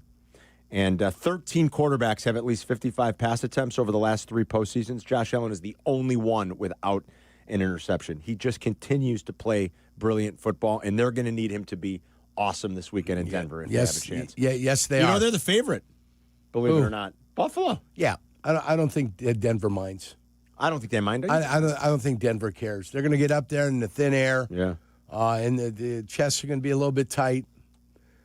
Boy, who'd they lose? They lose Davis, the wide receiver. They did. They lost Gabe Davis. Did you see that hit? Terrible. Oh, man. It looks like he was having I think they feared the worst. He was having that's tests not a today, good but I look. think he's going to be done. I mean, that was a Valgus-style stress, coming on. You saw that knee open up that way. Yeah. That's the MCL going bye-bye for sure, the medial collateral ligament. That thing said, Lacanoche. And when it opens up that much, it makes everything else kind of susceptible in there. Of course, you're going to have an MRI to be able to go ahead and judge exactly what is and what is not going on. Yeah, he was getting tests today. They don't feel good about where Gabe Davis is going to be. George Kittle. I mean, again, for the 49ers, it's just like they won anyway. Kittle and an Achilles, right? Torn just Achilles. Planted. He just replanted that foot and went, Lacanoche, goodbye. By the way, speaking of players of the weekend, since we just touched on that game, how about a shout-out in that game to Eric Kendricks, who until Thanksgiving was at home on his couch. And the 49ers were desperate, and they called him. Eric Kendricks, on Philly's last drive, where they were going down to try to score the go-ahead touchdown, Eric Kendricks made 2 huge plays. He stopped Saquon Barkley for a short gain on a little check-down pass to start that drive. Right. And Barkley had, Eric Kendricks at his age hasn't played much in the last year and a half. Right. Making a tackle in space on Saquon Barkley. And then he was the one who broke up the final pass, probably an ill-advised pass from Jalen Hurts into 3 49ers. They were trying to force it in just beyond the sticks there to move the chains to get it to Dallas Goedert. He had A.J. Brown one-on-one on the outside, but he didn't go there. He kind of threw it into a tight window that it was going to be a tough play for Goddard to make. But Kendricks is the one who deflected that ball away, Yerk. Yeah. A lot of these guys stay ready, man. They just have that one last run in them. They're like, I'm just going to stay ready. So somebody call, I'm going to get in there and do my thing. Pretty awesome story. I mean, got late addition to the Niners, played just a couple of games in December, and because of all their injuries, had to play pretty much the whole game yesterday and made 2 huge plays on the Niners' last defensive. Usually between week 1 and week 2, you take the team picture for the year. They get together, they build the scaffolding thing on, everybody goes and stands up there, and you get your team picture. That team picture at the beginning of the year, and you look at the squad at the end of the year, and there'll be 15, 20 different faces on that because of the injuries that you accrue over the course of the year. That's football. Yeah, it's really unbelievable. Yeah, it's the war of attrition. Yeah, and, when we started going down in Jacksonville in 97, we had linemen coming from anywhere. Right. Me, Don Davey, and Kelvin Pritchett were gone, injured. And you had 4 different defensive linemen in the game. Yeah. And they weren't in the team picture at the beginning of the year, but at the end of the year, they were part of that football team that went into Denver and got slaughtered. Tough sport. Stop photoshopping. That's right. Yeah, start photoshopping them in.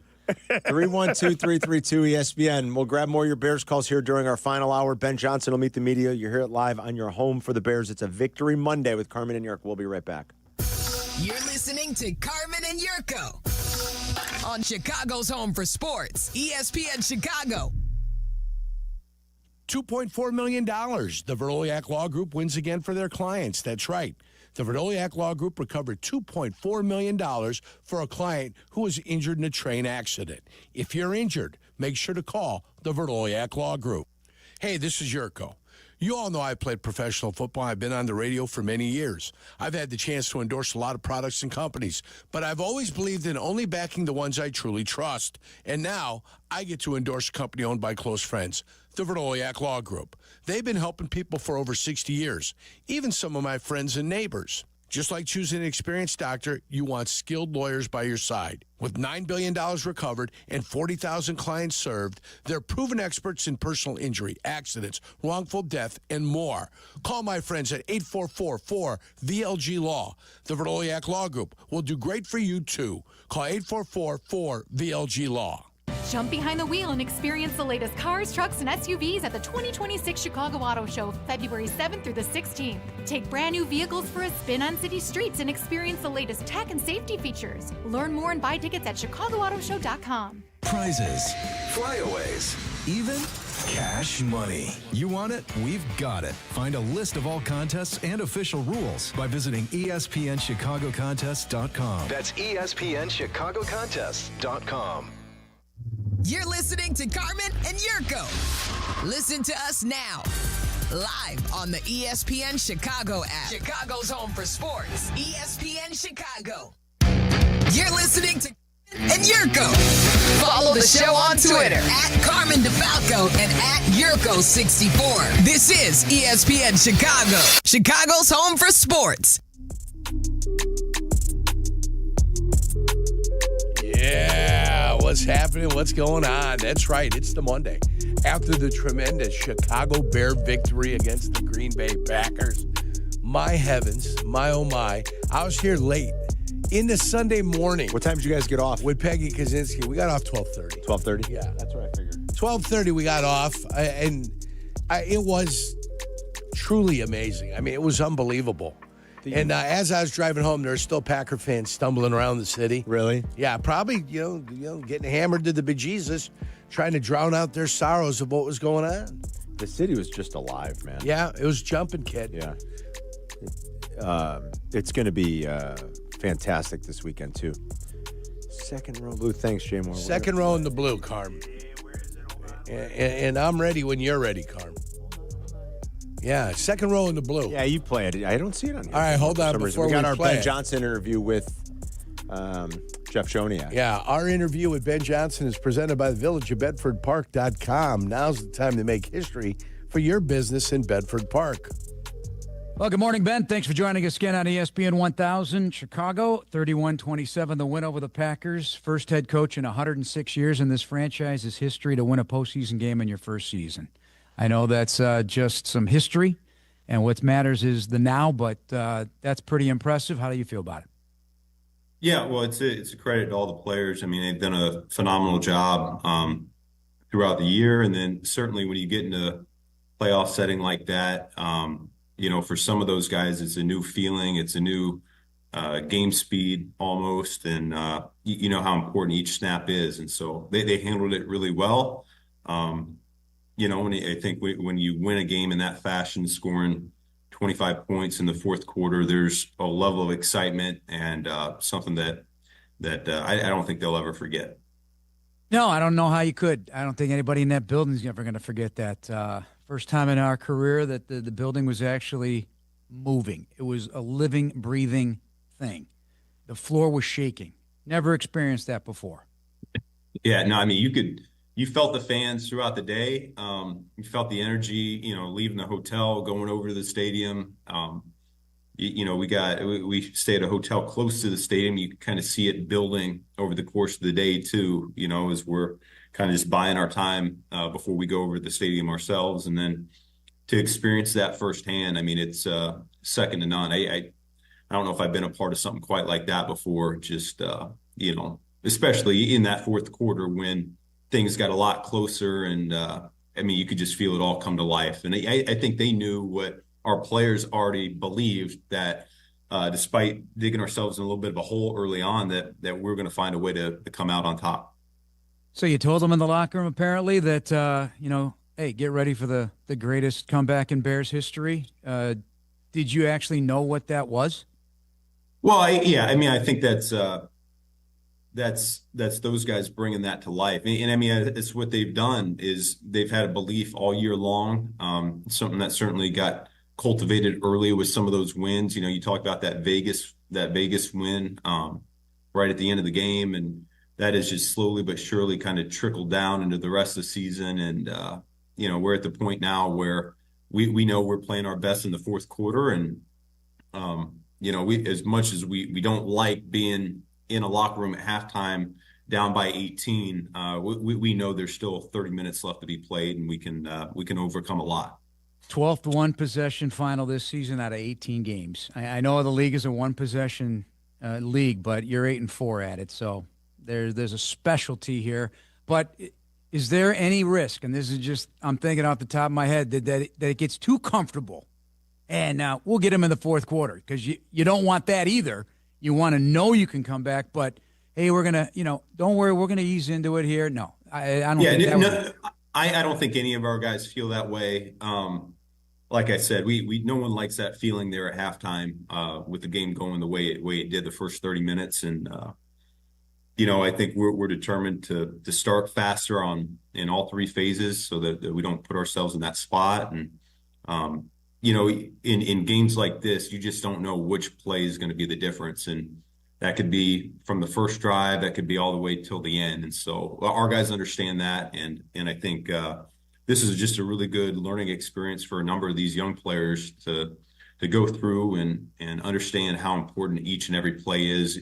You know, every blade of grass, we kind of talked about it going into the game. We got to defend it. We got to earn it on offense. And, you know, it kind of came to light there on Saturday night. Caleb gave you the game ball in a very emotional post-game celebration. I thought that was one of the coolest things I've ever seen. Was that one of the coolest things that's ever happened in your coaching career? Because the one thing that sticks out there, and you get into this because of love of the game, you develop your own career, you want to win, you have a vicious appetite for winning, but along with that is that you're teaching and you're developing men to play at their highest level.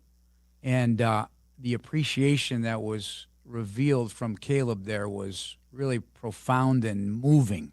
Did you feel the same way? How do you capture that moment for us? Yeah, I mean, you know, it's probably still before I can reflect on the whole season in terms of just big picture of all that. So like in a moment like that, it does mean a lot. It's why you get into coaching to start with. And, you know, everybody in that room, coaches, players, support staff, we all make significant sacrifices from a time commitment to, you know, relationships. And there's a million things that we give up to get a chance to compete in this game. And so when you feel appreciated like that, anybody, I think it means a lot to you. Ben Johnson, our guest here on ESPN Chicago. Jeff Joniak breaking things down, looking forward to the next round of the playoffs. Kevin Byard is calling it third and Colston now. So, wow, what a game, and what a unique skill set he has at the tight end position. Break down what he did, the impact of what he did, and not the least of which was that 2-point conversion also. Very yeah, important. I mean, he's hot right now. There's no doubt about it, and I'm not surprised in one bit, because normally what you put into something is normally what you get back. Something we talk to our players about: the more you give, the more you get, and he gives a ton. He gives a ton to this game. He goes through the process every week.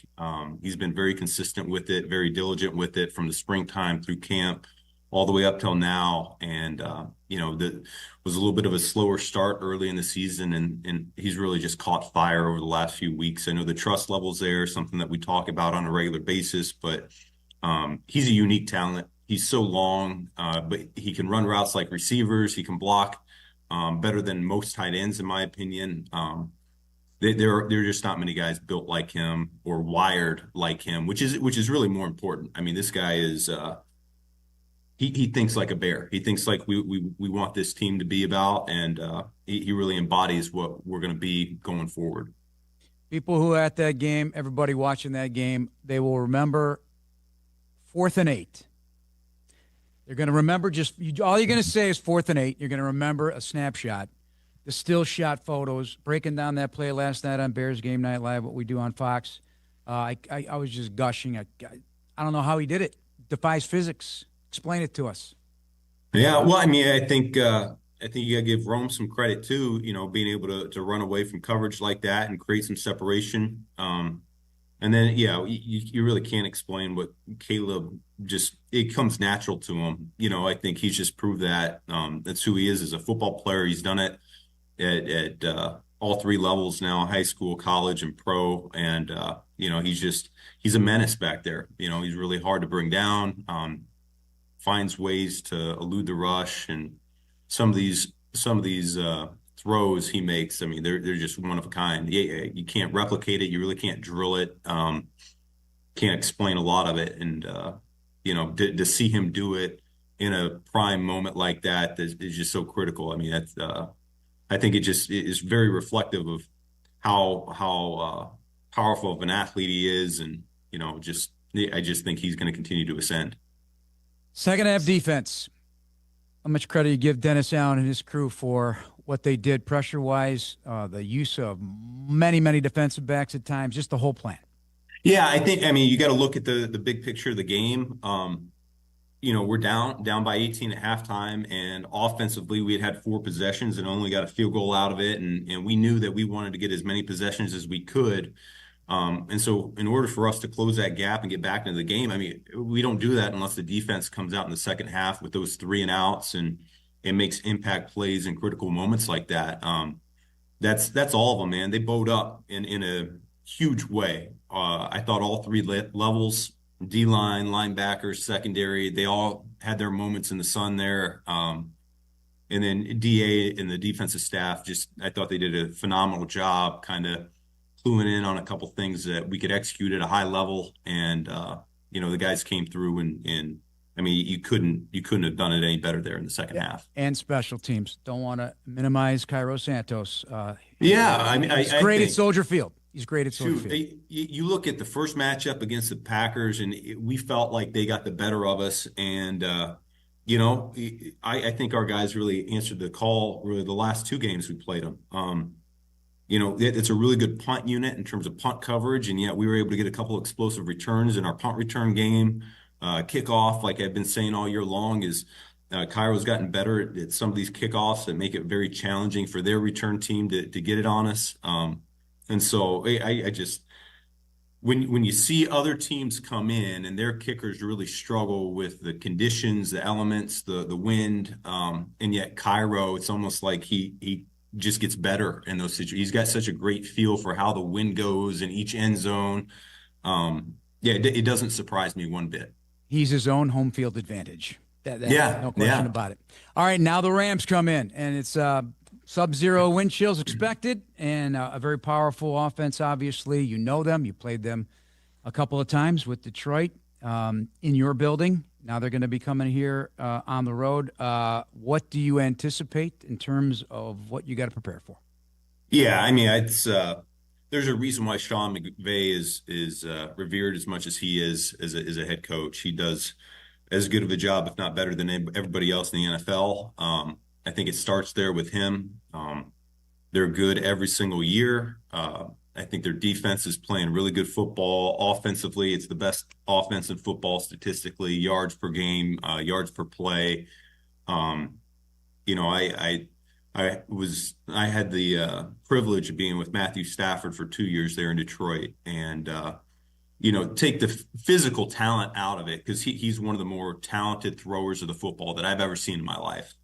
You take that out of it, I don't know if I've been around a tougher player, and that's something you don't really expect to say about a quarterback. And yet this guy, I've got a tremendous amount of respect for him, who he is as a competitor.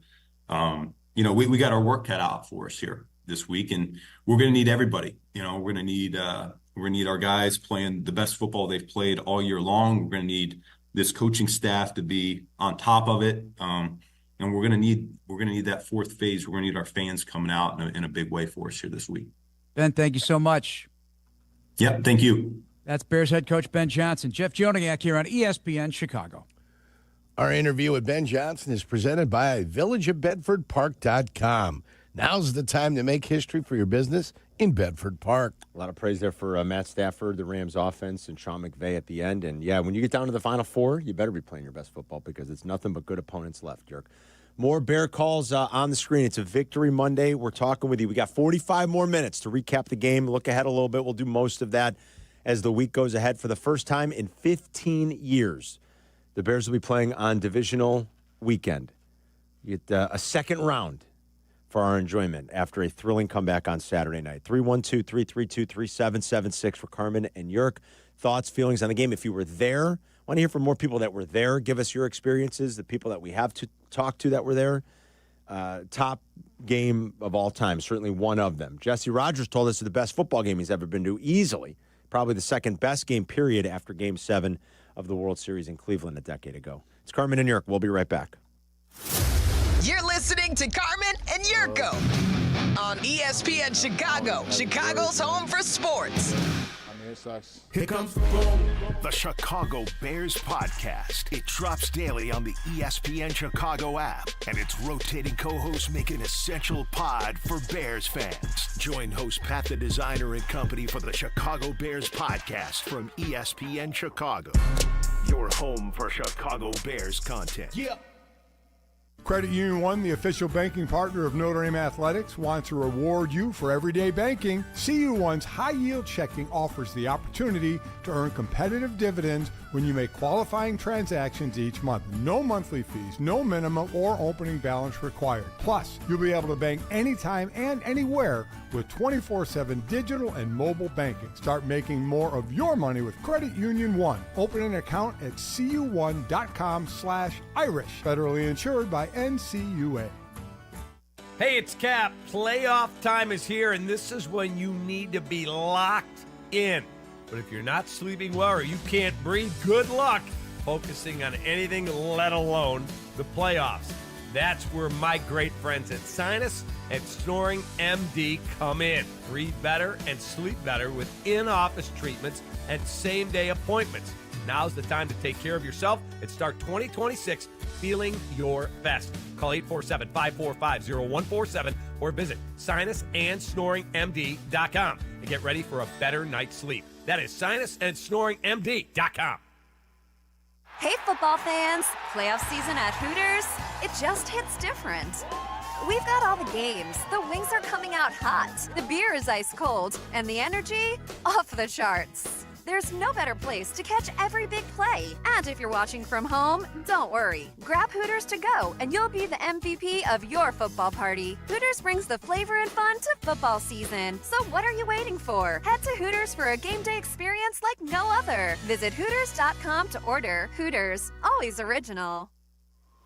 Hey golfers, it's Tyler. It may be winter in Chicago, but golf season will be here before you know it. And if you want to be ready when the weather turns, you've got to plan now. That's where Golf on Any Tee or the GOAT app comes in. GOAT is a golf membership that gets you unlimited golf all year long at 20 courses across Chicagoland. No greens fees, no cart fees, just unlimited golf. Sign up now and book a tee time for the first day courses open. Visit golfonanytee.com or download the GOAT app today and golf like me, golf on any tee. Shop the Sherwin-Williams winter sale and get 30% off paints and stains January 9th through the 19th. Whether you're refreshing your interior or exterior, we've got the colors to bring your vision to life. And with delivery, getting everything to your door is easier than ever. Shop online or visit your neighborhood Sherwin-Williams store. Retail sales only. Some exclusions apply. See store for details. Delivery available on qualifying orders.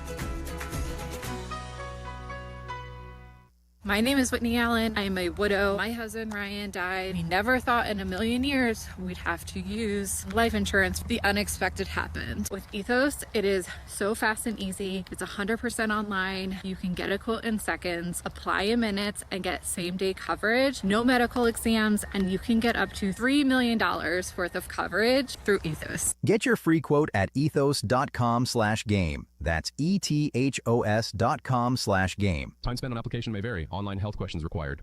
Hey guys, it's Silvy. After getting my windows done by Window Nation, I can tell you that they make a massive difference. And now you can save big too during their buy 4 get 4 free window sale. Plus 0 down, 0 monthly payments, and 0 interest for 2 full years. Go to windownation.com today.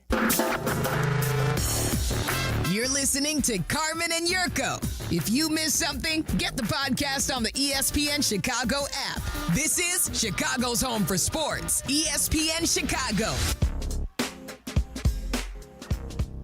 We got a little greedy, Yerk. We were trying to pull off the double dip, you know? Yeah, well, you know, you get instructions. We got a little greedy. You get instructions. Ben Johnson was supposed to meet the media at like 11:15. Yeah. We got greedy. We're like, let's play Ben with the coaches, the coaches show, Ben with Joniak, and then we'll roll right into the live press conference. It's wonderful to have a great relationship with the Chicago Bears the way we do. That's communication would be theoretically off. You know, I got greedy this weekend. I'll tell you that. I'll tell you a gambling story here in a little bit about a game. I got greedy. I hit the double dip. I probably shouldn't have, but I did. But we tried to get greedy again. Didn't work out that way. But we tried to get greedy. We had to make a choice: play it at 11 or play it at 11:30. Yeah. Right? Which way did you want to play it? Normally what happens is these guys are usually late and not early. Right. So we're like, let's play. Joniak had just sent us the coaches show. He sent it to Jay Moore There and you Jack, go. he said, guys, I just finished up with Ben. I'm going to send you the file. Right. We're like, all right, let's play it, and then we'll listen to the coach. No indication that he planned on going on early. No, but Ben None. Johnson did meet the media, and this is the one thing we wanted to play for you real quick because he was asked about the Packers. There's a rivalry that exists between these two teams, something that I fully recognize and I'm a part of. And there's some, I don't like that team. So George and I have talked, and we're on the same page. George might have told him, watch the F-bombs. I don't think George uses swear words, Yerk. So he might have told him watch the F words, but otherwise he's very happy with his coach's. Well, I'm sure. I mean, general disposition towards the Green Bay Packers. First thing George does to any new employee is lets them understand exactly who the Green Bay Packers are. Don't wear green ever into this building. Uh-huh. Don't wear yellow ever into this building under any circumstance. So that was Ben's reaction to it. Some people had a problem with it. It's new versus old, Yerk. I told you a lot of these coaches are young. I mean, can you imagine older guys taking their shirts off and F the Packers? Probably not. I mean, he's bought into it. Mm-hmm. You know, he doesn't like the team. He doesn't like the Packers. He's bought into the rivalry. He's super competitive. He's a super competitive guy. I'm here for it. Let it be icy between these two. I've got no issues whatsoever with anything Let that the happened. relationship be cold and icy. It's Cubs good. won. You let them know what you thought about them. That's it. Life goes on. Yeah. I'm ready for the Rams. I don't know. Dick Vitale thought it was unprofessional, I guess. Dick's 100. Well, Still with us, huh? Yeah. Oh, good for him. You know, I thought. I saw the Swersk was not happy about it. Who? Chuck Swirsky was not Really? happy about it. Oh, boy. Don't swear around Chuck. That guy's special. Yeah. Yeah, you bet, Chuck. Wishing for a little bit more professionalism. I Really? don't mind my coach being super fiery and Professionalism. passionate. And, I will say this. Professionalism. Well, that's what he Body wanted. wasn't even cold. He started making phone calls around here. That's absolutely Professionalism. True. That's absolutely Really? right. Yes. Really? It's funny. It's ironic how that Professionalism? One hand on the Bible, and where's the other hand? It's ironic how that works. Uh-huh. Body wasn't even cold. Yeah. Body wasn't even cold, and phone calls are being made already. Oh, I'd like to be on the air. Really? Really, yeah. Chuck? What was I going to say? I can't remember what I was going to say. Oh, Ben Johnson, the flip side to the coin is when it doesn't go your way and you don't have the great comeback, people are going to be, it's like people gunning for Signetti last year with all the bravado, When it's cool, sure, but people will be gunning for you even more. They're going to want to make a fool out of you even more. You lost to San Francisco. Remember that. You lost to San Francisco. What were people like? You lost to Detroit. What were people like? Oh, they sit in the weeds waiting for failure.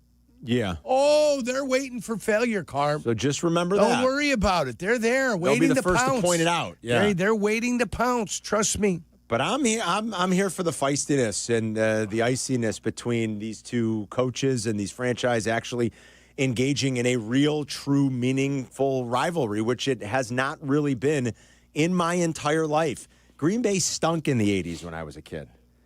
And as a kid growing up, like starting to love football and love the Bears, they were an afterthought. I knew that they probably weren't supposed to be, because the older generation would tell you about it, but they were an afterthought because they stunk. Just like I'm assuming for many young Packer fans, the last 10, 20, 25 years, the Bears are an afterthought to them. Yeah. Because the Bears have stunk while the Packers have been good. So I'm ready for it to be a real, true, meaningful rivalry. Make it like Pittsburgh and Baltimore, some of the other really good ones. Get Green Bay's attention the way Minnesota's had their attention the last 15 years or so. That's what I'm hoping for, and I think the Bears are well on their way to doing that, and I think these last couple of results are very telling for what the future is going to be like. You got a stat, Jay Moore? Go ahead. Yeah, how many games do you think the Bears are back in the rivalry against Green Bay? All time? All time. I bet you it's within 5 games. I think it's 20 under. Oh, wow. You think it's that much? I don't, because they were tied, but then they went on this long streak where the Green Bay's dominated. I'll guess they're, all right, I'll say Green Bay's got 7 wins on I'll them. say like 10. Yurko? It's 20, he I said 20. It's 12. 12. All right, so a little bit in between. 12. So it's, let's get it back down to 0. How's that? Yeah, but the rivalry only happens when both teams are good. I know. That's what I want. So they've been both patches, like in the 80s, where the Bears dominated the Packers. Dominated them. Dominated them.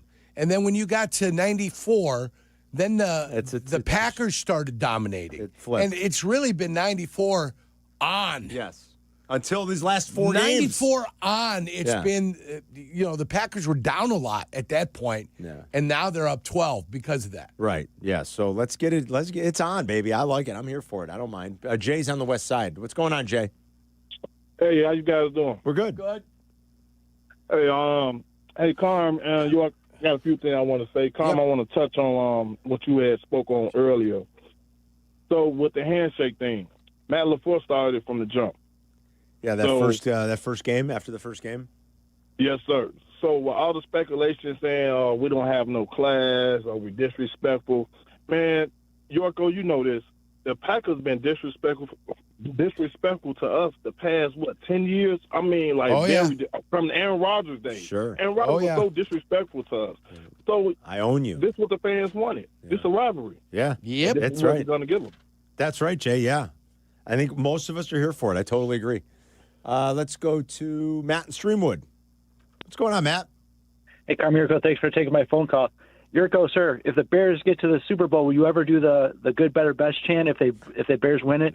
No. I know you were no. Yeah, no. Right. No. Easy answer, Matt. I hope they get to the Super Bowl. Never. Okay. Better, Yurko, can I ask you? You better, you bet. Is that the one? Did you say the good, better, best chant? Never. Yeah, no, I'll never do that chant. All right. Ever. Go ahead, Matt. What's your question? Can I ask you two things? What happened pregame when the Packers? What happened midfield? What was it? They disrespecting our logo? Or they just going to midfield? Because I heard on the Amazon broadcast with that. I don't know what happened. I just saw the highlight of them getting together and the pushing and shoving. It happened in the Eagle game yesterday, too, with the four. I think that just happens before a playoff game. No, so also pregame. What else? Bears go off the field. They're done with warm-ups. Packers all go, like nearly the entire team, and start dancing on the midfield logo that's what happened? to see. Everybody that was after the I fight. thought that was an idiotic college thing. Well, apparently it's an NFL thing, too, because they got booed by the entire stadium at that point, but that was pregame about 20 minutes before the game. I remember Terrell Owens going on to star at Dallas and George Teague having an issue with it. Yeah, that was in a game. And that was in a game, and that was a little bit of a brouhaha. Yes, it was. Did you ever get into like a little shoving match before a playoff game, York? Was there ever? No, absolutely not. As a professional. Well, I know, but sometimes maybe your teammates and you were just there to defend. I mean, we saw it twice this weekend. We're We're professionals. We weren't children. All right. Professionals. Matt, thanks. You're so funny. There to do a job. Mike is in New Buffalo. What's going on, Mike? Hey, good afternoon, guys. Love the show. Thank you. Good one. Hey, I was just going to point out, we've been talking about the Rams, and I think there's a little apprehension going around.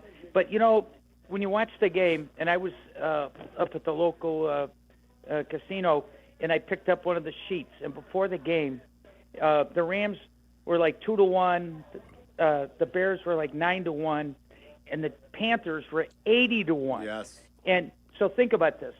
We came within 38 seconds of playing the Panthers. Yeah. So the Rams they skated through that game, in my opinion.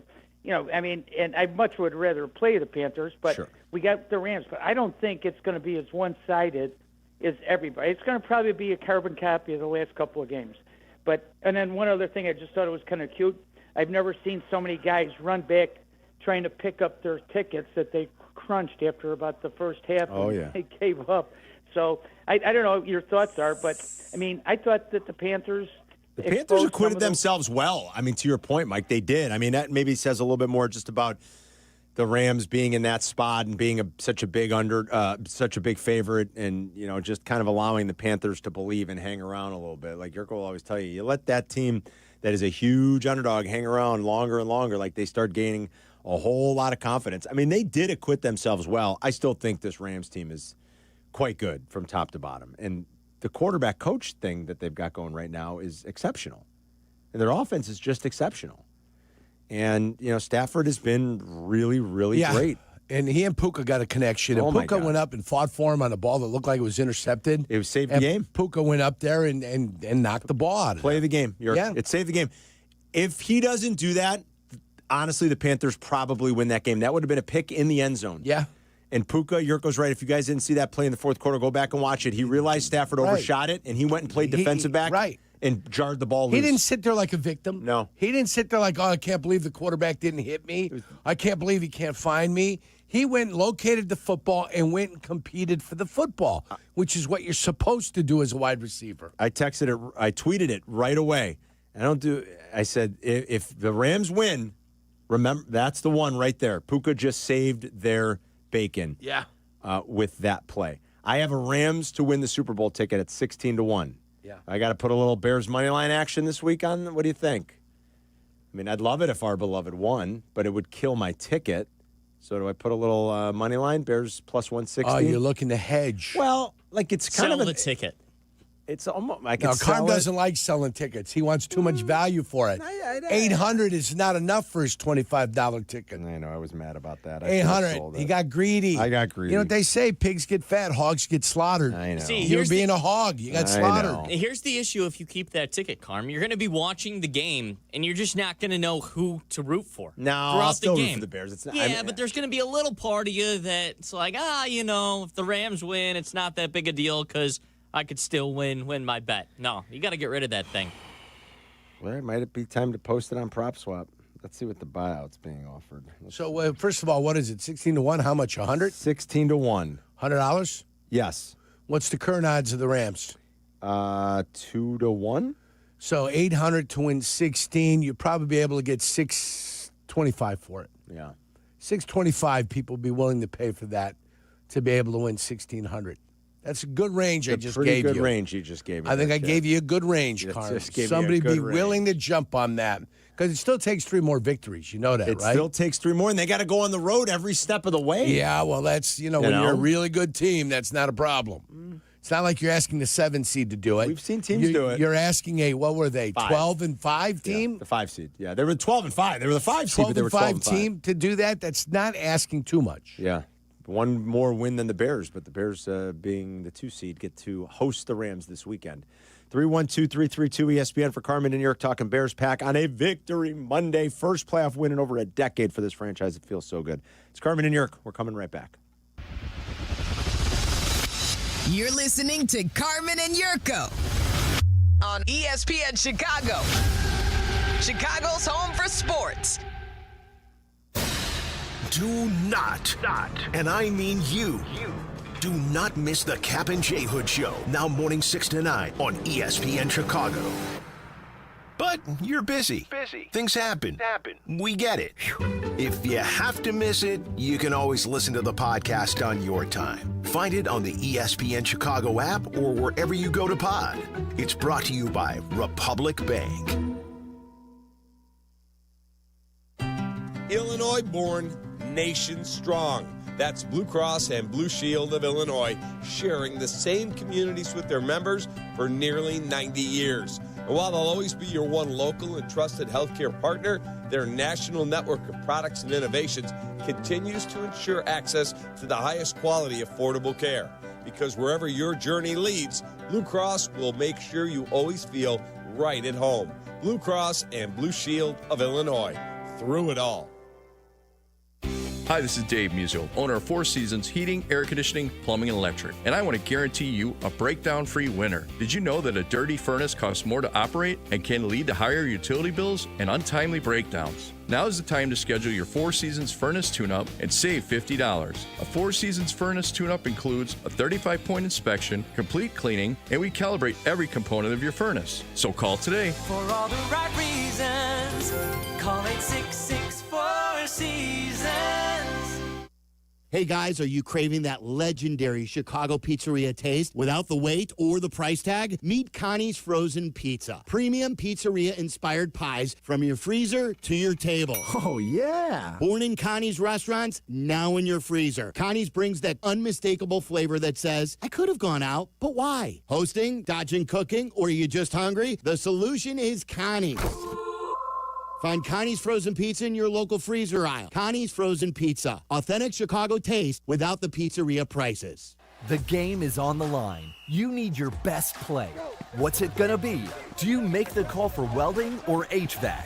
Do it now, and you could complete your education at ETI School of Skilled Trades in as little as 7 months. We offer day and evening classes to fit your schedule, and financial aid is available if you qualify. Visit eticampus.edu or call 888-830-7678 to learn more. ETI, it's your future. Own it. My name is Whitney Allen. I am a widow. My husband Ryan died. We never thought in a million years we'd have to use life insurance. The unexpected happened. With Ethos, it is so fast and easy. It's 100% online. You can get a quote in seconds, apply in minutes, and get same-day coverage. No medical exams, and you can get up to $3 million worth of coverage through Ethos. Get your free quote at ethos.com/game. That's ethos.com/game. Time spent on application may vary. Online health questions required. Empower. After wanting one for years, Kevin is finally enjoying his new hot tub. This is the life. He worked with Empower to help him get good at money, so now he can be a little bad. Oh, no, not my phone. Oh, Kevin. Kevin's phone may be in hot water, but his finances aren't. Invest well, live a little. Start today at empower.com. Nature is calling. No, not that way. Fishing, hunting, hiking, nature. Chauncey's Great Outdoors, Saturday mornings from 6 to 7 and available on demand on the ESPN Chicago app. Follow Chicago's Home for Sports on Instagram at ESPN_Chicago. Carmen and Jurko are back. This is ESPN Chicago, Chicago's Home for Sports.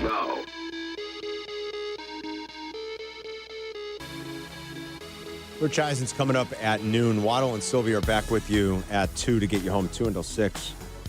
It's going to be Bears Bonanza all week as we go into the second weekend of the playoffs in the divisional round. Being at home makes a big difference. I gave you a stat last week, and we'll reiterate it a lot this week. Teams going back over the last 10 NFL seasons, teams at home during the divisional round are 29-11 straight up.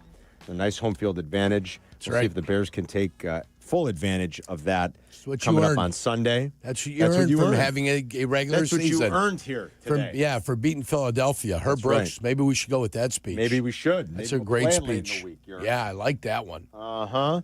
Did you hear the science lesson we got during the Eagles game yesterday? I did not. During Eagles 49ers. We got a science lesson from Tom Brady. Would you see it, and I talk about the point of the ball a lot. You see it from, I'll start in this angle. This is kind of like a neutral plane. This is when the poise slightly down. When you're throwing into the wind, it has to be neutral. If the point of the ball is up, any wind friction is going to push that ball up over the top. So as a quarterback, you don't really like that U throw underneath because naturally that's going to point the tip of the ball up.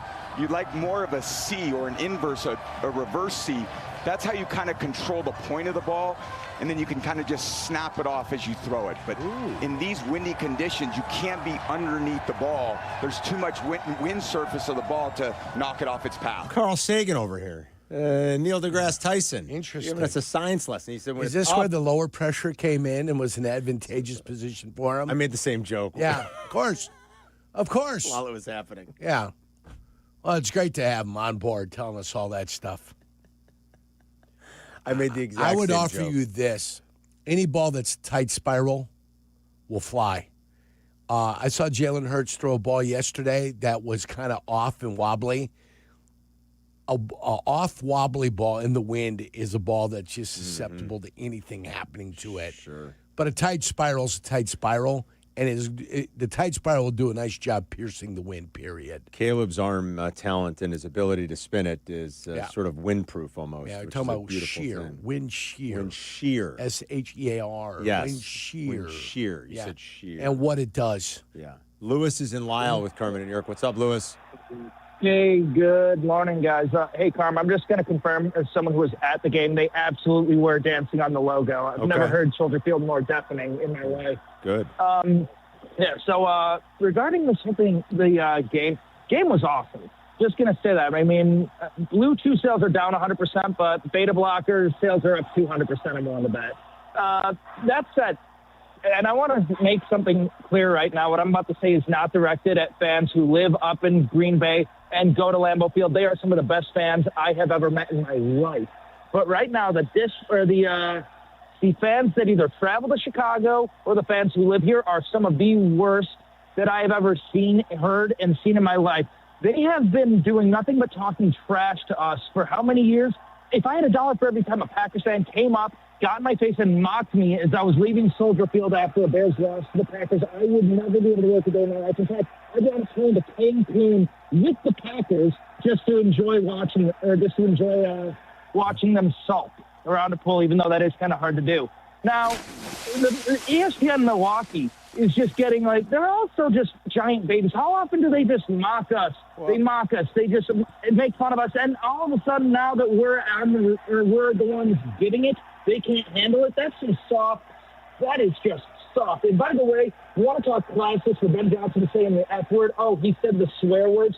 This is the team that put literal horse manure in Mike Ditka's locker. And I know I'm bringing up the 80s like I did Saturday, but that's abhorrent. That's disgusting. All right. But you're going to get mad at someone saying the F word. Yeah. Oh, the horror. Too bad. You want to call us dirty? Meanwhile, you guys employ Keyshawn Nixon, the guy whose favorite play is hit DJ Moore after the play's over. Then the moment he gets burned, like a little peacock, or he wants to peacock after he picks up a pass, but then he goes and hides from the media, not once but twice. Yeah, he gets burned. I saw Jurko showed me a clip of the DeAndre Swift touchdown Keyshawn Nixon making where he jumped out of the way, right at the goal line. Yeah. Business decisions in the playoffs is odd. Usually, your team's going home and you're not in the playoffs. Here's the problem. You make a business decision. The guys from ESPN Milwaukee and all those guys, we're going to be employed for the next, 7-10 years. There's going to be 20-some-odd games, maybe another playoff game, maybe the fourth playoff game where they're going to match up against each other.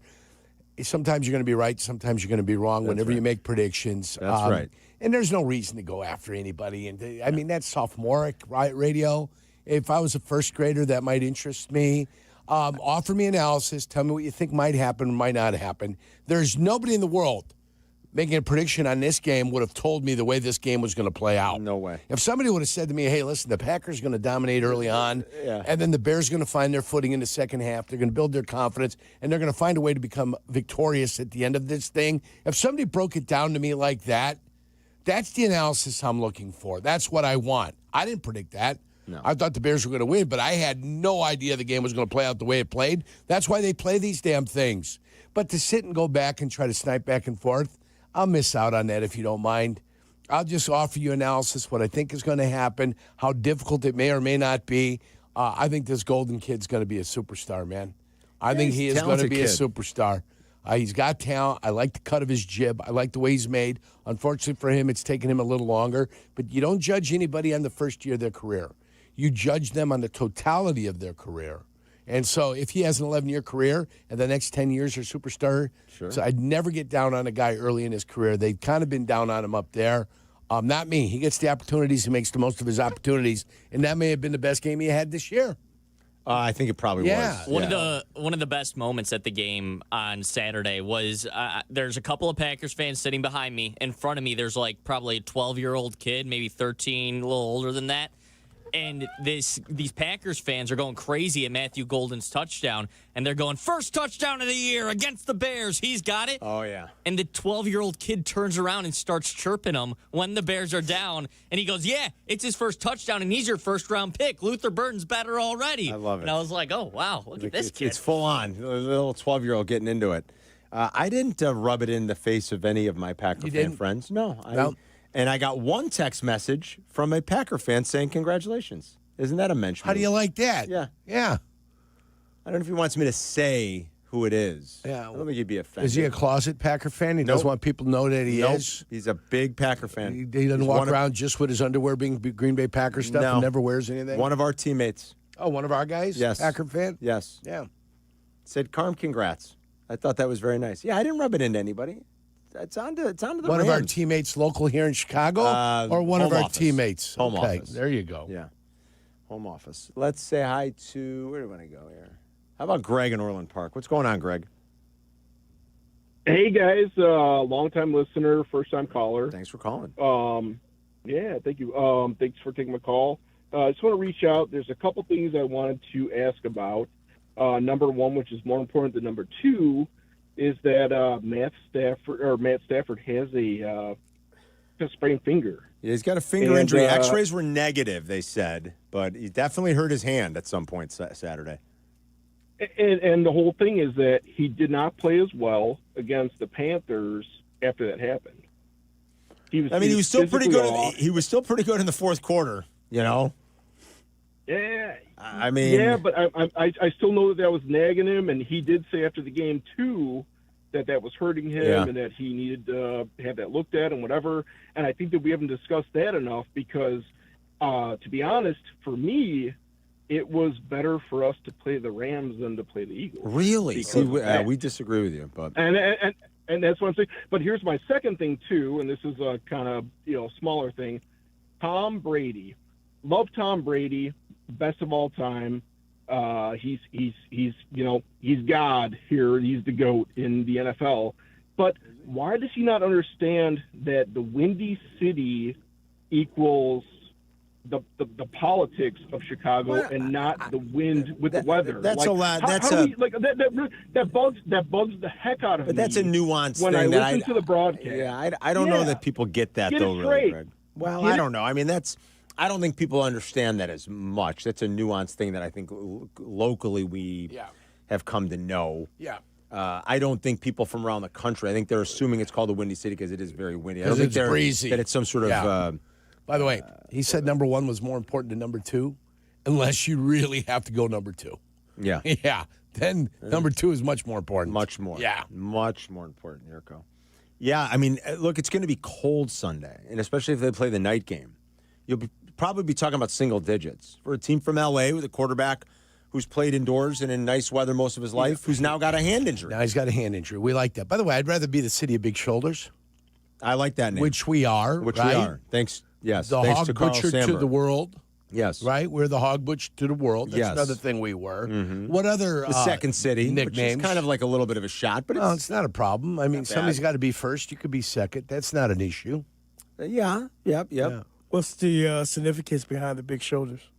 That we it's a working carry. city. It's working city. The city of big shoulders is the fact that we can carry everybody on our shoulders, and that's what Chicago does. They get things done, and we used to manufacture products and get products out to the world. That's what we did. Yeah. Still do a fair amount. Also, the city that works. The city that works. Because we are the city that works. The city that sends a lot of politicians to jail. Yeah, we got that going for us. Oh, we got.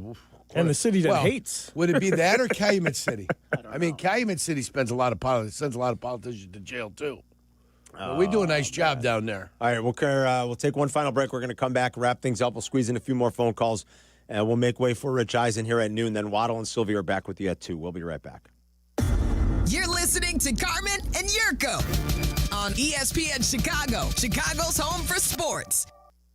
Are you tuning?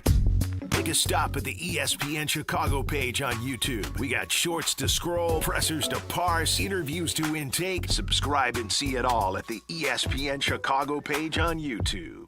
DraftKings, a Casino Queen sportsbook, an official sports betting partner of the NFL, makes every moment feel bigger. The game shifts fast, and with DraftKings live betting options, you can stay right in the moment. Plus, DraftKings has your back with early exit protection. If the player in your eligible NFL prop bet goes down at any point in the first half, you still get paid in cash. With DraftKings, you're covered through the entire half. New customers, here's your shot. Bet just $5, and if your bet wins, you get $300 in bonus bets instantly. Download the DraftKings Sportsbook app now and use code WMVP. That's code WMVP to turn $5 into $300 bonus bets if your bet wins. In partnership with DraftKings, the crown is yours. If you or someone you know has a gambling problem, crisis counseling and referral services can be accessed by calling 1-800-GAMBLER. 21 and over, Illinois only. Pass-through per wager tax may apply. Eligibility and restrictions apply. Bet must win to receive bonus bets which expire in 7 days. Additional terms at dkng.co/audio. Limited time offer.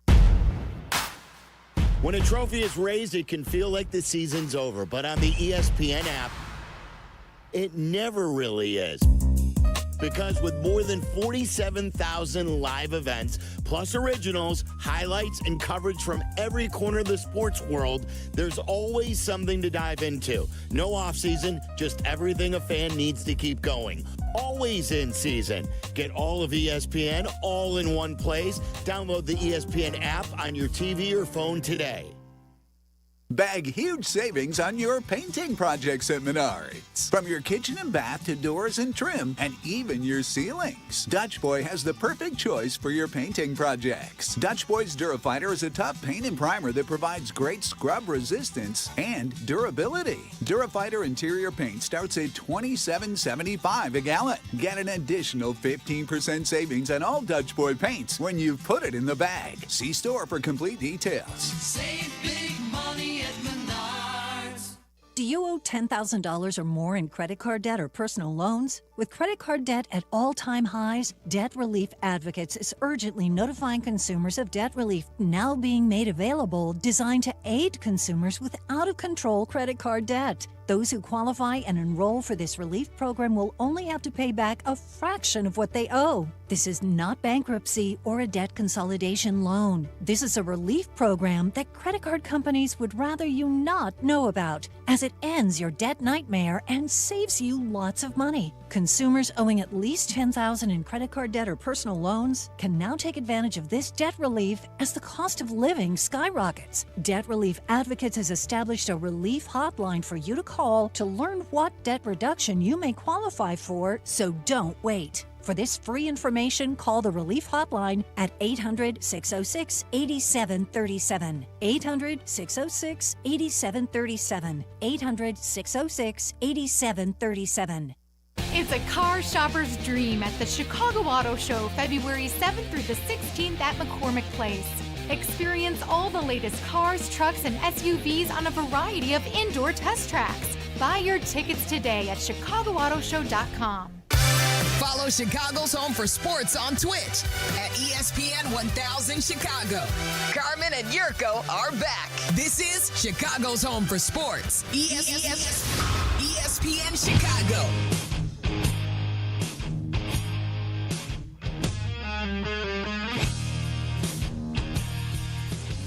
We're getting ready to wrap in. Interesting conversations during the break, guys. Beyond belief. Unhinged is coming back. I'm promising too. Sylvie and I were talking last week. They're here earlier now that they're on 2 to 6 again. I told you I've been ready the whole time. I know. Here. It's going to happen. We're going to make it happen, you guys, in the new year for everybody. Thanks for bearing with me chomping on some throat lozenges today and my voice a little bit. I'm fighting a little bit of a cold, but you need it. You know, one of those just like those. Self-esteem.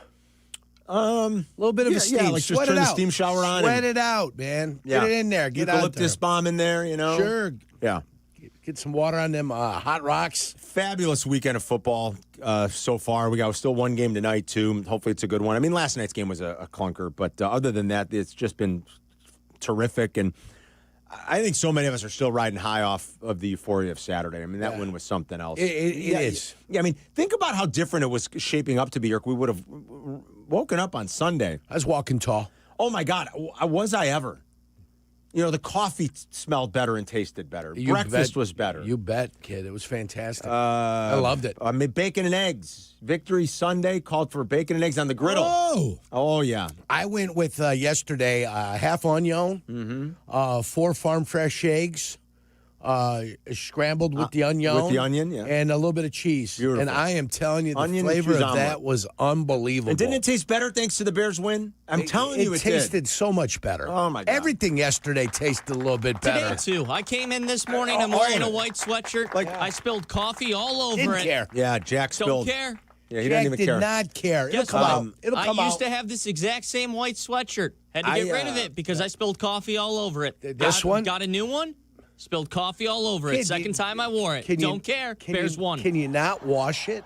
Well, I can. Can you not get the But stain when you on get it? coffee like on a a white. yellow. Yeah, like it's the coffee is a Nope. stain, I'm going white, to tell you no? what you got to go with. Fells NAFTA. Go to the local grocery store. Go to the area with the Suds and the Downy and the Tide, and there's a bar of soap called Fells NAFTA. You wet the area. You take this bar of soap, and you put it all over that stain, all over. Better go get Can't it today, wash Jack. it. Fells NAFTA, FELSNAFTA, and you put it all over there. All right, get the area wet. Put that on there. Throw it into the washer with your normal Tide. That thing will be clean. All I right. promise you, my friend. Try it, Jack. I want to see it Fells tomorrow. NAFTA. All right. I'll make sure I'm pronouncing that correct. I don't want to I don't know what that is. bed. It's a bar of soap. Okay. That's utilized for these situations. Let's see, who's been waiting the longest? Here, take a look. Right there. It's Fells Napta, M-A-T-P-T-H, Shay, right there. I've seen that. Yeah, that's the bar. They'll get anything out of it. Right. You got blood on your shorts because, you might have had some bad things happen to you. But if you got blood on your shorts. It's like the Jardiance commercial. It's right here, Fells Napta. You get that Side done. effects include increased ketones in blood or urine and infection between and around the anus and genitals. Both may be fatal. Ooh. Hey, geez. Listen, get it and report back to me. When that stain comes out, you ain't got to buy nothing new. Put that naphtha around the anus and genitals. I mean, I thought I was watching an SNL spoof commercial. I'm like, is this real? One's taking one's daily journey. I go, can I offer an opinion on Side that? effects include increased ketones in blood or urine and infection between and around the anus and genitals. Both may be fatal. In and around the anus and genitals could be fatal. What? If it causes that, it's not safe. No, it doesn't sound like it. If a medicine is going to cause all the problems, it's not safe. I couldn't believe Stop it. I was like, what? Stop it. This may cause this and this and that and that and that. But otherwise, it's a cholesterol medicine. Around the anus and genitals. You might want to kill yourself. Suicidal thoughts. No, I don't want none of those. I'm going to pass on that Take medicine. that medicine and shove it up your keister. No. Ryan is in Minneapolis. He's been waiting patiently. What's going on, Ryan? Hey, guys. Happy Victory Monday. This has been awesome. The season's been so fun. Where the hell did that second half defense come from? And were they just so embarrassed at halftime, like I was, that they just said enough? And just, I mean, that defense, if they play like that the rest of the year, we have a chance. You know what I'm saying? That defense was awesome in the second half. And I think some of that is, it's important to note, Ryan, some of that is just self-inflicted stuff that the Packers were doing to themselves, quite frankly. They did. The kicker needed left help. 4 points on the board in the second half. They needed help. They needed some help. But hopefully it looks more like that and not like the first half. Otherwise, it might be a long Sunday evening against the Rams. Ryan, thank you for the call. Guys, if we didn't get to you, we do apologize. Waddle and Silvy are back up, though. In 2 hours, they'll be taking more of your calls. And, of course, we'll be back tomorrow to take all your calls. We took a lot today. Thanks for calling and participating in the show with us today. I'm going to leave you with one thought, one phrase, okay? And we're going to talk about it tomorrow. Okay. Precipice of disaster. That's it. All right. I think I know where you're going talk with that. about I know it when tomorrow. you talk about the precipice of disaster. Precipice of disaster. We'll talk about it tomorrow. Yurko's going to give you Think about that tonight, everybody. I'm going to think about it tonight, actually. I am. One more wild card game later tonight. Enjoy that one. At some point today, we're going to get word on when the Bears will kick against the Rams. Probably that last game to wrap the weekend on Sunday, because we do know they're playing Sunday. I have a feeling they're going to be in that 5:30 game with the LA market obviously coming to town. So we'll be back to continue to break it down tomorrow and talk plenty of Bears. Thanks for calling into the show today. Thank you to Jesse Rogers for hopping on real quick. He more talked about like being at the game, watching it, and then working the story, the Bregman story over the weekend with Jeff Passan. But we'll talk more about the Bregman stuff as the week goes on, too, because that was a significant move made by the Cubs on Saturday. And some of it got lost in the shuffle with the euphoria of the Bears' comeback win. But an important note, especially because we've given Ricketts a hard time. They actually went out and they made two pretty impactful moves here and spent some money in this last week. Thanks to Jack McGrath. Thanks to Jay Moore. We will see you tomorrow. Enjoy the rest of your day, everybody. Rich Eisen is coming up next.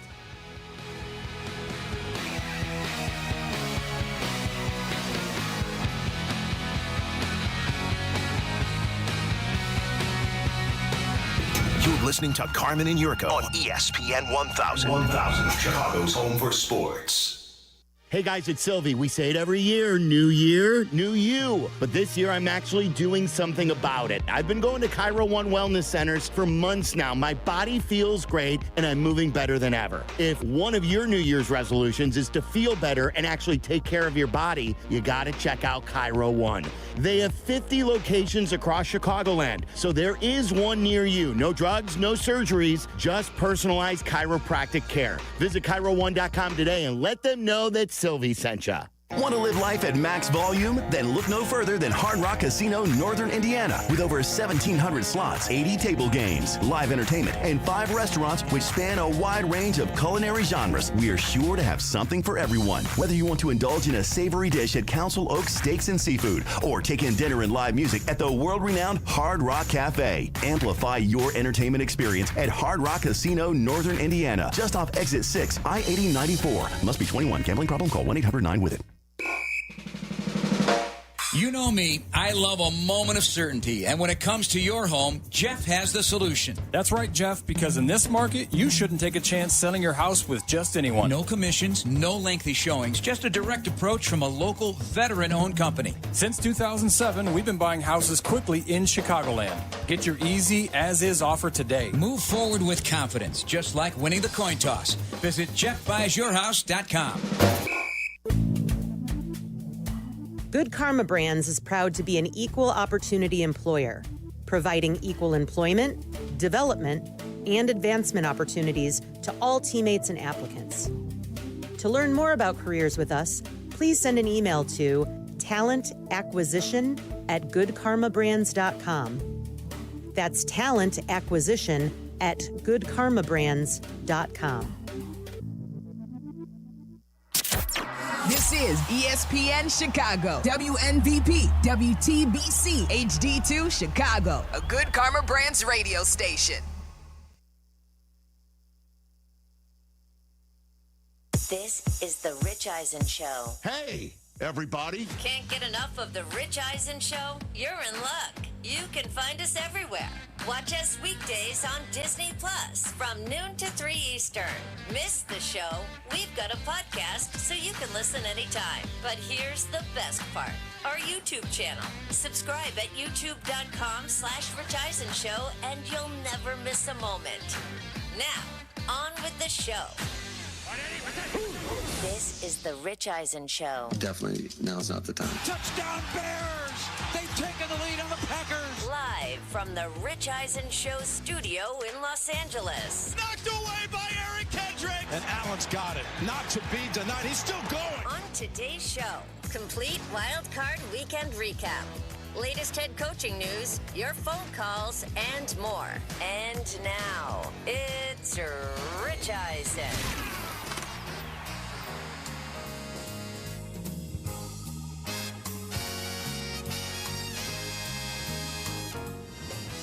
Hour number 2 of the Rich Eisen Show is on the air. 844-204-RICH is the number to dial right here on Disney Plus, ESPN, the app, ESPN Radio. We say hello to our podcast listeners, all 3 hours available every single day, 12 to 3 Eastern time.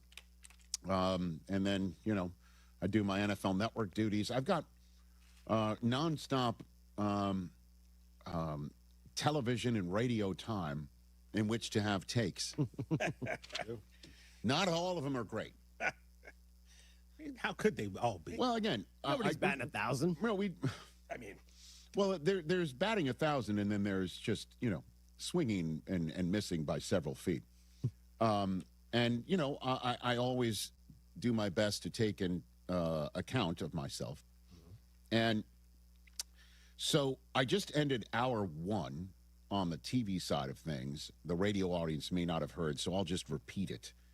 About how remarkable a weekend we just saw for Wild Card Weekend. Just unbelievable end-to-end action where anything can happen with anybody doing remarkable, crazy things, okay?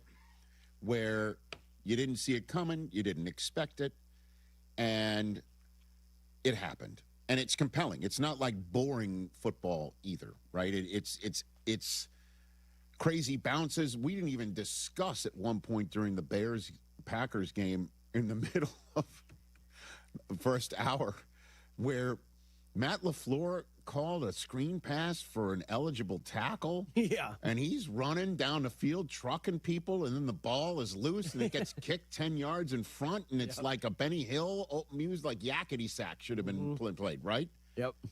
And that's just a for instance, there, obviously, just one play. But again, the 4 games decided by fewer than 5 points over the weekend is the most games decided by fewer than 5 points in a single playoff round in NFL history, decided by an average of 5.4 points per game. That's the fourth lowest average point differential in any playoff round in NFL history, lowest in wild card history. 4 of the 5 wild card games so far this weekend have featured a team who won despite trailing with less than 3 minutes to go in the fourth quarter. That's already set a record for most such games in a single postseason all time. And there have been going into Monday Night Football, 12 fourth-quarter lead changes this weekend. That's already the most fourth-quarter lead changes in a single postseason all time. The previous record was 10 for an entire playoffs. And we've already seen more of that in 5 games, or 4, because Sunday Night Football didn't even include all of that. So,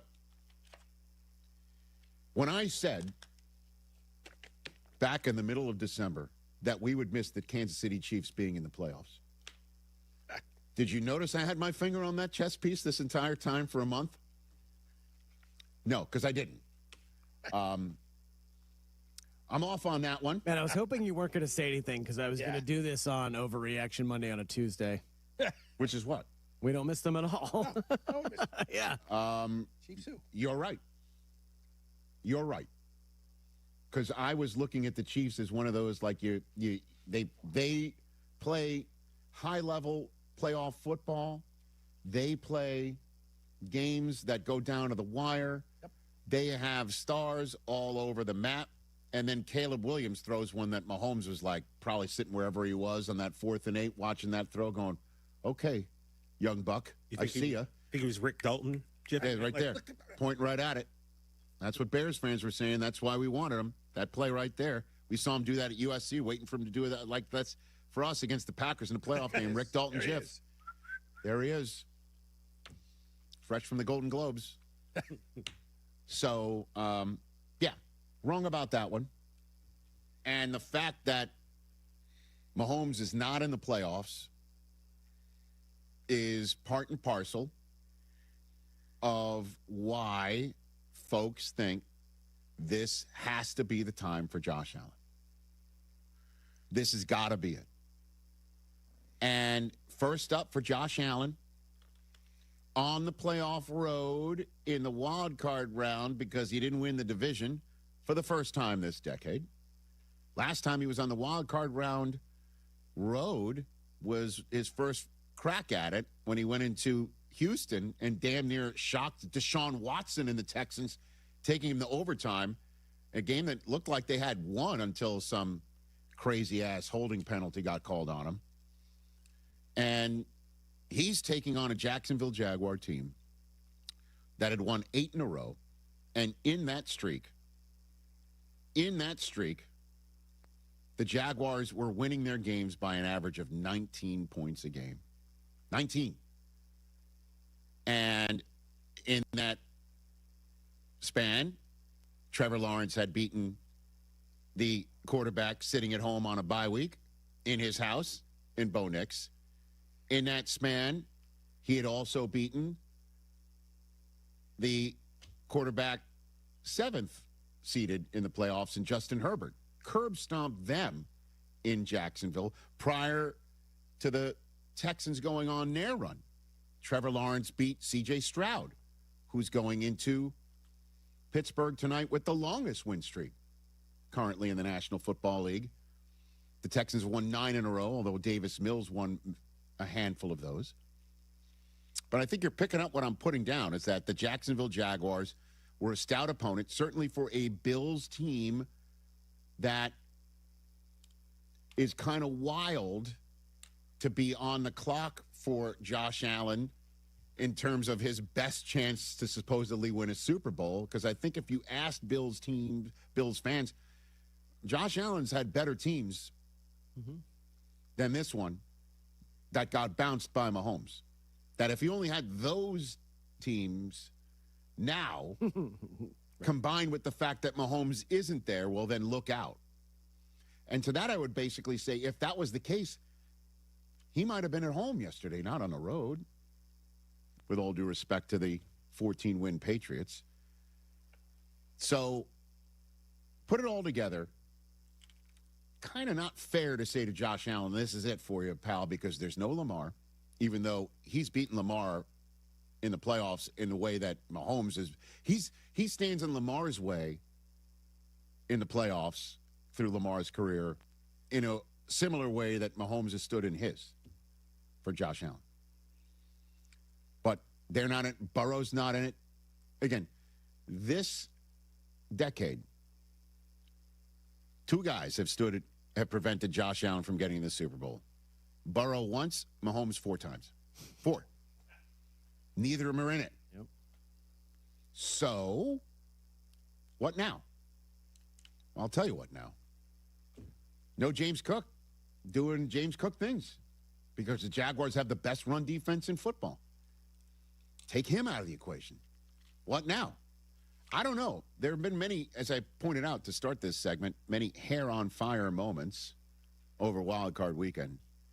If you made a top 5 list of hair-on-fire moments, where would it rank for a Bills fan to watch Josh Allen enter the blue tent in the first half yesterday? Ooh, I was like, whoa. Okay, so this whole thing just sort of like the Shining moment where Scatman Crothers travels the entire country only to get, spoiler alert, an axe in the chest. So the Bills season, this entire thing led up to Mitchell Trubisky having to win a playoff game for us, huh? Like there was a split moment, I imagine, for Bills fans to be sitting at home watching that against the Jaguars team that, again, 2 months of steamrolling it. Well, then the rest of the game played out. I mean, Josh freaking Allen is something else. He just will not give up. And yeah, with the whole business of who are his weapons, you take James Cook out of the mix, which the Jaguars did. He had just 2 catches for 5 yards, 15 carries for 46. James Cook was a non-factor. Yep. But you know who was? Not just Josh Allen. Khalil Shakir. They targeted him 12 times. Do you know how many catches he had? 12. He was 12 for 12 in terms of targets and catches. That's a career high in receptions. That's the most by a Buffalo wide receiver in a playoff game all time. He showed up. Most receptions with 100% catch rate in a playoff game in recorded history. We've never seen that. Josh Allen put it right on him. And then, of course, he hits the end zone twice, too. Josh Allen. He scores twice. Hey, kudos to my guy, Gerald McCoy. That's what he said in segment 2 of Game Day Morning on Sunday morning. Hey, can the Jaguars take the run game out because they got the best rushing defense in the NFL? And his answer was, they could take James Cook out, but there's Superman running the ball, too, there. And he popped 2 in, including what appeared to be one of the greatest tush-push moments in the history of tush-pushes in the NFL. Have we ever seen a tush-push run in from about the 12-yard line? Because that's what happened until after further review, they put him down at the 1. And Jacksonville had no choice but to let him score. And then the defense did the rest. Trey White, what a game he had. Yep. He was remarkable, too. Brandon Cooks became the first player in NFL history to have 50 or more scrimmage yards in a playoff game for 4 different franchises. This guy's a hired gun, huh? Patriots, Rams, Cowboys, and Bills, who are now 19-0, were leading at halftime since the start of last season. I mean, so now the Bills go into Jacksonville. They take some good shots from Parker Washington, who had a really nice game, and held Trevor Lawrence to 18 of 30 on the day, barely cracked 50% on his completion percentage, picked him off twice. And you look again at the Bills, it's just like the sum of the parts, and they got the greatest part in the NFL, too, arguably. And they did it again. So they win their first road playoff game since the 92 AFC Championship game. It's their first win as a wild card team since 1992. And it's the 4th time the Bills, since the beginning of last season, break up of a team's winning streak of 8 or more games. They don't care. They do not care. And now they're coming for Denver. Let's go. Now they're coming for Denver. Let's go. It's going to be great. Yeah. Bills at Broncos coming your way. Divisional playoff round, and I'll tell you this. I'm sure when that result finally hit, Sean Payton was sitting wherever he was going, oh, okay. Maybe he texts Vance Joseph, are you ready? Because here comes Josh, who had this to say afterwards about the journey molding the team for this moment.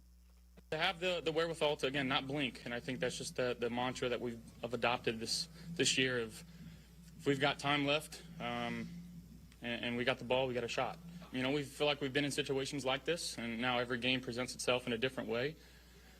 But to understand the moment, to not ride the wave, again, that was stuff that we've learned throughout the entire season. We were able to utilize that and use it today. So we don't have the reigning Super Bowl champs. We don't have the reigning Super Bowl MVP still left, but we've got last year's MVP still in the mix for the playoffs. And since we don't know if it's Stafford or May, we know this year's MVP is still alive. And his toughness permeates, according to the head coach. It trickles down from him in terms of the team's toughness. I mean, when your quarterback's that type of warrior, that type of competitor, it just, like I said, from a leadership standpoint, it just goes through the whole team. And we got to get him as healthy as we can, though, for next week. So it's not something we take lightly. And I did think overall that, you know, he took some hits today, but there was also times where we protected him well. And I think he got registered they had 3 hits and 1 sack. So credit to the O-line on that. Yeah, I mean, his beautiful wife presenting at the Golden Globes. Sinners won a Golden Globe last night. It's all good. The only thing that didn't go well last night for the Allen family, I guess, or the Bills, is the fact that the Patriots won, which means Highmark is now done. There will not be another home game in the old Bills Stadium, but they'll deal with that because they got a warrior on the road now. Can he go to Denver and do it? We'll find out, but you can't sit here and say they've got no shot or they can't. I think you'd be crazy to bet against it. Of course, I'm thinking the same thing. And I went on, as you know, I went on game day morning saying it's going to be the Jaguars are going to do it. Yeah. I lone wolfed them. Didn't work out in the end. So it starts with a mea culpa and ends with another one. I'm not perfect. What can I tell you? Although I'd love to be. All right, Matt in Enid, Oklahoma. I knew I'd be hearing from you today. What's up, sir? Hey, how you doing, Richie? I'm good. Maddie, how are you? Pretty good, too, but gave me a heart attack. But I tell you what, you had my son's head to about explode yesterday morning. My 8-year-old son, Luke. Yeah. You said that on game day morning, and he kept saying, call him right now, call him. I said, I can't call him. He's on TV. You call him all the time. Call him. Nice. He went to bed last night still ranting about it. He was in the front yard riding his e-bike ranting about it. First thing he said to me this morning when he got up was, you better call him. Now here we are. He said, come check me out of school at lunchtime. I'll call him. So he says, you know he's going to pick the Broncos next week, so he's already ranting about you when he went to school. No. Now you gotta check. Luke's got to slow his roll there. I have no idea how I'm going to choose it. Obviously, you just heard McDermott saying we got to get Josh healthy for next week. I mean, well, in order to beat him, you're going to have to break him in half. So I like my chances, man. I don't know what it is, but Denver can win. But you know what? I got Josh Allen. That's what I say. Josh Allen doing Josh Allen things, so bring it. Okay. Yeah. So what would Luke say to me right now if he was on the phone? He'd tell you to suck it. That's what he would tell you to do. Whoa. That's what he would say. That's what he said to me. He said, that's what you tell him. You ask. Well, listen, I'm a fan of you, and obviously the Bills are a terrific team. Listen, I think everybody keeps on looking to where Josh Allen is going to turn when the crucible of the playoffs hit. And look at the shiny object, and they're forgetting about it. It's like, oh, he's done. Yep. Everybody's moved on, and I'm tired of hearing about who's not in the playoffs. You know what? Just put them in front of us. Let's go. Line them up. Yep.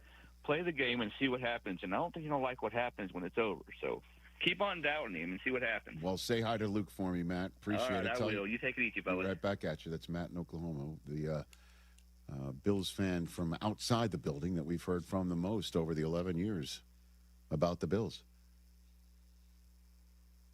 They can do it. And the Overreaction Monday subject matter on our podcast that we recorded before the show is Bills at Patriots is 100% in the ether for part 3. Yeah, I think coming into the playoffs, the big question mark was not about Josh Allen, obviously defending MVP. Could the defense do it? This defense has been kind of battered. You can run on them. They got the turnovers when it mattered yesterday. They got a Bosa, and that Trey White was everywhere. He was everywhere. Everywhere. Yeah. And like you said, did it without James White at only 51 combined total yards. That was James Cook. James Cook, sorry. Yeah. You got your Patriots on the brain. I understand. Love James White. I would bet against Josh Allen at your own peril there. Well, and I say this as someone who does love Josh Allen, but just listening to Matt, he makes it seem as though no one's ever beaten him or beaten this team. It's like you keep saying you wouldn't bet against them, but had you been betting against them, you'd be fairly successful. Well, based on who he was facing, who's not in the playoffs. Yeah, but I mean, hey, still listen, get it done though. Listen, and it's not fair to say, but I will say, because there are some people who think it. I am not one of them. But at the end of the day, if that was Arrowhead, would they have won against the Chiefs team like the last few years? But in the same way that this guy over there in Brockman has been driven insane by the who have they really played in New England card that's been played against the Patriots' successes, remarkable successes, have now reached a 15th win on the season. You got to play who you play in front of you. And who he played in front of him yesterday was a red-hot Jacksonville Jaguars team that was takeaway happy and points happy, with Trevor Lawrence leading the way, and Allen outplayed them all at the end of the day. That's true. And they're the ones moving on, and the Jaguars are the ones, heading out, hoping that this is just the beginning. And it certainly looks that way, because they did all this again without Travis Hunter. Think about that. But the Bills are moving on. 844-204-RICH, number to dial more of your phone calls. And hopefully you won't be calling on to tell me I was wrong, or that your child has told me to do something that children shouldn't be saying, to be very honest. Didn't know Matt's son was in DX. Look at you. No contest wrestling coming up later on today as well. A SoFi personal loan is here to help you achieve something once thought impossible: overcoming high-interest credit card debt. Walk the tightrope of your finances with one low, fixed-rate monthly payment, no fees required, and as soon as the same-day funding. That's right. Pull off your own debt-defying stunt with a SoFi personal loan. Visit SoFi.com/trick to learn more. Loans originated by SoFi Bank, N.A. Member FDIC. Terms and conditions apply. And MLS 696891. Rich Eisen here. LinkedIn Jobs is stepping things up with their new AI assistant so you can feel confident you're finding top talent. Get this. Employees hired through LinkedIn are 30% more likely to stick around for at least a year compared to those hired through the leading competitor. Hire right the first time. Post your job for free at linkedin.com/Eisen, then promote it to use LinkedIn Jobs' new AI assistant, making it easier and faster to find top candidates. That's linkedin.com/Eisen to post your job for free. Terms and conditions apply. And promote it to use LinkedIn Jobs' new AI assistant, making it easier and faster to find top candidates. That's linkedin.com/Eisen to post your job for free. Terms and conditions apply. Hard work beats talent when talent doesn't work hard. So when it comes to hard work, nothing works harder than a Chevy Silverado. On the road or off-road, Silverado is built for tough performance in any condition. Rain or snow, mud or ice, we run over it. That's why Chevy Silverado is the official truck partner of the Chicago Bears. Hard-working and dependable. Together, we are one team. We're on a mission to win. Check out the full line of Silverados at Chevy Drive Chicago. Now more than ever, it's all about drive. Finding health insurance can be so confusing. People need help. That's why I work for Get Covered Illinois. We are the state's official health insurance marketplace. And we're here to help. With thousands of brokers certified by the state and hundreds of trained insurance guides, what we call navigators, available in communities across Illinois. All free. At getcoveredillinois.gov, we're here to help. Hey guys, Jurko here from Mitch Lyons Wealth. Mitch is a former Pro Bowl player like me, but now he's a retirement pro, and he knows the value of a winning game plan. I want you to get Mitch's retirement toolkit for the Jurko special price of, wait for it, nada. That's right, it's free. This kit includes his book, Retirement of Steel, along with guides for Social Security, taxes, and more. Call 844-867-8335. That's 844-86-STEEL for your retirement toolkit. Mitch Lyons Wealth, your best game plan to protect, grow, and win retirement. The United States has the worst rate of mothers dying in childbirth than any country in the developed world. While countries like the UK and France have seen a 20 to 30% decrease in deaths over the past decades, the number of mothers dying in the U.S. has almost tripled since 1987. That means in our country, more mothers die during childbirth than in places like Kazakhstan and Libya. To make matters worse, the CDC reports that 60% of these deaths were preventable. Considering the advancements in medicine, you'd think that deaths would have decreased. But NPR reports that hodgepodge protocols continually turn treatable complications into lethal killers. In addition, many doctors specializing in maternal fetal medicine are able to complete their training without ever stepping foot in a baby delivery unit. And finally, because you're relying on statements and records from doctors, nurses, and staff, many times the truth is camouflaged in complicated medical terminology. You need a law firm who has been uncovering the truth in medical negligence cases for almost 60 years. Call the Verdoliak Law Group at 844-4VLG-LAW. Hey guys, it's Courtney Cronin. Picture this. She opens the box. The light catches the shine inside, but what you really see is her smile. That's the winning moment. That's what Rogers & Hollins delivers. Not just a ring or a necklace or a watch, a moment. A story she'll share every time someone compliments her. For 115 years, Rogers & Hollins has been the jeweler Chicagoland trusts. Because while the world changes, the power of giving jewelry never does. Visit your local Rogers & Hollins or go to fornowandforever.com. Selling your home is not something to do by yourself. I'm Sammy Lubeck, Chicagoland's real estate agent. With Barrett & Warner, I've helped sellers across 80-plus towns get top dollar. From pricing and staging to strategy and negotiation, I guide you every step of the way. Plus, my listings get exclusive exposure and expert marketing. No guesswork, no stress. So let's make your move a successful one. Start at www.sammy.homes. Once again, I'm Sammy Lubeck, and I am Chicagoland's real estate agent. Attention Link EBD card holders. If you use SNAP benefits to buy food, please listen carefully. Rules for SNAP eligibility are changing. You could lose your benefits if you don't act soon. Before January 31st, visit saveoursnap.org to learn about new rules, how they impact you, and the steps you should take to keep your food benefits. Don't wait. Go to saveoursnap.org before January 31st. Sponsored by the Illinois Commission to End Hunger. Aired in cooperation with this station and the Illinois Broadcasters Association. 1 in 4 Americans today are living with a disability. I'm one of them. I care deeply about creating a world we can all fully participate in, free from stigma, misperceptions, and barriers. And we've got a trusted ally on our side, an organization we can rely on, Easter Seals. Rooted in communities nationwide, Easter Seals helps empower millions of people, regardless of age or disability, through its life-changing services and powerful advocacy. Today and every day, Easter Seals is leading the way to full equity, inclusion, and access to healthcare, employment, and education for people with disabilities, families, and communities. That's my Easter Seals. Make it yours. Learn more and get involved at easterseals.com.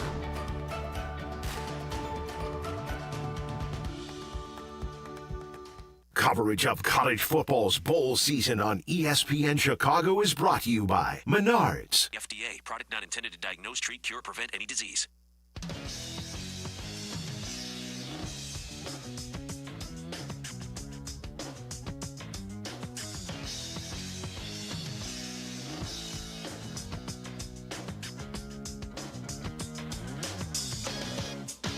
Well done. Back here on the Rich Eisen Show, 844-204-RICH is the number to dial here on the program. Let's go. Where are we going to go on this one? Let's take a phone call here. Let's go to Masab in Chicago, Illinois. Okay, bud, I see you. What's going on? What's up, Rich? It's on. You good? You come down yet? What do you think? I'm amazing. I'm fantastic. I'm just elated. All right? Yes. But I want to just remind you that I didn't forget a few weeks ago when you said it's a realistic chance that the Bears miss the playoffs altogether. It was. right? It was a realistic chance, but if you believed in us and you thought we were legit. But it's not my job to believe in you, You know what I mean? It's not my job. You, as a fan, it's your fandom to believe in your team, and I understand that. But I have, a set of eyes and decades of experience to basically sit here and say it's a tough way to keep winning football games. And there are some times when I saw a team that struggles quite a bit and could be beaten that kept on, coming back and showing a true grit.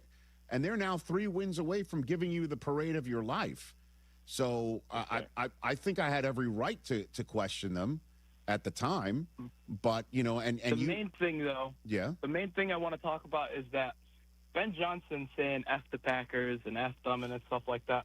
I love that. I feel like everyone is overreacting because if he came out and he showed respect and everything like that, as a Bears fan, I don't want that. I want you to hate the Packers just as much as me. Yeah. I want to feel it from you. He does. That you have a hate and a disdain hate for this team just as much as I do, just as much as your fans do. And for him to be saying that, posting on social media and stuff like that from the Bears account, I feel like it just jolted up the fan base even more than we are. And people are just looking at this in a way where if he had said F Matt LaFleur or something like that, put a name to it, then it would be, okay, you're doing too much. But the organization, the Packers, as a base, the Bears should feel like, F the Packers every time we see them. And Masab, I totally hear you, and I appreciate your fandom and call back. Go for it. Certainly after next week when you could be potentially hosting an NFC Championship game or heading off to Seattle for a big-time contest, either one. But taking on a Rams team that is pretty terrific in its own right with Matthew Stafford having experience in that building. It's kind of crazy. Let's hit this subject matter here, since Masab just brought it up. The conversation about the rivalry and the Packers and the Bears, and he just say, like, if he said F Matt LaFleur, then he'd have a problem. He said he's F the Packers, is what he said in his post-game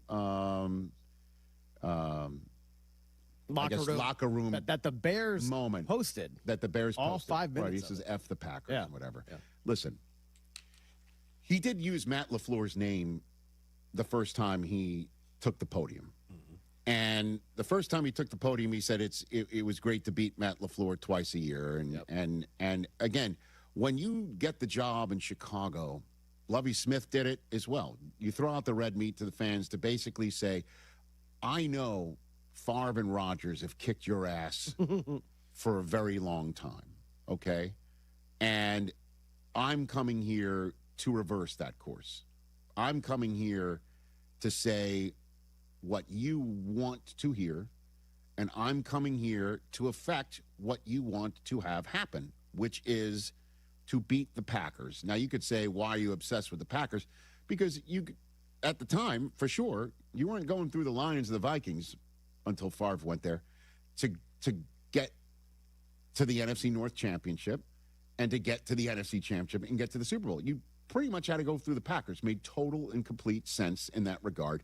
And so Ben Johnson wanted to come into Chicago and start laying down the markers about the way he's going to go about his business and sent that out there. And then they go 0-2 to start and then 0-2 to finish.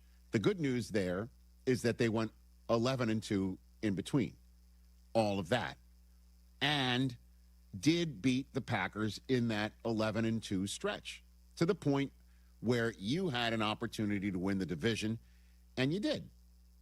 And that felt great for Bears fans, and I totally understand him doing all of that. I don't know what his personal animus is towards Matt LaFleur, unless LaFleur is the avatar for him to have, you know, he's the avatar for the Packers, so therefore he just doesn't like him to begin with. Be that as it may, whatever you got to do to get that parade, you do it. Just know that this stuff is like a boomerang sometimes, and it can come back on you. It's just not going to come back on him this year, and it's going to set things up for the future of a rivalry that I think he kind of digs that he's personally stoking. He talked today about what he said, F the Packers to the team after figuratively doing that. Like I said before, there's a rivalry that exists between these two teams, something that I fully recognize and I'm a part of. And I mean, I don't like that team. So George and I have talked, and we're on the same page. So, he's George, I believe that's McCaskey he's referring to, the owner of the Bears, or the principal owner of the Chicago Bears, who's a delightful human. And listen, this is exactly what Bears fans want to hear. There's an audience of one, and it's the fans of the Chicago Bears. No doubt. And he's doing it. They're sick and tired of having their heads beaten in. And, they don't, after Rodgers beating their heads in over and over and over again, and he actually screams at them, I own you, it's going to leave a vicious nastiness within you that you want to have somebody come in and bring out of you in the form of wins. And Ben Johnson's done that. He was asked, now it's just, again, the quick handshakes and stuff like that. I look at that and I'm like, can we just at least make an example of, because there are people watching. There are children watching. Like, are we really just going to touch hands and just walk away? I mean, although we could go on and on and on about this handshake business and how the NFL does it. Do they have to do it at all? What? No, it's just been because it's. I kind of dig it. I like it. I like it in the same way that I love it in hockey. After there's a 7-game series and all the blood and the guts have been spilled and it's nasty and it was nasty and people are losing teeth literally, that they go through a handshake line. And how many people are like tweeting that stuff out saying this is what makes hockey great? There's a handshake line. And that's why I kind of dig it in college basketball. Also in the NBA, they're just like, sometimes they'll just wave. Phil Jackson would just be halfway up the tunnel. Yeah, he's gone. Back in the day when the Chicago team was kicking everybody's ass there too. Yeah. So he was asked if there's something personal with him and LaFleur. This is a rivalry, and city of Chicago, Green Bay, it needs to be a rivalry. I don't know what the answer is there. All right. Just put this away, file it away for the 2 times, maybe 3 times they play next year, And this is just the way he's wired, man. He's just wired this way. Yep. And after a game, when you're locked in and he's, he just stands there. He doesn't make it for a guy. As soon as it's over, he's nuts. But during the game, nothing. Nothing. And you know what Bears fans are thinking? We don't care. Good, better, best. We're getting free Wiener Circle dogs over and over again. We're hosting a divisional playoff game. Yep. We can go to the NFC Championship game. We could win the whole damn thing. Yep. And we were wondering if he was the right guy and if he's going to bring anything out of Caleb and what's happening. That. And Packers fans probably don't like it at all. 100%. I look at it and I'm just like wondering sometimes, like with the handshake, like what's his malfunction? Like, what's your deal, bro? Right? Isn't that what Pete once said to Jim? Big, what's your deal, bro? Like, right. You know what I mean? Like there's a lot of what's your deal, bro vibes. But guess who won a lot was Jim. And guess who's winning right now? Ben.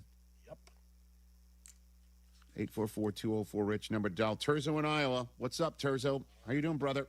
Talk your smack, Terzo. Having a problem with the phone system. Uh-oh, Mike. Are we having a problem with the phone system, Mike? There we go. Number 3. There we go. Yo, what's up? What's up, Terzo? Hey, bud. Hey, what up, guys? Hey, man. Before I get to the rubber match with the Sea Chickens, we got to talk about that game. Now that was an impressive win by this Niner team.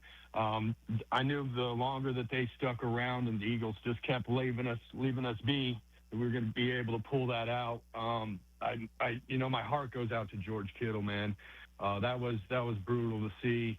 I will chip in and throw in on a bottle of tequila with you, Rich, to send to him, because that one broke my heart as well. It just seems like we can't get past it. But this team, they're resilient, and they come together and they played as if he was still in the game. Hey, dude, your team just keeps on ticking, and I know you keep calling them the Sea Chickens. You're having a lot of fun with that, but they are stout. They're rested. They're coached well. They are deep at many positions. I cannot wait to watch this game.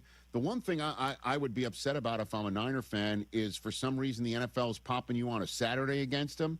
Yeah. And you know, I don't have the answer for you other than the fact, and you know, so you're gonna have a short week. You're gonna have a short week against Seattle, which just had a long week. And that's happened to us for the past 4 weeks. It feels like, because we went from the Monday night to a Sunday and then back to a Saturday, you know, and then they're doing it to us again. And I saw that, and I was just like, come on, man, like, give us the extra day, especially when we're going against a team that, you know, that had that week off. So, you know, I'm a little upset about that, but like I always say in these rubber matches for in-division teams, man, anything can happen. And the reason we call them sea chickens is because they lay eggs, my dude. Thank you, sir. That's Churzo and Iowa, everybody. The only reason why I could think of that the NFL did this is because Chicago is market 3 and Los Angeles is market 2, and I mean, that's going to be a Fox game. Fox had the late window on Sunday. Usually they reverse it. So that would mean CBS needs a late window game. Would Texans Patriots be that late window game leading to the Sunday nighter? I guess. Yeah. You know, unless, because I don't know if they're going to put the Patriots on NBC again. And I don't know, again, ESPN's got a game. I don't know how they're going to split this thing up. But if I'm the Niners, it's just like, come on. But it's just part and parcel of everything. It's been one big, to use a Jeff Garland phrase, one big bowl of come on, and they're now a Final Four team in the NFC, in the arguably toughest conference in football. 844-204-RICH, number to dial right here. We've hardly even spoken about the Patriots and the Chargers or the Rams and the Panthers. That will change over the final hour and 20 minutes of this Monday edition of the Rich Eisen Show. We'll also hit Indiana football in the same way that Indiana football keeps hitting people. Progressive knows sports brings people together, but you gotta feel bad for people who don't even get it. Some people will never know what it's like to see their favorite team's hopes decided by a ping pong ball to draft the next superstar. Or not. I mean, sure, it's silly for your happiness to hinge on the success of a 20-year-old entry-level employee, but you just can't help yourself. The stress is exhilarating. Progressive can't bring people together like the draft, but we can bring your home and auto insurance together with a bundle. So switch and see if you could save hundreds. Progressive Casualty Insurance Company, affiliates, and other insurers not available in all states or situations. Okay, I have to tell you, I was just looking on eBay where I go for all kinds of things I love, and there it was. That hologram trading card. One of the rarest, the last one I needed for my set. Shiny like the designer handbag of my dreams. One of a kind. eBay had it, and now everyone's asking, ooh, where'd you get your windshield wipers? eBay has all the parts that fit my car. No more annoying, just beautiful. Millions of finds, each with a story. eBay. Things people love. Creed. Limp Bizkit. The third annual Summer of 99 and Beyond Festival at Credit Union 1 Amphitheater in Tinley Park. Saturday, July 18th, Limp Bizkit with Cypress Hill, Seven Dust, Kitty, Puddle of Mud, Magnolia Park, and more. Sunday, July 19th, Creed with Bush, Mammoth, Candlebox, Hoobastank, Sleep Theory, and more. Get tickets now at livenation.com. Hey guys, it's Silvy. You know me, I hate the cold, and I don't like dealing with cold drafts in my house. That's why we called Window Nation a few years ago, and the difference, incredible. Right now, it's a great time for you to do the same. Window Nation's Buy 4, Get 4 Windows free sale is going on now. Plus, you get your new windows with 0 down, 0 monthly payments, and 0 interest for 2 years. So if you feel drafts, see fog or mold around the frame, and your heating bill keeps on jumping, it is time. Do not wait. Visit windownation.com today. DraftKings, a Casino Queen sportsbook, an official sports betting partner of the NFL, makes every moment feel bigger. The game shifts fast, and with DraftKings live betting options, you can stay right in the moment. Plus, DraftKings has your back with early exit protection. If the player in your eligible NFL prop bet goes down at any point in the first half, you still get paid in cash. With DraftKings, you're covered through the entire half. New customers, here's your shot. Bet just $5, and if your bet wins, you get $300 in bonus bets instantly. Download the DraftKings Sportsbook app now and use code WMVP. That's code WMVP to turn $5 into $300 bonus bets if your bet wins. In partnership with DraftKings, the crown is yours. If you or someone you know has a gambling problem, crisis counseling and referral services can be accessed by calling 1-800-GAMBLER. 21 and over, Illinois only. Pass-through per wager tax may apply. Eligibility and restrictions apply. Bet must win to receive bonus bets which expire in 7 days. Additional terms at dkng.co/audio. Limited time offer. At Coast Ivoni, we get you. What do you mean, we get you? You're a Chicagoan, right? I am. You know about all the things that make this city what it is, right? Of course. And when you meet a fellow Chicagoan, there's that connection. It's a pride of being part of the greatest city. Nobody's going to tell you you're the second city or the third coast. All right, already. I get you. No, it's we get you. This is Courtney Cronin, and my friends Anthony Iavoni and Julio Costa are ready to fight for you, Chicago. 708-4million. Coast Ivoni, your trusted local personal injury lawyers. We get you. Just like a strong offense keeps moving the ball, Republic Bank of Chicago's business banking solutions can keep your company growing. Business checking, treasury management, commercial loans, big business, small business. Republic Bank has everything you need for your business. Our team is here to get you back in the game and moving in the right direction. Experience banking beyond expectations. Only at Republic Bank of Chicago. Member FDIC. Visit ourbankchicago.com today. Enough already. We can do more. Enough already. We can find a cure. Enough already. We can do better for our kids. Enough already. We are relying on you. Childhood cancer is the leading cause of death by disease for children in our country. We can do something about that. We can come together to support the best research for safer, more effective treatments and cures for our kids. We can come together to support Children's Cancer Research Fund, a national nonprofit dedicated to ending childhood cancer that is on the front line of breakthroughs. Because it's enough already. Go to childrenscancer.org to join us. Go to childrenscancer.org today. Guests appearing live on ESPN Chicago. Call in on the Yingling Beer Hotline.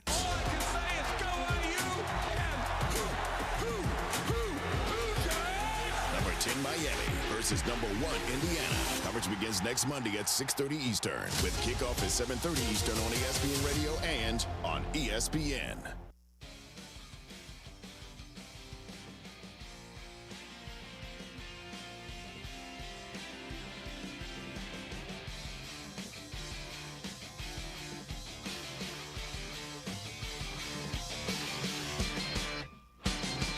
As you all know, I care deeply about pediatric cancer research and awareness. That's why I'm proud to talk about Hyundai Hope on Wheels. For over 27 years, every Hyundai sold has helped fund life-saving pediatric cancer research. Together with over 850 dealers nationwide, they've raised more than $277 million, supporting over 25,000 kids in their fight against cancer. At Hyundai, Hope isn't optional. It comes standard. Visit HyundaiUSA.com and search Hyundai Hope on Wheels to learn more. 844-204-RICH number to dial. We'll get your call in a second. I said on the, listen, I keep on talking about all the stuff that I didn't get right. Let me just get something kind of that I got right. Although I think I whiffed on the what's more likely. You said the larger margin of difference, any of the wild card games this weekend or the Indiana-Oregon final, right? Yeah. And I chose a wild card game to be a blowout. That didn't happen. Just turned out to be the closest weekend in the history of Wild Card Weekend. So maybe I manifested that. Yeah. I think Indiana just scored again. Yeah. Well, I should have just relied on my opinion of Indiana for the last few weeks, which is they are a wagon and they are the bullies of college football. They are just – now, I understand that bullies are weak at its center, so I guess I need to come up with a different phrase. They are the best in college football, and they have a head coach and a quarterback and a team that is, I guess you could say, as close to a professional football team as you can see. Certainly because they're the similar age of a football team. right? They got a bunch of OGs there. This kid, Fernando Mendoza, his accuracy is something else. Like, he puts the ball where only his guy can get it, whether it's to high point or a back shoulder or something to lead him to the sideline to make sure that the defender that is draped all over him can't get him. He's locked in. And he's just such a guy to root for, too. Every time he speaks, it's like a throwback to the 50s, right? Where he's just like, gosh, gee willikers. That's why it's hard to, when you use the bully phrase, you think about him, and he's as far from a bully as it is, so I think we do have to come. Well, he's just the best. He's the Heisman Trophy winner, and he's terrific, and it looks like he's going to be the first overall pick. I love watching his parents celebrate him. Do you notice his dad never stands to celebrate? Do you notice that? Yeah. You know why? Yeah. Because his mom's in a wheelchair. Yeah, she has MS. Oh. Yeah. Wow. And so he sits and celebrates with her. With her, yeah. I'm falling in love with the family. Falling in love with the kid, with the family. And whoever gets him is going to be lucky. Well, I think it's going to be the Raiders. Yeah, it's probably going to. Yeah. Not exactly the Vegas personality type. Well, but excuse me, if you are somebody who runs the Las Vegas Raiders and you operate in a city like Las Vegas, I want somebody who I know is going home. Yeah, you're not going to get a phone call at guess who's raving? I'd rather rave about him than going to raves. You know what I mean? You call him at 4 in the morning, it's going right to voicemail. Yeah, it's going because he's sleeping, or he might be up watching tape. Film, right? Or getting ready to come to work. Yeah, true that. Yes. To be the first in the building. But he ain't going to be at the at the slot machine. I mean, in all honesty, honestly, where's the one city a game took place this year where 2 star athletes didn't participate in the first series for their team, and we were wondering why? I mean, I don't know why you got to bring old stuff up. The city of Las Vegas. CeeDee Lamb and George Pickens were standing there watching. We're wondering what's up with that. Oh, they got in the game. For sure. They played, and they won, And one of them wound up on the All-Pro list, too. Yep. But at any rate, yeah, man. He'd That's be, who you want. Yeah, he'd be perfect for Vegas. Yeah. That's exactly who I want if I'm in charge there. But at any rate, Indiana taking on Miami, it's just going to be a total blast. I mean, Miami is a stout team in its own right, okay, with a head coach that is barking out orders also, and is a tough team in the trenches. And you could make the case this kid Tony is the most electric player in the national championship game, sure, by far. And it's going to be a 17-year-old against the people who are like in their mid-20s. Some of them, yeah, seems like. You know what I mean? 23, I think, average age. Right? So it's a home game for Miami, and Indiana has all of these alums to the point you see Cuban is posting like, hey, can somebody tell me about these secondary tickets? Why they're through the roof? And I saw Connor Stallions respond, and I'm like, come on, man, just I know about tickets. It's just like, get out of here. He's probably got a guy, right? He's got a guy. Yeah, he's got Connor. Well, do you think Cuban would have enough? But at any rate, I mean, they are. It's going to be a fun matchup, and all Miami's going to hear between now and next Monday is they're going to get steamrolled, and I'm sure that 8.5-point dogs. I'm sure the coach is going to talk it up. It's their home stadium. Yeah, it's their home stadium. Can't wait for it. But Indiana is a wagon. They took the lead on a pick 6 to start, and then Oregon ties the game. And honestly, nobody, in case you're wondering how that suddenly happened for Oregon, nobody can affect a change of momentum quite like Chris Brockman prematurely texting the group when the game's over. Did you really? Was I wrong this weekend about any of those? At the end of the day, the game wasn't close. Thank you. The game wasn't close. You declared the Rams game over after Carolina, said that was done. Turned it over on downs in their own end. So you were wrong about that. No. You said the game was over. Won the game. The Rams wound up winning the game. But no, in case if you're sitting at home wondering, how did that just happen in a game when momentum just switched? Just know that Brockman has texted the group saying the game's over. Chris, just know that. Come on. Somewhere. I also had Panthers plus 10.5. So That's odd that it would be gambling related. Guys, there's so also, many. the get-in price for this national championship game, have you seen this? It's through the roof. I know. $3,400 is the cheapest ticket. That's like Super Bowl, like getting into a Super Bowl. 5,000. Jeez. 3,005. Yeah. Anyway. You sure you got those numbers? No, he does not. 3,005. I said 335. 35. He's just starting to. It's almost like a numerical eye chart. I was going to say 25-6-4, but I didn't. It's a numerical eye chart. He's just throwing out. He's just throwing out numbers. You guys knew what I meant. 5, 6, 9, 9, 3. We really didn't. He almost gave out Jenny's number. Yeah. You know how much it is to get in the game? 8675309. Boom. Okay. You guys, idiots. You're the idiot. I am. Like, what are we doing? It's the truth. I am. I accept it. At any rate, it's expensive. It's expensive. That's all I'm saying. It's expensive. He's very fighting it, Mikey. I know, right? I can't. I'm just turning my mic off. Bye. Don't do that. I'm kidding. It's all good. I'm here for comic amusement. It's all good. But it's a fun college football matchup between the 1 seed and the 10 seed. A lot of people thought shouldn't have gotten in at all, and they made it. Irv will be there with his belt. Oh, God, Irv. Irv will be there with his belt. Block any camera. And Edgerrin will be there, and Andre Johnson will be there, and Ray will be there, and Cuban will be there. I wonder if Joe Buck's going to be there. He should. He'll be done. Come on, Joe. You got to go to this one.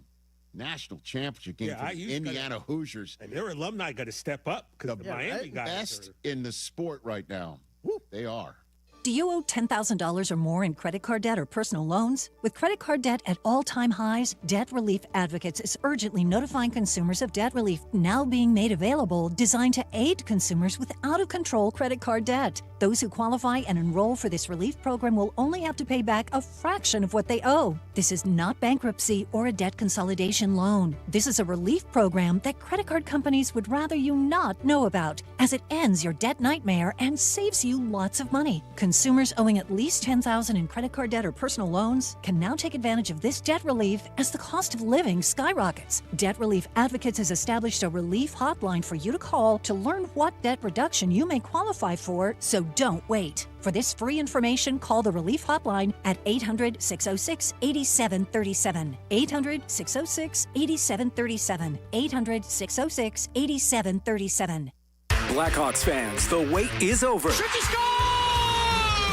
Don't miss a second of the action at the United Center this season. Connor Bedard, high slot. Bedard, right circle, moves and put it on the net. They score!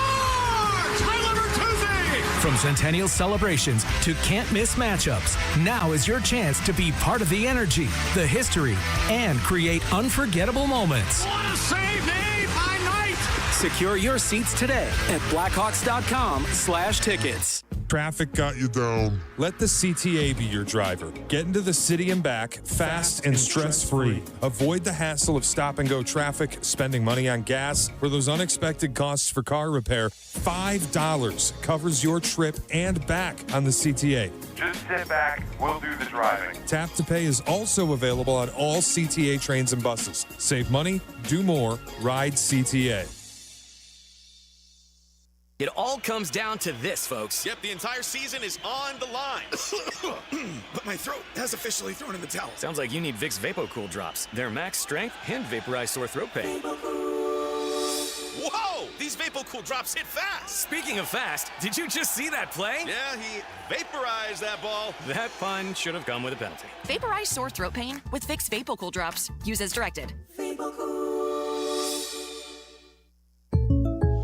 Jake from State Farm. I just beat my running PR, so I'm celebrating with the Banana Bonanza smoothie. Hey, and you can keep celebrating when you create an affordable price just for you by bundling your home and auto with the State Farm Personal Price Plan. Go bananas. I will. Hey, make it a large. Bundling, just another way to save with the Personal Price Plan. Like a good neighbor, State Farm is there. Prices are based on rating plans that vary by state. Coverage options are selected by the customer. Availability, amount of discounts and savings, and eligibility vary by state. Hey, this is David Kaplan. I dislike winter. Give me a 95-degree sunny summer day and I'm a happy guy. So I spend most of my winter free time indoors, and it's why I rely on Automatic. They've been making Chicagoland homes and businesses comfortable for 80 years. I don't even have to think about the outside because my home is perfect all year round. If you're not feeling confident that your winter's going to be carefree, go to Automatic.com right now. That's Automatic.com. Hey guys, it's Silvy. Are you feeling sore, stiff, or just not at your best? Maybe you've been dealing with pain for months, hoping it will just go away. You deserve to feel your best. Chiro One Wellness Centers offer personalized chiropractic care to help you live pain-free. No drugs, no surgery. Too many of us think pain is just part of getting older, but that's not true. Visit Chiro1.com today. They have locations across Chicagoland, including Glenview, Wheeling, and Libertyville. That's Chiro1.com, and let them know that Silvy sent you. Getting together with friends and family is one of life's greatest joys. But with the rise in misleading rumors that have sparked some confusion and worry about vaccines, our treasured community immunity could be at risk. Vaccines are one of the greatest innovations in modern medicine. Vaccines prompt children's immune systems to recognize and resist a disease. By making sure your child's immune system is ready to activate, vaccines help your child stay active, healthy, and safe. And high rates of immunization stop preventable diseases from spreading through our families, schools, and communities. It's true. Together, we are all healthier when everyone is vaccinated. So let's get together and let's thrive together. Talk with your pediatrician today about keeping up or catching up on routine childhood immunization.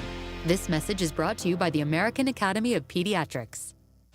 From the State Street Studio, this is WMVP WTBC HD2, Chicago.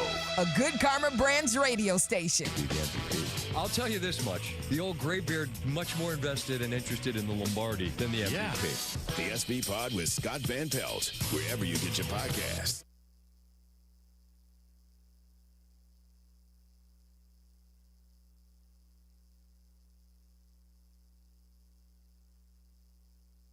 This is the Rich Eisen Show. Hey, everybody. Can't get enough of the Rich Eisen Show? You're in luck. You can find us everywhere.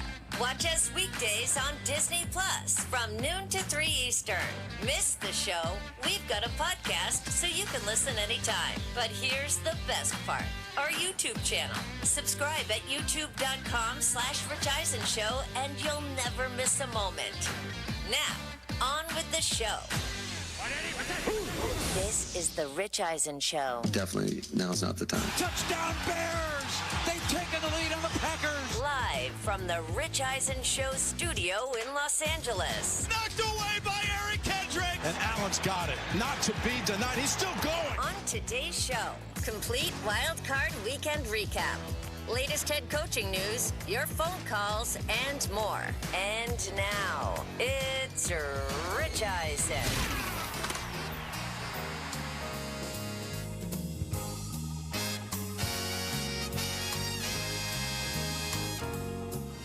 Hour number 3 of the Rich Eisen Show is on the air. So much to talk about on today's program. Overreaction Monday, the podcast that we record every single Monday prior to the show. It's up for you to take in either on our YouTube channel, youtube.com/Rich Eisen Show, or however you take in your audio podcast. It's sitting out there. So much to discuss with you at 844-204-RICH, number to dial. We're going to hit 2 more games that we've hardly hit over the first 2 hours. We've been very Bears-Packers centric, and why not? It was quite a game on Saturday night, and there's a lot of Packers fans that think they should bounce their head coach right now. Adam Schefter, our colleague at the good, wonderful world of Disney, is saying that the Packers are already entering conversations to extend Matt LaFleur's contract. I think that would be the right move. It doesn't mean it's going to actually lead to a contract extension. We'll have to keep an eye on all of that.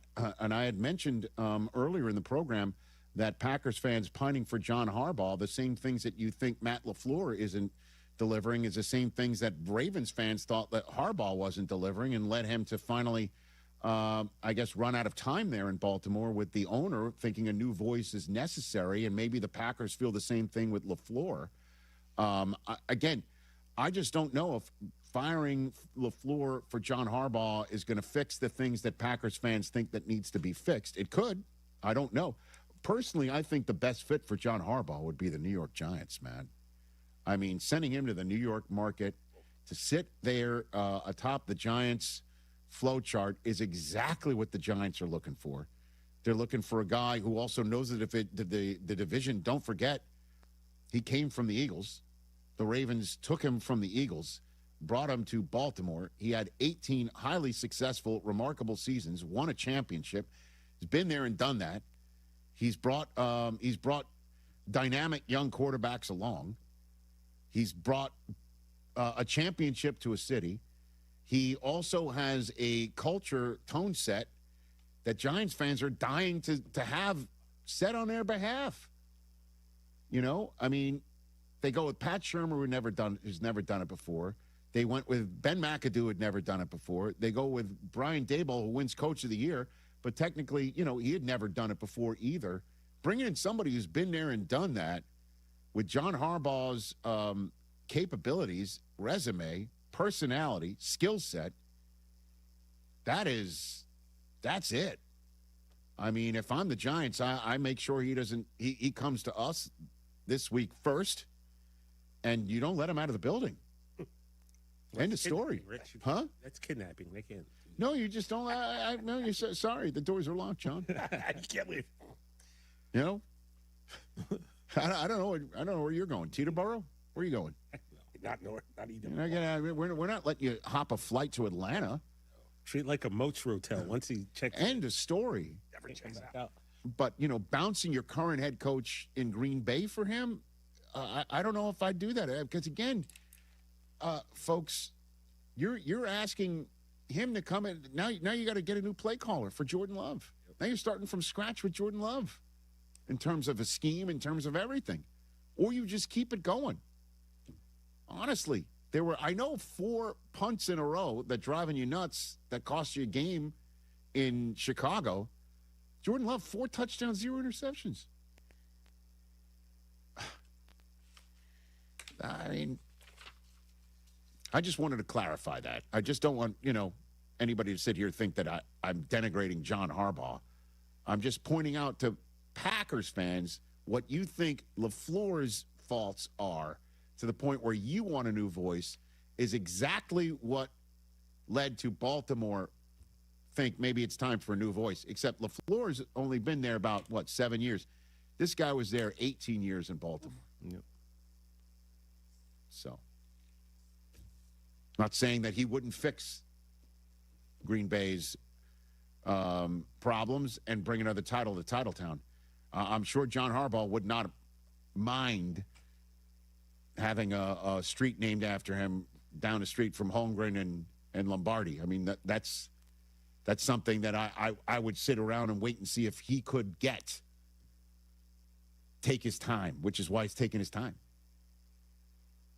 He's going to have his options. And isn't his agent... it's Bob Harlan's son, Kevin's brother. Yeah. Yes. I mean, there's a lot of connections. Seems like it's lining up a little too perfectly. No, there's unless they... I mean, again, Bob Harlan is now, twice removed from his job there? I'm sure he has some influence. But it's not like, let's hire the client of Bob's son. It's just say Bob's son knows who to call. And I don't think he's calling anybody. I think he's sitting back waiting. I think the phone calls are coming from elsewhere. Yeah, they're coming to him. As well they should. Absolutely. You know, as well they should.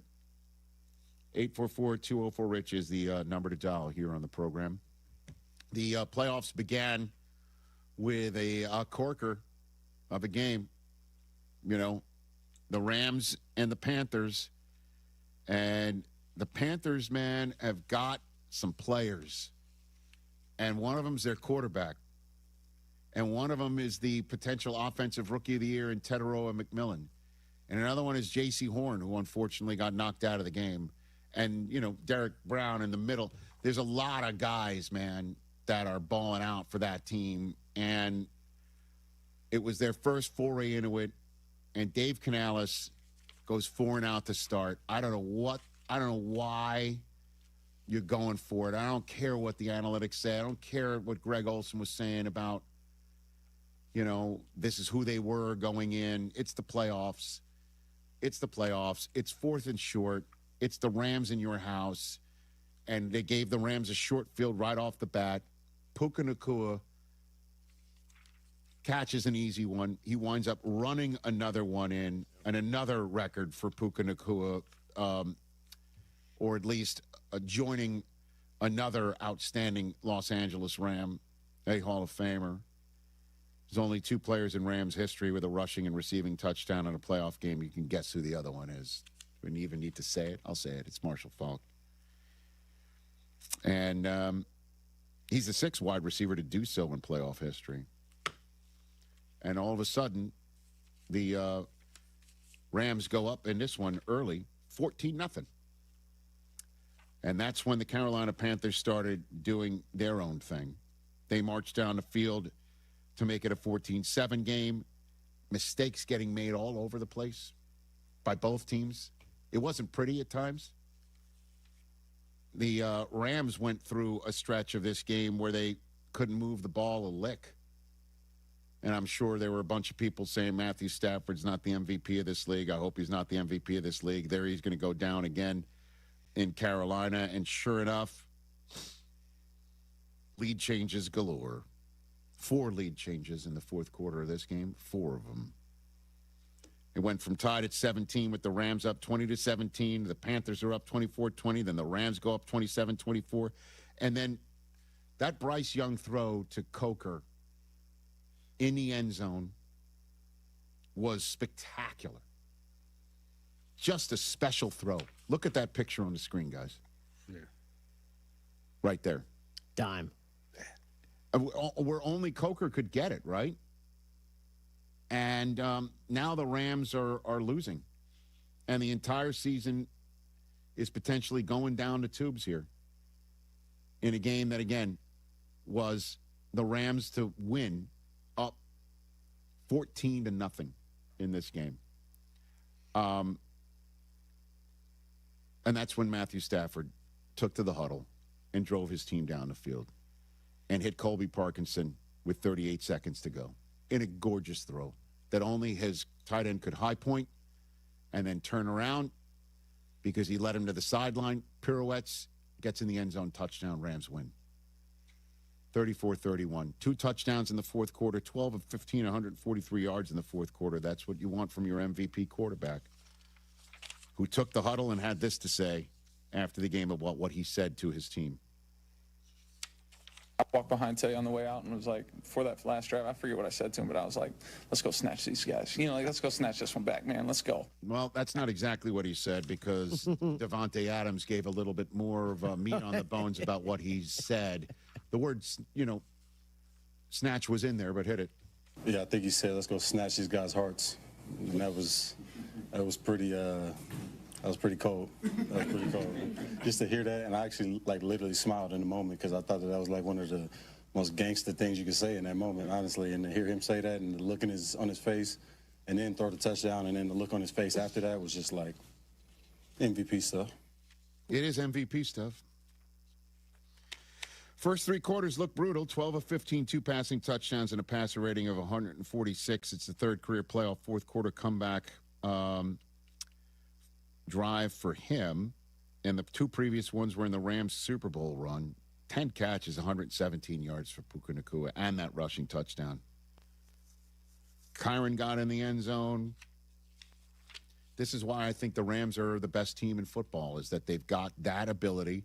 Defensively, they can stop you, although Bryce Young was unstoppable at times.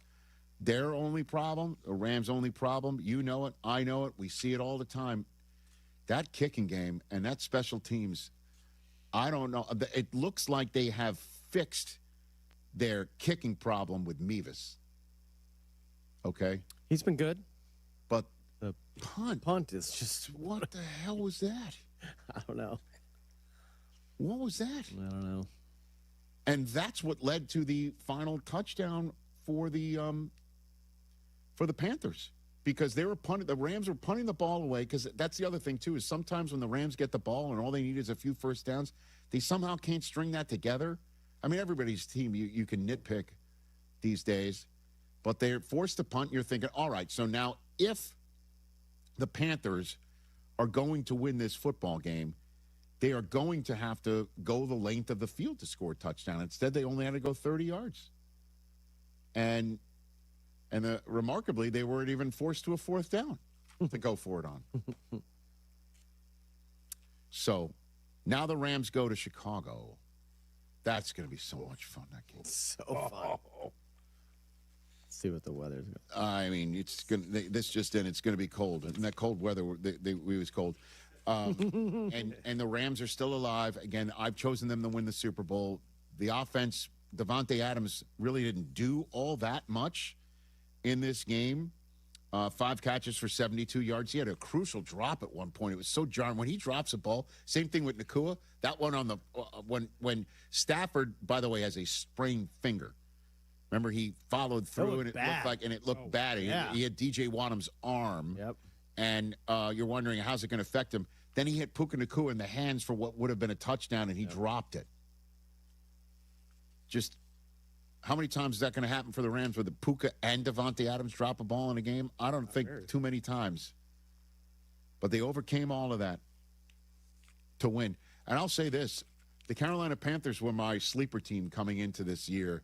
And I chose them for that because of the way they finished last year. Plus, I had a front row seat to seeing them. I keep mentioning this game. I know not many people remember the Panthers-Giants game in Munich. I do because I called it with Kurt Warner sitting in the booth there in Munich, and had a front row seat to Canales and what he's selling and whether it was being bought, and it was definitely being bought by Horn and being bought by Bryce Young, who I was sitting there with in the meeting room before the game. And don't forget, he was benched by this guy. And we were saying on this show, he's got to just leave, demand your departure. You're never going to hit it there. And they put him back in. They finished the season strong. They were scaring the heck out of, didn't they scare both the Chiefs and the Eagles at the end of the year last year? And I thought, okay, let's see what they can do this year. I know they went 8-9. But Bryce Young can play football in the National Football League. He's tough to put on the ground. He is really good. They got 2 running backs, although Rico Dowdle didn't like the way he was used towards the end of the year. He disappeared. I know. He's not happy. He's correct, not happy. Not happy. McMillan is the real deal. Yeah, he's the real deal. He had a few more weapons, and the Panthers are going to be a threat to win this division in above 500. And one thing that they did do strike a blow for was for division winners with a sub-500 record hosting a playoff game, because there are many, including somebody who's sitting across from me in the room, that thinks that those teams should not host a playoff game. Those days need to be over. Or this was an actual great playoff game that they almost won, and Bryce Young and the fan base of the Carolina Panthers should feel very proud of this fact. Bryce Young went toe-to-toe with probably the most valuable player of this league and a future Hall of Famer. He went toe-to-toe with Matthew Stafford in this game and made a game of it. And if it was going to be a total complete blowout, I totally understand there would be a conversation in a couple of months from now for the owners meeting when everybody's getting together that we should make a rule change that it doesn't matter if you've won a division. You do not host a playoff game if you're sub-500. So what would that have been? They would have been out, no division winner at all, or they're a division winner, they're just the lowest seed? Yeah, division winners make the playoffs, right? But you reseed through based on record. So Carolina top 4 home game. Carolina go visiting Chicago. That would have been a tight game for you. Sure. Okay. It probably would have been. All right. I don't know, but you don't deserve a home game. 8-9 home game. Get out of here. Well, they certainly did well enough. They certainly did well enough, and almost came up with the win. So Panthers fans, you should feel good about yourselves moving forward. That was pretty impressive. And the Rams, they survived it, and they advanced, and now they're going to Chicago. Again, the last time, McVay's 0-2 in Chicago. They have not won there. And the Rams are going to pack their cold weather gear. And the neat thing for them is that if this is a run game, they got a Notre Dame kid and a Michigan kid who knows how to run in this weather. Oh, baby. Sunday forecast, prelim, we're 6 days out.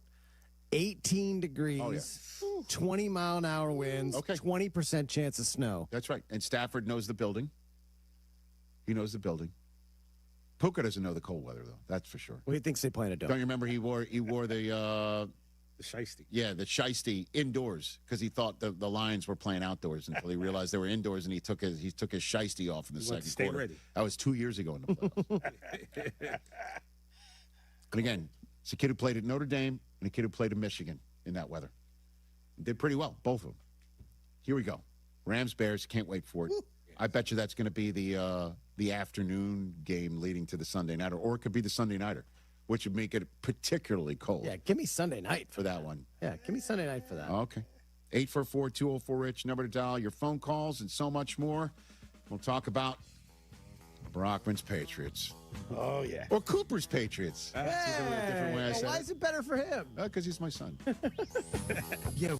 My name is Whitney Allen. I'm a widow. My husband, Ryan, died. We never thought in a million years we'd have to use life insurance. The unexpected happened. With Ethos, it is so fast and easy. It's 100% online. You can get a quote in seconds, apply in minutes, and get same-day coverage. No medical exams, and you can get up to $3 million worth of coverage through Ethos. Get your free quote at ethos.com/game. That's ETHOS.com/game. Time spent on application may vary. Online health questions required.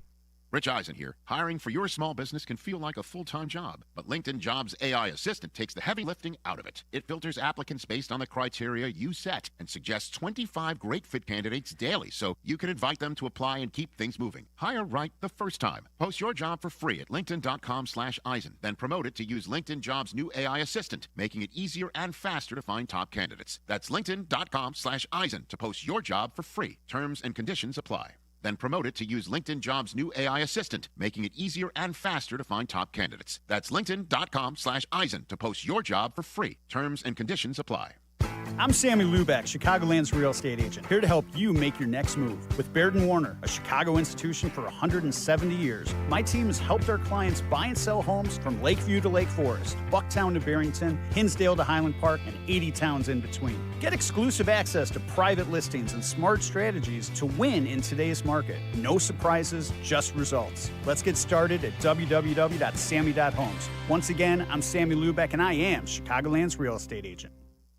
Get ready for the college football playoff with a $9.99 haircut coupon from Great Clips. Kick off your game day look with convenient online check-in and the Great Clips app. The skilled stylists at Great Clips salons will save your haircut details in clip notes. And with the $9.99 haircut coupon, you'll score elite savings too. Visit greatclips.com/football to get a $9.99 haircut coupon. But hurry, offer ends soon.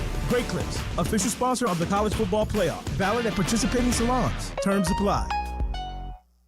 Want to live life at max volume? Then look no further than Hard Rock Casino, Northern Indiana. With over 1,700 slots, 80 table games, live entertainment, and 5 restaurants which span a wide range of culinary genres, we are sure to have something for everyone. Whether you want to indulge in a savory dish at Council Oaks Steaks and Seafood, or take in dinner and live music at the world-renowned Hard Rock Cafe. Amplify your entertainment experience at Hard Rock Casino, Northern Indiana. Just off Exit 6, I-8094. Must be 21. Gambling problem? Call 1-800-9-WITH-IT. We've all learned since childhood that the only way to stop a bully is to stand up to them. At the Verdoliak Law Group, we believe that injured people are being bullied every day into accepting lowball offers from insurance companies. Here's how it happens. When a claim is filed, the insurance company looks to see which law firm is representing the claimant. A simple search tells them whether or not that law firm has a history of taking cases to trial. Think about it. When insurance companies see lawyers that rarely, if ever, take cases to trial, they know the lawyer is afraid to try a case. So why would they ever offer them top dollar? On the other hand, when lawyers consistently fight for their clients by taking cases to trial, insurance companies are left with no choice but to offer them top dollar settlements sooner and more often. Over the past several years, you'd be hard-pressed to find a plaintiff's law firm that has taken more cases to trial than the Verdoliak Law Group. If you want a law firm that's been standing up to insurance companies and trying cases for over 50 years, call the Verdoliak Law Group. Attention basketball fans, the DePaul basketball season is here, and tickets are on sale now. Don't miss your chance to see the Blue Demons live as they take on some of the top teams in the country. There's no better place to experience a game than Wintrust Arena, home of the DePaul Blue Demons. Get your tickets today at DePaulBlueDemons.com/tickets and be part of the action. That's DePaulBlueDemons.com/tickets. Go Blue Demons! Getting health insurance that fits your budget isn't easy. At Get Covered Illinois, we are here to help. We are the state's official health insurance marketplace. a place where health insurers compete for your business. A website where you can compare multiple health plans and pricing in one place. And where you can connect to financial help and free in-person assistance. Because you deserve insurance. GetCoveredIllinois.gov. We're here to help. Hey guys, Jurko here from Mitch Lyons Wealth. Mitch is a former Pro Ball player like me, but now he's a retirement pro, and he knows the value of a winning game plan. I want you to get Mitch's retirement toolkit for the Jurko special price of, wait for it, nada. That's right, it's free. This kit includes his book, Retirement of Steel, along with guides for Social Security, taxes, and more. Call 844-867-8335. That's 844-86-STEEL for your retirement toolkit. Mitch Lyons Wealth, your best game plan to protect, grow, and win retirement. James was diagnosed at 3 months old with neuroblastoma. We went from thinking we had a healthy 3-month-old little boy, all of a sudden he had this super serious cancer.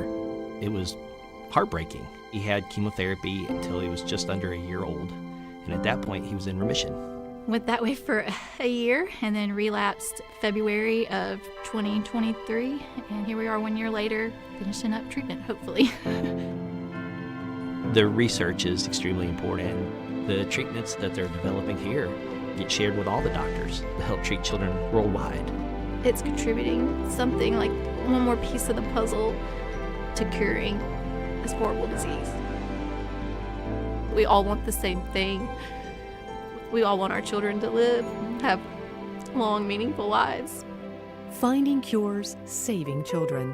Learn more at stjude.org. There's an app for that. Download, listen live, podcasts on demand. The ESPN Chicago app.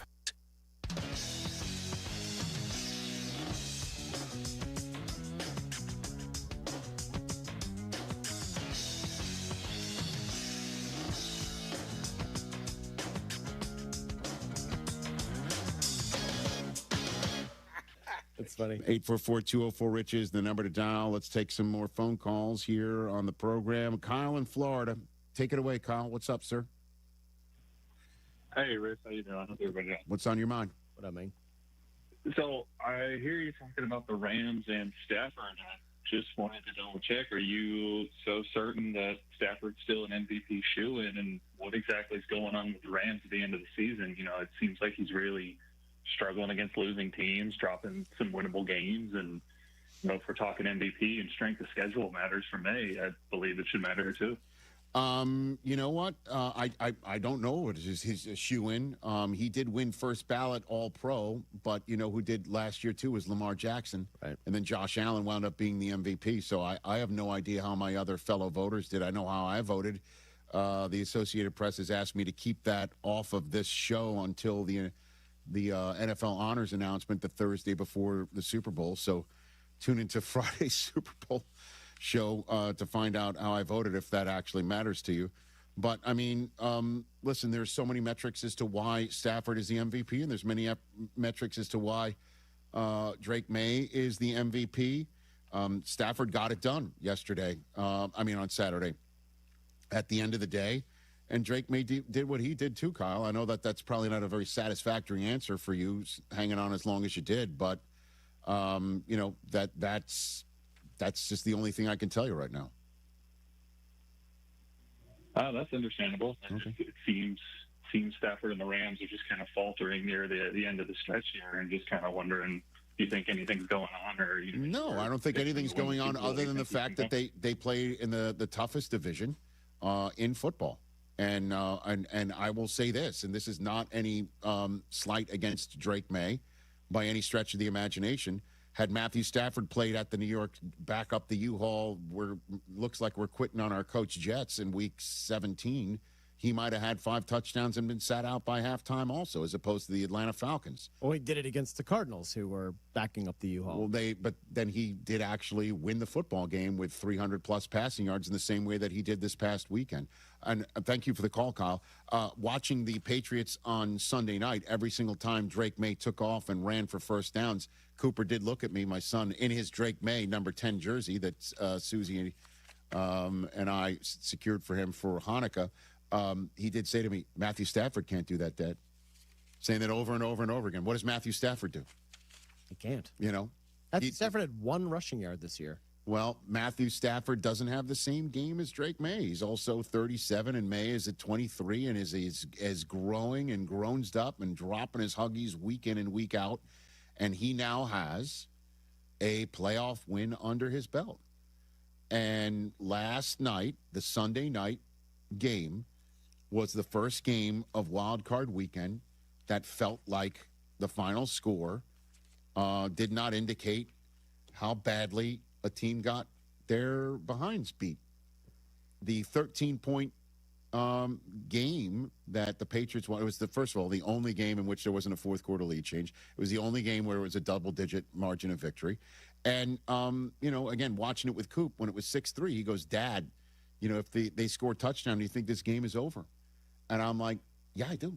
Yeah, I was saying that too. I do. Yeah, first team to score a touchdown felt like they were going to win. Well, even if the Chargers did get in the end zone, the Patriots were just the better team last night. And the one thing that I think Patriots fans should 100% feel great about is the fact that their defense looked championship quality on Sunday night. Because that was the question coming in, is can they play defense well enough to win a playoff game?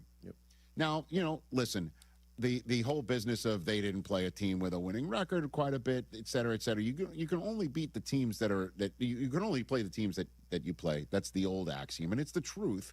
And what they did was not only beat them, they frequently beat them up and began to get enough confidence within themselves and began to get enough confidence with their systems and with their coaching, with everything, that when rubber meets the road, it's now winner go home time. What will you do? And what they did last night was just absolutely destroy the Los Angeles Chargers on their offensive side of the ball.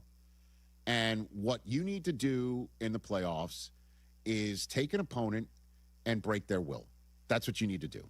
And if you have the added benefit of having an opponent in your house, that's an added benefit, and the extra added benefit of that opponent coming into your house with some ghosts in their own past, recent past, then you make them see those ghosts again. And that's what they did with Justin Herbert. Justin Herbert, at once upon a time, had a 27-0 lead at halftime of his first playoff game of his career, lost it. So if he's up big, you want to come back on him, you want to start making him see the ghosts of losing a big lead, you can do that. Sounds good. His second playoff game of his career, one and done, 4 interceptions. So if you start picking him off, you start making him see those ghosts again, all the better. Well, the Chargers never had a lead, and that one was kind of surprising to me. I thought Jim was going to take the points. Harbaugh's been taking points all season long. He does go for it on fourth down every now and then, but he went for it on fourth down after the Chargers got the first takeaway of the game on a tip ball up in the air. They were all over Drake May to start this game, and they couldn't get it in the end zone inside the 10-yard line. And I thought to myself, he's going to take the 3 and at least take the lead and play defense again and tell the young buck, now try it. Down 3-0. Instead, they went for it, didn't get it. Didn't also expect, I'm sure, to have Ramondre Stevenson rip one off of a dump-off pass, take it all the way to midfield right away. But it changed the tenor of the game at that moment. And then what the Chargers did was they didn't come back on Justin Herbert to make him see ghosts. And they also didn't pick him off to make him see ghosts. What they did was get after him in the second half to make him see the ghosts of this entire season. And then start to feel like it's not my night in general. And that's what they did. And they did it so effectively, and they did it with so many players all over the place on every level of the defense. All of it, front to back. What a tail kicking. What an absolute tail kicking. And then Drake May, after those mistakes, he also got picked off a second time, or fumbled in this game. Fumbled, yeah. He fumbled, so he turned it over twice. And each time, just a resiliency to the point where he had a great second half. His throw to Hunter Henry over Derwin James Jr. was spectacular. Yeah.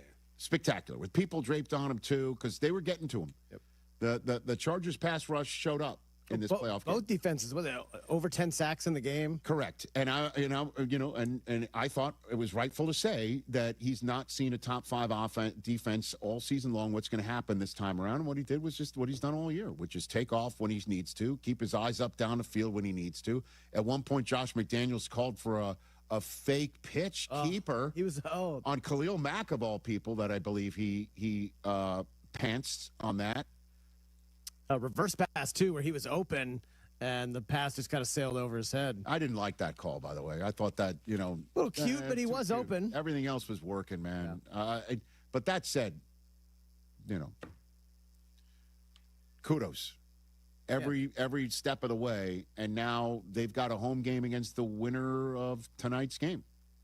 Aaron Rodgers coming in, or it's the Houston Texans. I bet you want the Steelers. I want the Steelers. I bet in the worst you do. way. Yeah, in the worst way. Yeah, because the pass rush that got home last night for the Chargers, I called Chargers versus Texans. I didn't call Tui Pelotu's name once in that game. And obviously, he had a better night last night. Yeah, the tip ball. I called Will Anderson and Daniil Hunter's name, and Lassiter's name, and Derek Stingley Jr.'s name, and Jalen Petrie's name, and Azeez Al-Shire's name. I called all their names in that game. But, again, they might not see him. The Steelers might take care of business tonight. This is really about the Patriots for the moment. Patriots can win the whole damn thing. If the defense plays like that. Yeah, for sure. That's a fact. And Travion Henderson didn't do very much. It was a Ramondre night. It was. And, again, these playoff games are tricky for rookies, even with rookies who have got national championship experience, like Travion Henderson. But, again, your coach, man, he's unbelievable. I just think he's awesome. His 2.0, I think, is better than his 1.0. You could say the same thing. And by the way, did you notice that Vrabel was wearing a hoodie in the first half of that game? I turned to Coop. I'm like, is he cutting off the sleeves, man?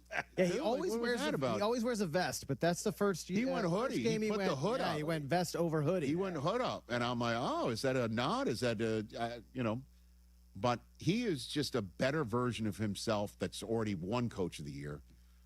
He knows exactly what he is doing. Culture-wise, this building is 100% lockstep.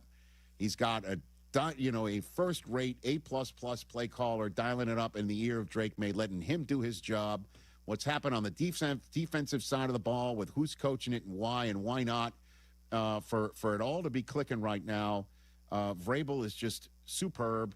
And Milton Williams, oh, man. He tried to give him a kiss, and instead he got a headbutt from him, and he's bleeding from his lip. That's why you pay that guy, though. Oh, my goodness gracious. Money for sure. This is Vrabel after the game about that split lip. Well, we talked to him about being willing to spill some blood out there and that the big dogs come out in January. And I think Milt took that to heart. And the way that he played the game and the way he finished the game, and he came over and, got me pretty good, but, that's what happens. I love him. He's so perfect for that city and that moment and this team and this franchise and getting them to where they are right now with 15 wins and a home divisional playoff game with a chance to go to the Super Bowl, a real one, and an MVP candidate quarterback. It's just got to tip the cap, man. All of it. Absolutely all of it. And every Patriot fan I know, from members of my own family to the guy across the way here, everybody, just out of their skulls, every right to be so. Unbelievable. Good Superb. for them. Good for them. Good for them is exact. Well, I mean, I listen. I know the Eagles fans are now out, so the fan base that chirps the most is still in the mix. So, they're back. They're back. You better get ready for it. They're back for a long time. This kid is unbelievable. And we're going to have A.J. Brown next year. It's going to be great. Okay, that'd be great. Yeah, he'll be definitely happy with Okay. next year. Very good. I don't know how he couldn't be. That's happy. All right. Let me talk Chargers here. Let me just say this. Everybody's got injuries, okay? And some teams are able to overcome them. And at the end of the day, some are just too significant to overcome. Losing their all-world left tackle before a snap gets taken in Rashawn Slater, and then to have to move your young right tackle to the left tackle and him play enough that he still gets a Pro Bowl nod despite playing as little as Joe Alt did. And then your tackles are gone, and you don't get much production from your running back because he doesn't stay healthy. Najee Harris goes down. Omarion Hampton has an injury-marred rookie year. And at the end of the day, the question would be, what it cost the Chargers in the playoffs to be unable to protect Justin Herbert? I'll say this. The first half, he was protected, and the Patriots just shut those receivers down. He was protected in the first. He had time in the first half, and they could not score. They couldn't score when all they had to do is get 10 yards to score. Yep. So you tip the cap to the Patriots there, and I think Justin Herbert deserves better than having a conversation about him that he's not a big game player. But that's now 0 for 3 in the playoffs in the first round, and I know Jim has been sitting in this chair saying, I got to get him to the Hall of Fame. And to get him to the Hall of Fame, you got to have a little bit better health up front, and you got to find some guys who are going to get open for him on outside the numbers. It's crazy that Ladidi McConkey didn't have much of a game. Keenan Allen dropped one on third down, which he never does. Yep. Just wasn't their night again. And Herbert in the second half, it was a wrap. I was concerned for his safety. He took a few big hits where you're like, oh, man, is he going to get up? Yeah. But that's happened all season. I mean, he's so tough. This is what Herbert had to say after the game. Yeah, not good enough. We got to score points, and defense gave us every shot we needed to, and wasn't enough. Realizing that obviously the emotions are still raw, what is your confidence in yourself that you will be able to get over this hump eventually, get a playoff win, make a playoff run? Yeah, I don't know. I haven't figured it out yet, and hasn't happened, so we'll have to reevaluate and see what happens. Yeah, Jim also said if I had the answers, he would have done something about it. He doesn't have the answers.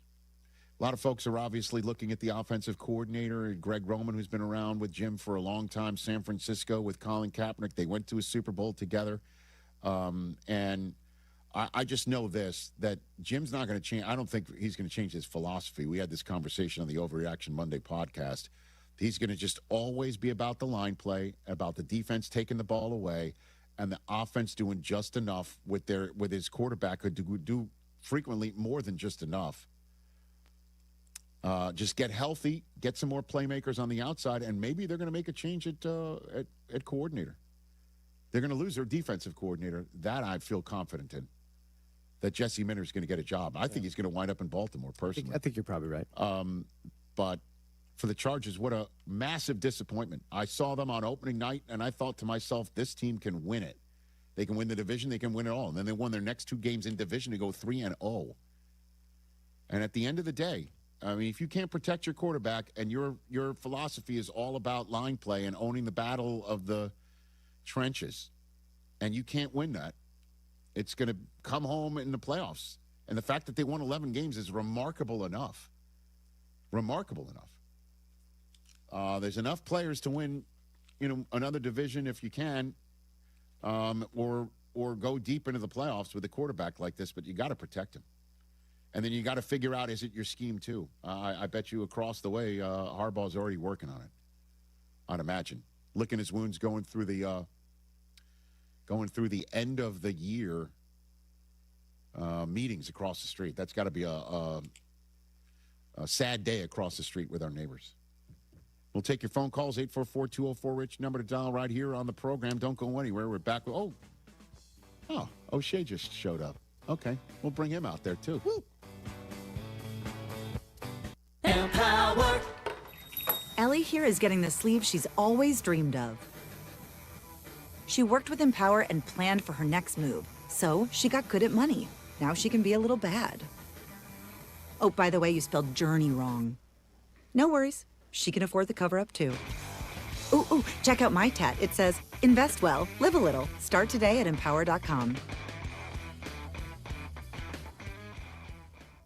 Rich Eisen here. As you all know, I care deeply about pediatric cancer research and awareness. That's why I'm proud to talk about Hyundai Hope on Wheels. For over 27 years, every Hyundai sold has helped fund life-saving pediatric cancer research. Together with over 850 dealers nationwide, they've raised more than $277 million, supporting over 25,000 kids in their fight against cancer. At Hyundai, hope isn't optional. It comes standard. Visit HyundaiUSA.com and search Hyundai Hope on Wheels to learn more.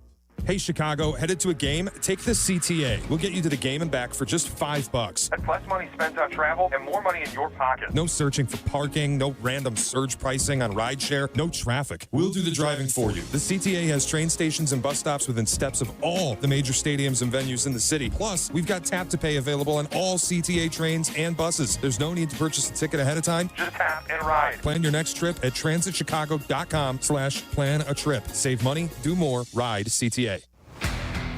Just like a strong offense keeps moving the ball, Republic Bank of Chicago's business banking solutions can keep your company growing. Business checking, treasury management, commercial loans, big business, small business. Republic Bank has everything you need for your business. Our team is here to get you back in the game and moving in the right direction. Experience banking beyond expectations. Only at Republic Bank of Chicago.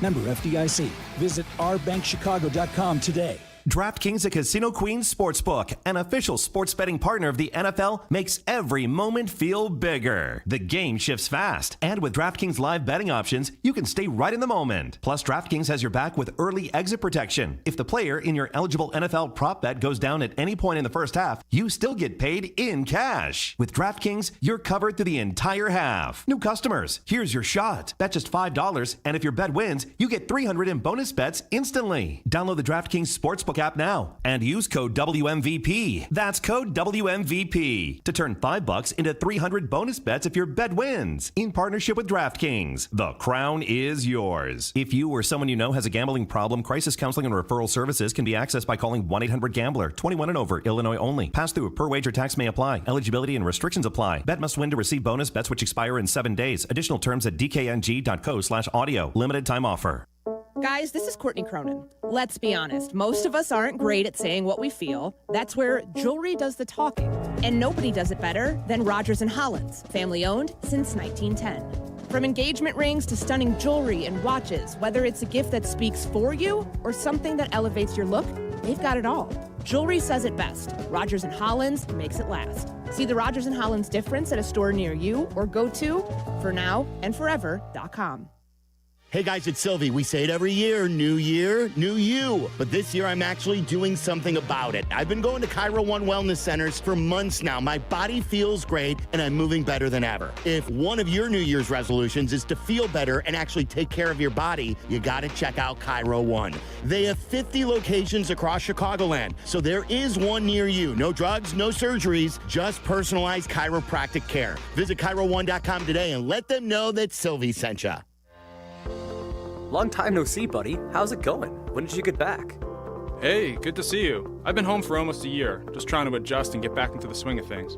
Well, it looks like you've been busy. I always see those pics you post of you and your family at all those events. What gives? Oh, yeah, VetTix. VetTix gives. What's VetTix? VetTix is an awesome charity that gives free event tickets, like concerts and sporting events and shows, to currently serving military and vets, including immediate family of troops killed in action. You wouldn't believe how these events have helped me adjust to being back. It's just like a good time that I could have with my family, and all these new happy memories we're making are priceless. And it's nice to know that people appreciate your service and your sacrifice. Yeah, it is. Listen, I've actually got extra tickets. Can I donate them? Yeah, it's easy. Just go to vettix.org. It's a great site. You could give your extra tickets and other vets like me can sign up to get them. Cool. I'm on it, buddy. Good to know you're back. And hey, thank you for your service. Coverage of college football's bowl season on ESPN Chicago is brought to you by Menards. Number 10 Miami versus number 1 Indiana. Coverage begins next Monday at 6:30 Eastern with kickoff at 7:30 Eastern on ESPN Radio and on ESPN.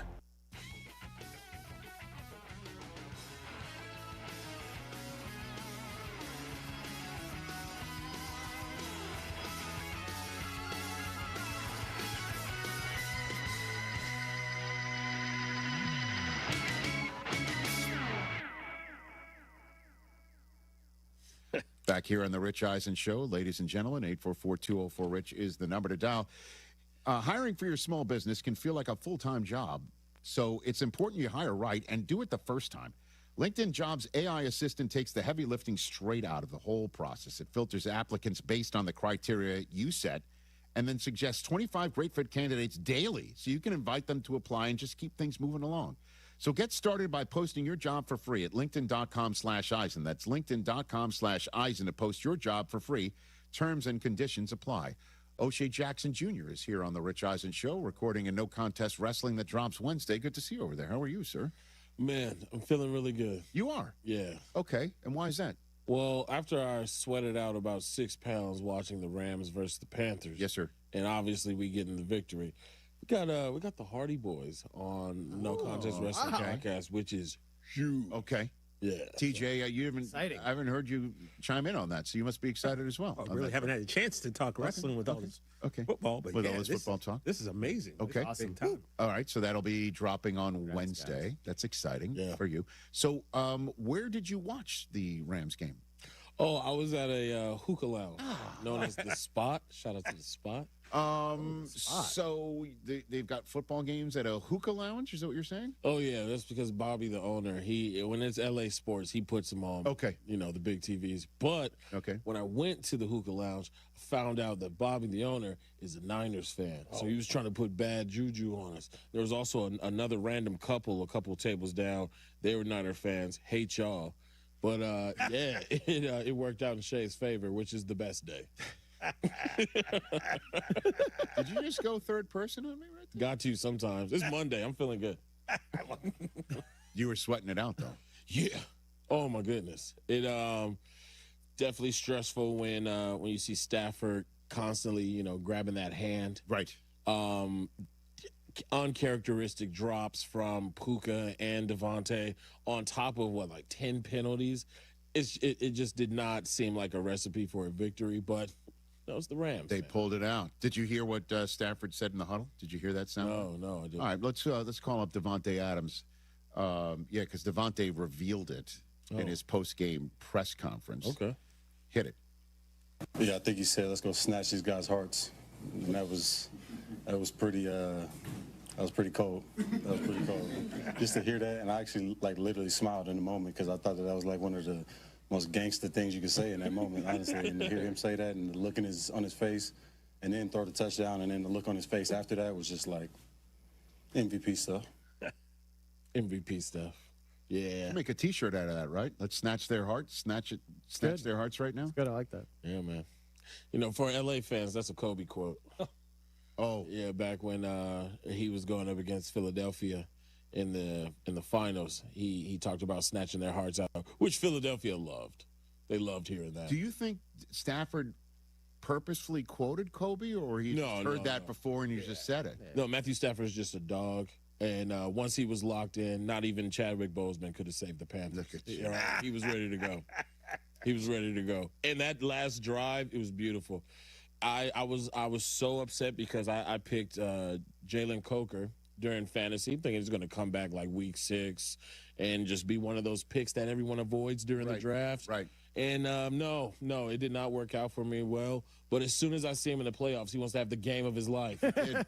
Yeah. He did. He had one of the best games in the history of the franchise in the playoffs. Yeah, thanks. All right, well, I'm glad that you had a good day at the hookah spot. Are you going to go back for the next one? Are you that sort of superstitious? I'll do as much as wear the same hoodie. Okay. But it's too stressful at the spot. And plus, it's technically a restaurant, and I can't be doing all that cussing. I like it. Let's take some more phone calls here with O'Shea Jackson Jr. Rick in Phoenix. Let's take Rick in Phoenix's call. What's up, Rick? Hey, Rich. First of all, I just want to pay you a compliment. I just finally got a chance to watch Booyah. Very well done. Very well done for a very good man, Stu Scott, who we all miss. So I just wanted to pay you that compliment. You guys did such a good job with that. I didn't. I just sat down for it, man. Andre Gaines, who directed it, actually texted me during the show saying that they got nominated for an NAACP award today. Oh, nice. So that's nice. He's very psyched about that.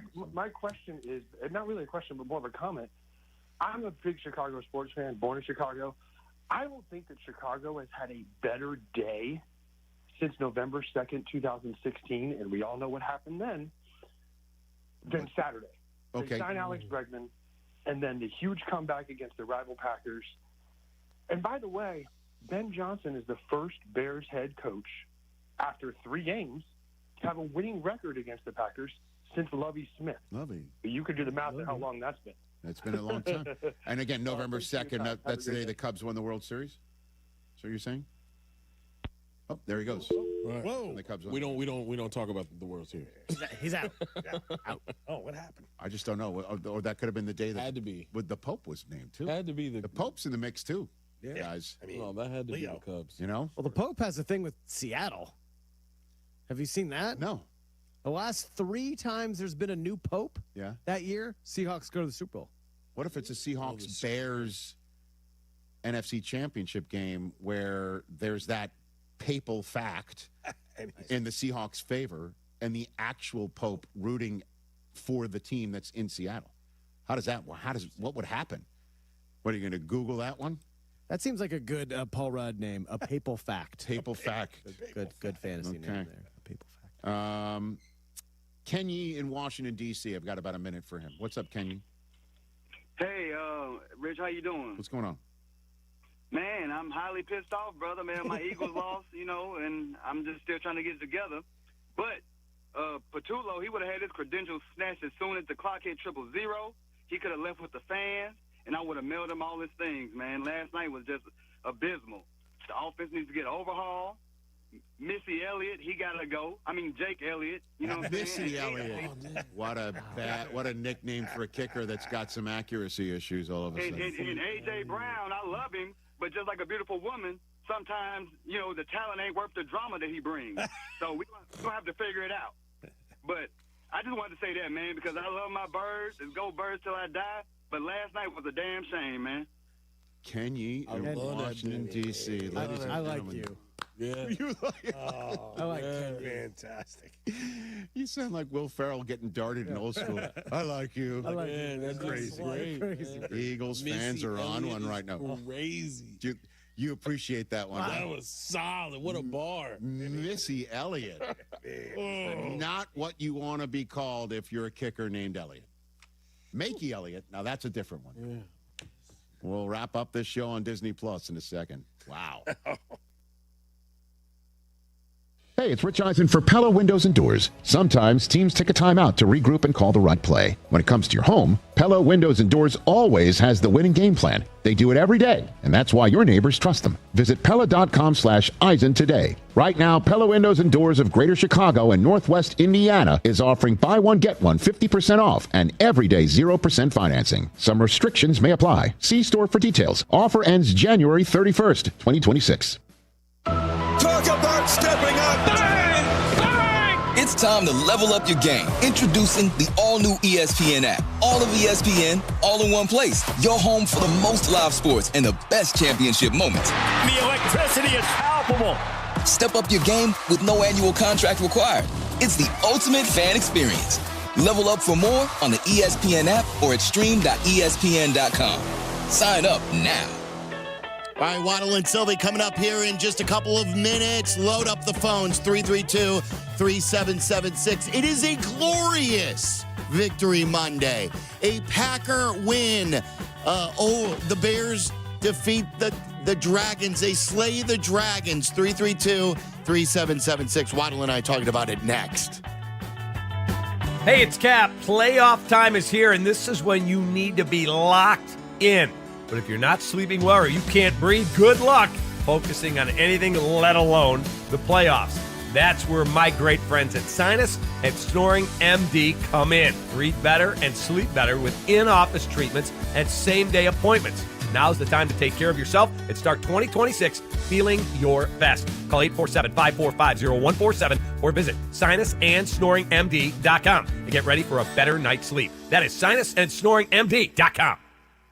Hey guys, I get it. You'd love new windows, but you don't want to pay a fortune for them. Well, January is a great time of year thanks to Window Nation. Right now, they're more affordable during Window Nation's Buy 4, Get 4 Windows Free sale. Plus, you can get them with 0 down, 0 monthly payments, and 0 interest for 2 years. If you're feeling cold drafts from your windows, seeing fog or mold around the frame, or paying a lot more for your heat than your neighbors, it's time for new windows. Do not wait. Put an end to your window problems. Visit windownation.com now. The new year brings new health goals and wealth goals. Protecting your identity is an important step. Your info is in endless places that could expose you to identity theft, leading to lost funds. LifeLock monitors millions of data points per second. If your identity is stolen, our restoration specialists will fix it, guaranteed, or your money back. Resolve to make identity health and wealth part of your New Year's goals with LifeLock. Save up to 40% your first year with promo code NEWS. Visit LifeLock.com. Terms apply. Jake from State Farm. I just beat my running PR, so I'm celebrating with the Banana Bonanza smoothie. Hey, and you can keep celebrating when you create an affordable price just for you by bundling your home and auto with the State Farm Personal Price Plan. Go bananas. I will. Hey, make it a large. Bundling, just another way to save with the Personal Price Plan. Like a good neighbor, State Farm is there. Prices are based on rating plans that vary by state. Coverage options are selected by the customer. Availability, amount of discounts and savings, and eligibility vary by state. I'm Sammy Luback, Chicagoland's real estate agent, here to help you make your next move. With Baird & Warner, a Chicago institution for 170 years, my team has helped our clients buy and sell homes from Lakeview to Lake Forest, Bucktown to Barrington, Hinsdale to Highland Park, and 80 towns in between. Get exclusive access to private listings and smart strategies to win in today's market. No surprises, just results. Let's get started at www.sammy.homes. Once again, I'm Sammy Luback, and I am Chicagoland's real estate agent.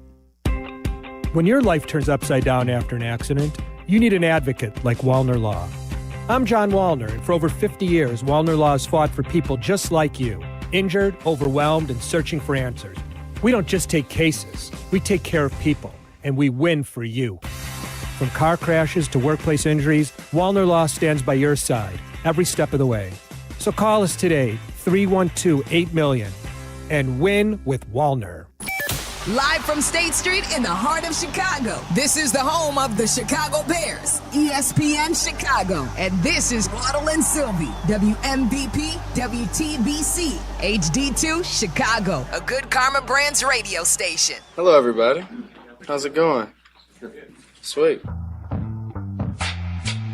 Fake to Wilson, rolling to his right, throwing to his right, behind him, but caught into the end zone for the touchdown. Christian Watson, four-man rush, pockets tight, floats it down the left side. Jaden Reed the catch, into the end zone with a touchdown. Beats Edmonds around the 2, takes the snap, looking left. Love with time, throws it open. Romeo Dobbs for the touchdown. I think teams understand when they play us now that they have to earn it.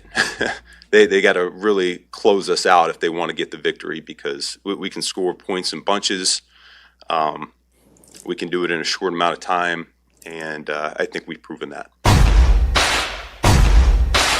Third down and 4, handoff, Swift, great block by Loveland, to the 5, to the 3, to the 2, to the 1, to the end zone. DeAndre Swift, touchdown, touchdown Bears. Pressure starts to close on him, running away from it to the near side, gets it away. He's got it inside the 35, takes a shot by McKinney, hangs on to the ball. My goodness, what a throw, what a catch. Bears stay alive. Snap back, pocket holds, over the middle, catch at the 2, into the end zone. Olamide Zaccheaus, touchdown Bears. McManus out of the hold of Whelan, snap, placement. Kick by McManus, the kick is no good. Wow. Snap back, four-man rush. Caleb with a double move, throw down the left sideline. DJ Moore inside the 5, end zone. Touchdown! Touchdown Bears! They've taken the lead on the Packers with 1:43 to go. Snap to Love, drop the snap, picks it up, keep him in the pocket. Love circles back, now rolling right, moving up, waiting to heave, still moving up. Now he throws to the end zone, and it's dropped. The interception dropped, but it doesn't matter. Game is over. Game is over. The Bears have come from all the way behind, and they beat the Green Bay Packers 31-27. All the ghosts of 15 seasons has been released into this cold January night. There will never be another season like the 2025 Bears season. I don't care if they go on and they win 5 Super Bowls after this year. I don't care if they win 5 in a row. There will never be a Bears season like this one, where you go into it with very low expectations. You think you've seen it all after the Cincinnati win. And after that win, how many times have they outdone themselves? Both Packers wins will trump that and maybe one of the best days we've ever seen at Soldier Field. Even in years the Bears have gotten to the Super Bowl. An unbelievable Saturday night where the building shook. The Bears slayed the dragon, and they are now on to the divisional round. It is incredible. I know the first word that everyone wants to utter is unbelievable, but at this stage, if you don't believe in it, I don't know what to tell you. What more can they do to make anything they do believable? It's crazy. It's hard to find words to explain, the joy that we've all felt watching them do what they were, it feels like almost that they were destined to do. It's so funny because with this team, you just throw the traditional analysis out the window. My dumb ass is over here talking about, you got to get off to a fast start. Otherwise, in the postseason, it's not going to go your way. They were down 21-3 at the half. You got to come out and run the football and grind it out because that's what you do best. They averaged 3.3 yards per carry. It was one of their worst outputs of the season collectively running the ball. And they find a way to win the game. They find a way. So, I could sit here and try and break it down for you, but I think what I've learned personally is if you got a 2-touchdown lead or let's say a 2-score lead with 5 minutes to go, your ass is grass.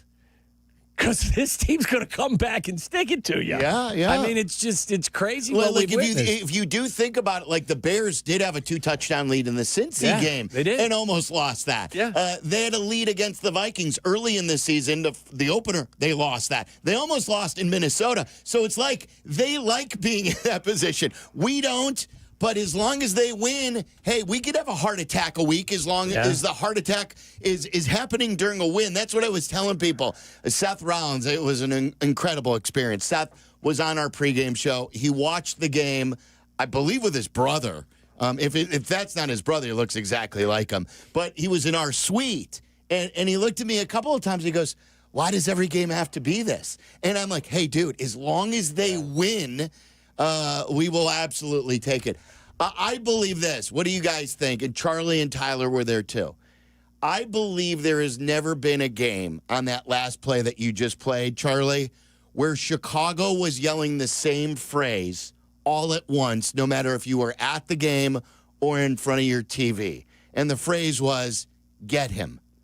Get him. How many, raise your hand if during that play, while he was scrambling around, and it reminded me of the Jaden Daniels play for Washington just closer to the end zone, where he was going back and forth, and I was yelling, get him. And in every video I have seen, like the Bears post and people post, we're all yelling, get him. Like, somebody please get Jordan Love. And sure enough, he kind of threw it off balance. It was a weird push throw.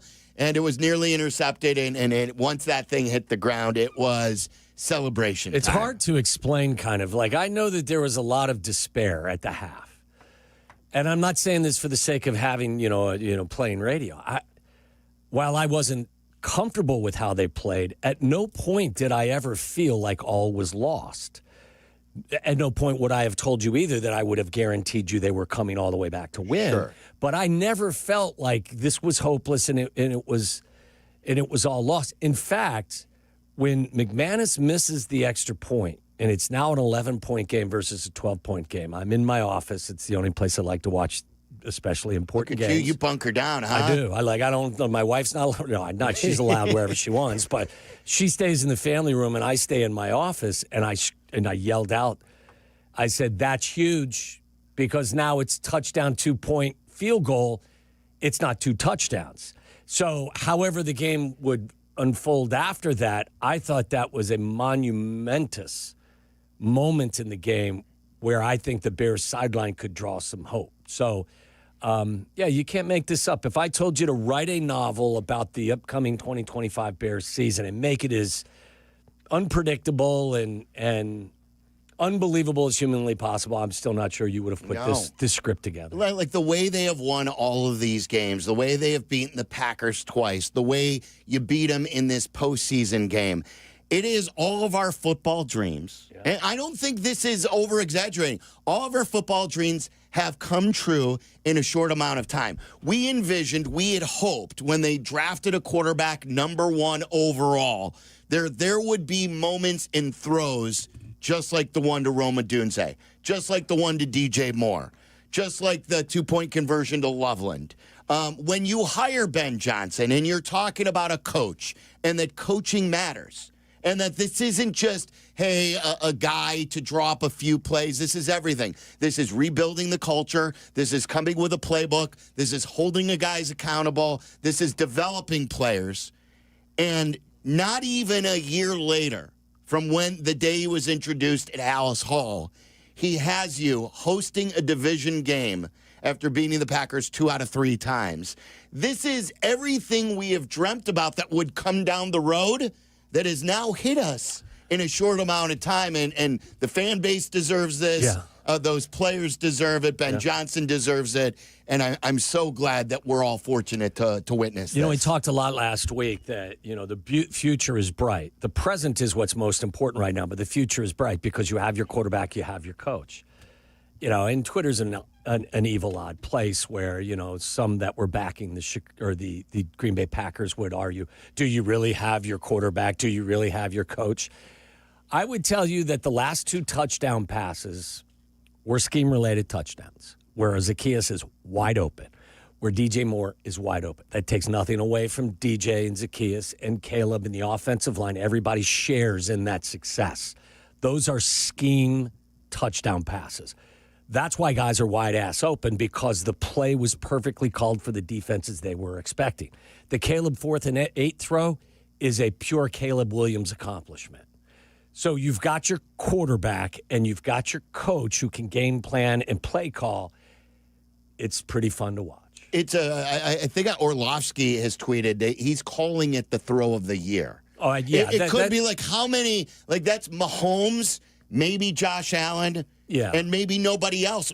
Aaron Rodgers in his prime. Like, that is wherever Caleb goes, that is a Hall of Fame throw. Yeah, well, think about circumstances and the degree of difficulty. Like the touchdown pass he threw to win the game to DJ Moore was a fabulous throw. You may have called that the throw of the year in the NFL prior to this game. You know what? I believe it was a first down throw. That throw was PFF's highest graded throw of the year. Until this one. The DJ Moore one. Right. I haven't seen what the individual grade on that throw is. This one will be higher. I will make higher. it. Yeah.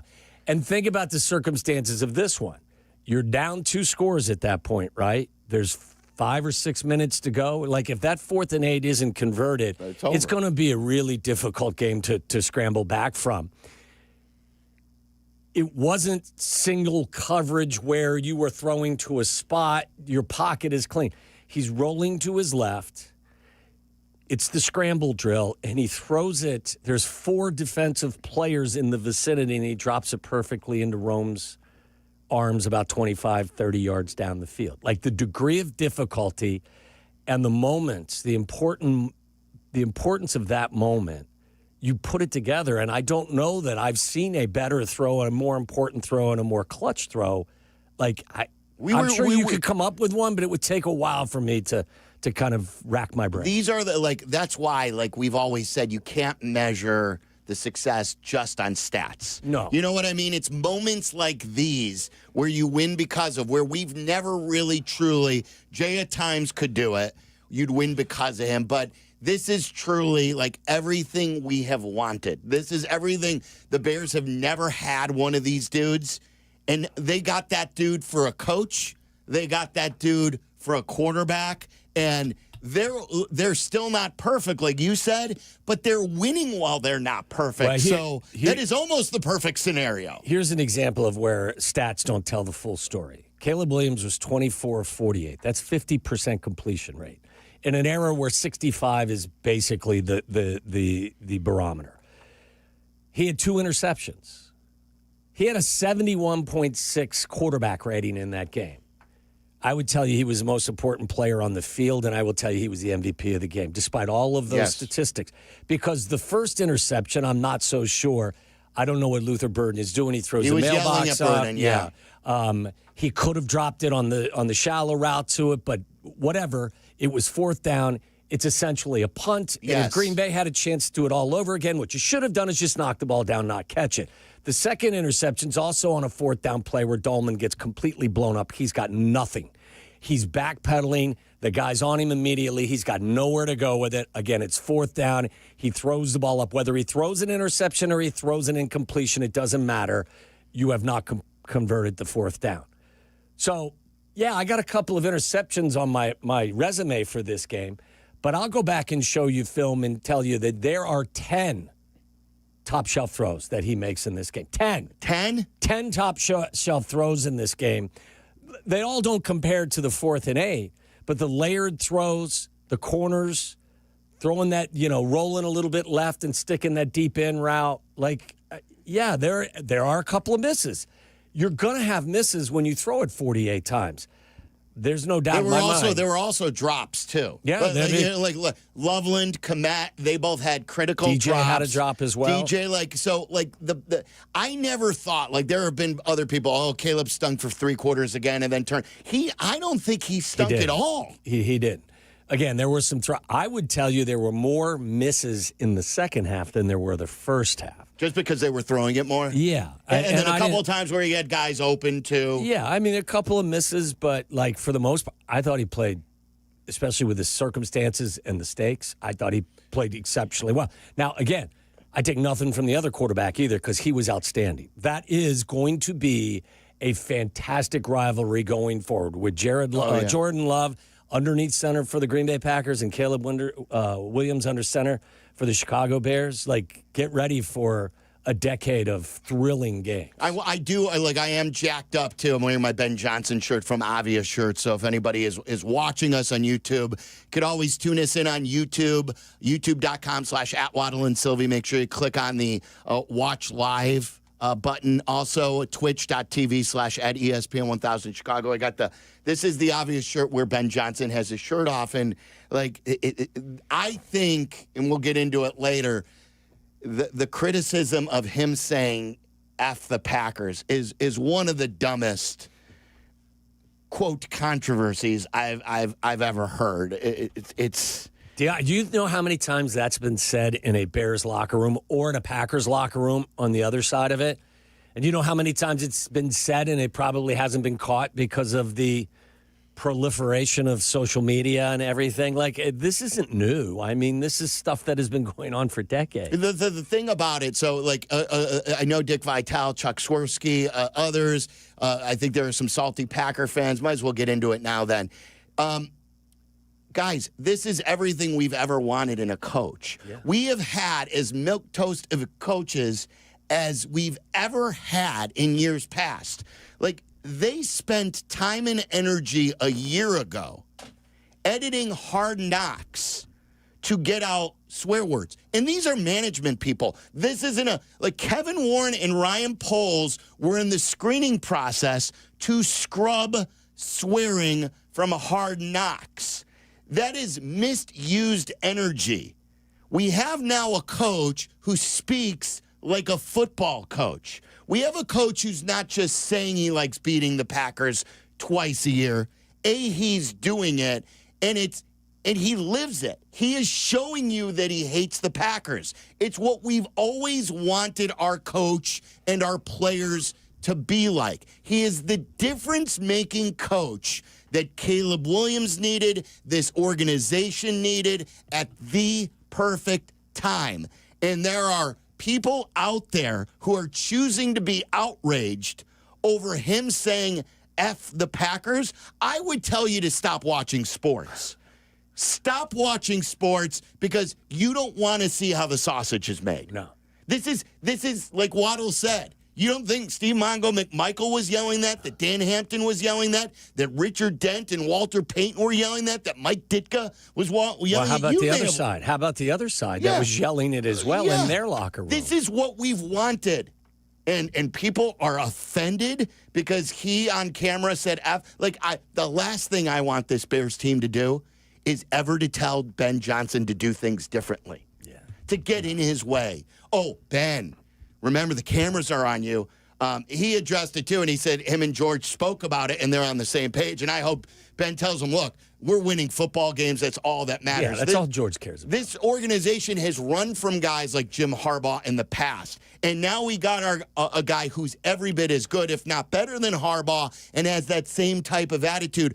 Do not change, Ben. Do not change. And all those haters or people who are outraged about it, stop watching sports. Yeah, I mean, business is done differently up there on a number of fronts. It's just a new era. And maybe in previous days, as you mentioned, George would shy away from that kind of colorful language. I think, especially since it's involving the Green Bay Packers, he's totally okay with it. Right. We could have Matt Eberflus back and having all the suites purchased by the Detroit Lions fans and have it 50-50 on the lakefront for a meaningless game late in the year when they're on their way to winning 5 games. Or you can have a coach who swears a bit, who says F the Packers after he just defeated the Green Bay Packers in the postseason for the first time in the modern era. And we could just live with it. And it's legit. It's not manufactured. Right, that's what I mean. It's pure. It's how he feels. He let you know after the game when he said, there was a whole lot more noise coming out of their building earlier in the week, and we were aware of it. Like, this is legit. This isn't manufactured. Whereas I think some of the angst and some of the bravado that was coming from the Packers was a touch manufactured. When Josh Jacobs was talking about the hit earlier in the week about a Booker on Jordan Love and some of the other stuff. This is who we want. Some of it, to me, felt a little manufactured. Like they maybe they didn't believe in themselves as much, but they wanted to talk about it. So like running out to the Bears logo, but at 50, like that stuff. The Packers, when they weren't threatened, didn't do. Yeah, they ignored us. We weren't the issue because they owned us. It's okay for the quarterback to yell, "I own you." I still effing own you. Yeah. But now our coach, all of a sudden, I wouldn't. What's good for the goose. Yeah.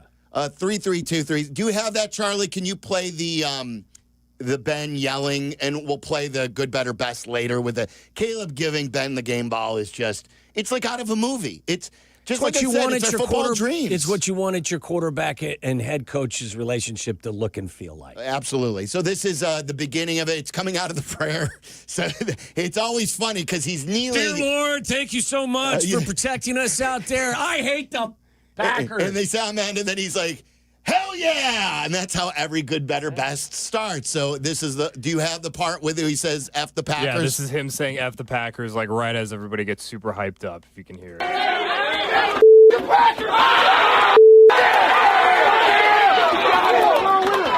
Do it. Do it. You back it up. I you hate talk the, the what talk didn't and he walk say? the walk. I hate those guys up there. Yeah. And we'll play you what he said today. But 3-1-2. I think that the meetings, like the owners' meetings where all the coaches get together, I think there's going to be some uncomfortable moments between him and Matt LaFleur if Matt LaFleur is still the Packers coach.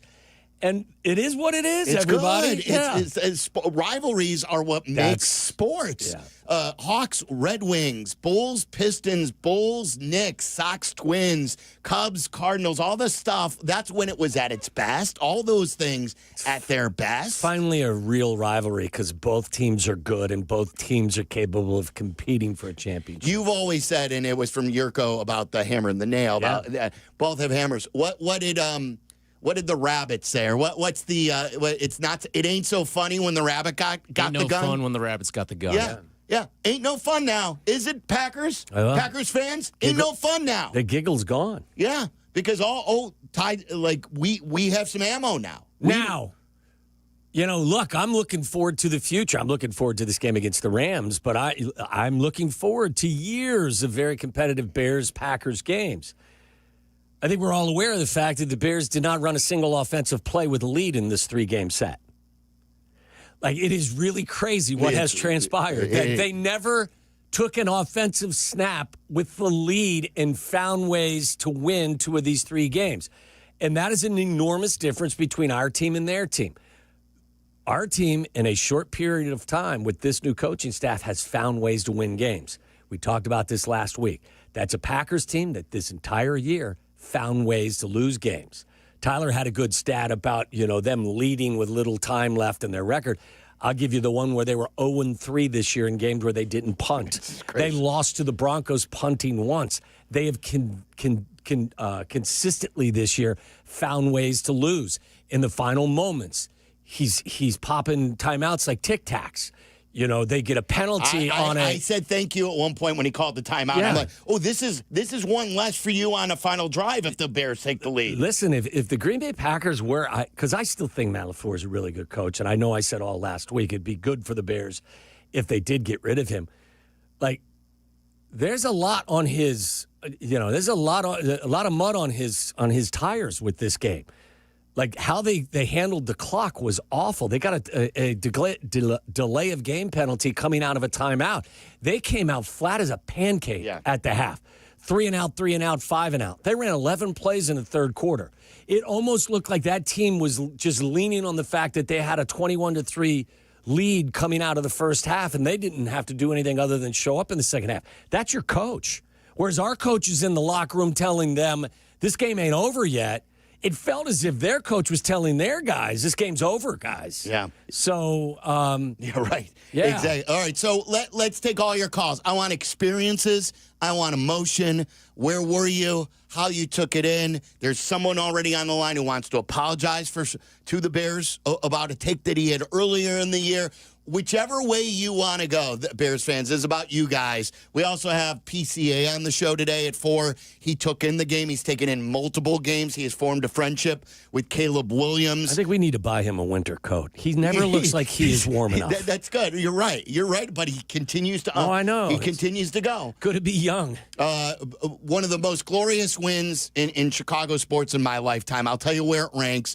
Wins with Wallner, brought to you by Wallner Law, and this was as big as it gets since they've been bringing you this segment. Wallner Law handles the toughest car accident cases in Chicago. Call them at 312-8-million, 312-8-million. I've hung out with John Wallner, his entire staff. They will win their case, your case for you. A Wallner Law win with Wallner. All your phone calls, it is a Victory Monday, as big as it gets, guys, in the most glorious season for the Bears that we have seen, maybe ever. We're talking about it next.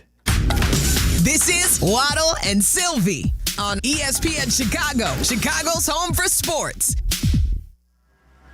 2 to 6 in 2026. Waddle, waddle. The longest-running show in Chicago sports content history, Waddle and Silvy expand to a full 4 hours. Hear them weekdays 2 to 6 p.m. We are Chicago's home for sports. ESPN Chicago. There are over 100 types of known cancer, and all are horrific. But cancer is especially cruel when it strikes a child. Though cancer is the second leading cause of death for children aged 1 to 14, it is far more likely to be misdiagnosed than cancer in adults. Some reports say that cancer misdiagnosis rates could be as high as 28% in the United States. However, to make matters worse, when correctly diagnosed and treated early, 84% of children survive and become cancer-free. Given that survival rate, a missed or wrong cancer diagnosis in a child is especially devastating. For almost 60 years, the Verdoliak Law Group has been helping families who have suffered the loss of a child due to medical negligence. To have the Verdoliak Law Group fight for you and your family, visit VLGlaw.com. That's VLGlaw.com. For help, call 844-4VLG-LAW. That's 844-4VLG-LAW. Credit Union One, the official banking partner of Notre Dame Athletics, wants to reward you for everyday banking. CU One's high-yield checking offers the opportunity to earn competitive dividends when you make qualifying transactions each month. No monthly fees, no minimum or opening balance required. Plus, you'll be able to bank anytime and anywhere with 24/7 digital and mobile banking. Start making more of your money with Credit Union One. Open an account at cu1.com/Irish. Federally insured by NCUA. Want to live life at max volume? Then look no further than Hard Rock Casino Northern Indiana. With over 1,700 slots, 80 table games, live entertainment, and 5 restaurants which span a wide range of culinary genres, we are sure to have something for everyone. Whether you want to indulge in a savory dish at Council Oaks Steaks and Seafood or take in dinner and live music at the world-renowned Hard Rock Cafe, amplify your entertainment experience at Hard Rock Casino Northern Indiana, just off Exit 6, I-8094. Must be 21. Gambling problem? Call 1-800-9-WITH-IT. A SoFi personal loan is here to help you achieve something once thought impossible: overcoming high-interest credit card debt. Walk the tightrope of your finances with one low, fixed-rate monthly payment, no fees required, and as soon as the same-day funding. That's right. Pull off your own debt-defying stunt with a SoFi personal loan. Visit SoFi.com/trick to learn more. Loans originated by SoFi Bank, N.A., member FDIC. Terms and conditions apply. NMLS 696891. This college football moment is brought to you by Serve Pro. College football teams have moments they recovered from and made it like it never even happened. Like on October 2nd, 1993, when the University of California faced a 30-0 halftime deficit to Oregon. Cal went on a remarkable 42-11 run in the second half to capture a 42-41 victory, one of the largest comebacks in college football history. Serve Pro, like it never even happened. Guests appearing live on ESPN Chicago. Call in on the Yuengling Beer Hotline. Yuengling, America's oldest brewery, brings the excitement with traditional lager, light lager, golden pilsner, black and tan, and flight. Chicago, raise a Yuengling and enjoy the full lineup. Follow Chicago's Home for Sports on Twitter at ESPN 1000. This is Waddle and Silvy on Chicago's Home for Sports, ESPN Chicago. Ben mentioned that you're the noise from the Packers leading up to this weekend. Did you notice that? Was that something you took exception to, or what did motivation from? Yeah, they wanted us. That's what I heard. They wanted it, and they got it. Third down and 4, handoff, Swift, great block by Loveland, to the 5, to the 3, to the 2, to the 1, to the end zone. DeAndre Swift, touchdown! Touchdown Bears! Pressure starts to close on him, running away from it to the near side, gets it away. He's got a Dunze inside the 35, takes a shot by McKinney, hangs on to the ball. My goodness, what a throw, what a catch. Bears stay alive. 4th and 8 becomes a 27-yard strike to Roma Dunze. Snap back, pocket holds, over the middle, catch at the 2, into the end zone. Olamide Zaccheaus, touchdown Bears! Snap back, 4-man rush, Caleb with a double move, throw down the left sideline, DJ Moore inside the 5, end zone, touchdown! Touchdown Bears!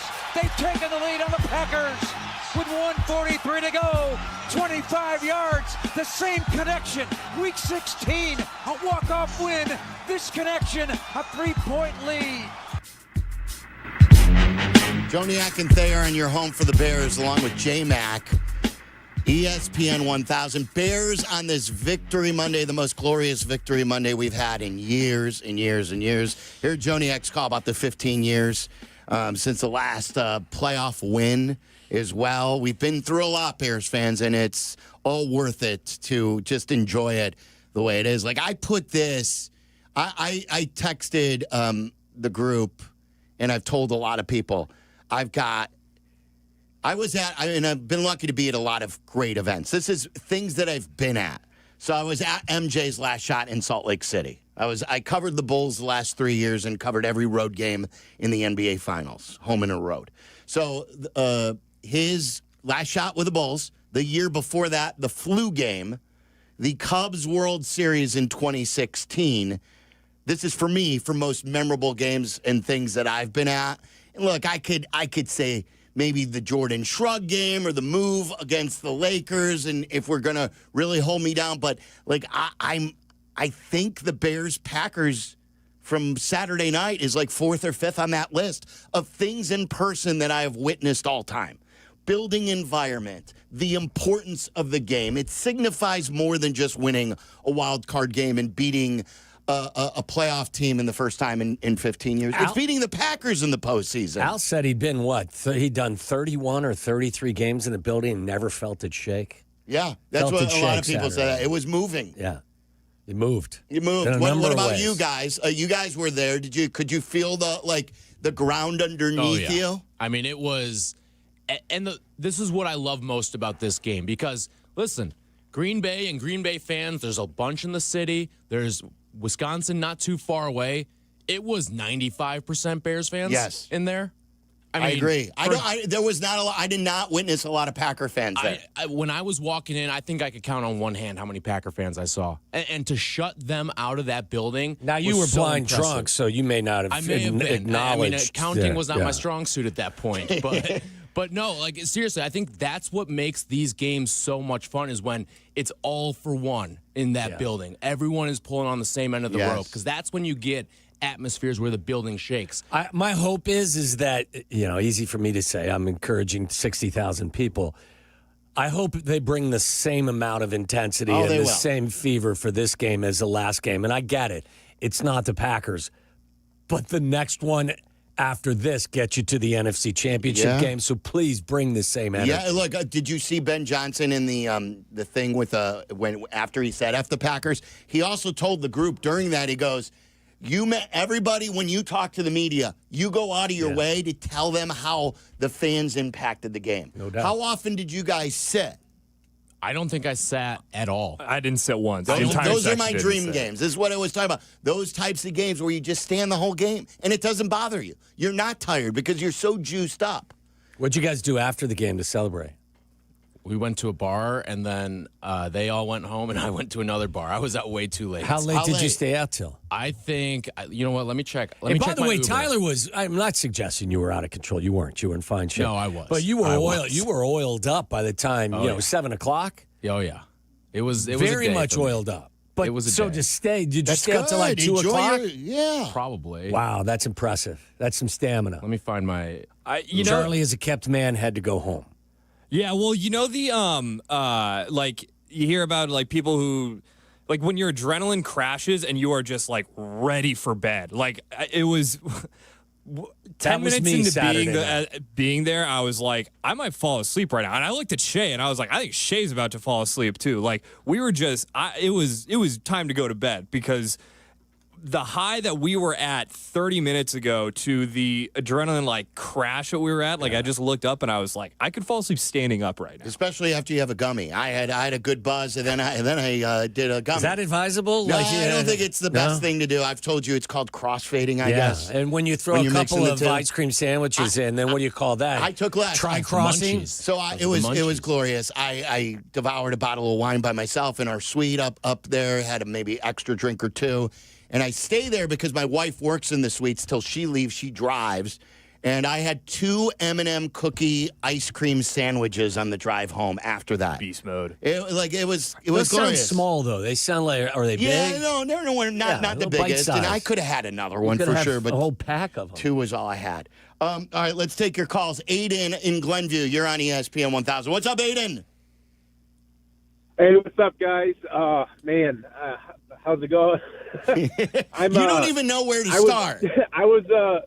I can't even start. Like, there's a couple things. One thing I wanted to bring up was when I saw that ending, it reminded me of Nagy and his first game with the Bears when he had Trubisky, and we took a 24 or 21 lead against the Packers at halftime, and Aaron Rodgers came back. And that's the first thing I thought about. I'm like, I wonder if these Packer fans was looking around and watching the house of cards starting to slowly crumble. Well, I'll say this to you, Aiden. It's a Packer. I'd be interested to hear from them. They watched it all season long. Their team lose games that they should have won.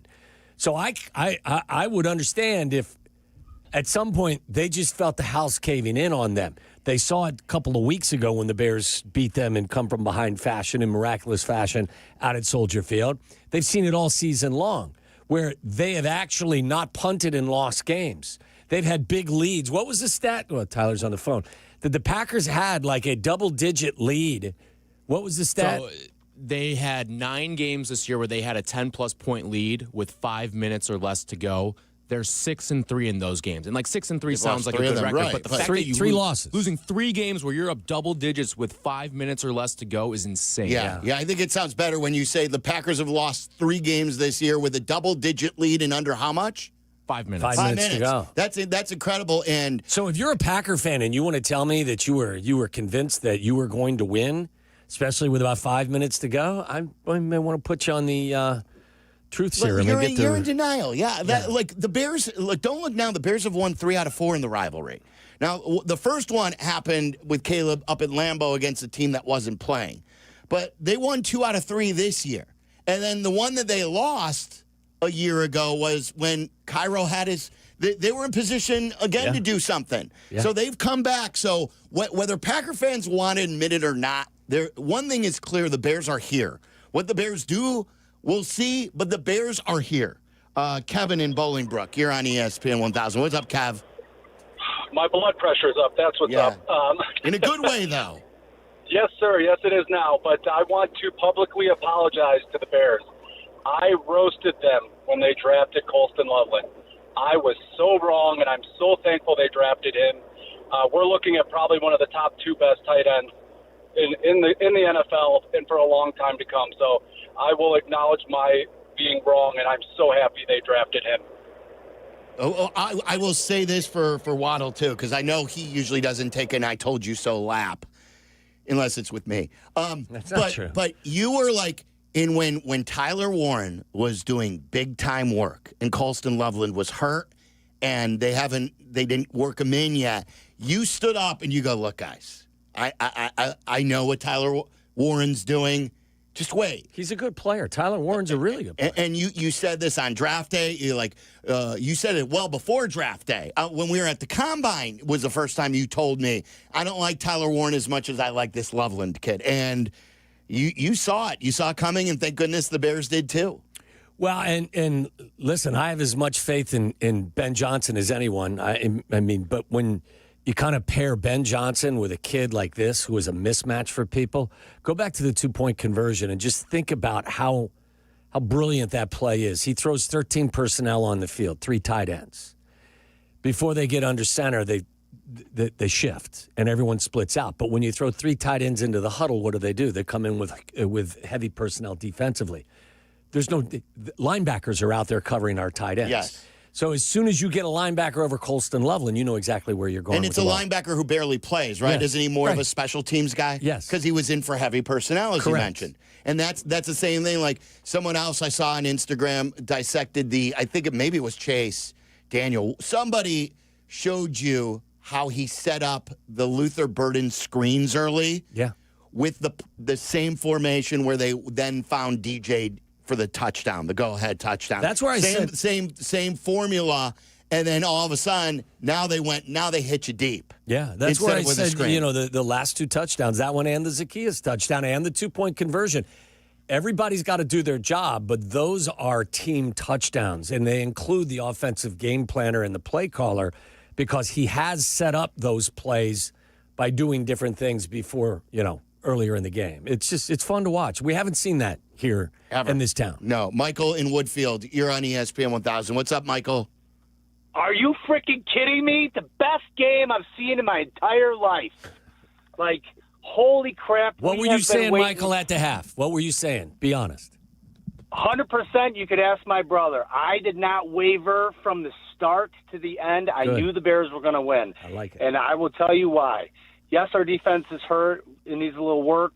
But now Caleb is playing with all of his weapons. And honestly, like you guys just touched upon, there is no linebacker in the NFL that can stay with Loveland. Nobody, let alone Bird and DJ Moore, Rome. And Rome's hurt.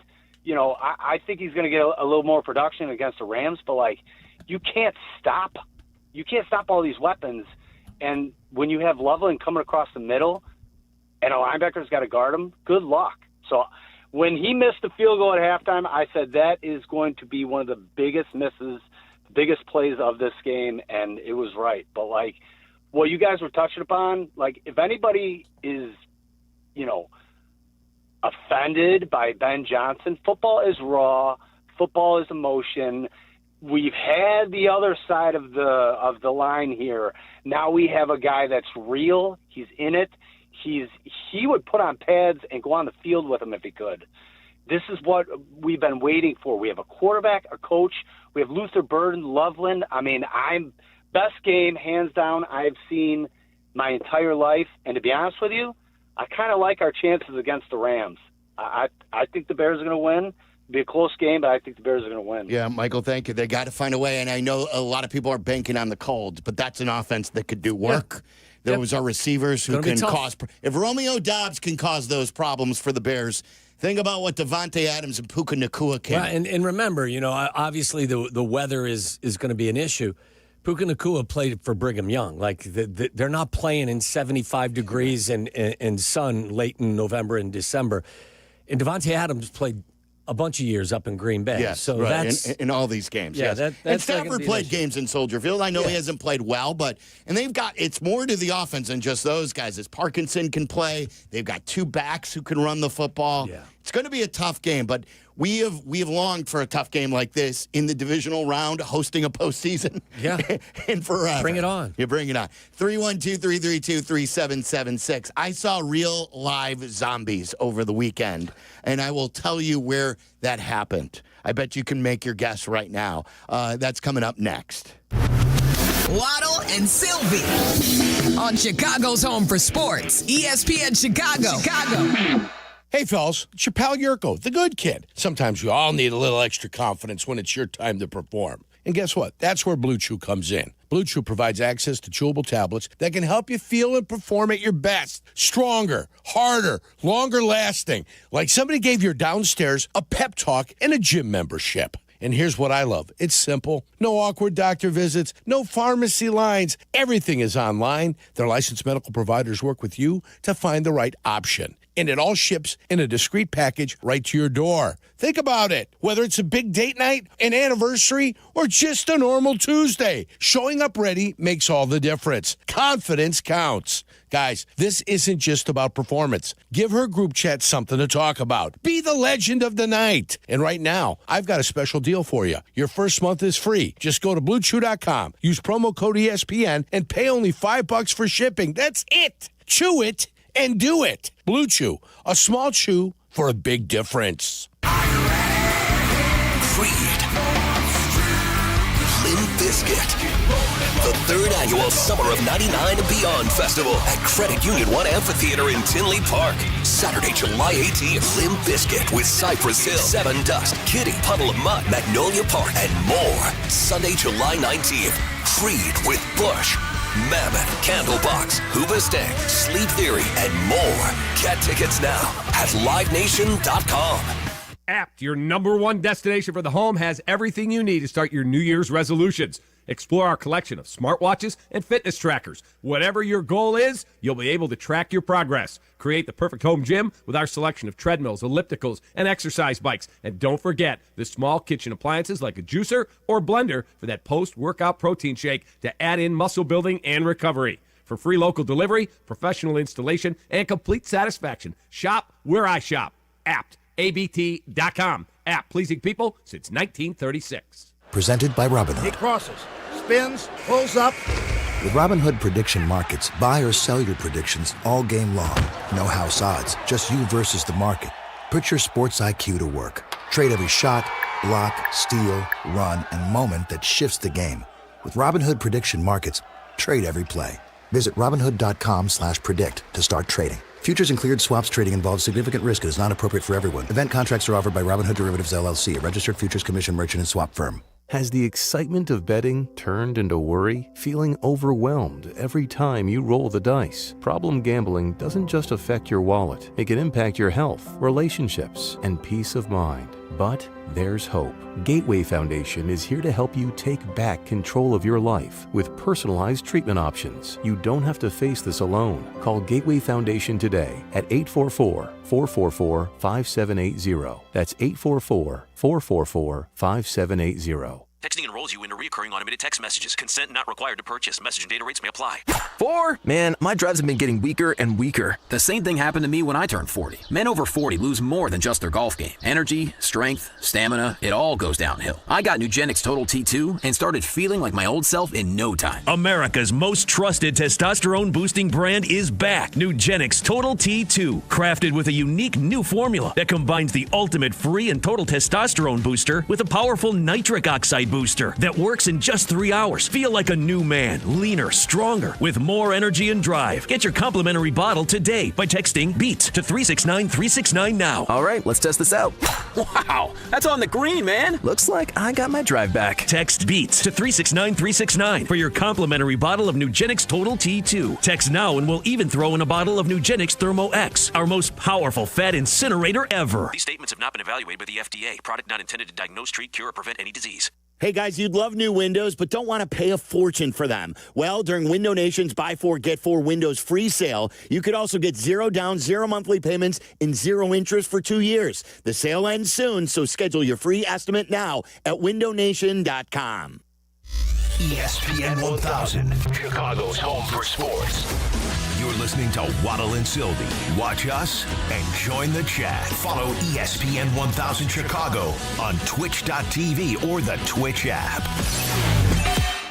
Cram it up your cram hole on the floor. What was that from, Charlie? What was? From Dodgeball. Oh, okay. There you go. I saw Zombies in person on Saturday night, and it was me walking down from the play-by-play booth to our suite, and I have to walk through the concourse. And people were walking around like they were zombies. They were like everyone had a glazed look on their face, and there was very as much energy that was in the building to start at halftime. I don't know if people understood what hit them or knew what hit them. I saw there were some on my way out, the exits along Lakeshore Drive. So it's the west side of the building. Those side exits, there were a handful of people leaving the building. Get out of here. I kid you not. And I was so close to filming it. That's surprising. And I wish I would have. Because you can't get back in. This isn't maybe they were going out for a smoke break. They don't let you in if you leave the stadium at any time. And there were, I don't know if there's anyone willing to admit that or if you turned off the game, but and then sure enough, once the defense started doing something, you're like, okay, and you said, I said it in the halftime show why I wasn't overly optimistic, and Thayer was giving me crap because I store my step stool in the play-by-play booth. And Zarang, Paul has said to me, he goes, keep it here at halftime after my halftime show? I go, no, I'll take it. Because in case I wasn't coming back, I need that for, me, I'm a handyman, if nothing. And I'm doing work around the house. No, you're not. And I needed the step stool, so I took the step stool with me, and Thayer got word of that, and he goes, ye of little faith. Surest sign yet that you didn't think it was going to happen. But on the halftime show, I did say, look, guys, there is a chance they come back. We've seen it all year. Doesn't look good now, but, they have given us the hope. And they get the benefit of the doubt in these games, too, where you are way better getting caught in traffic in a loss than you are leaving a win early. Yeah. You know what I mean? I saw 11 zombies wearing Packer uniforms coming out in the second half. That's what I saw. Yeah. I saw a team that thought that this game was over. That went 3 and out, 5 and out, ran 11 total offensive plays in the third quarter. Looked flat as a pancake. Looked like their coach didn't have anything to say to them other than, hey, you guys were really good in the first half. We'd probably walk out of here 21-3. They won't score a point. That's how they played. Now, I also give the Bears and Dennis Allen a lot of credit for making some adjustments. They did get more aggressive. The first play of the second half, they brought Nashawn Wright on a blitz. I think they blitzed another of their corners or secondary guys from the other side. They were trying to heat him up. They looked like they weren't expecting any type of adjustment at all. They looked like they were walking through a park and weren't expecting the Bears to come out and play with any more energy. And I give them credit. They played with more purpose and more energy, and they did become more aggressive. They made the necessary adjustments. The Packers didn't make any adjustments to the adjustments they were facing. I was shocked at how lackluster they were. And the reason why is because of how sharp they were for the first 30 minutes. It was like the only thing stopping them was the clock running out in the first half. Oh, right. The Packers. And maybe for the game. Yeah, no, but I mean in the first half. The only thing that slowed them down was the fact you only played 30 minutes. Yeah, I know. Yeah, and we got to talk. We got to talk about the defense later. Obviously, we're talking about the joy of the win, the defense. We also have to talk about going forward on 4th down and stuff like that. John in Hoffman Estates, you're on ESPN 1000. What's up, Johnny? Good morning, boys. How are we doing on a Victory Monday? That's right. Did you just wake up almost now? 3:00. Yeah. John. Are you just waking up right now? No, sorry. I've got Shay's voice because I always listen to Kap in the morning, too. Okay. All right. All good. Sorry about that. Sorry, I was also sorry about this voice, but I tell you what, I had about 3 or 4 heart attacks during that game, my friend. I think only Todd O'Connor could have had more. Amen to that. It was a super fan type of game for sure. Absolutely. No, but I want to just say, watching that game and going through the kind of lows and the highs of everything that happened, everybody's been saying this is the 15 Cubs or the 16 Cubs, and I'd like to challenge that and say this is neither one of those. This is the 04 Red Sox-Yankees. You know, the Yankees had the Red Sox being the Red Sox were the nail and the Yankees were the hammer for so long that finally we just kind of snapped out of it in this momentum swinging 2 games that we played. And now finally putting them away in the playoffs, it's finally an announcement saying, we are here. You have to deal with us now. Yeah. I'll let you guys go back. That's a great Thank you guys point. for taking my call. Yeah. Now, like they say in Major League, since we're on baseball, well, now that you're here, you might as well win the whole effing thing. Yeah. Let's do it. Let's go to another Mike. Mike in Roscoe Village. You're on ESPN 1000. What's up, Mike? How you doing, fellas? Fantastic. I mean, what a win. The immense excitement and just the enormity of everything, from the regular season win over the Packers to this victory over the Packers and the way it happened in the playoffs. It's like Christmas all over again for Bears fans. And just talking to other people, friends, coworkers around the country, unless you're from Chicago, lifelong Bears fan, like, you wouldn't understand. You wouldn't understand the way this hits and just the overall emotion and excitement. That's all I got. I mean, go Bears, bear down. Thanks. Let's go get it. It's good, Mike. Like, this is a win that Bears fans aren't used to getting. We're usually on the other side of this. We're on the Cody Parkey side. Right. When Cody Parkey misses the field goal and we've got our hearts stuck in our throat. Jay Cutler gets hurt in the Packer game, in the NFC Championship game, and it causes one of the biggest controversies in Chicago sports history, maybe.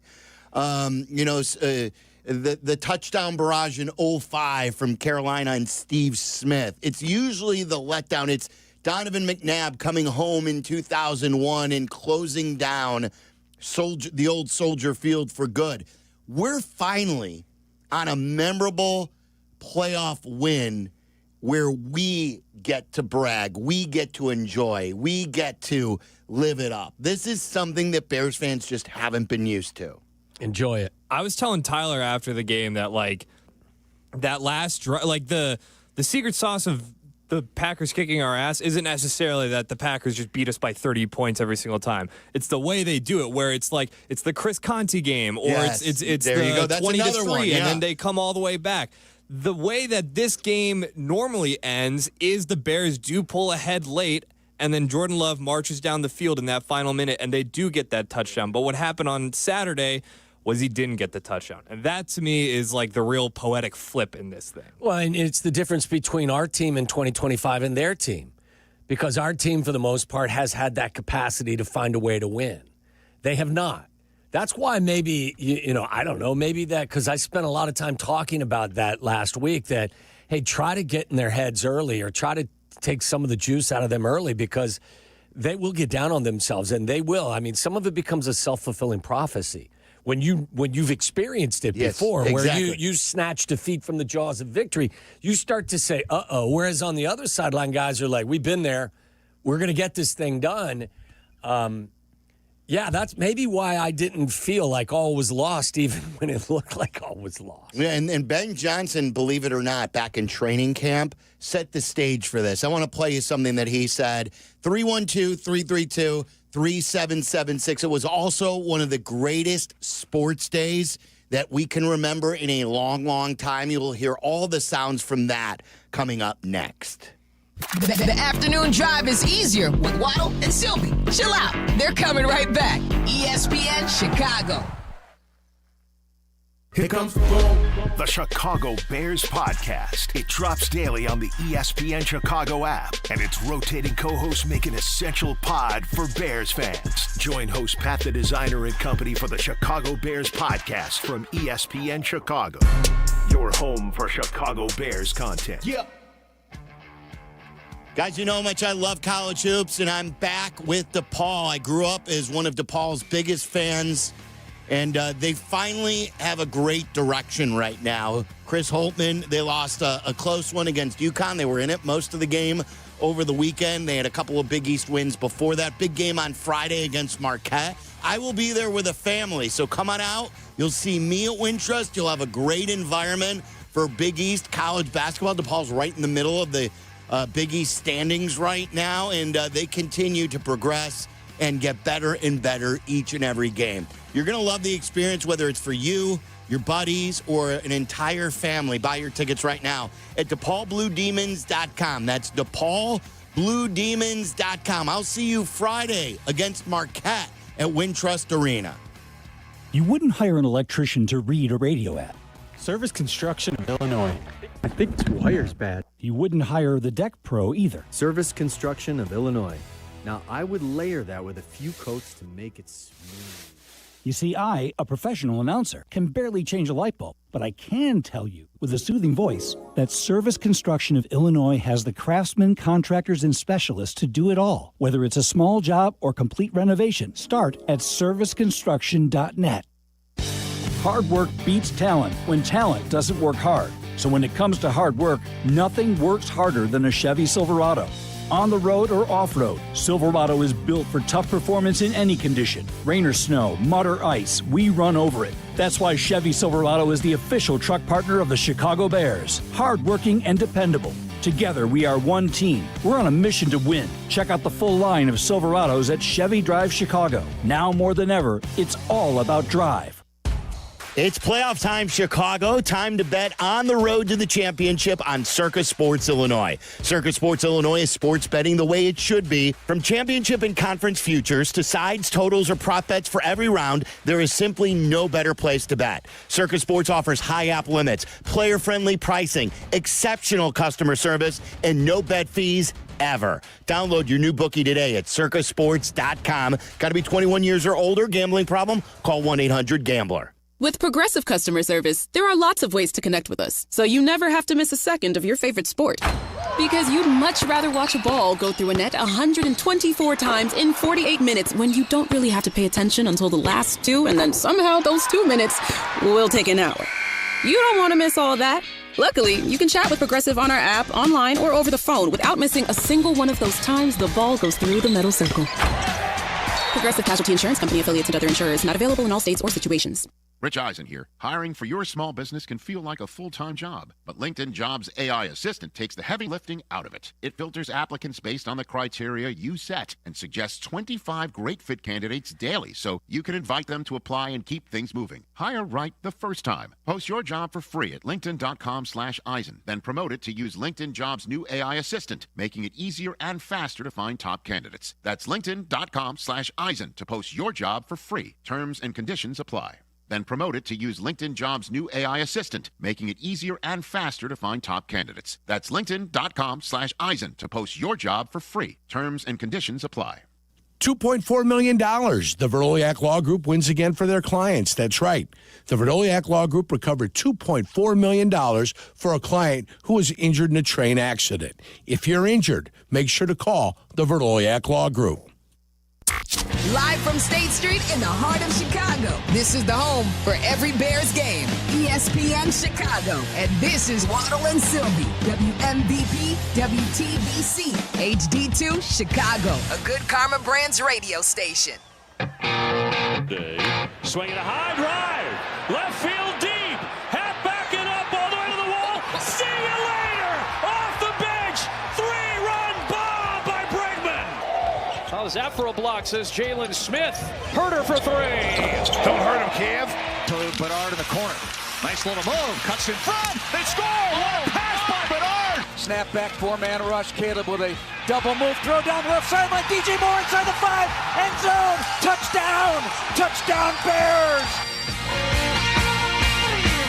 It was as good of a day in Chicago sports, alone with the Bears. The Bears win like that against the Packers. Bottle that up. In the postseason. That on its own is good enough, but you add to the fact, and we were getting whispers during the pregame show that Bregman was coming to Chicago as a Cub. That was announced midway during the game, I think sometime in the third quarter. You had the Bulls winning. You had the Blackhawks winning.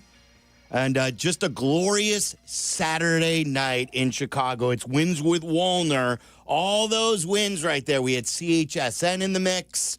Were both games on CHSN, guys? Yeah, both of them. 200 and 201 on your Xfinity, if you carry Xfinity. And also the Bregman highlight. Was that from last year with the Red Sox? Yeah, against the Cubs. Oh, against the Cubs. Wins with Wallner, brought to you by Wallner Law. Wallner Law handles the toughest car accident cases in Chicago. Call 312-8-MILLION. Wallner Law.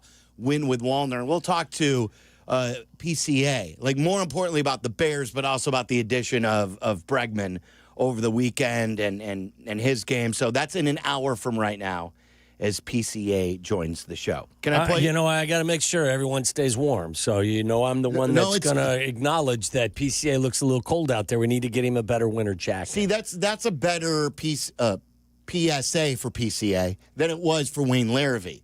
Because Wayne Larravee's coming from Green Bay. This is a California kid who is dressing like he's going out to see a game in California. You don't take anything for granted. Right. You don't make any assumptions. Maybe Wayne needed to be, reminded that it was going to be cold. And I would tell everybody, if you're going to the game on Sunday, make sure you bring a jacket because it's going to be freezing. I've told you guys this before. If you are going to the game, I would suggest buying one of those heated vests. Yeah. It is the best purchase I made of 2025. I made it right before that Cleveland game. My neighbor, Jeremy, was telling me about it for years. He won't leave the house without his heated vest. And I'm like, yeah, whatever. I got layers. And I'm like, oh, boy. And I caved, and it is a game changer. Yeah, you got to keep that core warm. Marcus Leshock from WGN TV heard me say this after the Cleveland game. He was doing some outdoor work at one of those amusement parks, I think at Dollywood in Tennessee. And he bought it, and he loved it as well. There's never been, it was like $80 on Amazon. You don't need, just look for the good reviews, 4.5 or above, and get yourself a great heated vest. It's going to be colder than you think. I mean, seriously, I always find that to be true. They say it's X number of degrees, and it always feels 30 degrees colder than that. So this is Ben Johnson from over. This was, I believe, yesterday after the game. Is this when it happened? Was it at the press conference? Yeah. There's been so many times he has spoken, and there's some good stuff to play. But this is Ben Johnson at the podium talking about how he had the presence of mind in training camp to give the story firsthand through two players about the Patriots come from behind win against the Falcons and to kind of get them in that frame of mind for the future. Listen to this. Well, the one thing that we had done during training camp was we had shown the film of the Atlanta and New England game and the Super Bowl from, was that 2016? I can't remember what year that was, but we have two players on our roster that were part of both those teams. Grady was with Atlanta and Joe Tooney was with New England. And it was just great to get perspective from both of those players of how that game went down. And I think it's just a good lesson to be learned that, it's 28-3 in the middle of the third quarter. And yet, the game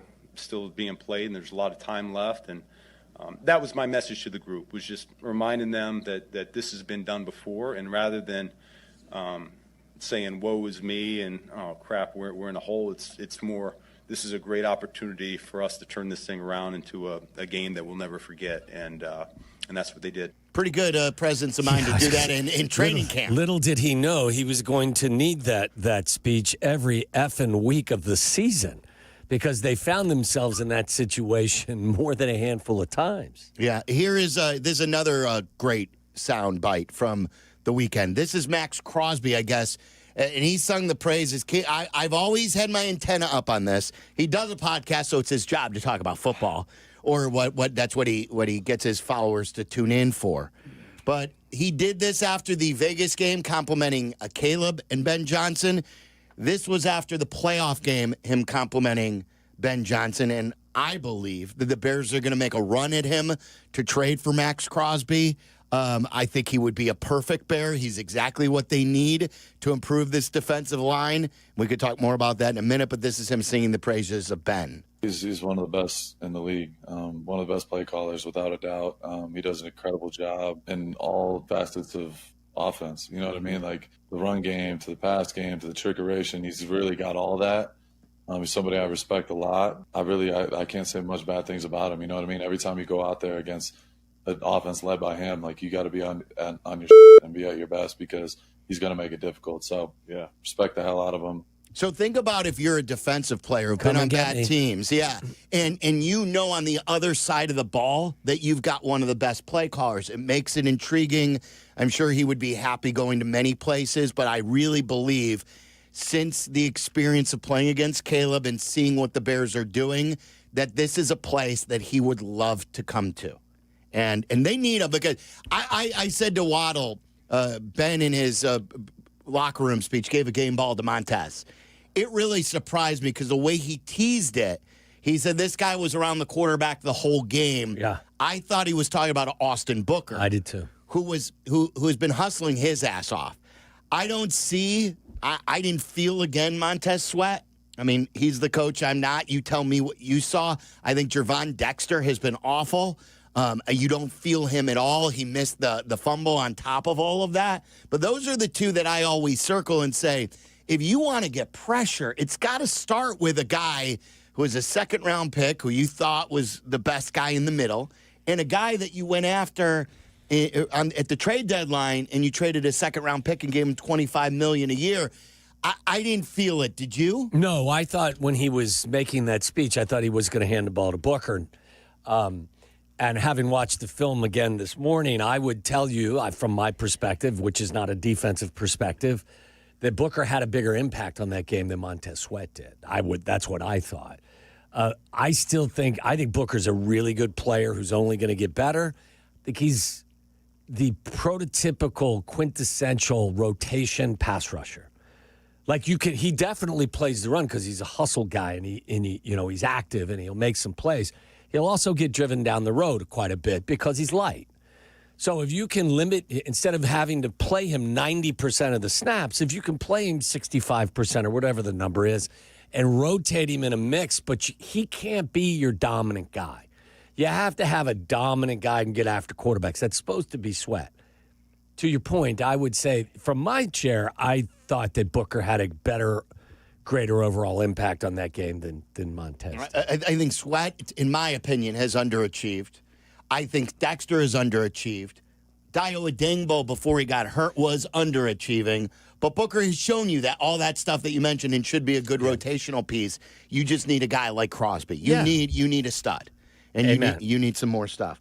And then I want to play you this. This is from another defensive player. This is Aiden Hutchinson, who obviously has played against the Bears quite a bit. He knows Ben Johnson firsthand with him being a coach with the Lions. This was him. He did one of the which broadcast was this from? Was this ESPN? Yeah, this is Countdown, I believe. So he was on Countdown, and this is one of the best players on the Lions. It's so clear as a runner. I think I missed probably 2 or 3 sacks on him this year, which hurt so bad. Just but this year. if you're the first one running in, that's where it's the hardest because he's got the spin out. It's very quick. He's so tough to defend, but I really think he's grown in Ben's system too, especially as the year gone on. Ben is a very progression system. It's evolved. It's high level offense, and I think as the year has progressed, he really has gotten a grasp of the offense. The offense in a great way.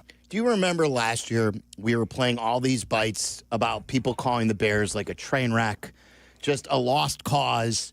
All these like former players, current players, they were all these bites. Caleb's not this, and 1 year later, here they Max Crosby, Aiden Hutchinson, and they're raving about what the Bears have. Yeah, I mean, it's unbelievable, but it's believable. Ask the Washington Commanders. Now, also ask them how fleeting it can be. But last year, nobody thought the Washington Commanders were going to be one of the representatives in the NFC title game. So in this sport, if you've got a quarterback and you believe in the coach, I think you can get to places maybe you didn't predict you could get to. Remember all the conversations from everyone? I don't want to be too aggressive here and give up my draft capital because the Bears aren't a player away from being a Super Bowl contender. And look, I think that's a prudent conversation, but at the same time, there's no guarantee that you're not. And again, if you believe in the quarterback and you believe in the coach and you believe you're a better team than what last year's record indicates, I wouldn't be shy about making it. And I'm not talking about bringing in guys that are rental players. I'm talking about key guys that are going to be with you for 2-3 years and beyond. So it just goes to show you that, things can change quickly in this game when you have a coach like Ben and a quarterback like Caleb. And you see it around the kid in Jacksonville with Liam Cohen leading the way has been a much better football player. They lost yesterday to the Bills, but think about that quarterback-coach dynamic that exists there. I mean, it can happen quickly. By the way, they didn't even have their first-round pick. Right. They did all that without him. So it shows you how much coaching matters. All right, let's get back to your phone calls. 332-3776. Peter in Lincoln Park, you're on ESPN 1000. What's up, Pete? What's up, guys? How we doing? Everything's great. Oh, my God. What an absolute insane win. I had to call and give a little story. I was at the game. Obviously, electric atmosphere, as you all know. But me and my buddy have season tickets, and we snuck up right before that DJ Moore go-ahead touchdown. So we're standing in the first section right on the stairs. And, at this point, I've had 2 or 3 too many cervezas. And right as DJ catches it and the crowd goes nuts, I tackled my buddy down the entire flight of stairs, drilled my head on the side there, massive gash, baseball-sized welt. But who cares? Bear the F down, man. Did you have to go get stitches? No, all good. You know what? I thought I was going to that night, but hit the bars, put a couple more beers in me, and was fine the rest of the time. I will say, though, my wife, when I got home, was not happy at all. No, I can understand. I've got a Teams meeting in about 15 minutes here at work, so I got to figure out how to come up with an excuse for that. Here's what I would say. If you're going to go to the Bears-Rams game and you're expecting the same type of really exciting game Bears win, take some super glue with you. Because if for whatever reason you get a gash and you don't want to stop partying, you can actually super glue that cut together. Can you? I mean, I like that. You know what I'm talking about, Peter. You don't want to get sued for giving out wrong medical advice, though, Waddle. That's fair. But, I mean, at the end of the day, you got to do what you got to do. This is Bears playoffs. Allegedly, it works. How about that? Allegedly. I'm not a doctor. Don't take advice from me. Okay, let me put it this way, Peter. If I was going out, that's what I would do. I'd put a little super glue in my pocket. That's good. That's better. How about that? Love it. That's gritty, man. Well, look, you're a grinder, Peter. Well, that's what this team needs is grinders. We appreciate 100%. All right, bear down, guys. See ya, bear down. Playoff time. Are you hurt or are you injured? Yeah, exactly. Good call. Yeah. Good call. Really good. Nick and Joliet, you're on ESPN 1000. Hey, Nick. Hey, guys. Thank you for taking my call. I've literally been waiting since the Bears won to call into you guys, to talk to you guys. I think this stuff with Ben Johnson is phenomenal. Chicago has not seen a coach like this, specifically in football, in forever. Okay? You got the Green Bay Packers talking all week. You got the defensive coordinator talking to the media, telling them that we're not going to be done. We're going to see and talk to you guys next week. You got Christian Watson talking. You got Josh Jacobs saying that, we're not going to target your guy, but you know what it is. You got all this going on. But yet we got Dick Vantel and Dan Orlovsky saying that the Bears have no chance. Ben Johnson's classless, clueless, whatever he was saying about Ben Johnson. How can you say that? This is a first-time head coach in Chicago. This isn't New England. This isn't San Francisco or Dallas. This is Chicago, where we've been losing. And he came in and took a worst-place team into a division title, got their first win. Not to mention, Caleb Williams has the same amount of playoff wins as Jordan Love does, and Jordan Love's been to playoffs 4 times. You're singing my tune. I have less fault with a guy like Orlovsky, who telling you how he sees the game potentially unfolding. I got no problem with Dan picking against us. He cited that what does the Bears defense do well? And for a half, it looked like that was playing out. So look, he was wrong with a prediction. We've all made bad predictions. We've all been there. What I didn't like, I just don't understand. And I love Dick Vitale. That guy is tougher than anybody. He has overcome so much to do what he loved. He has given the sport of college basketball so much and has hyped him up. But, like, stay in your lane. Don't look for something to be outraged about. He did call Ben Johnson classless or said it was a classless move. You know how I feel about Swirsky. I've had him blocked. Couple of Chuck Swirsky, I got to tell people don't realize what a bad dude he is. When Mac left the station and they parted company, Chuck Swirsky was the first guy to call the bosses, telling them, you can get rid of Jurko, you can get rid of Harry. No one will do a better job at that show than me. He has called this station before when we used to put Bill Winnington on. And he used to complain about us to our bosses that we were putting Winnington on, who was a former NBA champion, over him. And that we need to put him on the station. He is a guy that will shake your hand and stab you in the back. He is one of the worst people out there. And for Chuck Swirsky to think that anybody cares about what he thinks about Ben Johnson swearing in a victorious locker room, it's absolutely ridiculous. Chuck Swirsky is another guy who will never call out Jerry Reinsdorf. He will continually kiss his ass. He'd rather lose 60 games a year as the announcer of the Bulls than care about what Ben Johnson is doing with a win. That guy is awful. He's a bad dude, and he's not good at his job. I think you need to get off the fence on this issue. I don't know where you stand. Yeah, I know. I'm such a fence rider. He is. I finally had enough of him. He would shake my hand and stab me in the back. I've experienced it. I would see him at Bulls games is what he'd do. And then a day later, he was going up to Jerry Reinsdorf showing what the mean tweets that people were saying about the Bulls. What a rat. What a bad person. And I hope you give him hell. I really do. There are not many people in this business that I don't like. I care about my relationships. That is one of the worst guys. My wife told me, do not address this. Do not bring this up. He doesn't deserve your time. I don't know how to fight without that way. And this is one bad person. Can I just say about Dick Vitale, I just respectfully disagree with his take on Dick Vitale's a good dude. Yeah. Dick Vitale has raised millions for cancer research. Dick Vitale needs to stay in his lane on this situation. Chuck Swirsky has stirred it up in this town, but acting like he's a good person for years and years and years. And those, in my opinion, are the worst people in the world. Let's go to Eric. Eric in Toledo. You're on ESPN 1000. What's up, Eric? I'm so glad that I get to come on right now because as a Bears fan, since the day they won the Super Bowl, I was 7 years old when they won. It's the first game I ever have a memory of. Then to go pretty much the rest of my life being dominated by Green Bay, being dominated by Aaron Rodgers, who owns you. He owns us. All this crap that we've had to deal with for the last 35 years. Now we have a coach that comes into town, introductory press conference, calls out LaFleur, and now has backed it up twice. Yes. Says F the Packers. This fan base needs this guy for the Caleb to come into that, to give him the game ball. These two together for the next however many years, sign me the F up.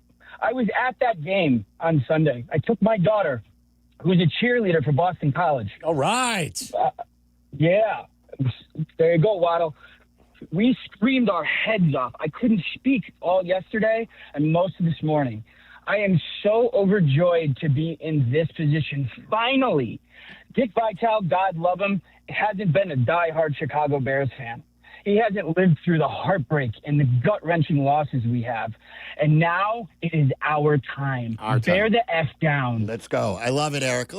For anyone who thinks that their opinion matters on that, when the Bears fans have been through the ringer and they finally got one of the most joyous games, and there are people who are using their fingers to tweet out that was a classless move, get out of here. Be outraged about something that matters. Tom in Oak Lawn, you're on ESPN 1000. What's up, Tommy?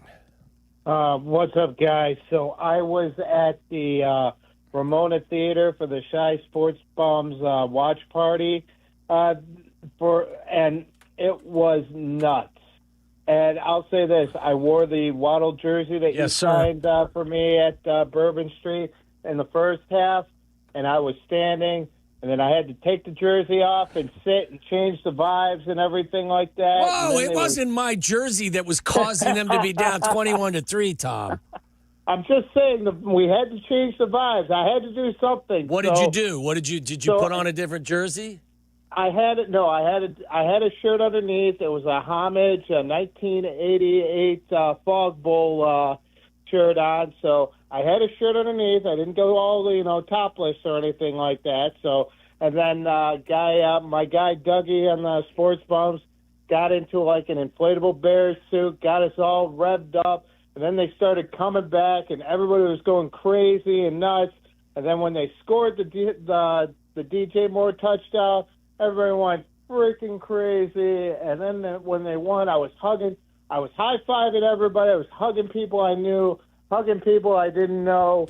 I hugged this one guy and picked him up off the floor and everything like that. It's a hug your neighbor game. Exactly, yes. Yeah, I called my best. brother. He was still up, and he was like, I can't believe we won this effing game. And then I'm driving home. I'm just so excited. I couldn't sleep. And then I was thinking to myself, man, I got to wake up early and teach 8th grade religious ed, and I don't know how I'm going to do it because I don't know if I can go to sleep after that. God. That game was that's crazy. Tom. That's the kind of that could be the worst day after a big win responsibility I think I've ever heard. Not because it's not honorable, because it's tremendously honorable. But when you got a stinger working from the night before and you're tired, I don't know how you did it. Luckily, there's a Dunkin' just down the street. Got myself a large ice Victory Sunday coffee. So, and I know the Rams are going to be tough, and that was such a great game. And as much as I'd love it when they come back like this, I'd love it even more if they could win 35-14 or 42-7. That would be much better. About 50-0. Why don't we just settle on that? Yeah, let's do that. Let's do 73-0. Tom, thank you. I was so tired. I don't know why. Maybe because I'm old. I was in bed probably in a sleep 40 minutes after that game. See, I couldn't. I was too wound up. I was exhausted. I was exhausted last night. I fell asleep at about 9. All right. I was done. I got that exhaustion the night of the game. I was just I was just on cloud 9. Could we stop too with the worrying about the blue pants? Remember, most of the game, people were like, see, the curse of the blue pants. I think you have to take all of that crap and just stick it in a closet, the floor of a closet or in a drawer, because everything's new. I wouldn't associate anything from the past with what this group is doing and going forward. I think it's a new group. It's a new group. It's a new day, and I think you got to look at everything through that prism. All right, 312-332-3776 if you want to talk to us about the game. Really good stuff. I want to play you the Ben Johnson postgame locker room and the Caleb Williams exchange. Caleb got emotional in the locker room. We will play you that coming up next. This is Waddle and Silvy on ESPN Chicago, Chicago's home for sports. 2-6 in 2026. Waddle, waddle. The longest-running show in Chicago sports content history, Waddle and Silvy expand to a full 4 hours. Hear them weekdays 2 to 6 p.m. We are Chicago's home for sports. ESPN Chicago. All right, Chicago sports fans, Toyota has 25 vehicles with available all-wheel drive, including my Sequoia.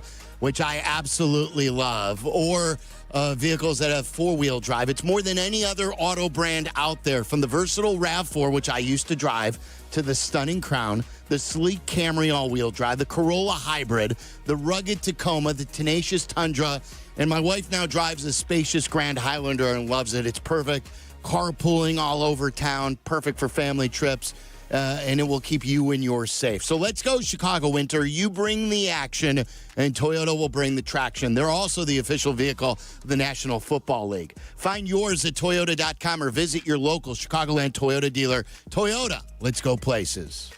There's crash bang. And then there's... Of course, the first one is our great defense. The other means someone is hurt. I'm Lisa Longo. And I'm Jim Morisi of the Chicago personal injury firm of Morisi, Longo, and Associates. We're here for you when an injury happens. Having us in your corner is a smart move. Visit us at MorisiLongo.com. MorisiLongo.com. We're here when you need us. Hey guys, Jurko here for Mitch Lyons Wealth. Mitch is a former Pro Bowl player like me, but now he's a retirement pro, and he knows the value of a winning game plan. I want you to get Mitch's retirement toolkit for the Jurko special price of, wait for it, nada. That's right, it's free. This kit includes his book, Retirement of Steel, along with guides for Social Security, taxes, and more. Call 844-867-8335. That's 844-86-STEEL for your retirement toolkit. Mitch Lyons Wealth, your best game plan to protect, grow, and win retirement. Do you use a Link EBD card to buy food? Please listen carefully. You could lose your benefits if you don't act soon. Before January 31st, visit SaveOurSnap.org to learn about the new rules, how they impact your household, and the steps you need to keep your food benefits. Don't wait. Go to SaveOurSnap.org today. That's SaveOurSnap.org before January 31st. Sponsored by the Illinois Commission to End Hunger. Aired in cooperation with this station and the Illinois Broadcasters Association. Texting enrolls you into recurring automated text messages. Consent not required to purchase. Message and data rates may apply. 4? Man, my drives have been getting weaker and weaker. The same thing happened to me when I turned 40. Men over 40 lose more than just their golf game. Energy, strength, stamina, it all goes downhill. I got Nugenix Total T2 and started feeling like my old self in no time. America's most trusted testosterone-boosting brand is back. Nugenix Total T2. Crafted with a unique new formula that combines the ultimate free and total testosterone booster with a powerful nitric oxide booster that works in just 3 hours. Feel like a new man, leaner, stronger, with more energy and drive. Get your complimentary bottle today by texting BEAT to 369-369 now. All right, let's test this out. Wow, that's on the green, man. Looks like I got my drive back. Text BEAT to 369-369 for your complimentary bottle of Nugenix Total T2. Text now and we'll even throw in a bottle of Nugenix Thermo X, our most powerful fat incinerator ever. These statements have not been evaluated by the FDA. Product not intended to diagnose, treat, cure, or prevent any disease. Prizes, flyaways, even cash money. You want it? We've got it. Find a list of all contests and official rules by visiting ESPNChicagoContests.com. That's ESPNChicagoContests.com. Listen to us now, live on the ESPN Chicago app. Listen to the show in HD at 100.3 HD2 FM. Listen now on ESPN 1000. This is Waddle and Silvy, ESPN Chicago, Chicago's home for sports. Play, but he was in the play before that, so we'll see what Kyler does. Let's see what Dennis Allen does here on 3rd and 10 and a timeout called by Green Bay. Play clock was winding down, crowd deafening. 3:02 to play, 3rd and 10 of the Bear 21. Brooks now in the lineup and running back to the left of Love. He's got a couple of receivers. Dobbs is out to the right along with Reed. Play clock to 5 again, winding down on Love. He needs to have something happen. 1. No, and now he gets the ball away. Oh, no way. No. Batted away, but that ball is not going to matter. That is a delay of game on Green Bay. Delay of game offense. All right, here's a field goal try from 44. McManus out of the hold of Whelan. Snap, placement. Kick by McManus. The kick is no good. Wow. No good from 44. This place is bonkers right now. High fives galore. Packers have too many men on the field. If they snap the ball, they might grab them, but they're not going to do it. Green Bay called a timeout. Now they're in a bit of disarray. Snap to Love, drop the snap, picks it up, keep him in the pocket. Love circles back, now rolling right, moving up, waiting to heave, still moving up. Now he throws to the end zone, and it's dropped. The interception dropped, but it doesn't matter. Game is over. Game is over. The Bears have come from all the way behind, and they beat the Green Bay Packers 31-27. Did you feel like that last play took forever too? Yeah, but I didn't like. I You didn't weren't feel. worried? I didn't feel the fear. Oh boy, I didn't feel the fear. I was fearful.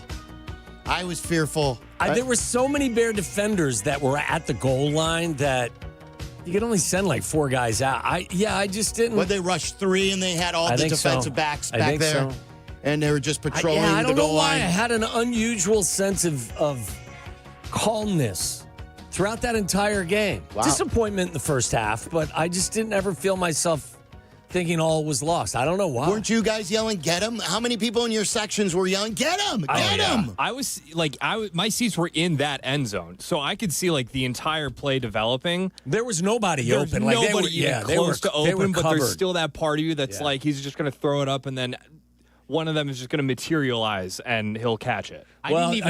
You get a benefit because you hate to say it, but their player gets hurt, so you run 10 seconds off the clock, right? Right. The player that got hurt was their center. So then the guy coming in is the snap's got to be, pure. So, it just felt like things were going to be okay. I think Thayer felt the same way I did when they dropped the interception. I was like, oh, my God, you could have ended the game right there. But then I completely forgot about the clock. Yeah, the I clock. completely forgot about the clock. You know what? The biggest play on that drive was the drop by Jalen Reed.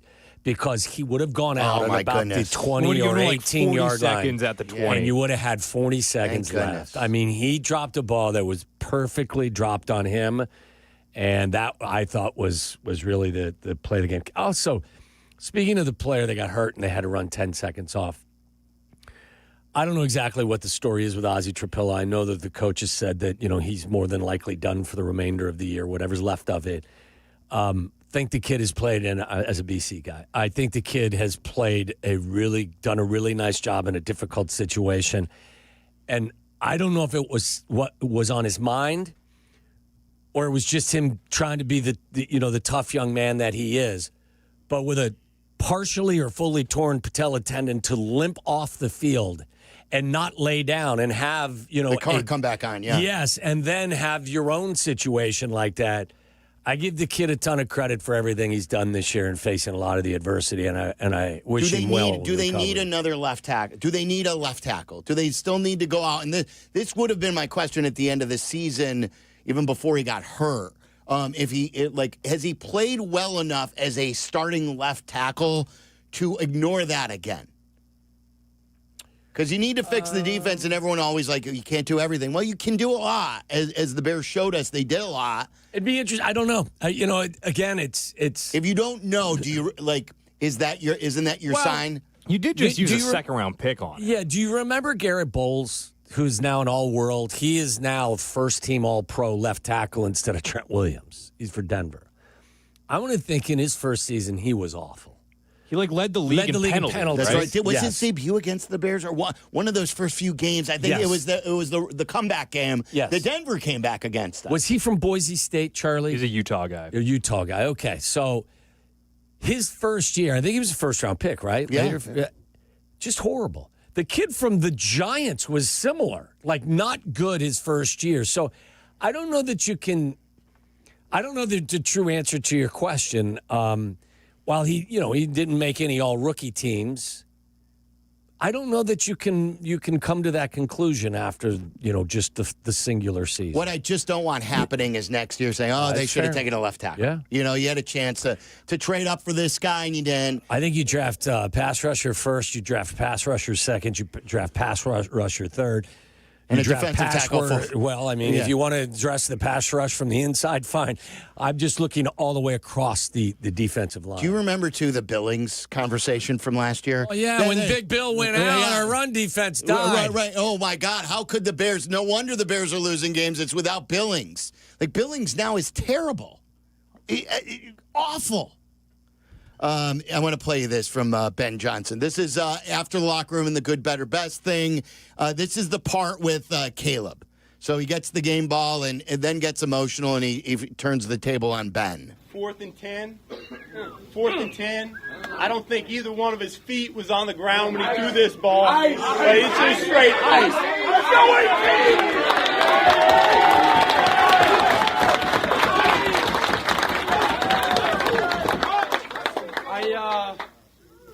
I said last night, you make your money in the regular season. But in the postseason, legacy, your name, everything. And so that's us. That's us. It's not me. I'm not, obviously, game ball or whatever. That's us. Us. I want to keep going. We have to get better. All right? We have to start. We have to be on the details. We have to execute. Pin all of that to be able to get where we want to go. And I want to be here. I want to do this with y'all. Yes, sir. So it starts tomorrow. It starts the next day. Let's go, bro.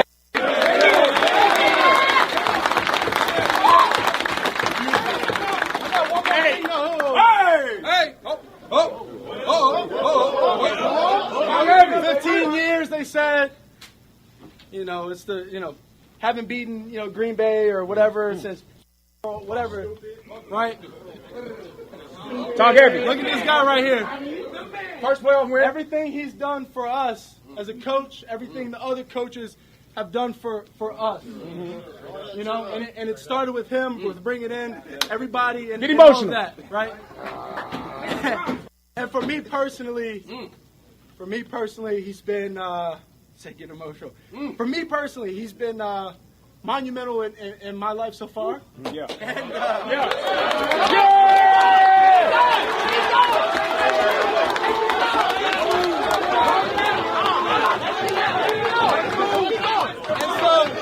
And so to his first playoff win as a Chicago Bear.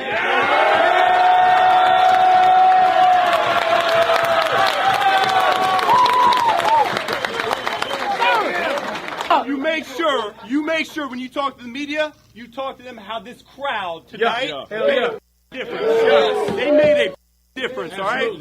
Man, I'm so proud of you guys. To do what you just did, I said it at halftime, right? This is one that you'll never forget. Yes, sir. This is one you'll never forget, all right? Bring it on in.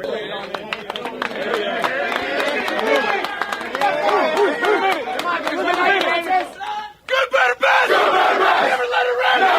You're good gets better! You're better gets better! Bears on 3, 1, 2,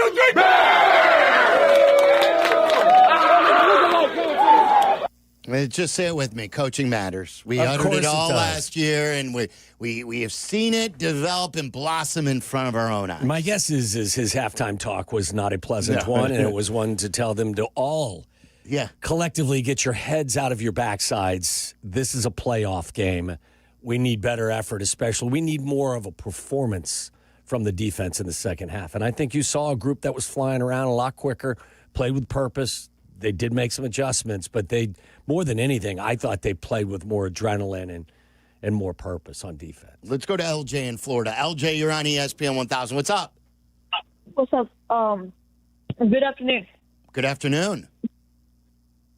So I was actually at the Bears game on Saturday, and it was a crazy experience because whenever they're down 3-21, the crowd was kind of quiet.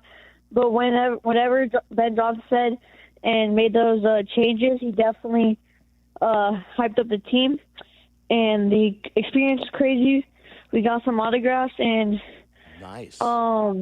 The Lambeau leap that Roman Doomsday did was crazy on the Packers.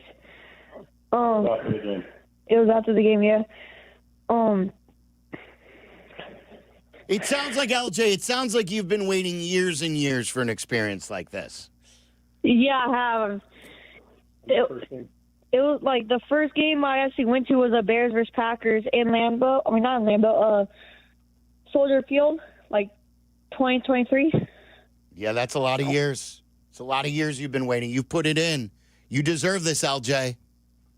Yes, sir. Were you confident they were going to come back after a 21-3 deficit?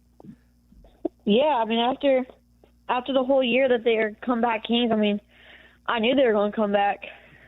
Amen. LJ, great stuff. Thanks for LJ. calling and sharing your experience. Our buddy Jimmy on the north side. Jimmy, you're on ESPN 1000. Fellas, how are we? What's up? Best to your families. You too. Been waiting for this for a while, haven't you, Jimmy? Oh, man. This feeling? That was the greatest sports event I've watched, I think, in my life. I mean, I remember watching John Paxson hit a 3 against the Suns, but other than that, that was incredible. And tough act to follow there with LJ. But, I blew through my cocktail threshold very, very early on. What was the threshold? That's none of your business, Tom. Yeah, higher than I'd like. Higher than I'd like. Yeah, but I was too emotionally exhausted yesterday. I was too. That was such up and down. And my son, in his first year, he's ever had the wherewithal to be a fan. And he was sitting there. He sat in the exact same spot because he thought it was lucky on the couch for 3 hours or an hour and a half after halftime, which I think is a world record for a 7-year-old. And we were embracing after the game. Just incredible. One thing I was going to say about Ben Johnson, he was doing a little Madden play calling there in the first half, going for it on fourth. If you think about it, though, the worst thing that happened to the Bears is if they're giving up 15-play, 9-minute drives that end up in a touchdown. Whereas, let's just face it, the defense is either opportunistic or it gets gashed. And they were still able to get some opportunities on Saturday to get some turnovers, but maybe that short field, there's only so much time you can use, and then the more possessions, the better. I don't know. To me, they play their best when they know they have 4 downs in the fourth quarter, and the defense plays its best when they know their back's up against the wall. So maybe he's onto something, maybe he's not. But like I said to the Packers fans, I'll say it to the Rams fans: bring it. Yeah, we're gonna take you guys out. I personally would have punted short field. I said this. Remember when Brendan Staley was constantly going for it on fourth and whatever inside his own 40? Like, it just seemed like it was too desperate, too risky and desperate. And I get it. And he even said at the half, he said, "Look, I mean, realizing the struggles of the defense, just feels like he has to create a spark." I'm not going to say that it was a panicked move, but it just felt like maybe somebody needed to say, "Hey, take a deep breath and just punt it, and we'll try to collect it." Again, like, these are all things that are happening over the course of a playoff game, so I get it. I looked at Danny the first time he went for it, and that was the one time that they did convert. And but before they went, I go, "I don't like this. I don't like it." From their own 30, whatever it was? It was the one that they actually picked up. And then they then tried again later, and then it failed, and then it was the first of like 5 that failed. But I'm like, okay, all right, fine. You made it. Like, I didn't like the call. And then I'm like, that's big ball guy right there. But then, like, he kept trying to do it. If you're going to go for it on fourth down deep inside the opponent's territory, I get it. Some will make the case that you take the points, especially when you get to the postseason. But the reality is, if you don't get it, they've got to go the length of the field. They got to go 90 yards. They've got to go 85 yards. When you go for it on 4th and 4 from your own 32, they only got to go 32 yards. Like, that's different to me. And I just think that I heard Carmen Jurko talking about that today, about the number of times teams, even this weekend over the course of the wild card playoff games, how many times coaches went for it on fourth down. I just think that's the era we live in. I think there are times and places to do it, but there are other times I think you're better off kind of taking a more measured approach. But I think this is who Ben is, and unapologetically, this is who he's going to be. He's going to tell you, too, and I'm the same guy that in crunch time put together a play for Zacchaeus that was wide-ass open and ended up in a touchdown. I'm the same guy that called the play that was set up earlier in the game on the fake wide receiver screen and the throw to DJ. And I'm the same guy that put that play out there for the 2-point conversion that put them in a bind with Colston Loveland. So it doesn't mean you have to agree with everything your favorite coach is doing, But I think this is who he's going to be. I don't think he's going to change. All right, coming up next, we've got the toast of the game. So the Binny's Beverage Depot toast of the game. There are lots of drinks to be had, so multiple toasts will be made, and we will do that coming up. And then we've got PCA, Pete Crow Armstrong, who was at the game. He's been to numerous Bears games. And Waddle has some advice on his... Get a jacket, man. I don't want you to get cold. Yeah, his winter wear. He will join us at 4. You're listening to Waddle and Silvy on ESPN 1000, Chicago's home for sports. Hey guys, it's Tyler Rocky. Golf season will be here before you know it, and don't be scrambling around for tee times. Instead, get with Golf on Any Tee or GOAT. It's a golf membership that gets you unlimited tee times at top Chicagoland golf courses. No cart fees, no green fees, just unlimited golf. Think of it as a country club without the massive fees. You'll get unlimited golf at 20-plus courses, a network of over 250 other golfers, and access to exclusive member-only events. And get this, when you use our code ESPN, you'll get $400 off your membership. That's code ESPN for $400 off your membership at Golf on Any Tee. You'll get unlimited access to places like Ravislow Golf Club, Thunderhawk Golf Club, Glenview Park Golf Club, White Pines, and so many more. So get in on the action right now. Use promo code ESPN for $400 off your membership. And don't be scrambling for tee times when the golf season arrives in just a few short months. Download the Golf on Any Tee app today and become a GOAT. Golf like me, Golf on Any Tee. When a trophy is raised, it can feel like the season's over. But on the ESPN app, it never really is. Because with more than 47,000 live events, plus originals, highlights, and coverage from every corner of the sports world, there's always something to dive into. No off-season, just everything a fan needs to keep going. Always in season. Get all of ESPN all in one place. Download the ESPN app on your TV or phone today. Hey, it's your buddy Tom Waddle, and I drive a Hawk. The New Year's sales event is going on at all 12 Hawk Auto locations in Forest Park, St. Charles, Plainfield, Joliet, Carroll Stream, and now LaSalle, Peru. Shop thousands of vehicles from 13 brands and save with 0% financing for 60 months or make no payments for 90 days. Plus, save even more with $500 to $2,000 bonus cash. Find your next car at hawkauto.com and drive what I drive. Drive a Hawk. HawkAuto.com.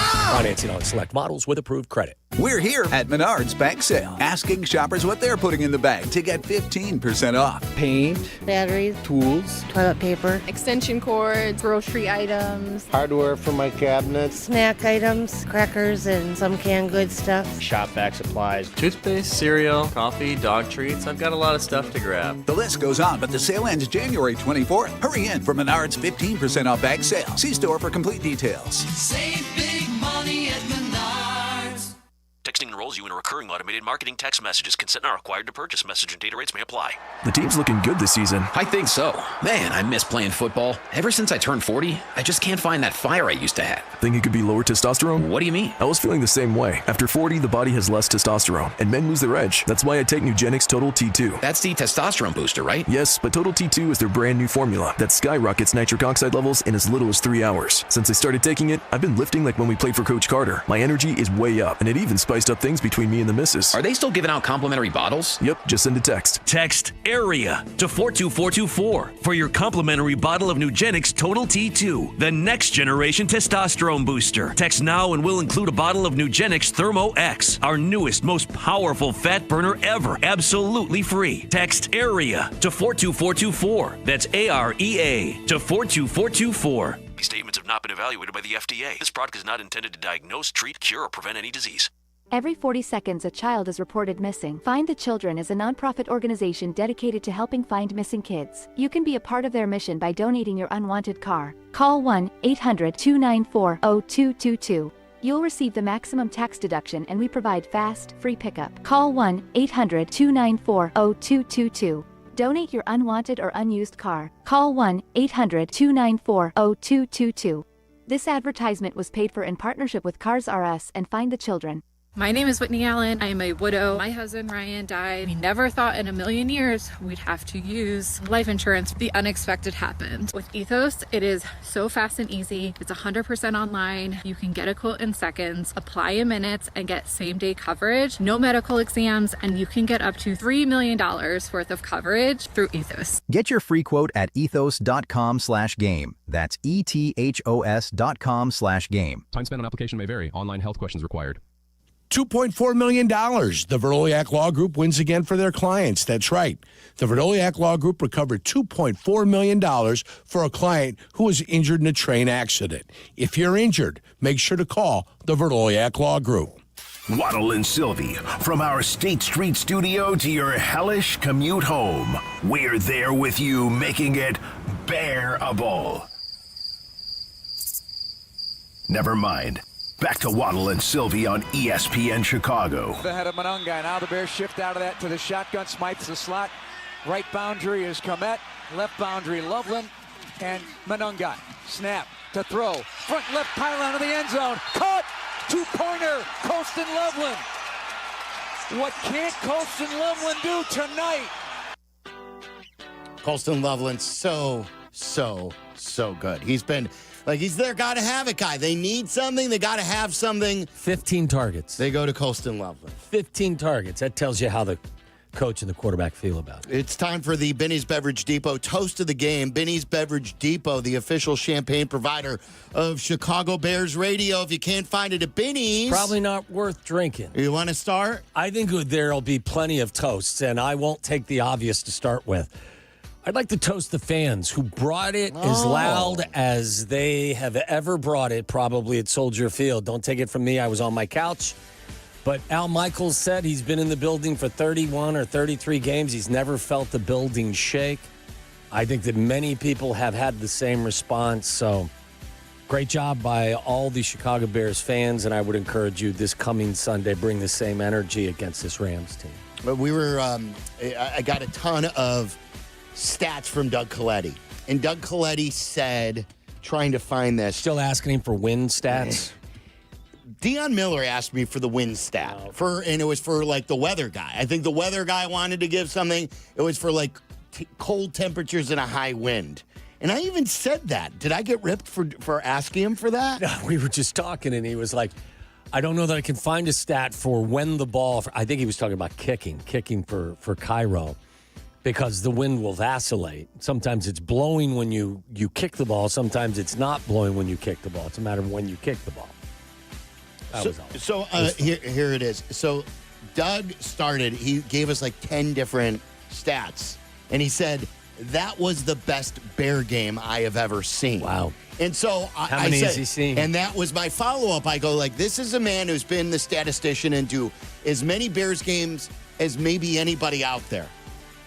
Doug Coletti has taken in person, 791 Bears games. Oh, my God. 791 Bears games, and he called it the best Bears game that he has seen. Was that including the Super Bowl? I don't know if that goes back that far. It's not the most important. It wasn't the biggest, but it may be people's favorite. And how it happened and because of the opponent.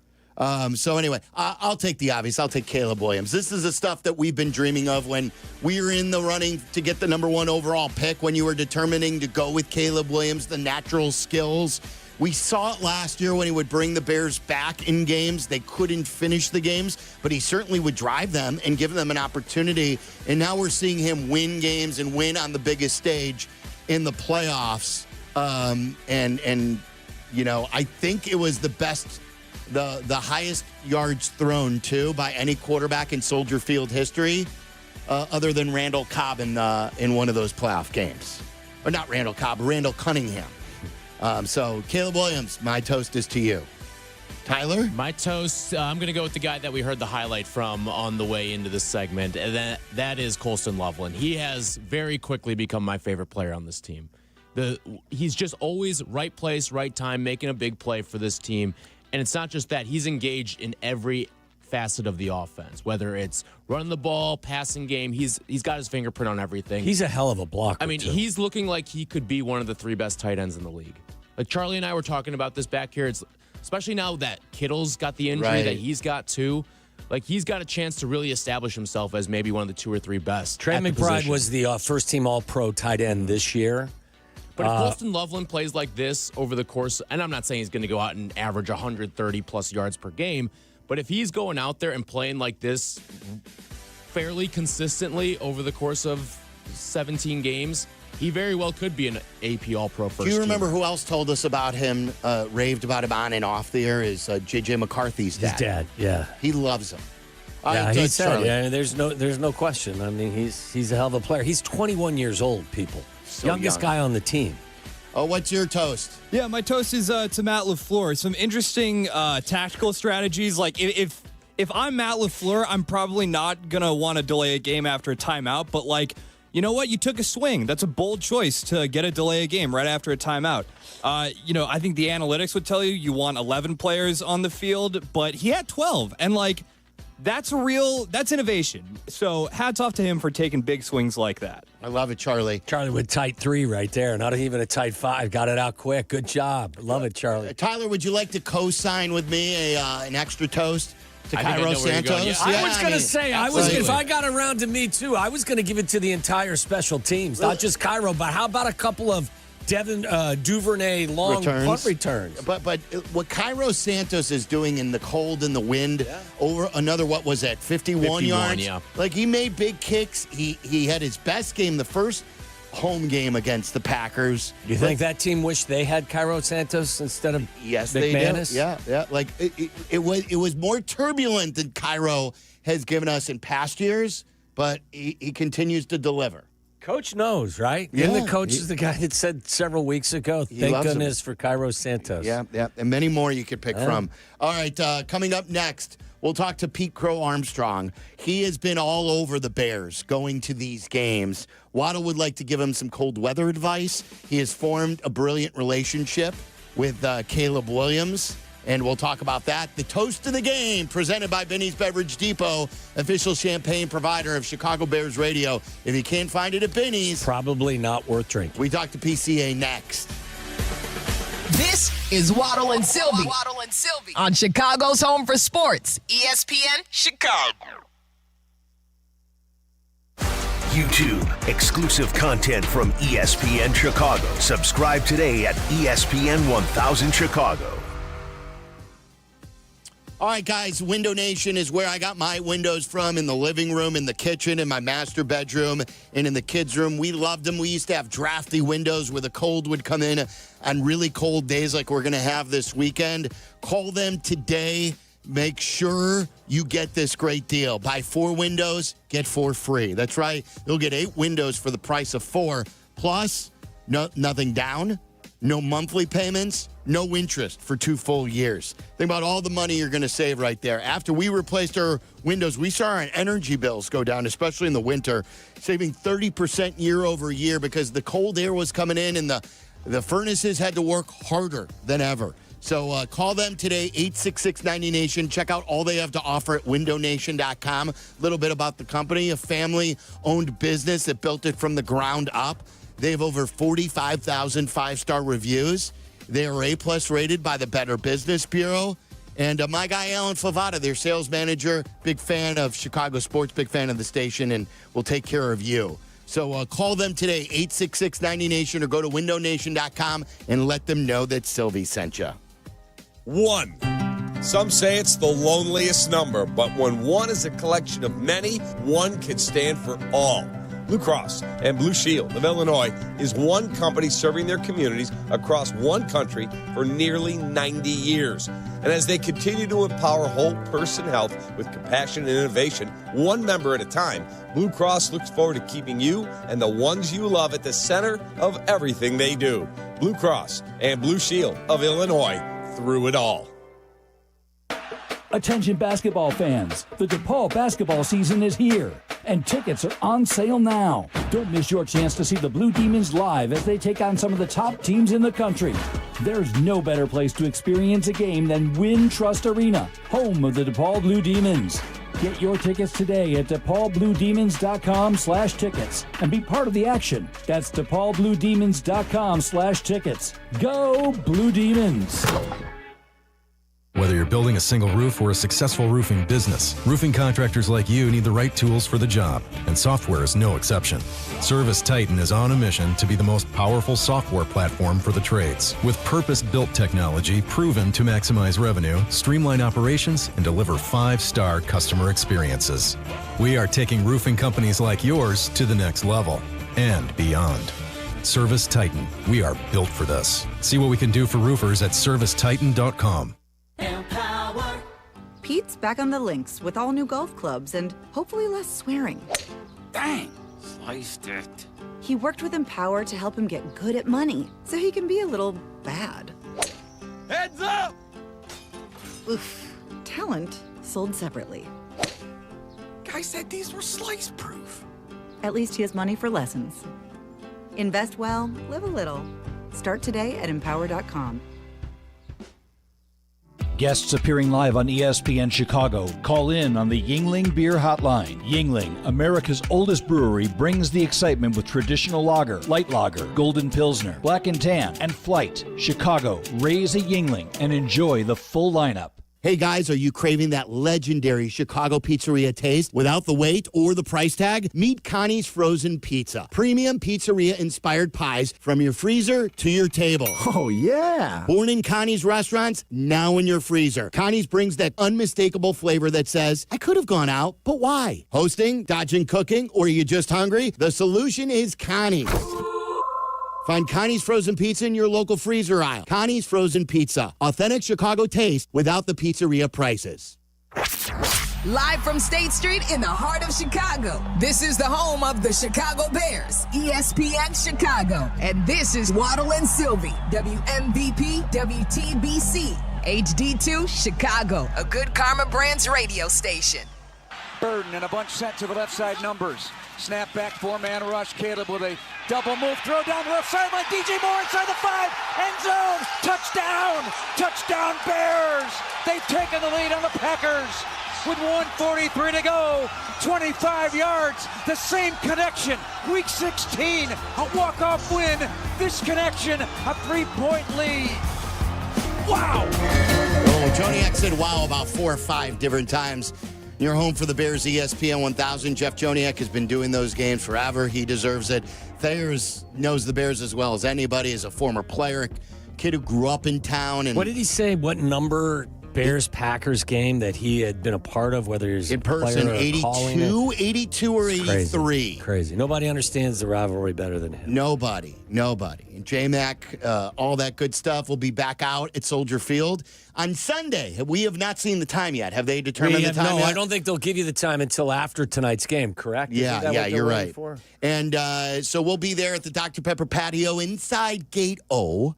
And let's see if our next guest will be back as well. He has been a fixture on the sideline and at Bears games. He's got to be there. And Pete Crow Armstrong from the Chicago Cubs joins us right now on the Yingling guest hotline. Pete, how you feeling today? I'm still riding the high from Saturday night, I think. But I'm doing really well and happy to be back on the show. How many games now have you taken in person at Soldier Field?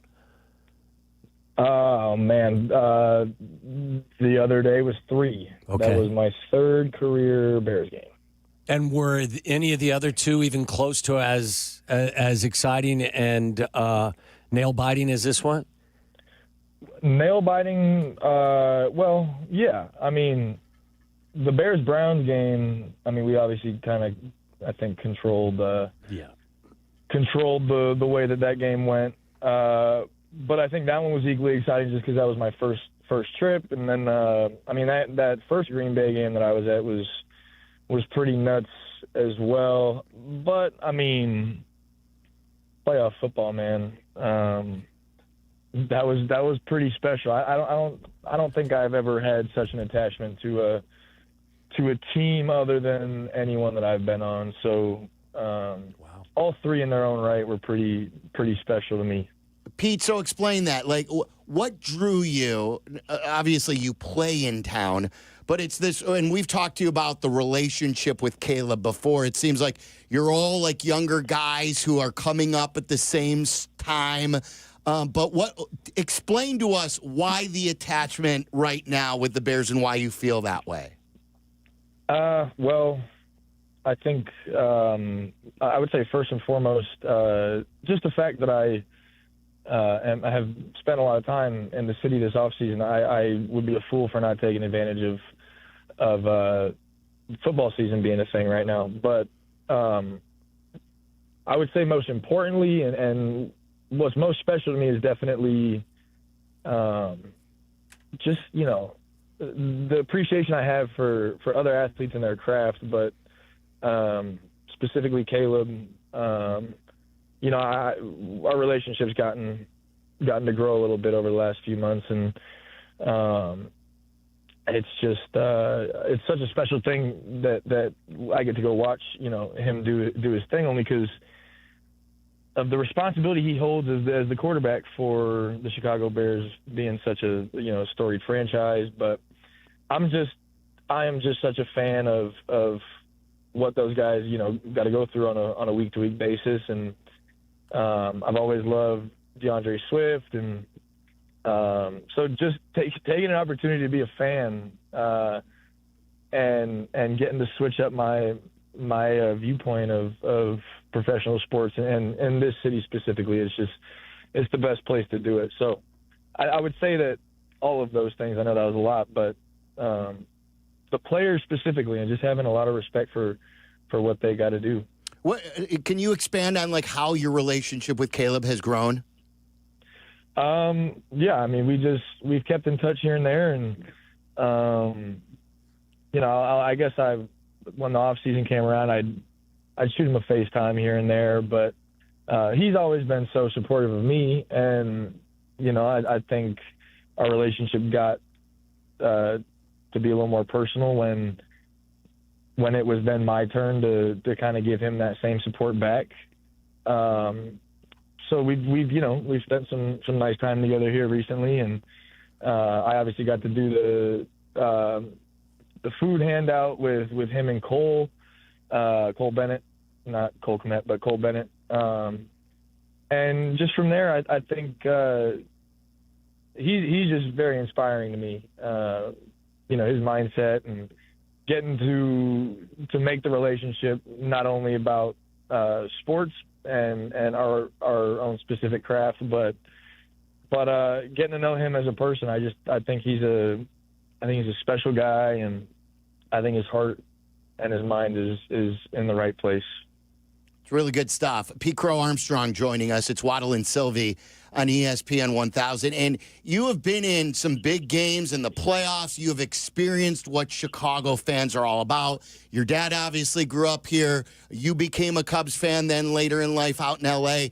But, like, it's one thing to be in the box and 40,000 going crazy at Wrigley, or to be and feel it with the bleachers. Like, that's as intimate as it gets. But what's it like being a fan inside of Soldier this past weekend and seeing how Chicago rallies around its teams? I am still learning how to be a fan and relinquishing my control over any outcome. I think it's again, like, actually giving so much of a damn about the wins and the losses. It's like, it is so much less stressful being in the box, as hard as that is sometimes. Like I said, I haven't been so passionate about another sports team, I don't think, in my life up to this point. And like I also said, like, getting to be a fan for once has just been one of the coolest things ever. And I mean, getting to know Kevin Warren a little bit, I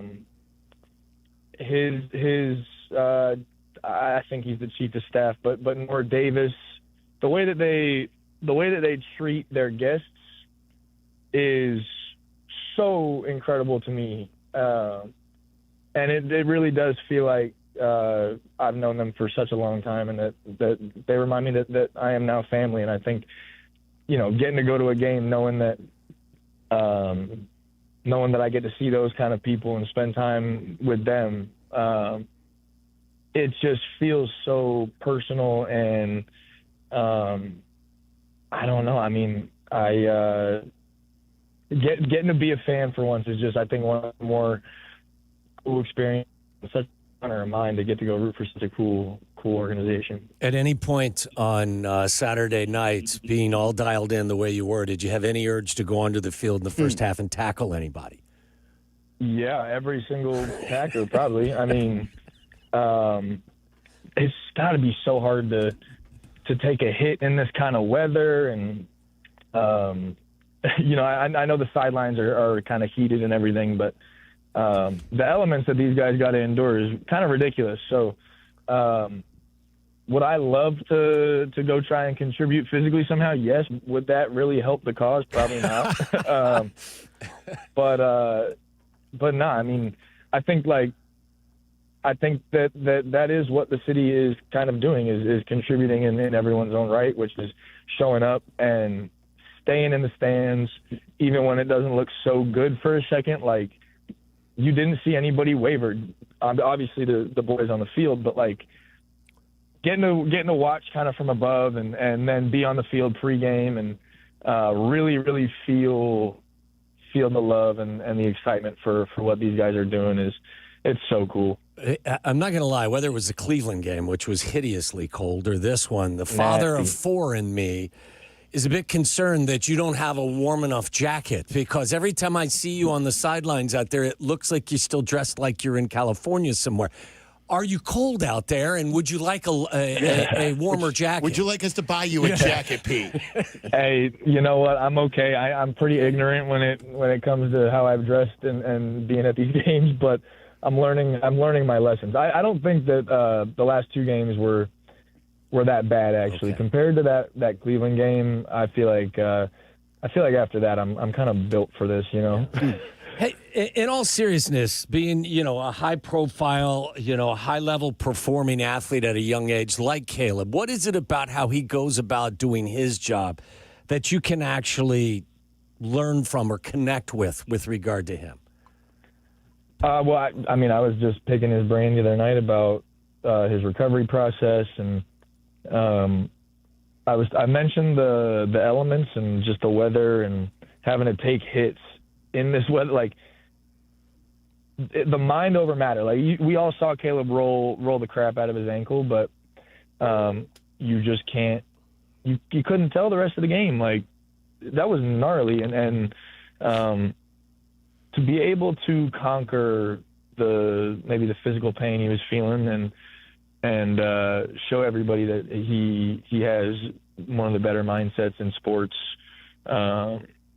commitment to his team, the emotion and the passion that he shows. I think, y'all have seen my emotions get the best of me from time to time. And I think what was very special about this last game was watching that ride he kind of went on when it was a tough first half. And I just think it was such a great example of games not over till the final whistle blows. And,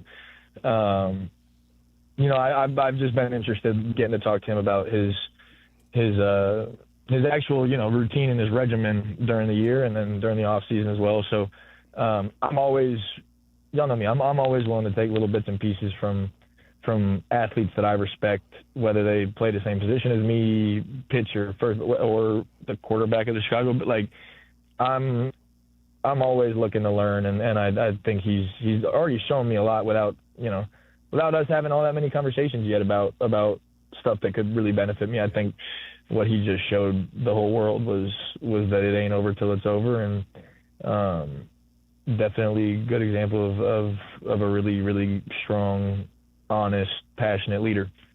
Pete Crow Armstrong joining us. It's Waddle and Silvy on ESPN 1000. I loved your Player Tribune piece. And the story that you told about your dad holding your feet to the fire, about jumping on the Cubs as he was a lifelong Cubs fan. Like, now's the time, no more screwing around. They're about to do something special. Can you retell that story and then maybe tell some of our younger guys out there? Because there are, I don't know if you know this, there are a lot of bandwagon Packer fans in town because the Bears have been bad for so long, and to maybe tell all these Chicagoans to now's the time in the same light that you experienced to jump on this team. I don't even really think it's the same case. I think I think that there's always more room for a real rebuild in baseball than football. I just think the way it went for me was again, ignorance over anything, where I was just so happy and I found so much enjoyment in kind of going against my dad and who he rooted for. That was just the child in me when I was that age. So it was more of a personal thing with my dad rather than it was not wanting to root for the Cubs. But I would say listen to your dad for a lot of different things. I think he paid a lot of attention, and he was such a nerd when it came to knowing prospects and just anything about the farm system. So he gave me a lot of good references that I could really buy into. He would always talk about Javi and Wilson and Jorge Soler when they were kind of on the way up, and then by the time KB was there, by the time Schwarbs was there, I had already kind of bought in. But gosh, I mean, I wish I could be in their locker room, the Bears, but I don't think it's the same situation where, we're good now. The Bears are good now. They got their franchise quarterback. I love their wide receiver core. They got, I think, the best dual tight end set probably maybe in franchise history. I may not be correct there, but the tight ends are scary. Their offensive line has killed it. They've let Caleb use his legs and create outside the pocket. And then, DeAndre Swift, again, incredible athlete. But then Kyle, the way he's come on the scene, so cool. He runs so powerfully and aggressively, and it is a team that is so easy to root for. So I don't see any reason why we should have any people straggling to jump on the bandwagon. Have you had a chance to meet Ben Johnson, and will you tell Craig Counsell to take his shirt off after a big win?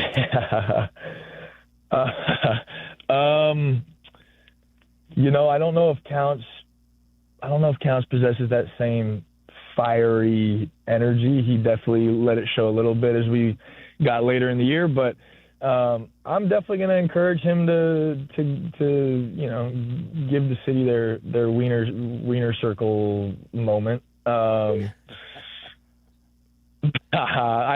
don't think I have shaken Ben Johnson's hand as much as I'd love to. That guy, I've seen him on the field before the game, and he's so locked in and laser focused that I feel like he'd punch me or something. I think you two should have an intensity off, the two of you. Yes. Two of the most intense people in Chicago. See who's more intense.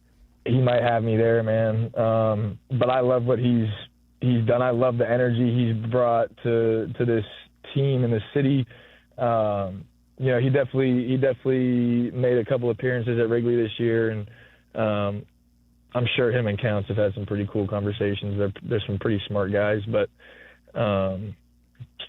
he's a diehard. Pete, I don't know if you know this. He grew up in North Carolina, and his brother got Cubs season tickets long ago. So they would go, their family trip from North Carolina once a year would be to go to a Cubs game. So he was maybe sitting next to your dad years ago back in the day. Who knows? That'd be interesting to do some digging there, but I didn't know that. That's a cool little fun fact there. He was very quick to get out to Wrigley when he got the job over here. So anybody can appreciate that. he totally seemed like he's immersed himself in the city very well. Yeah. Crow Armstrong joining us. It's Waddle and Silvy on ESPN 1000. So are you going to be there next week? Bet you're sweet. Yeah, absolutely. Yeah. I feel like I can't step away right now. I'm kind of addicted to this team. So Pete, it's going to be really fanboy. Yeah, really we're getting cold. you a so, coat. yeah, Let it's us going to buy be you really a cold. coat. Gloves, hat, all kinds of stuff. Man, I'll be just fine. Okay. I'll be just fine. But I appreciate the concern there. Okay. I just think it's nice that I can season myself before I got to go play in the chilliness of April, end of March and April. Yeah. So when did you find out? When did you know that you guys had a chance to get Bregman?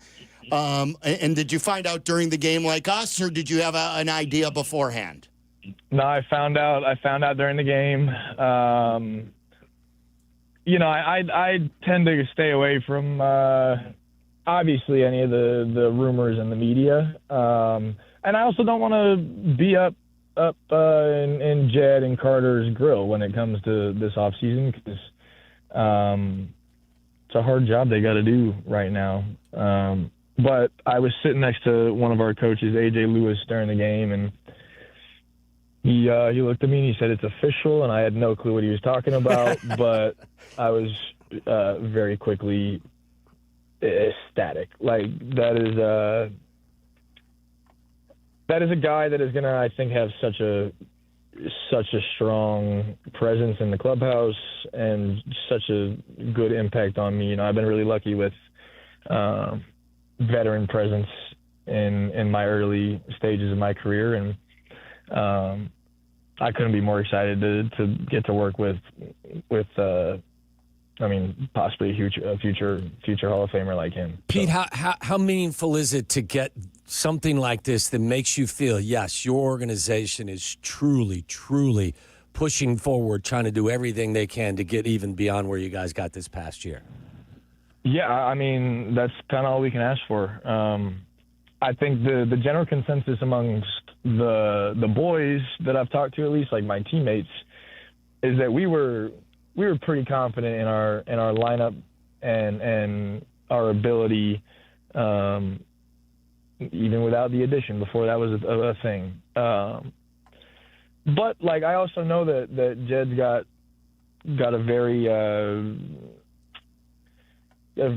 proactive approach to building something here, and again, like, I think that's just the right kind of guy to bring in for a team like this that was already so close to just, in my opinion, to just being able to go all the way. I love the Cabrera sign too. I think what we've done in the bullpen has been really good. I think it's always a bummer losing a guy like Brad Keller, Drew Pomeranz, who were so important for our success last year. But the guys that we brought into the bullpen too, like, I'm really pumped about. I think we're building something really good for this year, for sure. Pete, before we let you go, I mentioned the Player Tribune article. I'd be remiss if I didn't ask you about your own training. I feel like you're one of these guys who is back in the lab. I see you working out on Instagram a whole heck of a lot. What was one thing that you learned from this past season that you will now implement going forward? I would say, well, I liked my approach to the off season last year, and then this year as well. I didn't get back into like lifting right away. I took a few days off just to decompress while I was still in the city. But then when it came back to me getting back in the gym, I took a couple weeks just to start some movement prep. So I was just in the gym working on my hips, and my shoulders have been a big focus this year, mobility-wise, but also being able to build some serious strength in my shoulders. I would say that my favorite thing that I took from anybody when it came to how to conduct yourself in the off season was from Carlos Santana, and he said that he's not working out, he's not hitting to go succeed on the field. He's in the gym, he's in the cage to prepare himself to play 162 games, and then he kind of left that interpretation up to me, and so I've kind of gotten to run with that idea. So I feel like I've gotten to know my body a lot better over the last 2 years, having a full season under my belt, and then just listening to my body and just attending to my body's needs. So yeah, man. I mean, I feel like I continue to gain better perspective on what's going to work for me. So I'd say that. Yeah, Pete, great stuff. I just want to leave you with this. It's from a buddy who texted me while he's listening. He goes, PCA, wow, too good. I love when these athletes get embraced by the city. It's even cooler when they hug us back. And I think that's very well said. You're a part of the community. We love having you here, and can't wait to see you at Soldier next week. Thanks, Pete. Y'all too, man. Thanks for having me. Can't wait to give some hugs out come end of March as well. It sure seemed like you and Big Cat had a long embrace. Yeah, I've been long overdue on that show. It was supposed to happen a couple times during the season, but then I banged my knee up and needed to go into the field for treatment. I got a little ill, so I told him that I owe him some time because he's been really supportive of me. So really enjoy talking to him the other day. He's a pretty funny guy. He's the best. We have him out every week. Yeah, he's great. Yeah, I like how much he loves sports. Yeah. So yeah. Well, we appreciate it, Pete. Thanks so much. Thanks, Pete. Appreciate y'all too. Nice to talk. Great to talk. Pete Crow Armstrong. He's awesome. I think you're blessed too in this town to have guys like Pete and Caleb Williams, who are the front-facing guys on their franchises, who are who they appear to be. The Sox have some young guys, too.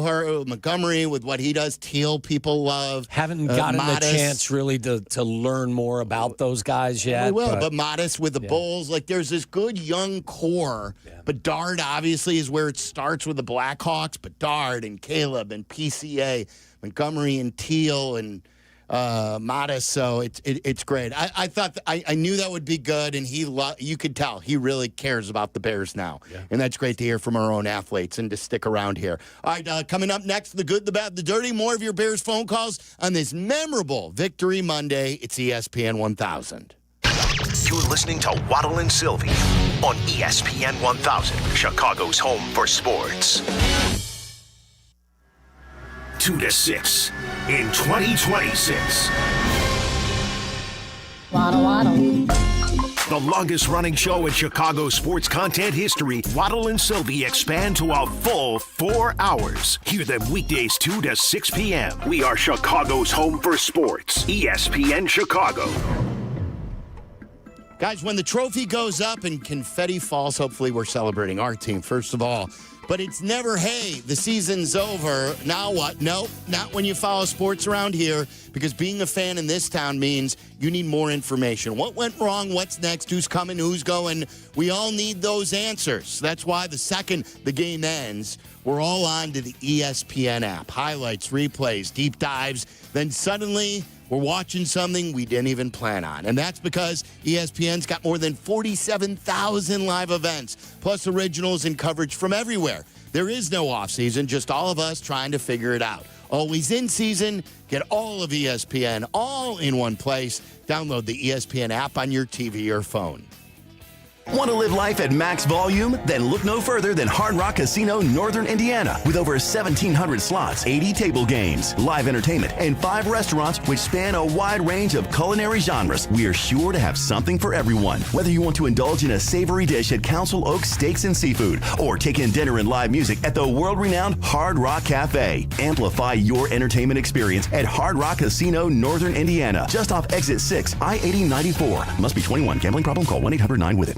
Crash, bang, suddenly you are on the DL. If that happens as a result of somebody else's negligence, we can help. I'm Jim Morisi, Chicago personal injury lawyer. Our experienced attorneys and support staff will talk with you during a free consultation, tell you your options, and ensure that you take the right steps throughout the entire process. Visit us at MorisiLongo.com. That's MoriciLongo.com. Your future is our priority. Texting enrolls you into recurring automated text messages. Consent not required to purchase. Message and data rates may apply. 4? Man, my drives have been getting weaker and weaker. The same thing happened to me when I turned 40. Men over 40 lose more than just their golf game. Energy, strength, stamina, it all goes downhill. I got Nugenix Total T2 and started feeling like my old self in no time. America's most trusted testosterone-boosting brand is back. Nugenix Total T2. Crafted with a unique new formula that combines the ultimate free and total testosterone booster with a powerful nitric oxide booster that works in just 3 hours. Feel like a new man, leaner, stronger, with more energy and drive. Get your complimentary bottle today by texting BEATS to 369-369 now. All right, let's test this out. Wow, that's on the green, man. Looks like I got my drive back. Text BEATS to 369-369 for your complimentary bottle of Nugenix Total T2. Text now and we'll even throw in a bottle of Nugenix Thermo X, our most powerful fat incinerator ever. These statements have not been evaluated by the FDA. Product not intended to diagnose, treat, cure, or prevent any disease. Where's the single best place to shop for and experience the largest variety of brand new cars, trucks, and SUVs all under one roof?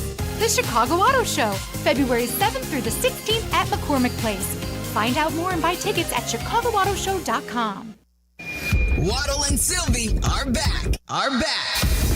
Follow the show on Twitter at Waddle and Silvy and at TWaddle87. This is ESPN Chicago, Chicago's home for sports.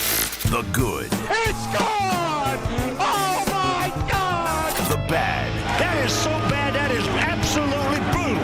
And the dirty. I'm talking about nasty. Wow.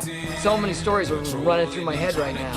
Waddle and Silvy on ESPN Chicago. That's right, the good, the bad, the dirty, a recap of the sports weekend, the Bears weekend. Brought to you by our great friends at Window Nation, because the only thing better than 4 free windows, the only thing better than 2 free windows are 4 free windows. That's right. Buy 4, get 4 right now. 0 down, 0 payments, no interest for 2 years. And also by Flight by Yingling. It's our buddy Pat Hester, who works for Yingling in the suite. Sir. He's awesome, and so is Yingling Flight. You enjoyed it at 115 Bourbon Street. Thanks to everyone showing up to that Yingling event. Flight is the next generation of light beer. I heard Shay and Tyler over the weekend. I heard a lot of them. They sound great. And they were bragging about, telling stories about how they used to go across state lines or go to their buddies. Like Tyler back at Syracuse would have his Pennsylvania friends bring them back Yingling. Shay did that too with Michigan because it never used to be available. And it was currency, right? Weren't you telling that story? It was currency. You would have all your friends that lived in like Philly or like the Pittsburgh area. They all, like whenever they would come back from breaks, you had to make sure they would bring back Yingling for you. So Did you pay an inflated price? No. They didn't like. They would just bring it back for everyone to share and enjoy. Oh, I didn't know if you were buying it. If you were trying to stack up on it. No. Okay. One thing good, one thing bad, one thing we deemed as dirty. What's your good? This is like I'm having a remorse about choosing this because I wanted to play the Eagles in the next round because you know how I feel about the Eagles. I think they stink. But my good is the 49ers. They go on the road to Philly to face the defending champs, who, by the way, stink. They're playing in a difficult environment. They've already lost more players and more starts, I think, than to injury than any team in the league. And then they lose George Kittle very early in the game and still find a way to win. And you know I'm a shanatic. I'm a Shanny fanatic. So I just think I think have you used that before? Is that a thing? No, I made that up this weekend. I like that. I made it this weekend. I call myself a shanatic. I love that. And I think he's very. Listen, I love me some Ben Johnson. You know that. It's almost criminal how much I love him. What did Joniak use the Ben thing? Didn't he use a phrase now with Ben's name in it? Something, vengeance instead of vengeance, with a vengeance, which is appropriate based on how intense he is. But I think Shanahan's done a brilliant job with that team. that has lost so many of their key players, and I like the fact that they went into Philly and beat that. I don't find the Eagles to be a really likable group. So I thought my good Brown was gone? Is he gone? Somebody is. I think so. I mean, there was a time when they could overcome all of that noise and that nonsense, but after a while, I think it grates on you. So, but good for the 49ers to advance despite all of the adversity they faced this year. Yeah, and I think we all speak, like, the whole show's been good about the Bears. And, like, one thing that I was reflecting on, I'll give you two, because obviously we start with the Bears. But did you know that Saturday, too, was also the 2-year anniversary of when Ryan Poles and Kevin Warren announced that Matt Eberflus would be back for his third year? And it was also the anniversary. This was Saturday, the day of the game. 4 years before that was the anniversary of the Bears firing Nagy and Pace. The point is we have ourselves, like, look at where they are now. Oh, yeah. We have ourselves a coach that we love, a quarterback that we love. We're not ranting and raving. We're enjoying this. We're on this unbelievable ride that has given it, like, paid us back twofold of what we thought we were going to get. I'm very thankful as a Bears fan that they decided to do business differently up at Hallis Hall. So, but on a side note about your Eagles, did you see the young Eagles fan getting interviewed? I heard about it. They bring him up young. Like, this kid's great. Take a listen to this young Eagles fan after the Eagles lost. Yes, this was a huge letdown. This was my Christmas present, and I got a loss. Oh, no. You probably would have rather had Cole, huh? Yeah, probably. I'm feeling two of two things. A, I want A.J. Brown packing his bags, and I want him somewhere else that is not here. I love you, A.J., but, like, you can't make those drops in that game. And I also want Kevin Patullo flipping burgers at, like, the local McDonald's or something. I don't care. Why do you say that? Whenever he's an offensive coordinator, it's like he's flipping burgers. One side, he's cooking. One half, he's cooking. And the other half is completely raw. This kid was like 12 or 13. Like, WIP will be hiring shortly. Oh, for sure. Like, it's a different breed there. Yeah, it's a different environment. They won the Super Bowl last year. Listen, I'm still waiting to get the alert on the phone or the computer that the Eagles appreciate the job that Nick Sirianni has done, going to 2 Super Bowls and winning 1, but they're moving on and they're hiring John Harbaugh. I don't know that's going to happen. Like agreed to part ways kind of firing, something right? Like that. Something like that. Oh, it's Philly. Your ass is getting fired. Yeah, that's right. What do you got, Tyler? What's your good? My good is just the totality of what Saturday was for this city. We have not had a day like that really ever, it feels like, where everything's going well for everyone. You have the Blackhawks winning, the Bulls winning, the Cubs signing Bregman, and then that epic Bears win. And I do want to say, like, with the Cubs signing, too, I think the best part of the signing for Bregman, for me, I'm not the biggest Bregman fan. It's not that I don't like him. I do think that I probably would have rather had a Bo Bichette than an Alex Bregman, but I think the important thing that we saw here was Tom Ricketts agreeing to defer money. Because this is how you operate in the modern era, is deferring these big contracts. Listen, these giant contracts, a lot of them don't age well. Right. And Bregman, I would imagine, is not going to be a contract that ages well. But when you're deferring all of this money and you're kind of kicking the can down the road, I'm not as hard on it. And I think it's signaling that there is a want and a desire to win for the entire organization. I think organizationally, they needed a move like that. Whether or not I love the player, I think it is regardless of what is really taking place. I think it was a shot. I thought it was a shot in the arm for all Cub fans. We needed Absolutely. it. To show that they have a pulse. This last week showed us, because a week ago on this segment, I was ripping them. Yeah. And they, in a matter of a week, they traded for a good Maybe pitcher. They were listening, and you forced Tom Ricketts to go to the hip and spend some cash. Right. Charlie, what's your good? Yeah, my good is Josh Allen. I think if we're being completely honest, like when I look back on this season, I think Josh Allen probably should be the MVP at this point. Good and bruised after that game. It is really like just him, it feels like. It doesn't seem like anybody is capable of putting on the Superman cape quite the way he's able to. I understand like James Cook is there. It's not like he doesn't have weapons, but I think he goes a long way in James Cook's success. Watching him as kind of the only true like Goliath Titan still remaining of that younger crop of quarterbacks, it's really cool to have all the eyes on him right now and what he's doing, and he just played so well against Jacksonville. What's your bad, Waddle? My bad is, I wrote down Patriots and Chargers. That was the only game of the weekend that I thought was a stinker. But I'll focus specifically on the Chargers offense. It pains me to say. My guy Jim Harbaugh running things over there. They had a total of 207 yards and 3 points at Foxborough last night. They gave up 6 sacks. They were 1 of 10 on third downs. They couldn't protect Herbert, and he didn't show a willingness to want to push the ball downfield. Collectively, I thought it was one of the worst offensive displays in the postseason I've seen in a long time, and that hurts. Hurts me to say. But I got to keep it real. Yeah, that's good. So that's my bad. My bad is, unfortunately, the Chargers' performance. Now, tip of the cap to the Patriots, because I know they have a very good defense, but that one last night felt more about the Chargers' ineptitude offense than it did about the Patriots' greatness on defense. My bad is for all the sour grapes out there, whether it's a Packer fan, whether it's a Packer player, whether it's someone saying that Ben Johnson shouldn't be saying F the Packers. This is another little nugget for you from Javon Bullard, a young player who was not having it after the Packers had just lost, and he was not going to lose gracefully. No disrespect to them, but it ain't shit they did. It's us. It's us. We got to finish. You know, we whooping their ass the whole game. Like, that's us. We got to finish. They ain't do shit special.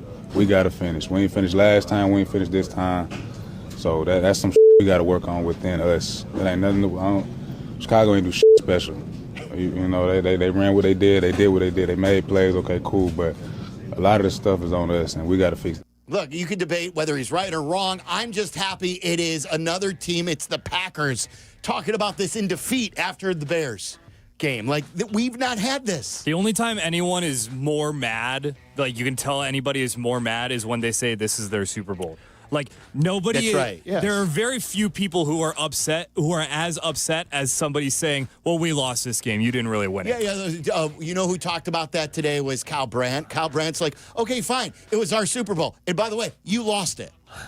You lost in our Super Bowl. Look, this is nothing new for the Packers. They haven't been able to close out anybody all year.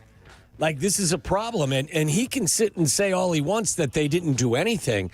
Do you realize their 3 touchdown drives in the fourth quarter were 54 yards, 76 yards, and 66 yards? They had a total of 210 yards and 25 points in the fourth quarter, 4 of 6 on third downs. My guess is that somebody out there of sound mind would give the Bears offense some credit, and it wasn't just about the Packers defense not finding a way to finish. That's just me, though. Maybe I'm stupid. I am stupid, but who's up right now? I'll give my bad here. I will say there was one team in this city that did have a bad Saturday, and that is Chicago State. Did you see how they lost on Saturday?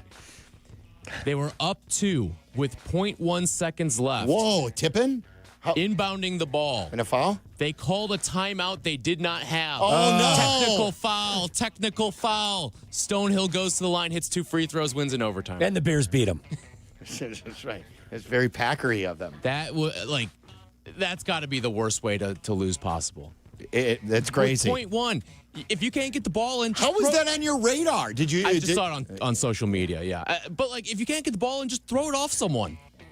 It's 0.1. Didn't our buddy John Escrow go to Chicago State? Wasn't he a Chicago State guy? Oh, I'm not sure. I think he was. I wish him well, and his favorite football team is not the Bears. It's the Denver Broncos. Yeah, I wish him well in the AFC. Hopefully we'll see them in Santa Clara. Yes. All right, what do you got, Charlie? What's your bad? My bad is the Philadelphia Eagles offense. This season was just a complete disaster for them, offensively at least. They don't seem to like each other.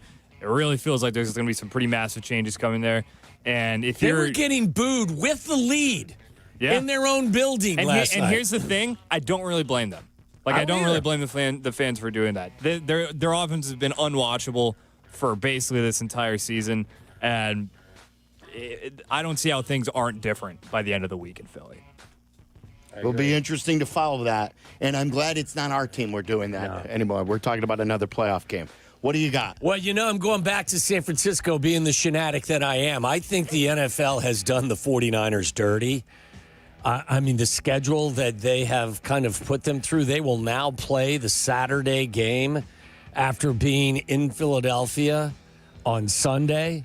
And I think, listen, I get it. This is about money. This isn't about being fair. This is about giving the NFL fans across the country what they want. But they really, I think, have found themselves on the wrong end of this, and the NFL, I think, did them dirty. Am I wrong? Am I wrong? No, and they did them dirty. They did them, yeah. For the first round. Week 18, too. Yeah. Well, no, Or for week 18, yes. Week 18, they were told, hey, you're going to go from playing Sunday night to playing Saturday night. That's right. You They got the short changed week the schedule, there. yeah. After, they've been caught. They And caught that so game, many short and weeks. that game was for the number 1 overall seed. Yeah. And So remember, they instead of played playing Monday night the Sunday, week they before. played Saturday against Seattle. So They went from Monday night to Sunday night to Saturday night, Yeah. and Yeah. now they have another short week. That's their problem. Well, my dirty is, did you see this stat? It's just a crazy dirty stat that you have a tough time wrapping your head around. I read this first from Patrick Norton in his newsletter this morning. Sean McVay has coached in 14 playoff games in his career. He has played a different team in every single playoff game. And the Bears are his 15th different team he has coached against in the postseason. So that's like his last NFC Infinity Stone right there that he has to. It's almost incomprehensible. McVay has coached the Rams in 14 playoff games to a 9-5 record. And then Patrick wrote, here's a little fun trivia for you. Sunday will be his 15th playoff game against his 15th different opponent. That's right. It's impossible. That's it. How is He's that? played every team. So yeah, he has to get possible? Yeah, he's got to walk away and be hired by the and play the Rams against the Rams. That's unbelievable. Inter That's squad crazy. game. All right, wrap us up, boys. What's your dirty? My dirty is the stat that John Heyman put out after Shaq Thompson got a pick.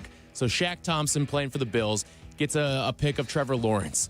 And John Heyman goes, I always marvel at Shaq Thompson's Red Sox minor league stats. He went 0 for 39 with 37 strikeouts. What? Come on. I had no idea he played minor league No, baseball. neither but did I. I'm 0 like, for what's John Heyman have to do with Shaq Thompson? 0 for 39 with 37 strikeouts. And then he capped it off with hitting his hard. Talk about reading the room. My dirty is we played it earlier about Ben Johnson replaying the Falcons-Patriots Super Bowl game. Grady Jarrett was on that team.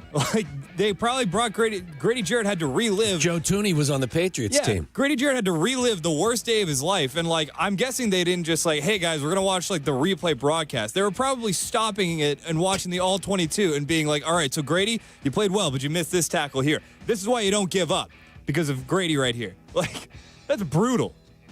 I think it was more from the experience of that side of things. I don't know if he was showing him plays. Come to the front of the class and relive your worst trauma All right, ever. Brady, what happened here?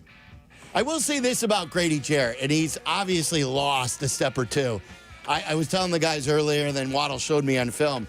Like Austin Booker, he hustles his ass off. He's running sideline to sideline, and if a play goes downfield, he's hustling his ass off. He is trying his best to do stuff. And that's not everybody on defense that we always see. That is true. So, all right, that's the good, the bad, the dirty. We'll get to all your phone calls coming up, 312-332-3776. We also have a discussion about Ben Johnson's lack of wanting to run at third or fourth and short and whether or not that needs to change. We'll get to all that and your phone calls on this Victory Monday. You're in the middle of the Waddle and Silvy Show, ESPN Chicago. Hey guys, it's Silvy. You know me, I hate the cold, and I don't like dealing with cold drafts in my house. That's why we called Window Nation a few years ago, and the difference, incredible. Right now, it's a great time for you to do the same. Window Nation's Buy 4, Get 4 Windows free sale is going on now. Plus, you get your new windows with 0 down, 0 monthly payments, and 0 interest for 2 years. So if you feel drafts, see fog or mold around the frame, and your heating bill keeps on jumping, it is time. Do not wait. Visit windownation.com today. Get ready for the college football playoffs with a $9.99 haircut coupon from Great Clips. Kick off your game day look with convenient online check-in in the Great Clips app. Skilled stylists at Great Clips salons will save your haircut details and clip notes. And with a $9.99 haircut coupon, you'll score elite savings, too. Visit greatclips.com/football to get a $9.99 haircut coupon. But hurry, offer ends soon. Great Clips, official sponsor of the college football playoff. Valid at participating salons. Terms apply. It's playoff time, Chicago. Time to bet on the road to the championship on Circa Sports Illinois. Circa Sports Illinois is sports betting the way it should be. From championship and conference futures to sides, totals, or prop bets for every round, there is simply no better place to bet. Circa Sports offers high app limits, player-friendly pricing, exceptional customer service, and no bet fees ever. Download your new bookie today at circasports.com. Got to be 21 years or older. Gambling problem? Call 1-800-GAMBLER. What if your instincts could pay off? With Robinhood Prediction Markets, you could put your knowledge to work on the events that matter to you. Prediction Markets isn't just sports. It's the Fed rate decision, your favorite award show, and so much more beyond the playing field. Trade events with Robinhood. Visit Robinhood.com/predict. That's Robinhood.com/predict. Futures and cleared swaps trading involves significant risk and is not appropriate for everyone. Event contracts are offered by Robinhood Derivatives LLC, a registered futures commission merchant and swap firm. Hey, bro, weirdest thing is happening at the game. This guy sitting next to me says, "You're our good luck charm." Every time I crack a Bud Light, we score a touchdown. Now his entire family wants to buy me Bud Lights. I think I'm some kind of a football prophet. Talk soon. The team needs me. Anything for Bud Light, the official beer sponsor of the NFL. Stock up today. Enjoy responsibly. Copyright 2025 Anheuser-Busch Bud Light Beer, St. Louis, Missouri. Hey, it's Rich Eisen for Pella Windows and Doors. Sometimes teams take a time out to regroup and call the right play. When it comes to your home, Pella Windows and Doors always has the winning game plan. They do it every day, and that's why your neighbors trust them. Visit Pella.com/Eisen today. Right now, Pella Windows and Doors of Greater Chicago and Northwest Indiana is offering buy one, get one 50% off and everyday 0% financing. Some restrictions may apply. See store for details. Offer ends January 31st, 2026. A Progressive Home and Auto Bundle can protect you round the clock, but we can't protect you from those painful moments in sports. Oh, I can't believe we blew a 5-touchdown lead. Sure, but you got to feel like they were going to win for almost the entire game. But I was about to buy playoff tickets. So you were prepared for a good time. That's pretty nice. It's the worst loss any team has ever had. And you got to witness history. Okay, we're done here. Well, at least your home and auto are protected with a bundle from Progressive. Progressive Casualty Insurance Company affiliates and other insurers. Not available in all states or situations. Guys, I love Cairo 1. They have gotten my body in tip-top shape, and if you've looking for a goal this new year and you're tired of waking up with a backache or a sore neck from tech neck or looking at your phone too much or you have an injury that you want to get fixed, they'll go to the root of the problem. They just won't treat your symptoms. Dr. Tyler and his team are the best, and they will chart all your performances and how your body is getting better. They have the leading technology, no drugs, no surgeries, and best yet, there are 50 Chicagoland locations. I go to the Libertyville location. Check them all out for a location nearest you in the city, in the western burbs, in the south burbs, many up north by me like Glenview and Vernon Hills and Wheeling. Cairo1.com. That's Cairo1.com. Follow Chicago's Home for Sports on Twitch at ESPN 1000 Chicago. Waddle and Silvy are back on Chicago's Home for Sports, ESPN Chicago.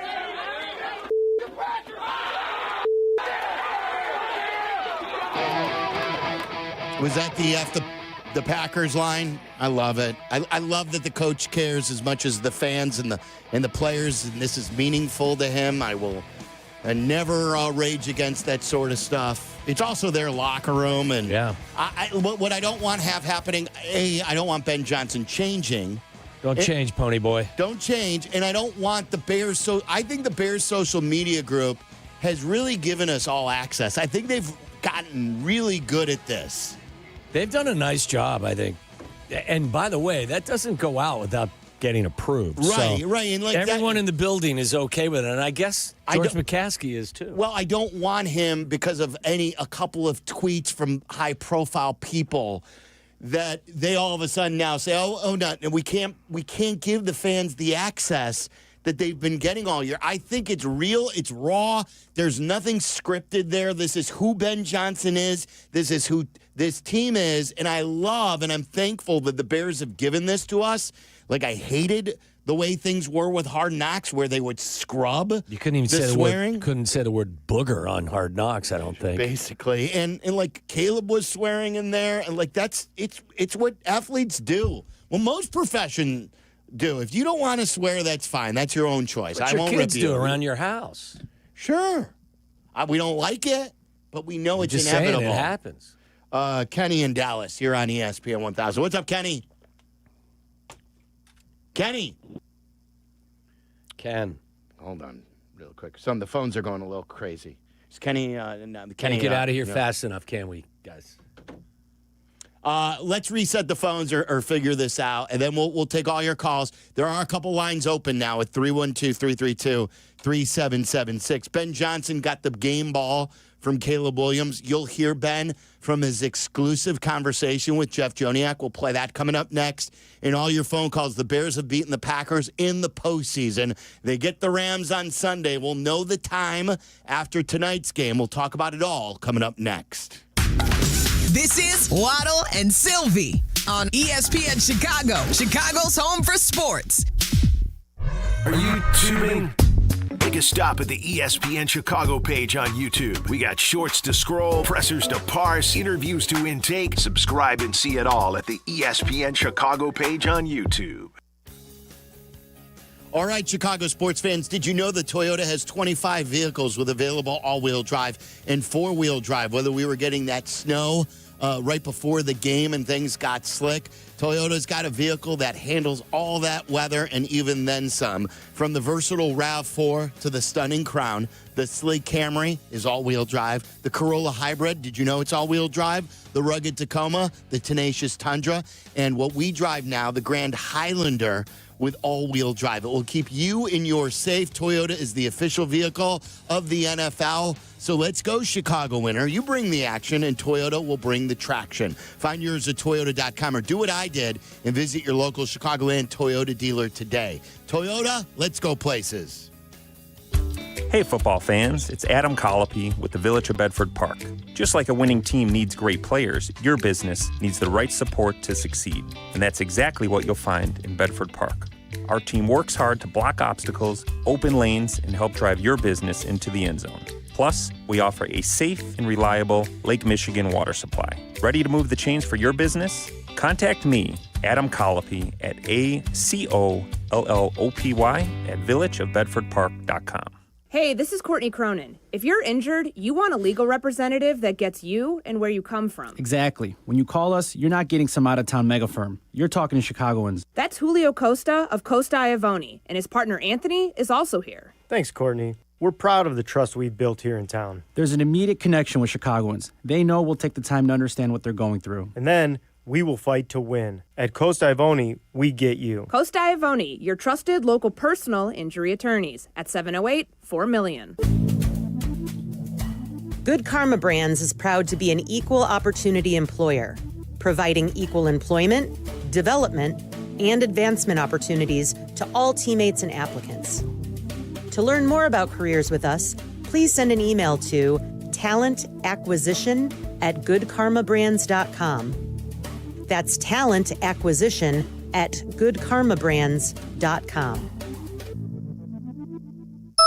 We expect our information in real time. US Med carries continuous glucose monitors, which provide real-time readings of blood glucose levels. US Med is an approved provider for Medicare and over 500 private insurers.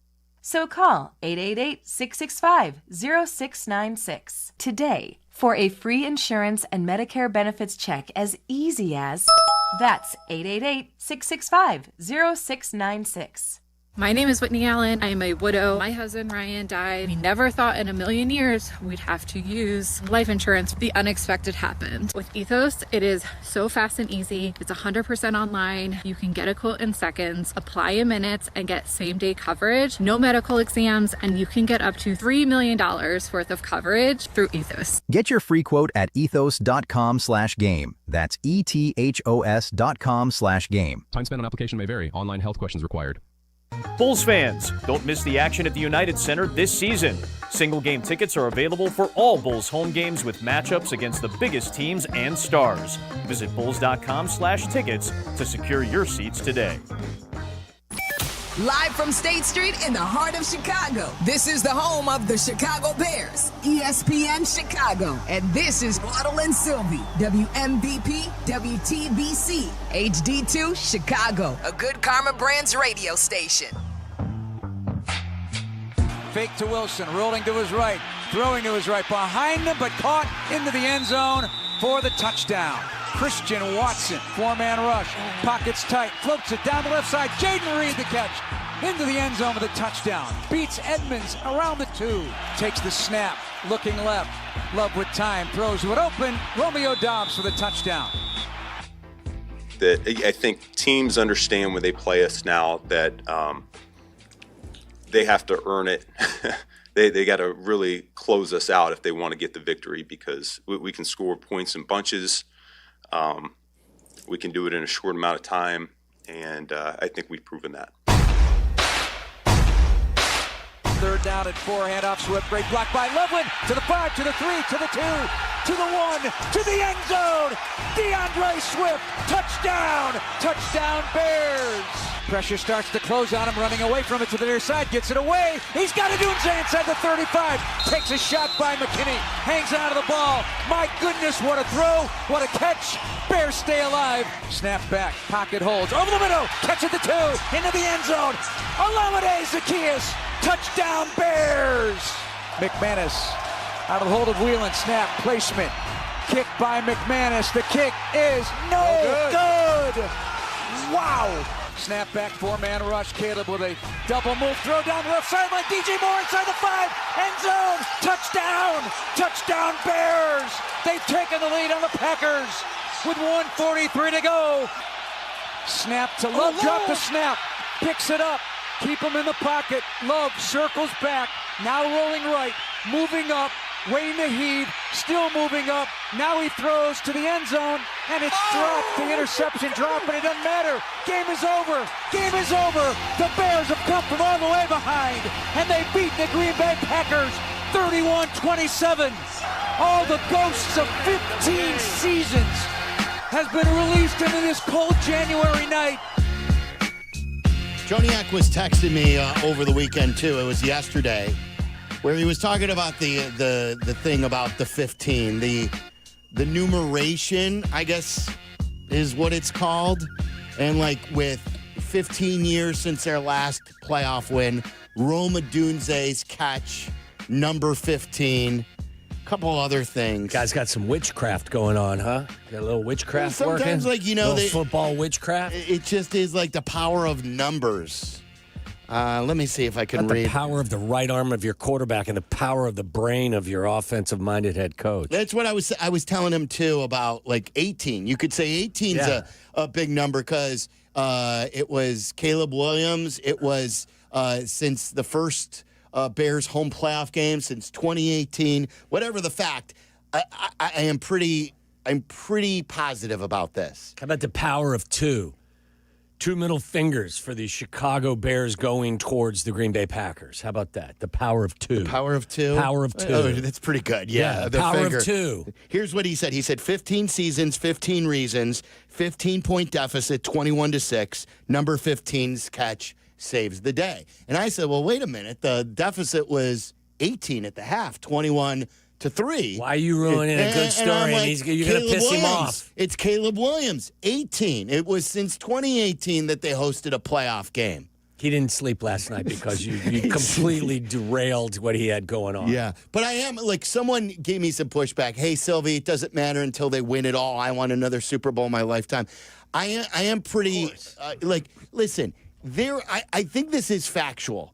I'm not saying that this is going to be the best season of your life, or this is the biggest win of your life, or will be the biggest win that we ever see in the Ben Johnson era. I hope it's not, but I am pretty certain that there will never be another season like we've witnessed. Ever. They've already done something that the NFL has never seen. 6 times in the regular season, they came from behind trailing at the 2-minute warning. It's never happened in the modern era, and they just did it again. And we talked to Joniak after the Cincinnati game. I go, Jeff, after that game, was it the Arizona game, the Crownham game, or was it the Cincinnati win with Loveland and the touchdown catch late and the way that game spun around? He goes, the best game I've called now is Cincinnati.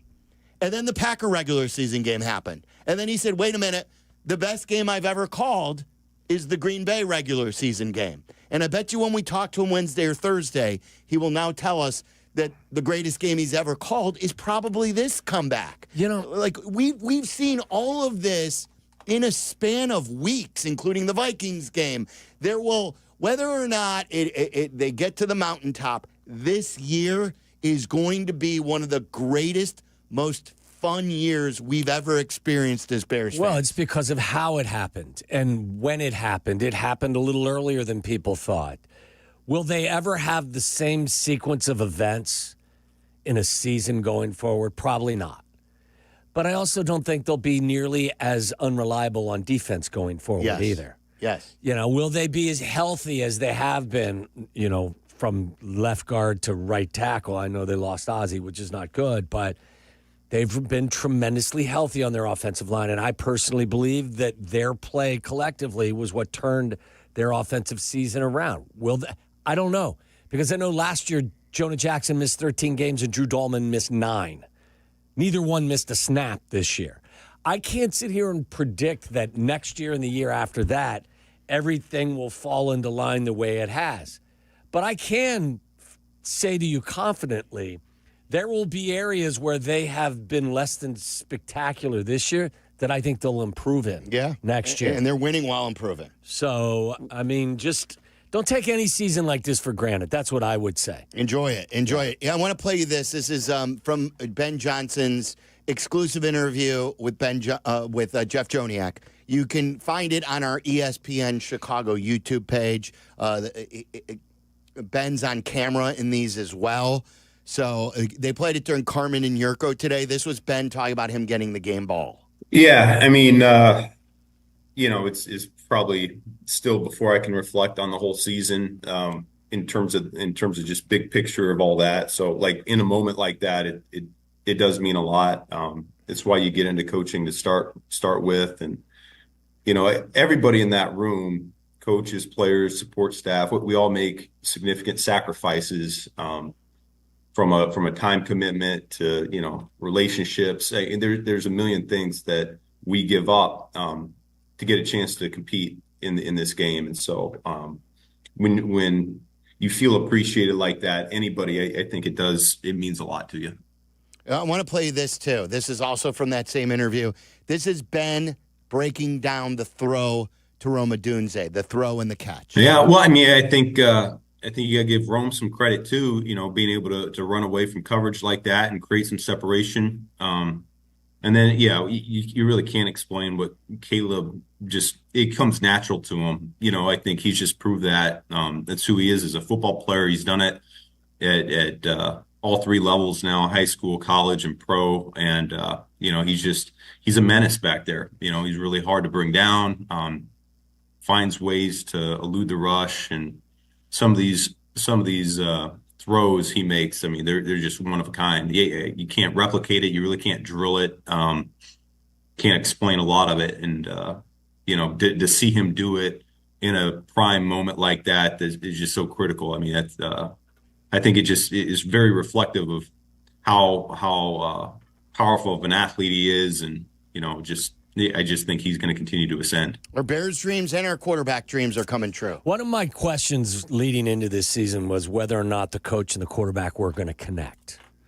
I felt great about both, the possibility of them finding common ground.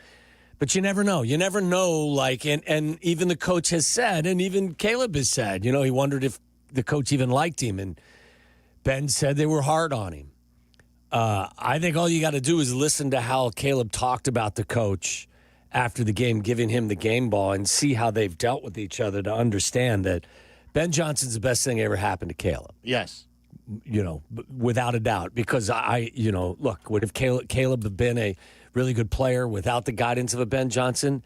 He certainly has all the gifts and all the talents, but sometimes you need to be coached and you need to be, you need to be developed. And I don't think going on the trajectory that he was on, not playing in structure, not being held accountable, not all of that stuff, I just don't think it would have equated to the level of success he's starting to have now this early in his career. So you know, you're saying you're a shanatic.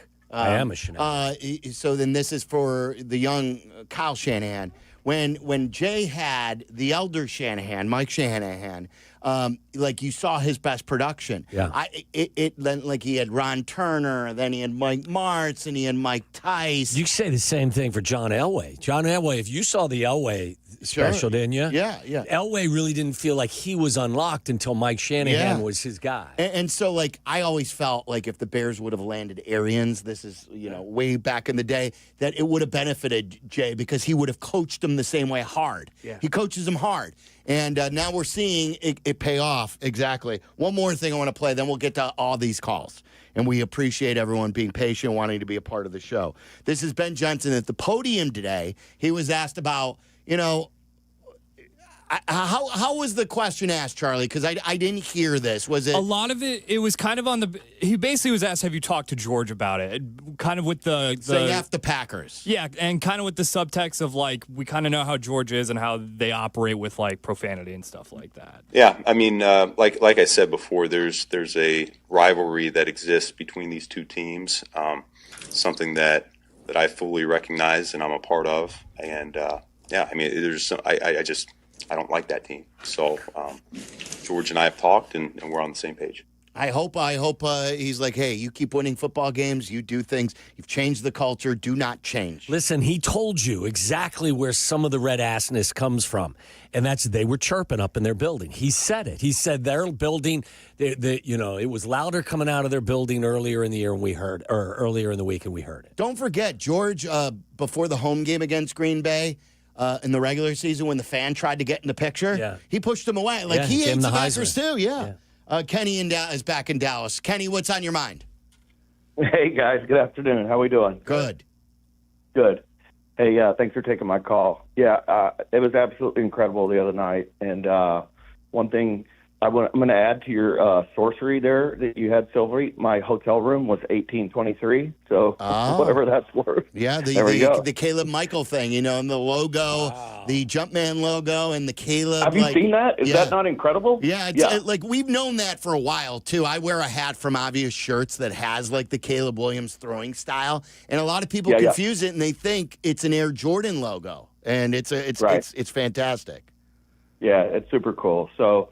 It's been incredible. What an awesome season. And we've been aching and paining and begging for the quarterback to win because of Guy. We've got him.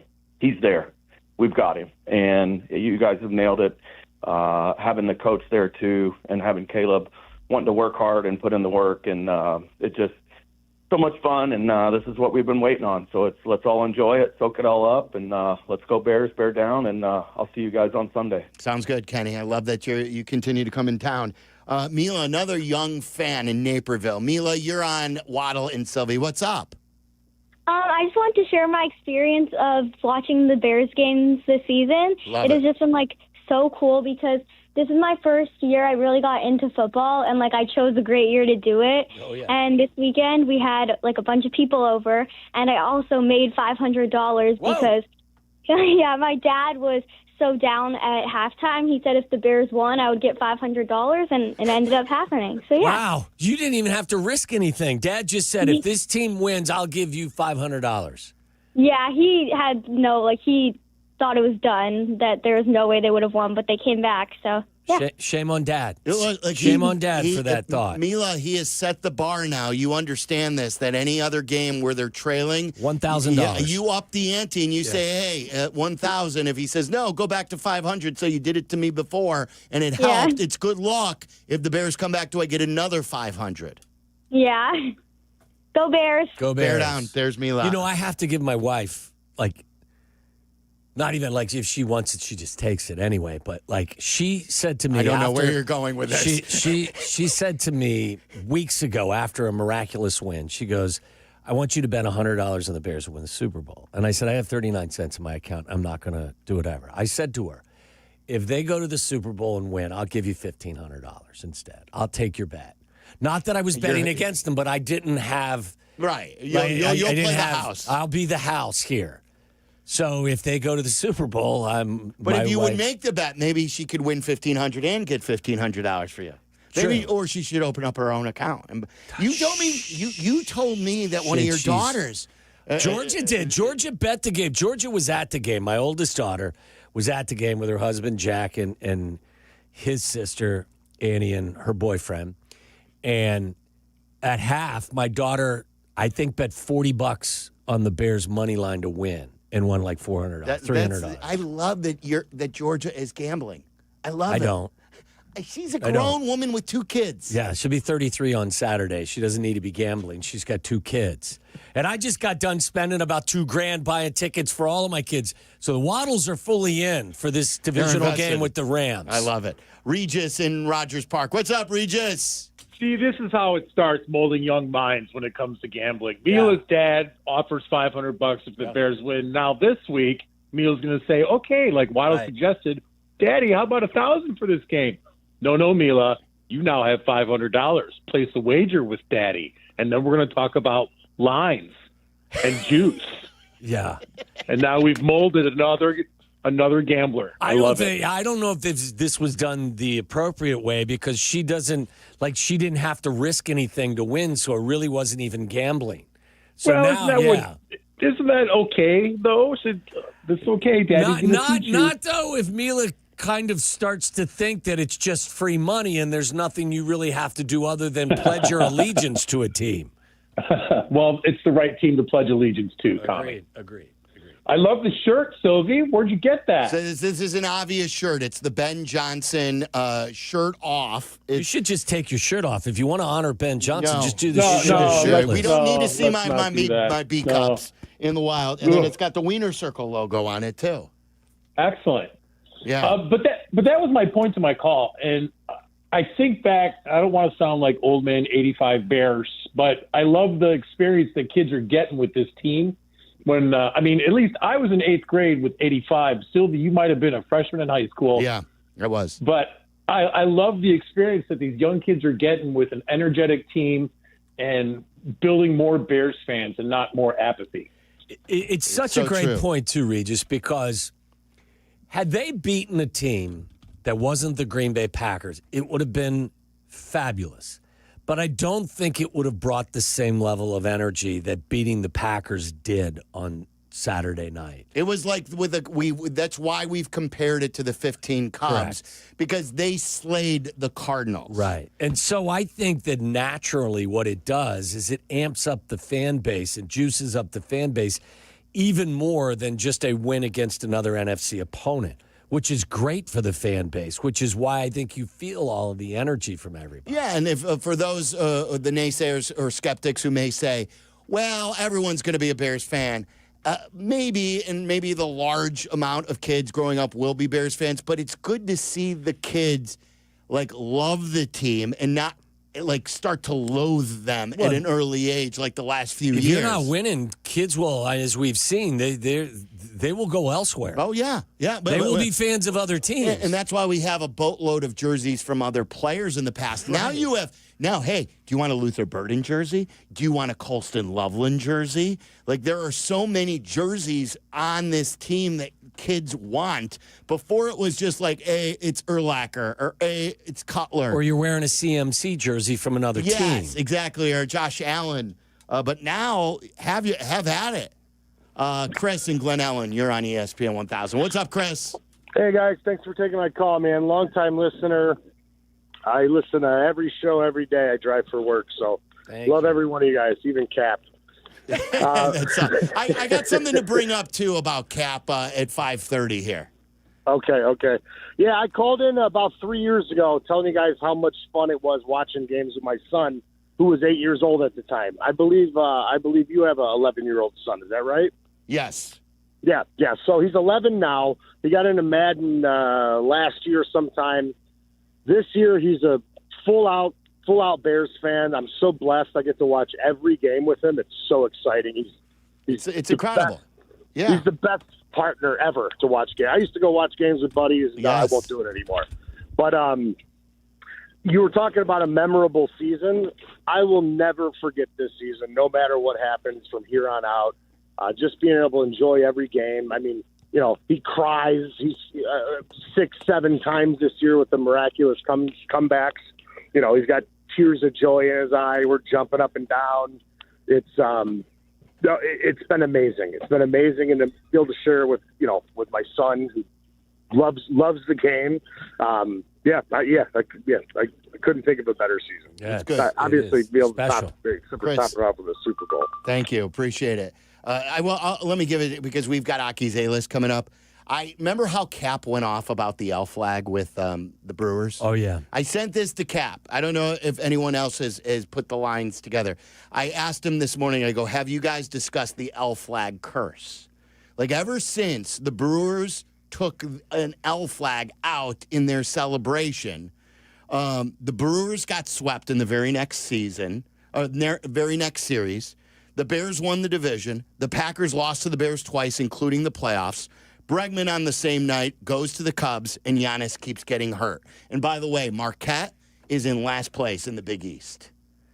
You're saying it's I think they brought the huge mojo helping of karma. Yes, I think it's bad it is. karma. It's bad karma brands. Yeah, we're Good Karma Brands based in Milwaukee, with radio stations across the country and contact factories, whatever you want to call them. And now all of a sudden they brought the bad karma out. They brought the L out. Wow. And they've gotten their share of L's ever since it's the curse of the L flag. Not here in Chicago. We're Good Karma. That's right.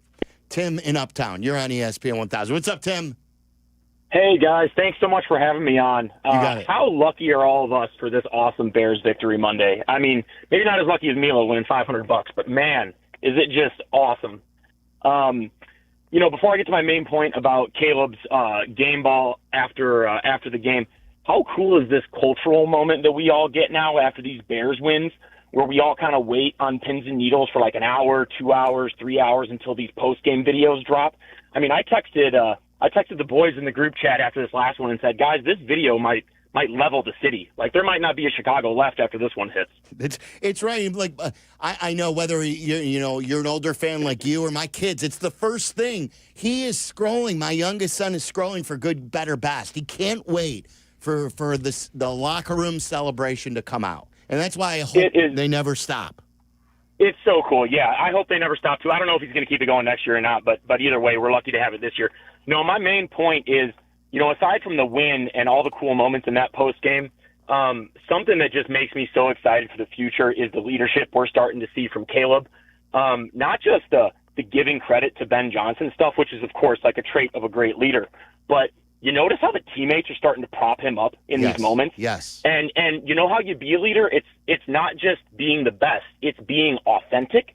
And they were telling him, Caleb, get emotional, talk, tell us what's on your mind. And that's his brand. And the fact that the players now in the background are shouting out like, yeah, get emotional, tell us what's on your heart, that means that they really buy into him. They buy into his authenticity. And Tom, I'd love to hear your thoughts as a guy who's been in the locker room about how big those moments are for the team. Thanks, Great call, Tim. I think it's, and by the way, Yerk has pledged again never to do good, better, best. It was hilarious today. He said he was asked by Matt, who always calls, and he said, Matt asked him, if the Bears win the Super Bowl, will you at least do a good, better, best? No, absolutely not. How? Come on, he's got to do it if they win the Super Bowl. Better get better, best, blah, blah. I want him to do that instead. That's more entertaining. That's fine. Better get better, best, blah, blah. I think all that you're seeing coming out of their locker room right now is authentic. I don't think that's why I said earlier in the week, I thought a lot of the stuff coming out of Green Bay's locker room was a bit was manufactured. But I think one of the most important components to this entire season is the coach and the quarterback have found common ground and they trust one another, and that relationship it's oh so vital for all that they're going to do going forward over the next decade. We love Buffalo Bill, who is calling us from Grays Lake. We call him that because he sounds exactly like Buffalo Bill from Silence of the Lamb, and he is a bright guy and a good guy. What's up, Bill? Hey, guys, I'm so excited I might remodel my basement. But But I love that Mila story. Hey, I didn't know till today that the touchdown pass to DJ Moore, the winning touchdown pass, was a trick play with Darnell Wright lining up on the left side. They did line him up on the left side. Yes. Yeah, to fake the screen. Screen, exactly. They set that up but all I wanted game. to give a little kudos to Ryan Poles. Not only with bringing in Moore and Caleb and Odunze, but we got 4 or 5 rookies this year with Loveland, Burden, Munungai, Trapillo, and even Walker, if you want to throw him in. For sure. I'm trying to remember the last time that happened, and I'm wondering how much Ben Johnson had to do about that draft. I think Waddle thinks a lot. I do, but I agree with your point, Bill. I think Ryan Poles deserves a lot of credit for this season. Have there been mistakes in the past? Of course there have. Are there things that need to be cleaned up going forward? Yes, there are. But there are a lot of things you can point to that you have to say, you know what? We were critical when this happened in years gone by. I think you have to give credit for some of the positive things. Cleaned up some of the messes that were created on the offensive line. Actually, drafting Caleb Williams looks like a very good decision. Signing Ben Johnson, the draft this year was very, very good. Bringing in Deshaun Wright, there have been a lot of decisions that have been made that deserve the praise of those of us who have at times been critical of some of the mistakes he's made. When you make mistakes, it's up for criticism. When you make good decisions, you get your flowers. Absolutely. Yeah, that's the way it works. It's pretty simple. It's not rocket science, No, that's it's for not. sure. All right, 312-332-3776. More of your phone calls coming up. We've got Aki's A-List. It's a Bears Victory Monday on your home for the Bears, ESPN 1000. Waddle and Silvy on Chicago's home for sports, ESPN Chicago. Are you tuning? Take a stop at the ESPN Chicago page on YouTube. We got shorts to scroll, pressers to parse, interviews to intake. Subscribe and see it all at the ESPN Chicago page on YouTube. Guys, some moments you don't want to wait around. Like when a quarterback spots a defender jumping off sides, he takes the deep shot right away because the opportunity won't last. Getting health coverage works almost the same way. When the window's open, you got to take action. It's sort of how it works with Get Covered Illinois. Right now, help is here to find health insurance that fits your budget. But open enrollment at the state's health insurance marketplace, getcoveredillinois.gov, ends January 15th. That's just a few days from right now. So now through January 15th, that's your window of opportunity to help with health insurance. Don't make a mistake this year. At getcoveredillinois.gov, that's where you need to go. Getcoveredillinois.gov. It's the state's official health insurance marketplace. Texting enrolls you into recurring automated text messages. Consent not required to purchase. Message and data rates may apply. Man, I love seeing the old gang at these reunions. Did you see Brian? He's in better shape than he was 25 years ago. How is that even possible? Yep, I ran into him a few weeks ago and had to ask. He told me he started taking Nugenix Total T2. The testosterone booster? Yeah, but it's way more than that now. It also skyrockets your nitric oxide in as little as 3 hours. I started taking it right away, and I'm already seeing results. I was wondering what you were doing. You seriously crushed me in that pickup game last week. Yep, after 40, energy, strength, drive, it all starts going downhill. But with T2, I feel like my old self again. Stronger, leaner, and my energy is way up. My wife even noticed a difference. They're giving out complimentary bottles right now. Just send them a text. Text ROCK to 321-321 for your complimentary bottle of new Nugenix Total T2. Text now and you'll also get a free bottle of Nugenix Thermo X, our most powerful fat incinerator. That's ROCK to 321-321. These statements have not been evaluated by the FDA. Product not intended to diagnose, treat, cure, or prevent any disease.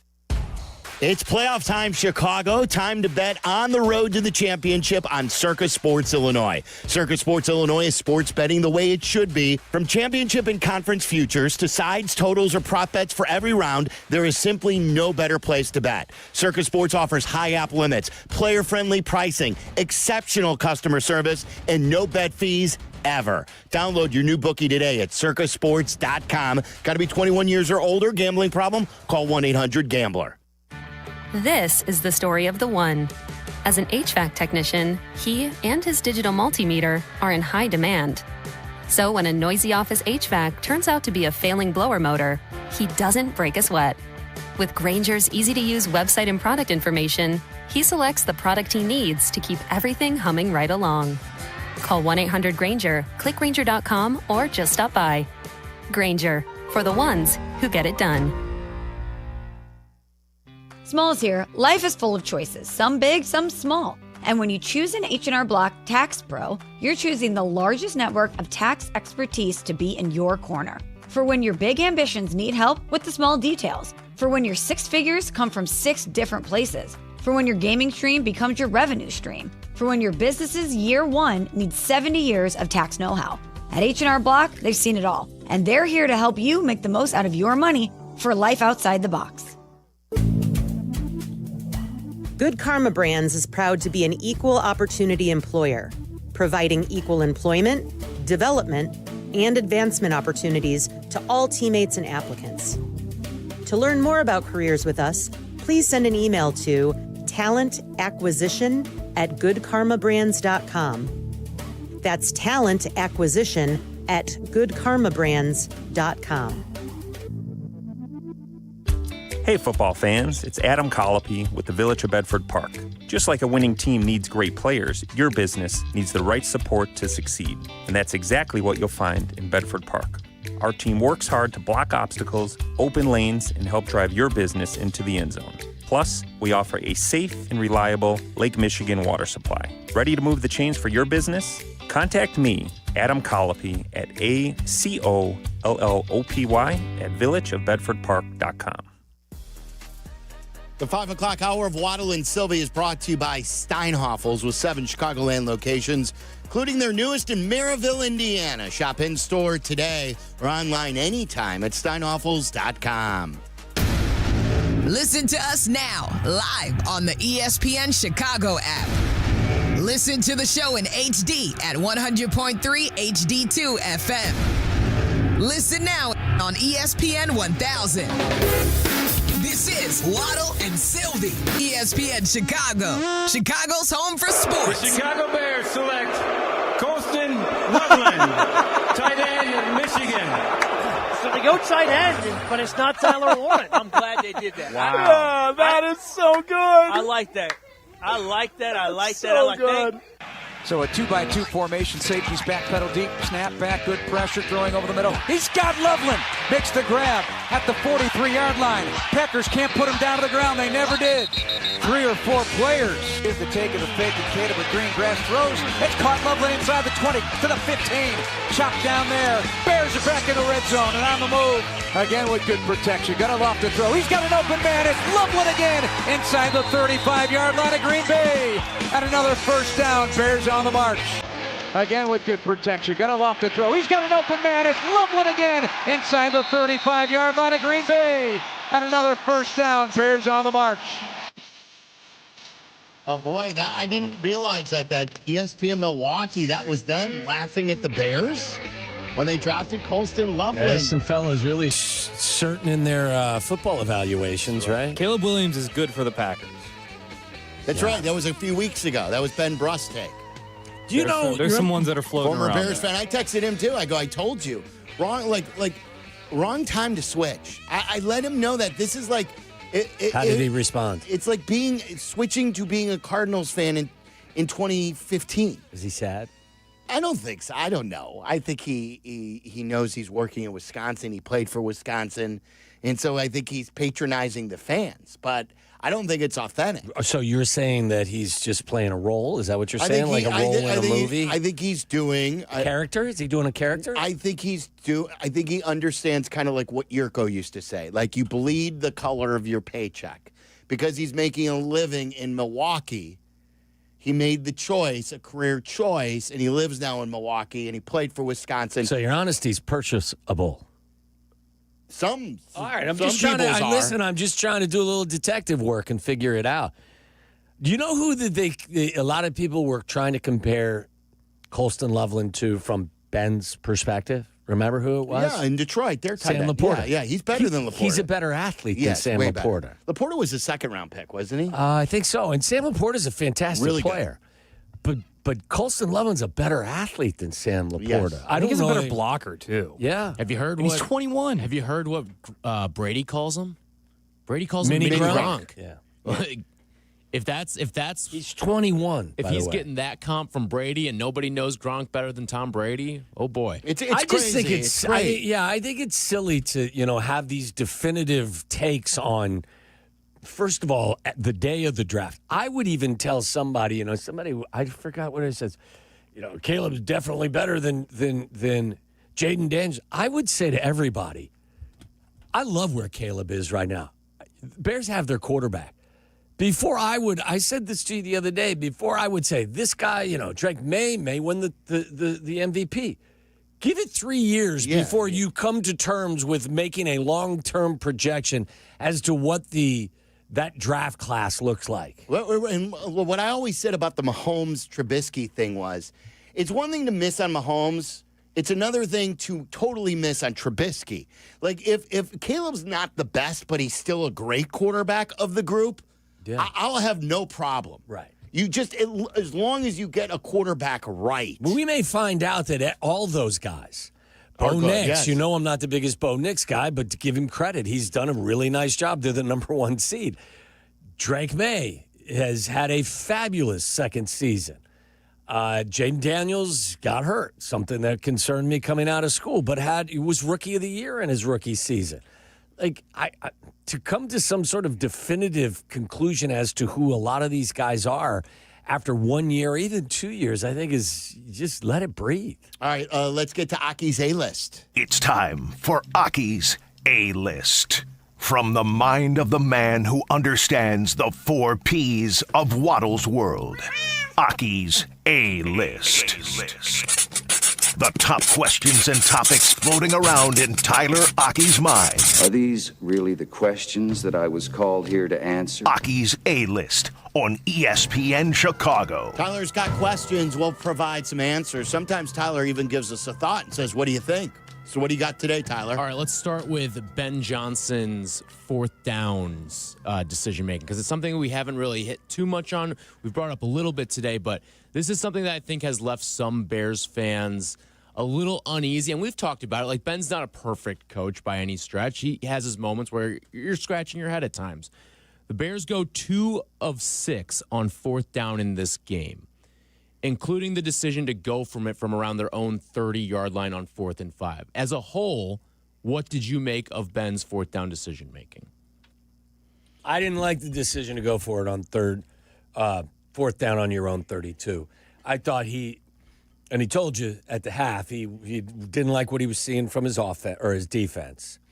But I think at that point, it's just, I don't like, it's time and place. You want to go for it from their 30, fine. Your own 30, if you don't get it, all they got to do is go 30 yards. So I didn't like that decision. But I told you that in real time, I turned to Danny and go, I don't like this. And then they converted, and I'm like, okay, he's got big balls. Let's go. And so I question it less because of the desperation that he understood that he was up against with his defense. Like, the defense, it didn't matter. Like, do you remember when Caleb threw one of those interceptions, which the Burden won, and everyone was texting saying, hey, that works like a good punt. It was inside the 10. And I texted back, doesn't matter with this defense. And sure enough, in a blink of an eye, they were in the end zone. They went 90 yards for a score. The one play that I didn't like, I'm trying to look at it here. It was down at the goal line, right? The one that got intercepted that was going to Komet. He got pressured from the very beginning. Was that the one you were upset with? I think so. Maybe it's because I'm looking for downs. So maybe it was one of the interceptions. You thought they should have run it. Yeah, I want to say it was 4th and 1. Yeah, I found it. They were driving, right? 4th and 1 at the Green Bay 6. Yes. And he elected to throw a pass. Like, to me, they have shown you at 4th and 1, 4th and less than a 1, they're going to pick it up if they don't get too cute and just hand the damn ball to Monungai. Hand it to him. Or even... Didn't the Packers throw it on 4th and 1 twice? Once they may have. One was a touchdown, I think, and the other right? one was the sprint out that Christian Watson eventually fumbled. It should have been a touchdown, but he fumbled. Yeah. And then it turned into something.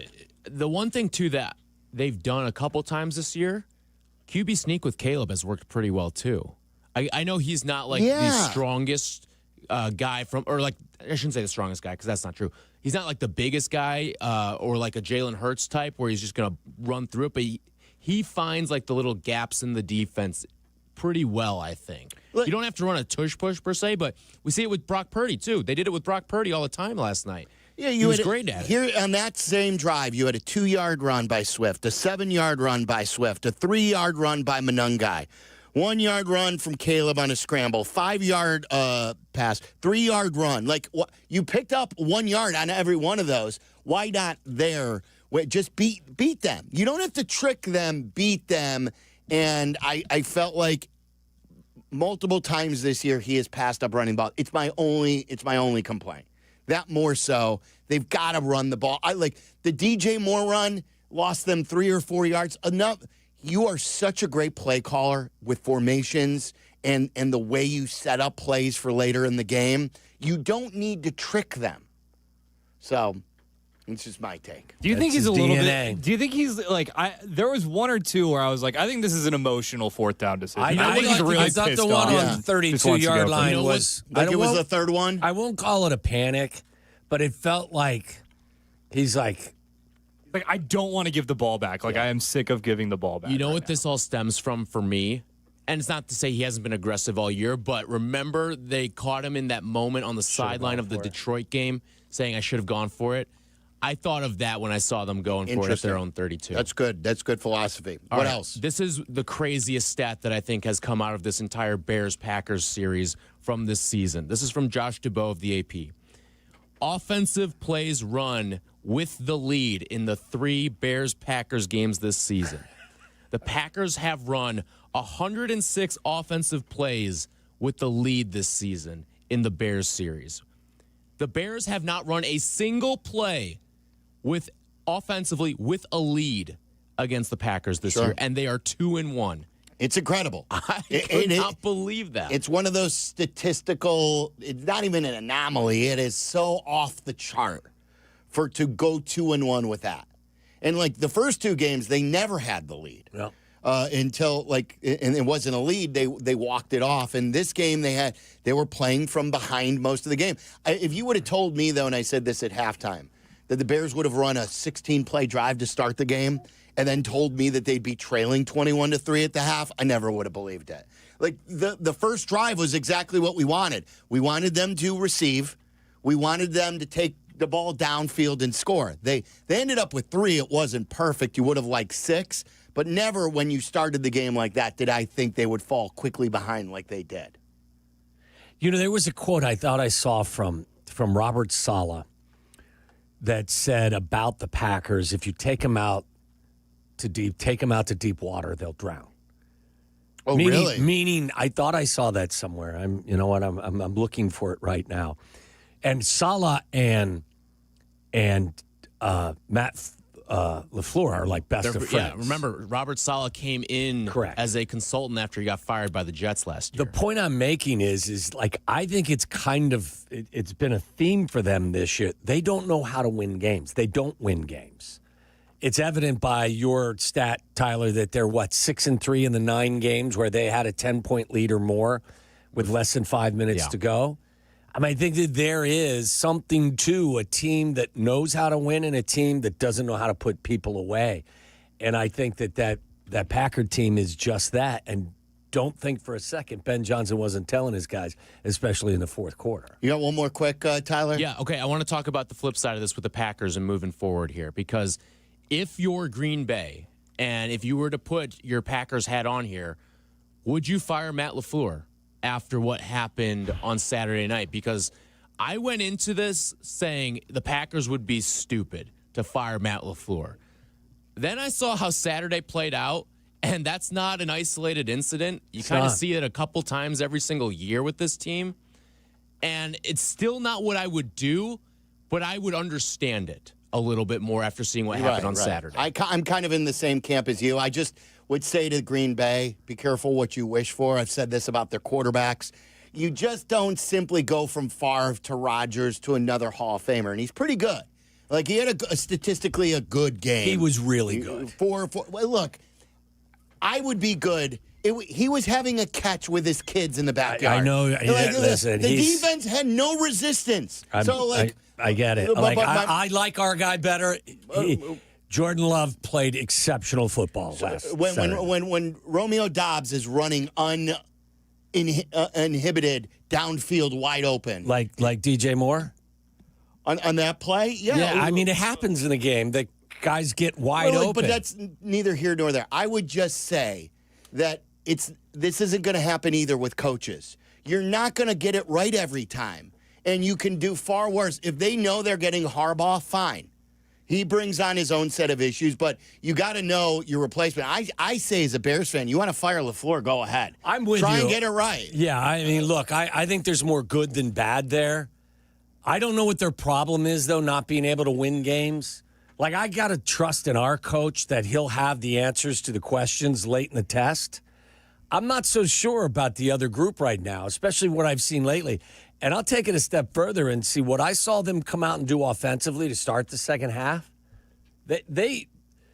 One team was in there, busting their ass trying to find adjustments, and the other team, I think, was resting on the laurels of their first half. I thought that what the Packers did offensively coming out in the second half was just dreadful. I will say this, though. If they do, in fact, fire Matt LaFleur, I would not hire John Harbaugh. Because he had some of the same closing out team issues, and he doesn't call plays. I would rather have Stefanski. If I was a Packer fan, I've heard this too, I would not do this. Don't hire Hafley. Hafley allowed 25 points. Right. Now, I know they are shorthanded. They're hugely shorthanded without Parsons and who's the other player, their tackle. Devontae. Oh, and Devontae Wyatt. Yeah, Wyatt's great too. But still, like, how could you hire the defensive coordinator who blew the game? If you're some like wizard defensive coordinator, shouldn't you be able to I'm not going to say you're going to go out and have like this all-time defense, but like I don't really care who your personnel is. You shouldn't allow 25 points in a game. With a hell of a lot less right now. Yeah. San no Francisco. Doubt. Yes. And look what they did. I mean, Robert Saleh's defense struggled with us, but that's a good in point. crunch time, look at what they did against the against the Eagles. And then they allowed just 13 points to Seattle the week before that. I pointed out a couple terrible tweets earlier in the show, and I had a rant about that. This is one of the best tweets I've read today, and I want to read it to you coming up next. It has to do with the Green Bay arrogance, and that's coming up next. The afternoon drive is easier with Waddle and Silvy. Chill out. They're coming right back. ESPN Chicago.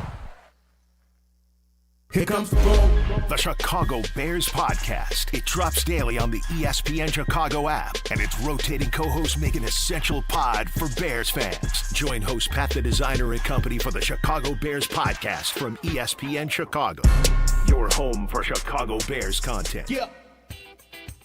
Guys, when emergencies happens, who do you call? You know who I call? I call Four Seasons. Broken pipes, power outage, furnace failure, no hot water. The answer is always the same. Call my guys at Four Seasons. They guarantee same-day service and installation on all heating, cooling, plumbing, and electrical needs with no extra charge for nights, weekends, or holidays. It's happened to me many times. We love them. It's why over 30,000 customers have given them a 5-star review. For all the right reasons, call 866-4SEASONS, 866-4SEASONS. I'm Chicago personal injury lawyer Jim Morisi. Even when we're careful, other people's negligence can threaten our futures. As one of Illinois' most successful injury firms, winning the most complex personal injury and workers' compensation cases is what we do. Consultations are always free. Visit us at MorisiLongo.com. That's MoriciLongo. Morisi Longo & Associates. We're there when you need us. Hit the road in a brand new Chevy in less than 1 hour at Advantage Chevrolet Bolingbrook. You can sign and drive away in 60 minutes or less. Seriously. Or they'll cover your first car payment. Every new Chevy is backed by the Advantage Plus program. Advantage Chevrolet Bolingbrook. Together, let's drive. Texting enrolls you into recurring automated text messages. Consent not required to purchase. Message and data rates may apply. 4? Man, my drives have been getting weaker and weaker. The same thing happened to me when I turned 40. Men over 40 lose more than just their golf game. Energy, strength, stamina, it all goes downhill. I got Nugenix Total T2 and started feeling like my old self in no time. America's most trusted testosterone boosting brand is back. Nugenix Total T2. Crafted with a unique new formula that combines the ultimate free and total testosterone booster with a powerful nitric oxide booster that works in just 3 hours. X. Feel like a new man, leaner, stronger, with more energy and drive. Get your complimentary bottle today by texting BEAT to 369-369 now. All right, let's test this out. Wow, that's on the green, man. Looks like I got my drive back. Text BEAT to 369-369 for your complimentary bottle of Nugenix Total T2. Text now and we'll even throw in a bottle of Nugenix Thermo X, our most powerful fat incinerator ever. These statements have not been evaluated by the FDA. Product not intended to diagnose, treat, cure, or prevent any disease. Guys, one more game tonight, and then we're on to the best round of football playoffs imaginable. I love divisional matchups. Also, the college football championship game. I want you to download the Circa Sports app today and load that account up. Please gamble responsibly, of course. Whether it's tonight Houston in Pittsburgh, I really like Houston. They're given 3. That defense is really good. It's one of my plays of the weekend. And then looking ahead here, L.A. is a 3.5-point favorite. We've been taking the points all year long for our team, so I would advise the same thing. Download the Circa Sports app today. This is the best place to go, the most fair place to go, Circa Sports Illinois. It's the world's largest sports book right at your fingertips. There's never, ever a bet fee. They're not going to nickel and dime you. You got real limits, low holds, all the great stuff without the nonsense. So jump in and ride with me this weekend. Download the circasports.com app today. Got to be 21 years or older. Gambling problem? Call 1-800-GAMBLER. Follow Chicago's Home for Sports on Instagram at ESPN_Chicago. This is Waddle and Silvy. Listen now in HD on our app and on ESPN 1000. Thank goodness we have Cairo. That's right, Cairo Santos, very good. Very good in the wind and in those conditions. A 51-yarder Tyler, as you well. happy with our kicker? He's playing well. As long as he's not missing kicks. Right. Yeah. No, I'm not trying to be a jerk. I'm just asking. I think 2 things can be true. I think he's been phenomenal, and he's been a big reason why they're winning games. I also would like someone new next year. Interesting. All right, we'll see how this one develops. This is a tweet that someone sent me, and it's gotten a lot of love on Twitter for good reason. It's from Nick the Bears fan. That's his Twitter handle, at Nick the Bears fan, and the title of his Twitter handle is Ghost Muggs Hallis. So he's the ghost of Muggs Hallis. And he wrote this. It's a little lengthy, but I think it's worth reading. He wrote, Green Bay sucks is not about the team on the field and their W's and L's. It's about a spoiled-ass, arrogant fan base that enjoyed 30 straight years of Hall of Fame quarterback play that's never experienced the dark times. Fan base that never passes on the opportunity to twist the knife or salt a wound when their team beats us at a 5-to-1 ratio for the last 2 decades. But when it's time to take their beating, they act outraged by the sportsmanship and beg everyone to take the high road. A fan base that feels entitled to a Super Bowl every season and goes into denial about getting beat fair and square. The worst case of bias with begging for penalties from the refs and going Stevie Wonder when they're gifted game-changing penalties. You'll never know how good we're feeling because you've never seen rock bottom, but your time is coming. You truly suck. F Green Bay. And he didn't write out F. So kudos to you, Nick, the Bears fan. A well-done rant right there. I think the team on top always is going to feel chesty and good about themselves, and the team on the bottom is always going to point the finger somewhere else other than themselves. I think that's the way it works in rivalries a lot of times. Wins with Wallner, another huge win for our team, and it's brought to you by Wallner Law. Wallner Law handles the toughest car accident cases in Chicago. Call 312-8-million. That's 312-8-million. My guy, John Wallner. Wallner Law, win with Wallner. I want to take Jeremy really quick in Springfield, Missouri. Jeremy, you're on ESPN 1000. What's up? Me? Yes, sure. Hold on 1 second. Jeremy.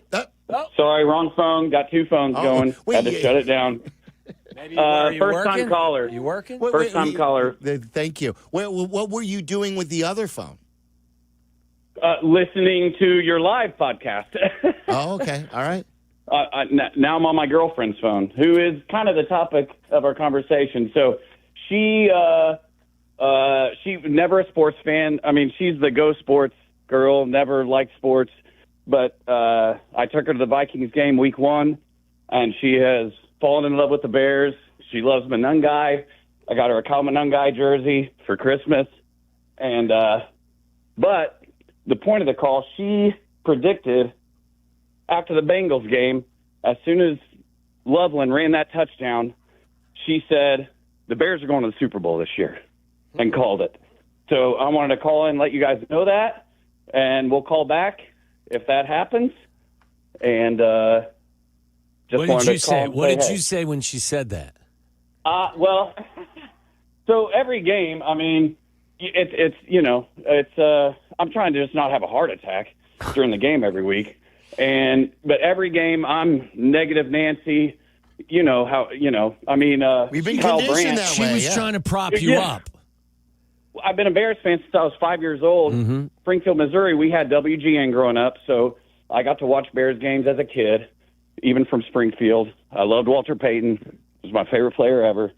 And so, conditioned to just watch them blow it. So, but she's not. She doesn't know. So she's just positive and says, they're going to do this. They're going to come back. She said it on Saturday night in the Packers game. She said, we're going to come back. It's fine. We're going to come back. It sounds like you got a good I was one, in the Jeremy. garage. Yeah, and you need to listen to her a little bit more, too. It sounds like she knows what she's talking about. Take her to Vegas. Well, I mean, we're talking about 3 months here if we're watching Bears games with me. I've lived my whole life doing this. So my son was over here. We were at my house. I was in my garage playing darts. I didn't even watch the second half. That's how upset I was. You quit on him. Wait a minute. No, I didn't quit. I didn't quit. So what happened was I went outside, and then they started doing better. So then I came in a couple of times, and something bad happened. And I'm like, okay, I can't have this jinx on me. So I just went back out. I just stayed outside because at that point, I thought maybe it was like bad luck. So you didn't watch the great comeback? No, but we watched it late. But I watched it later that night, and I watched it again today already, and we're about to watch it again tonight. Well, look, you took one. You took one for the team. That's I had admirable. to. But at that point, I had to. Don't give up on this. No, team. I didn't give up. I lost my temper, and my son was here, and I hate losing my temper in front of my son. And so I thought, I better just go outside. If it was anybody else in the Packers, I would have been okay. But I just can't. I can't But stand if you them. don't, Watch it. They played so horrible. But if you don't witness them winning in real time, like it's not like it's not the same. You could rewatch it and rewatch it, but to experience that and that touchdown and then the stop. On you. All right, thank you to Charlie and Tyler and Pete Crow Armstrong. For Waddle, I'm Silvy. It's ESPN 1000. Have yourself a great Monday night and go Bears. Waddle.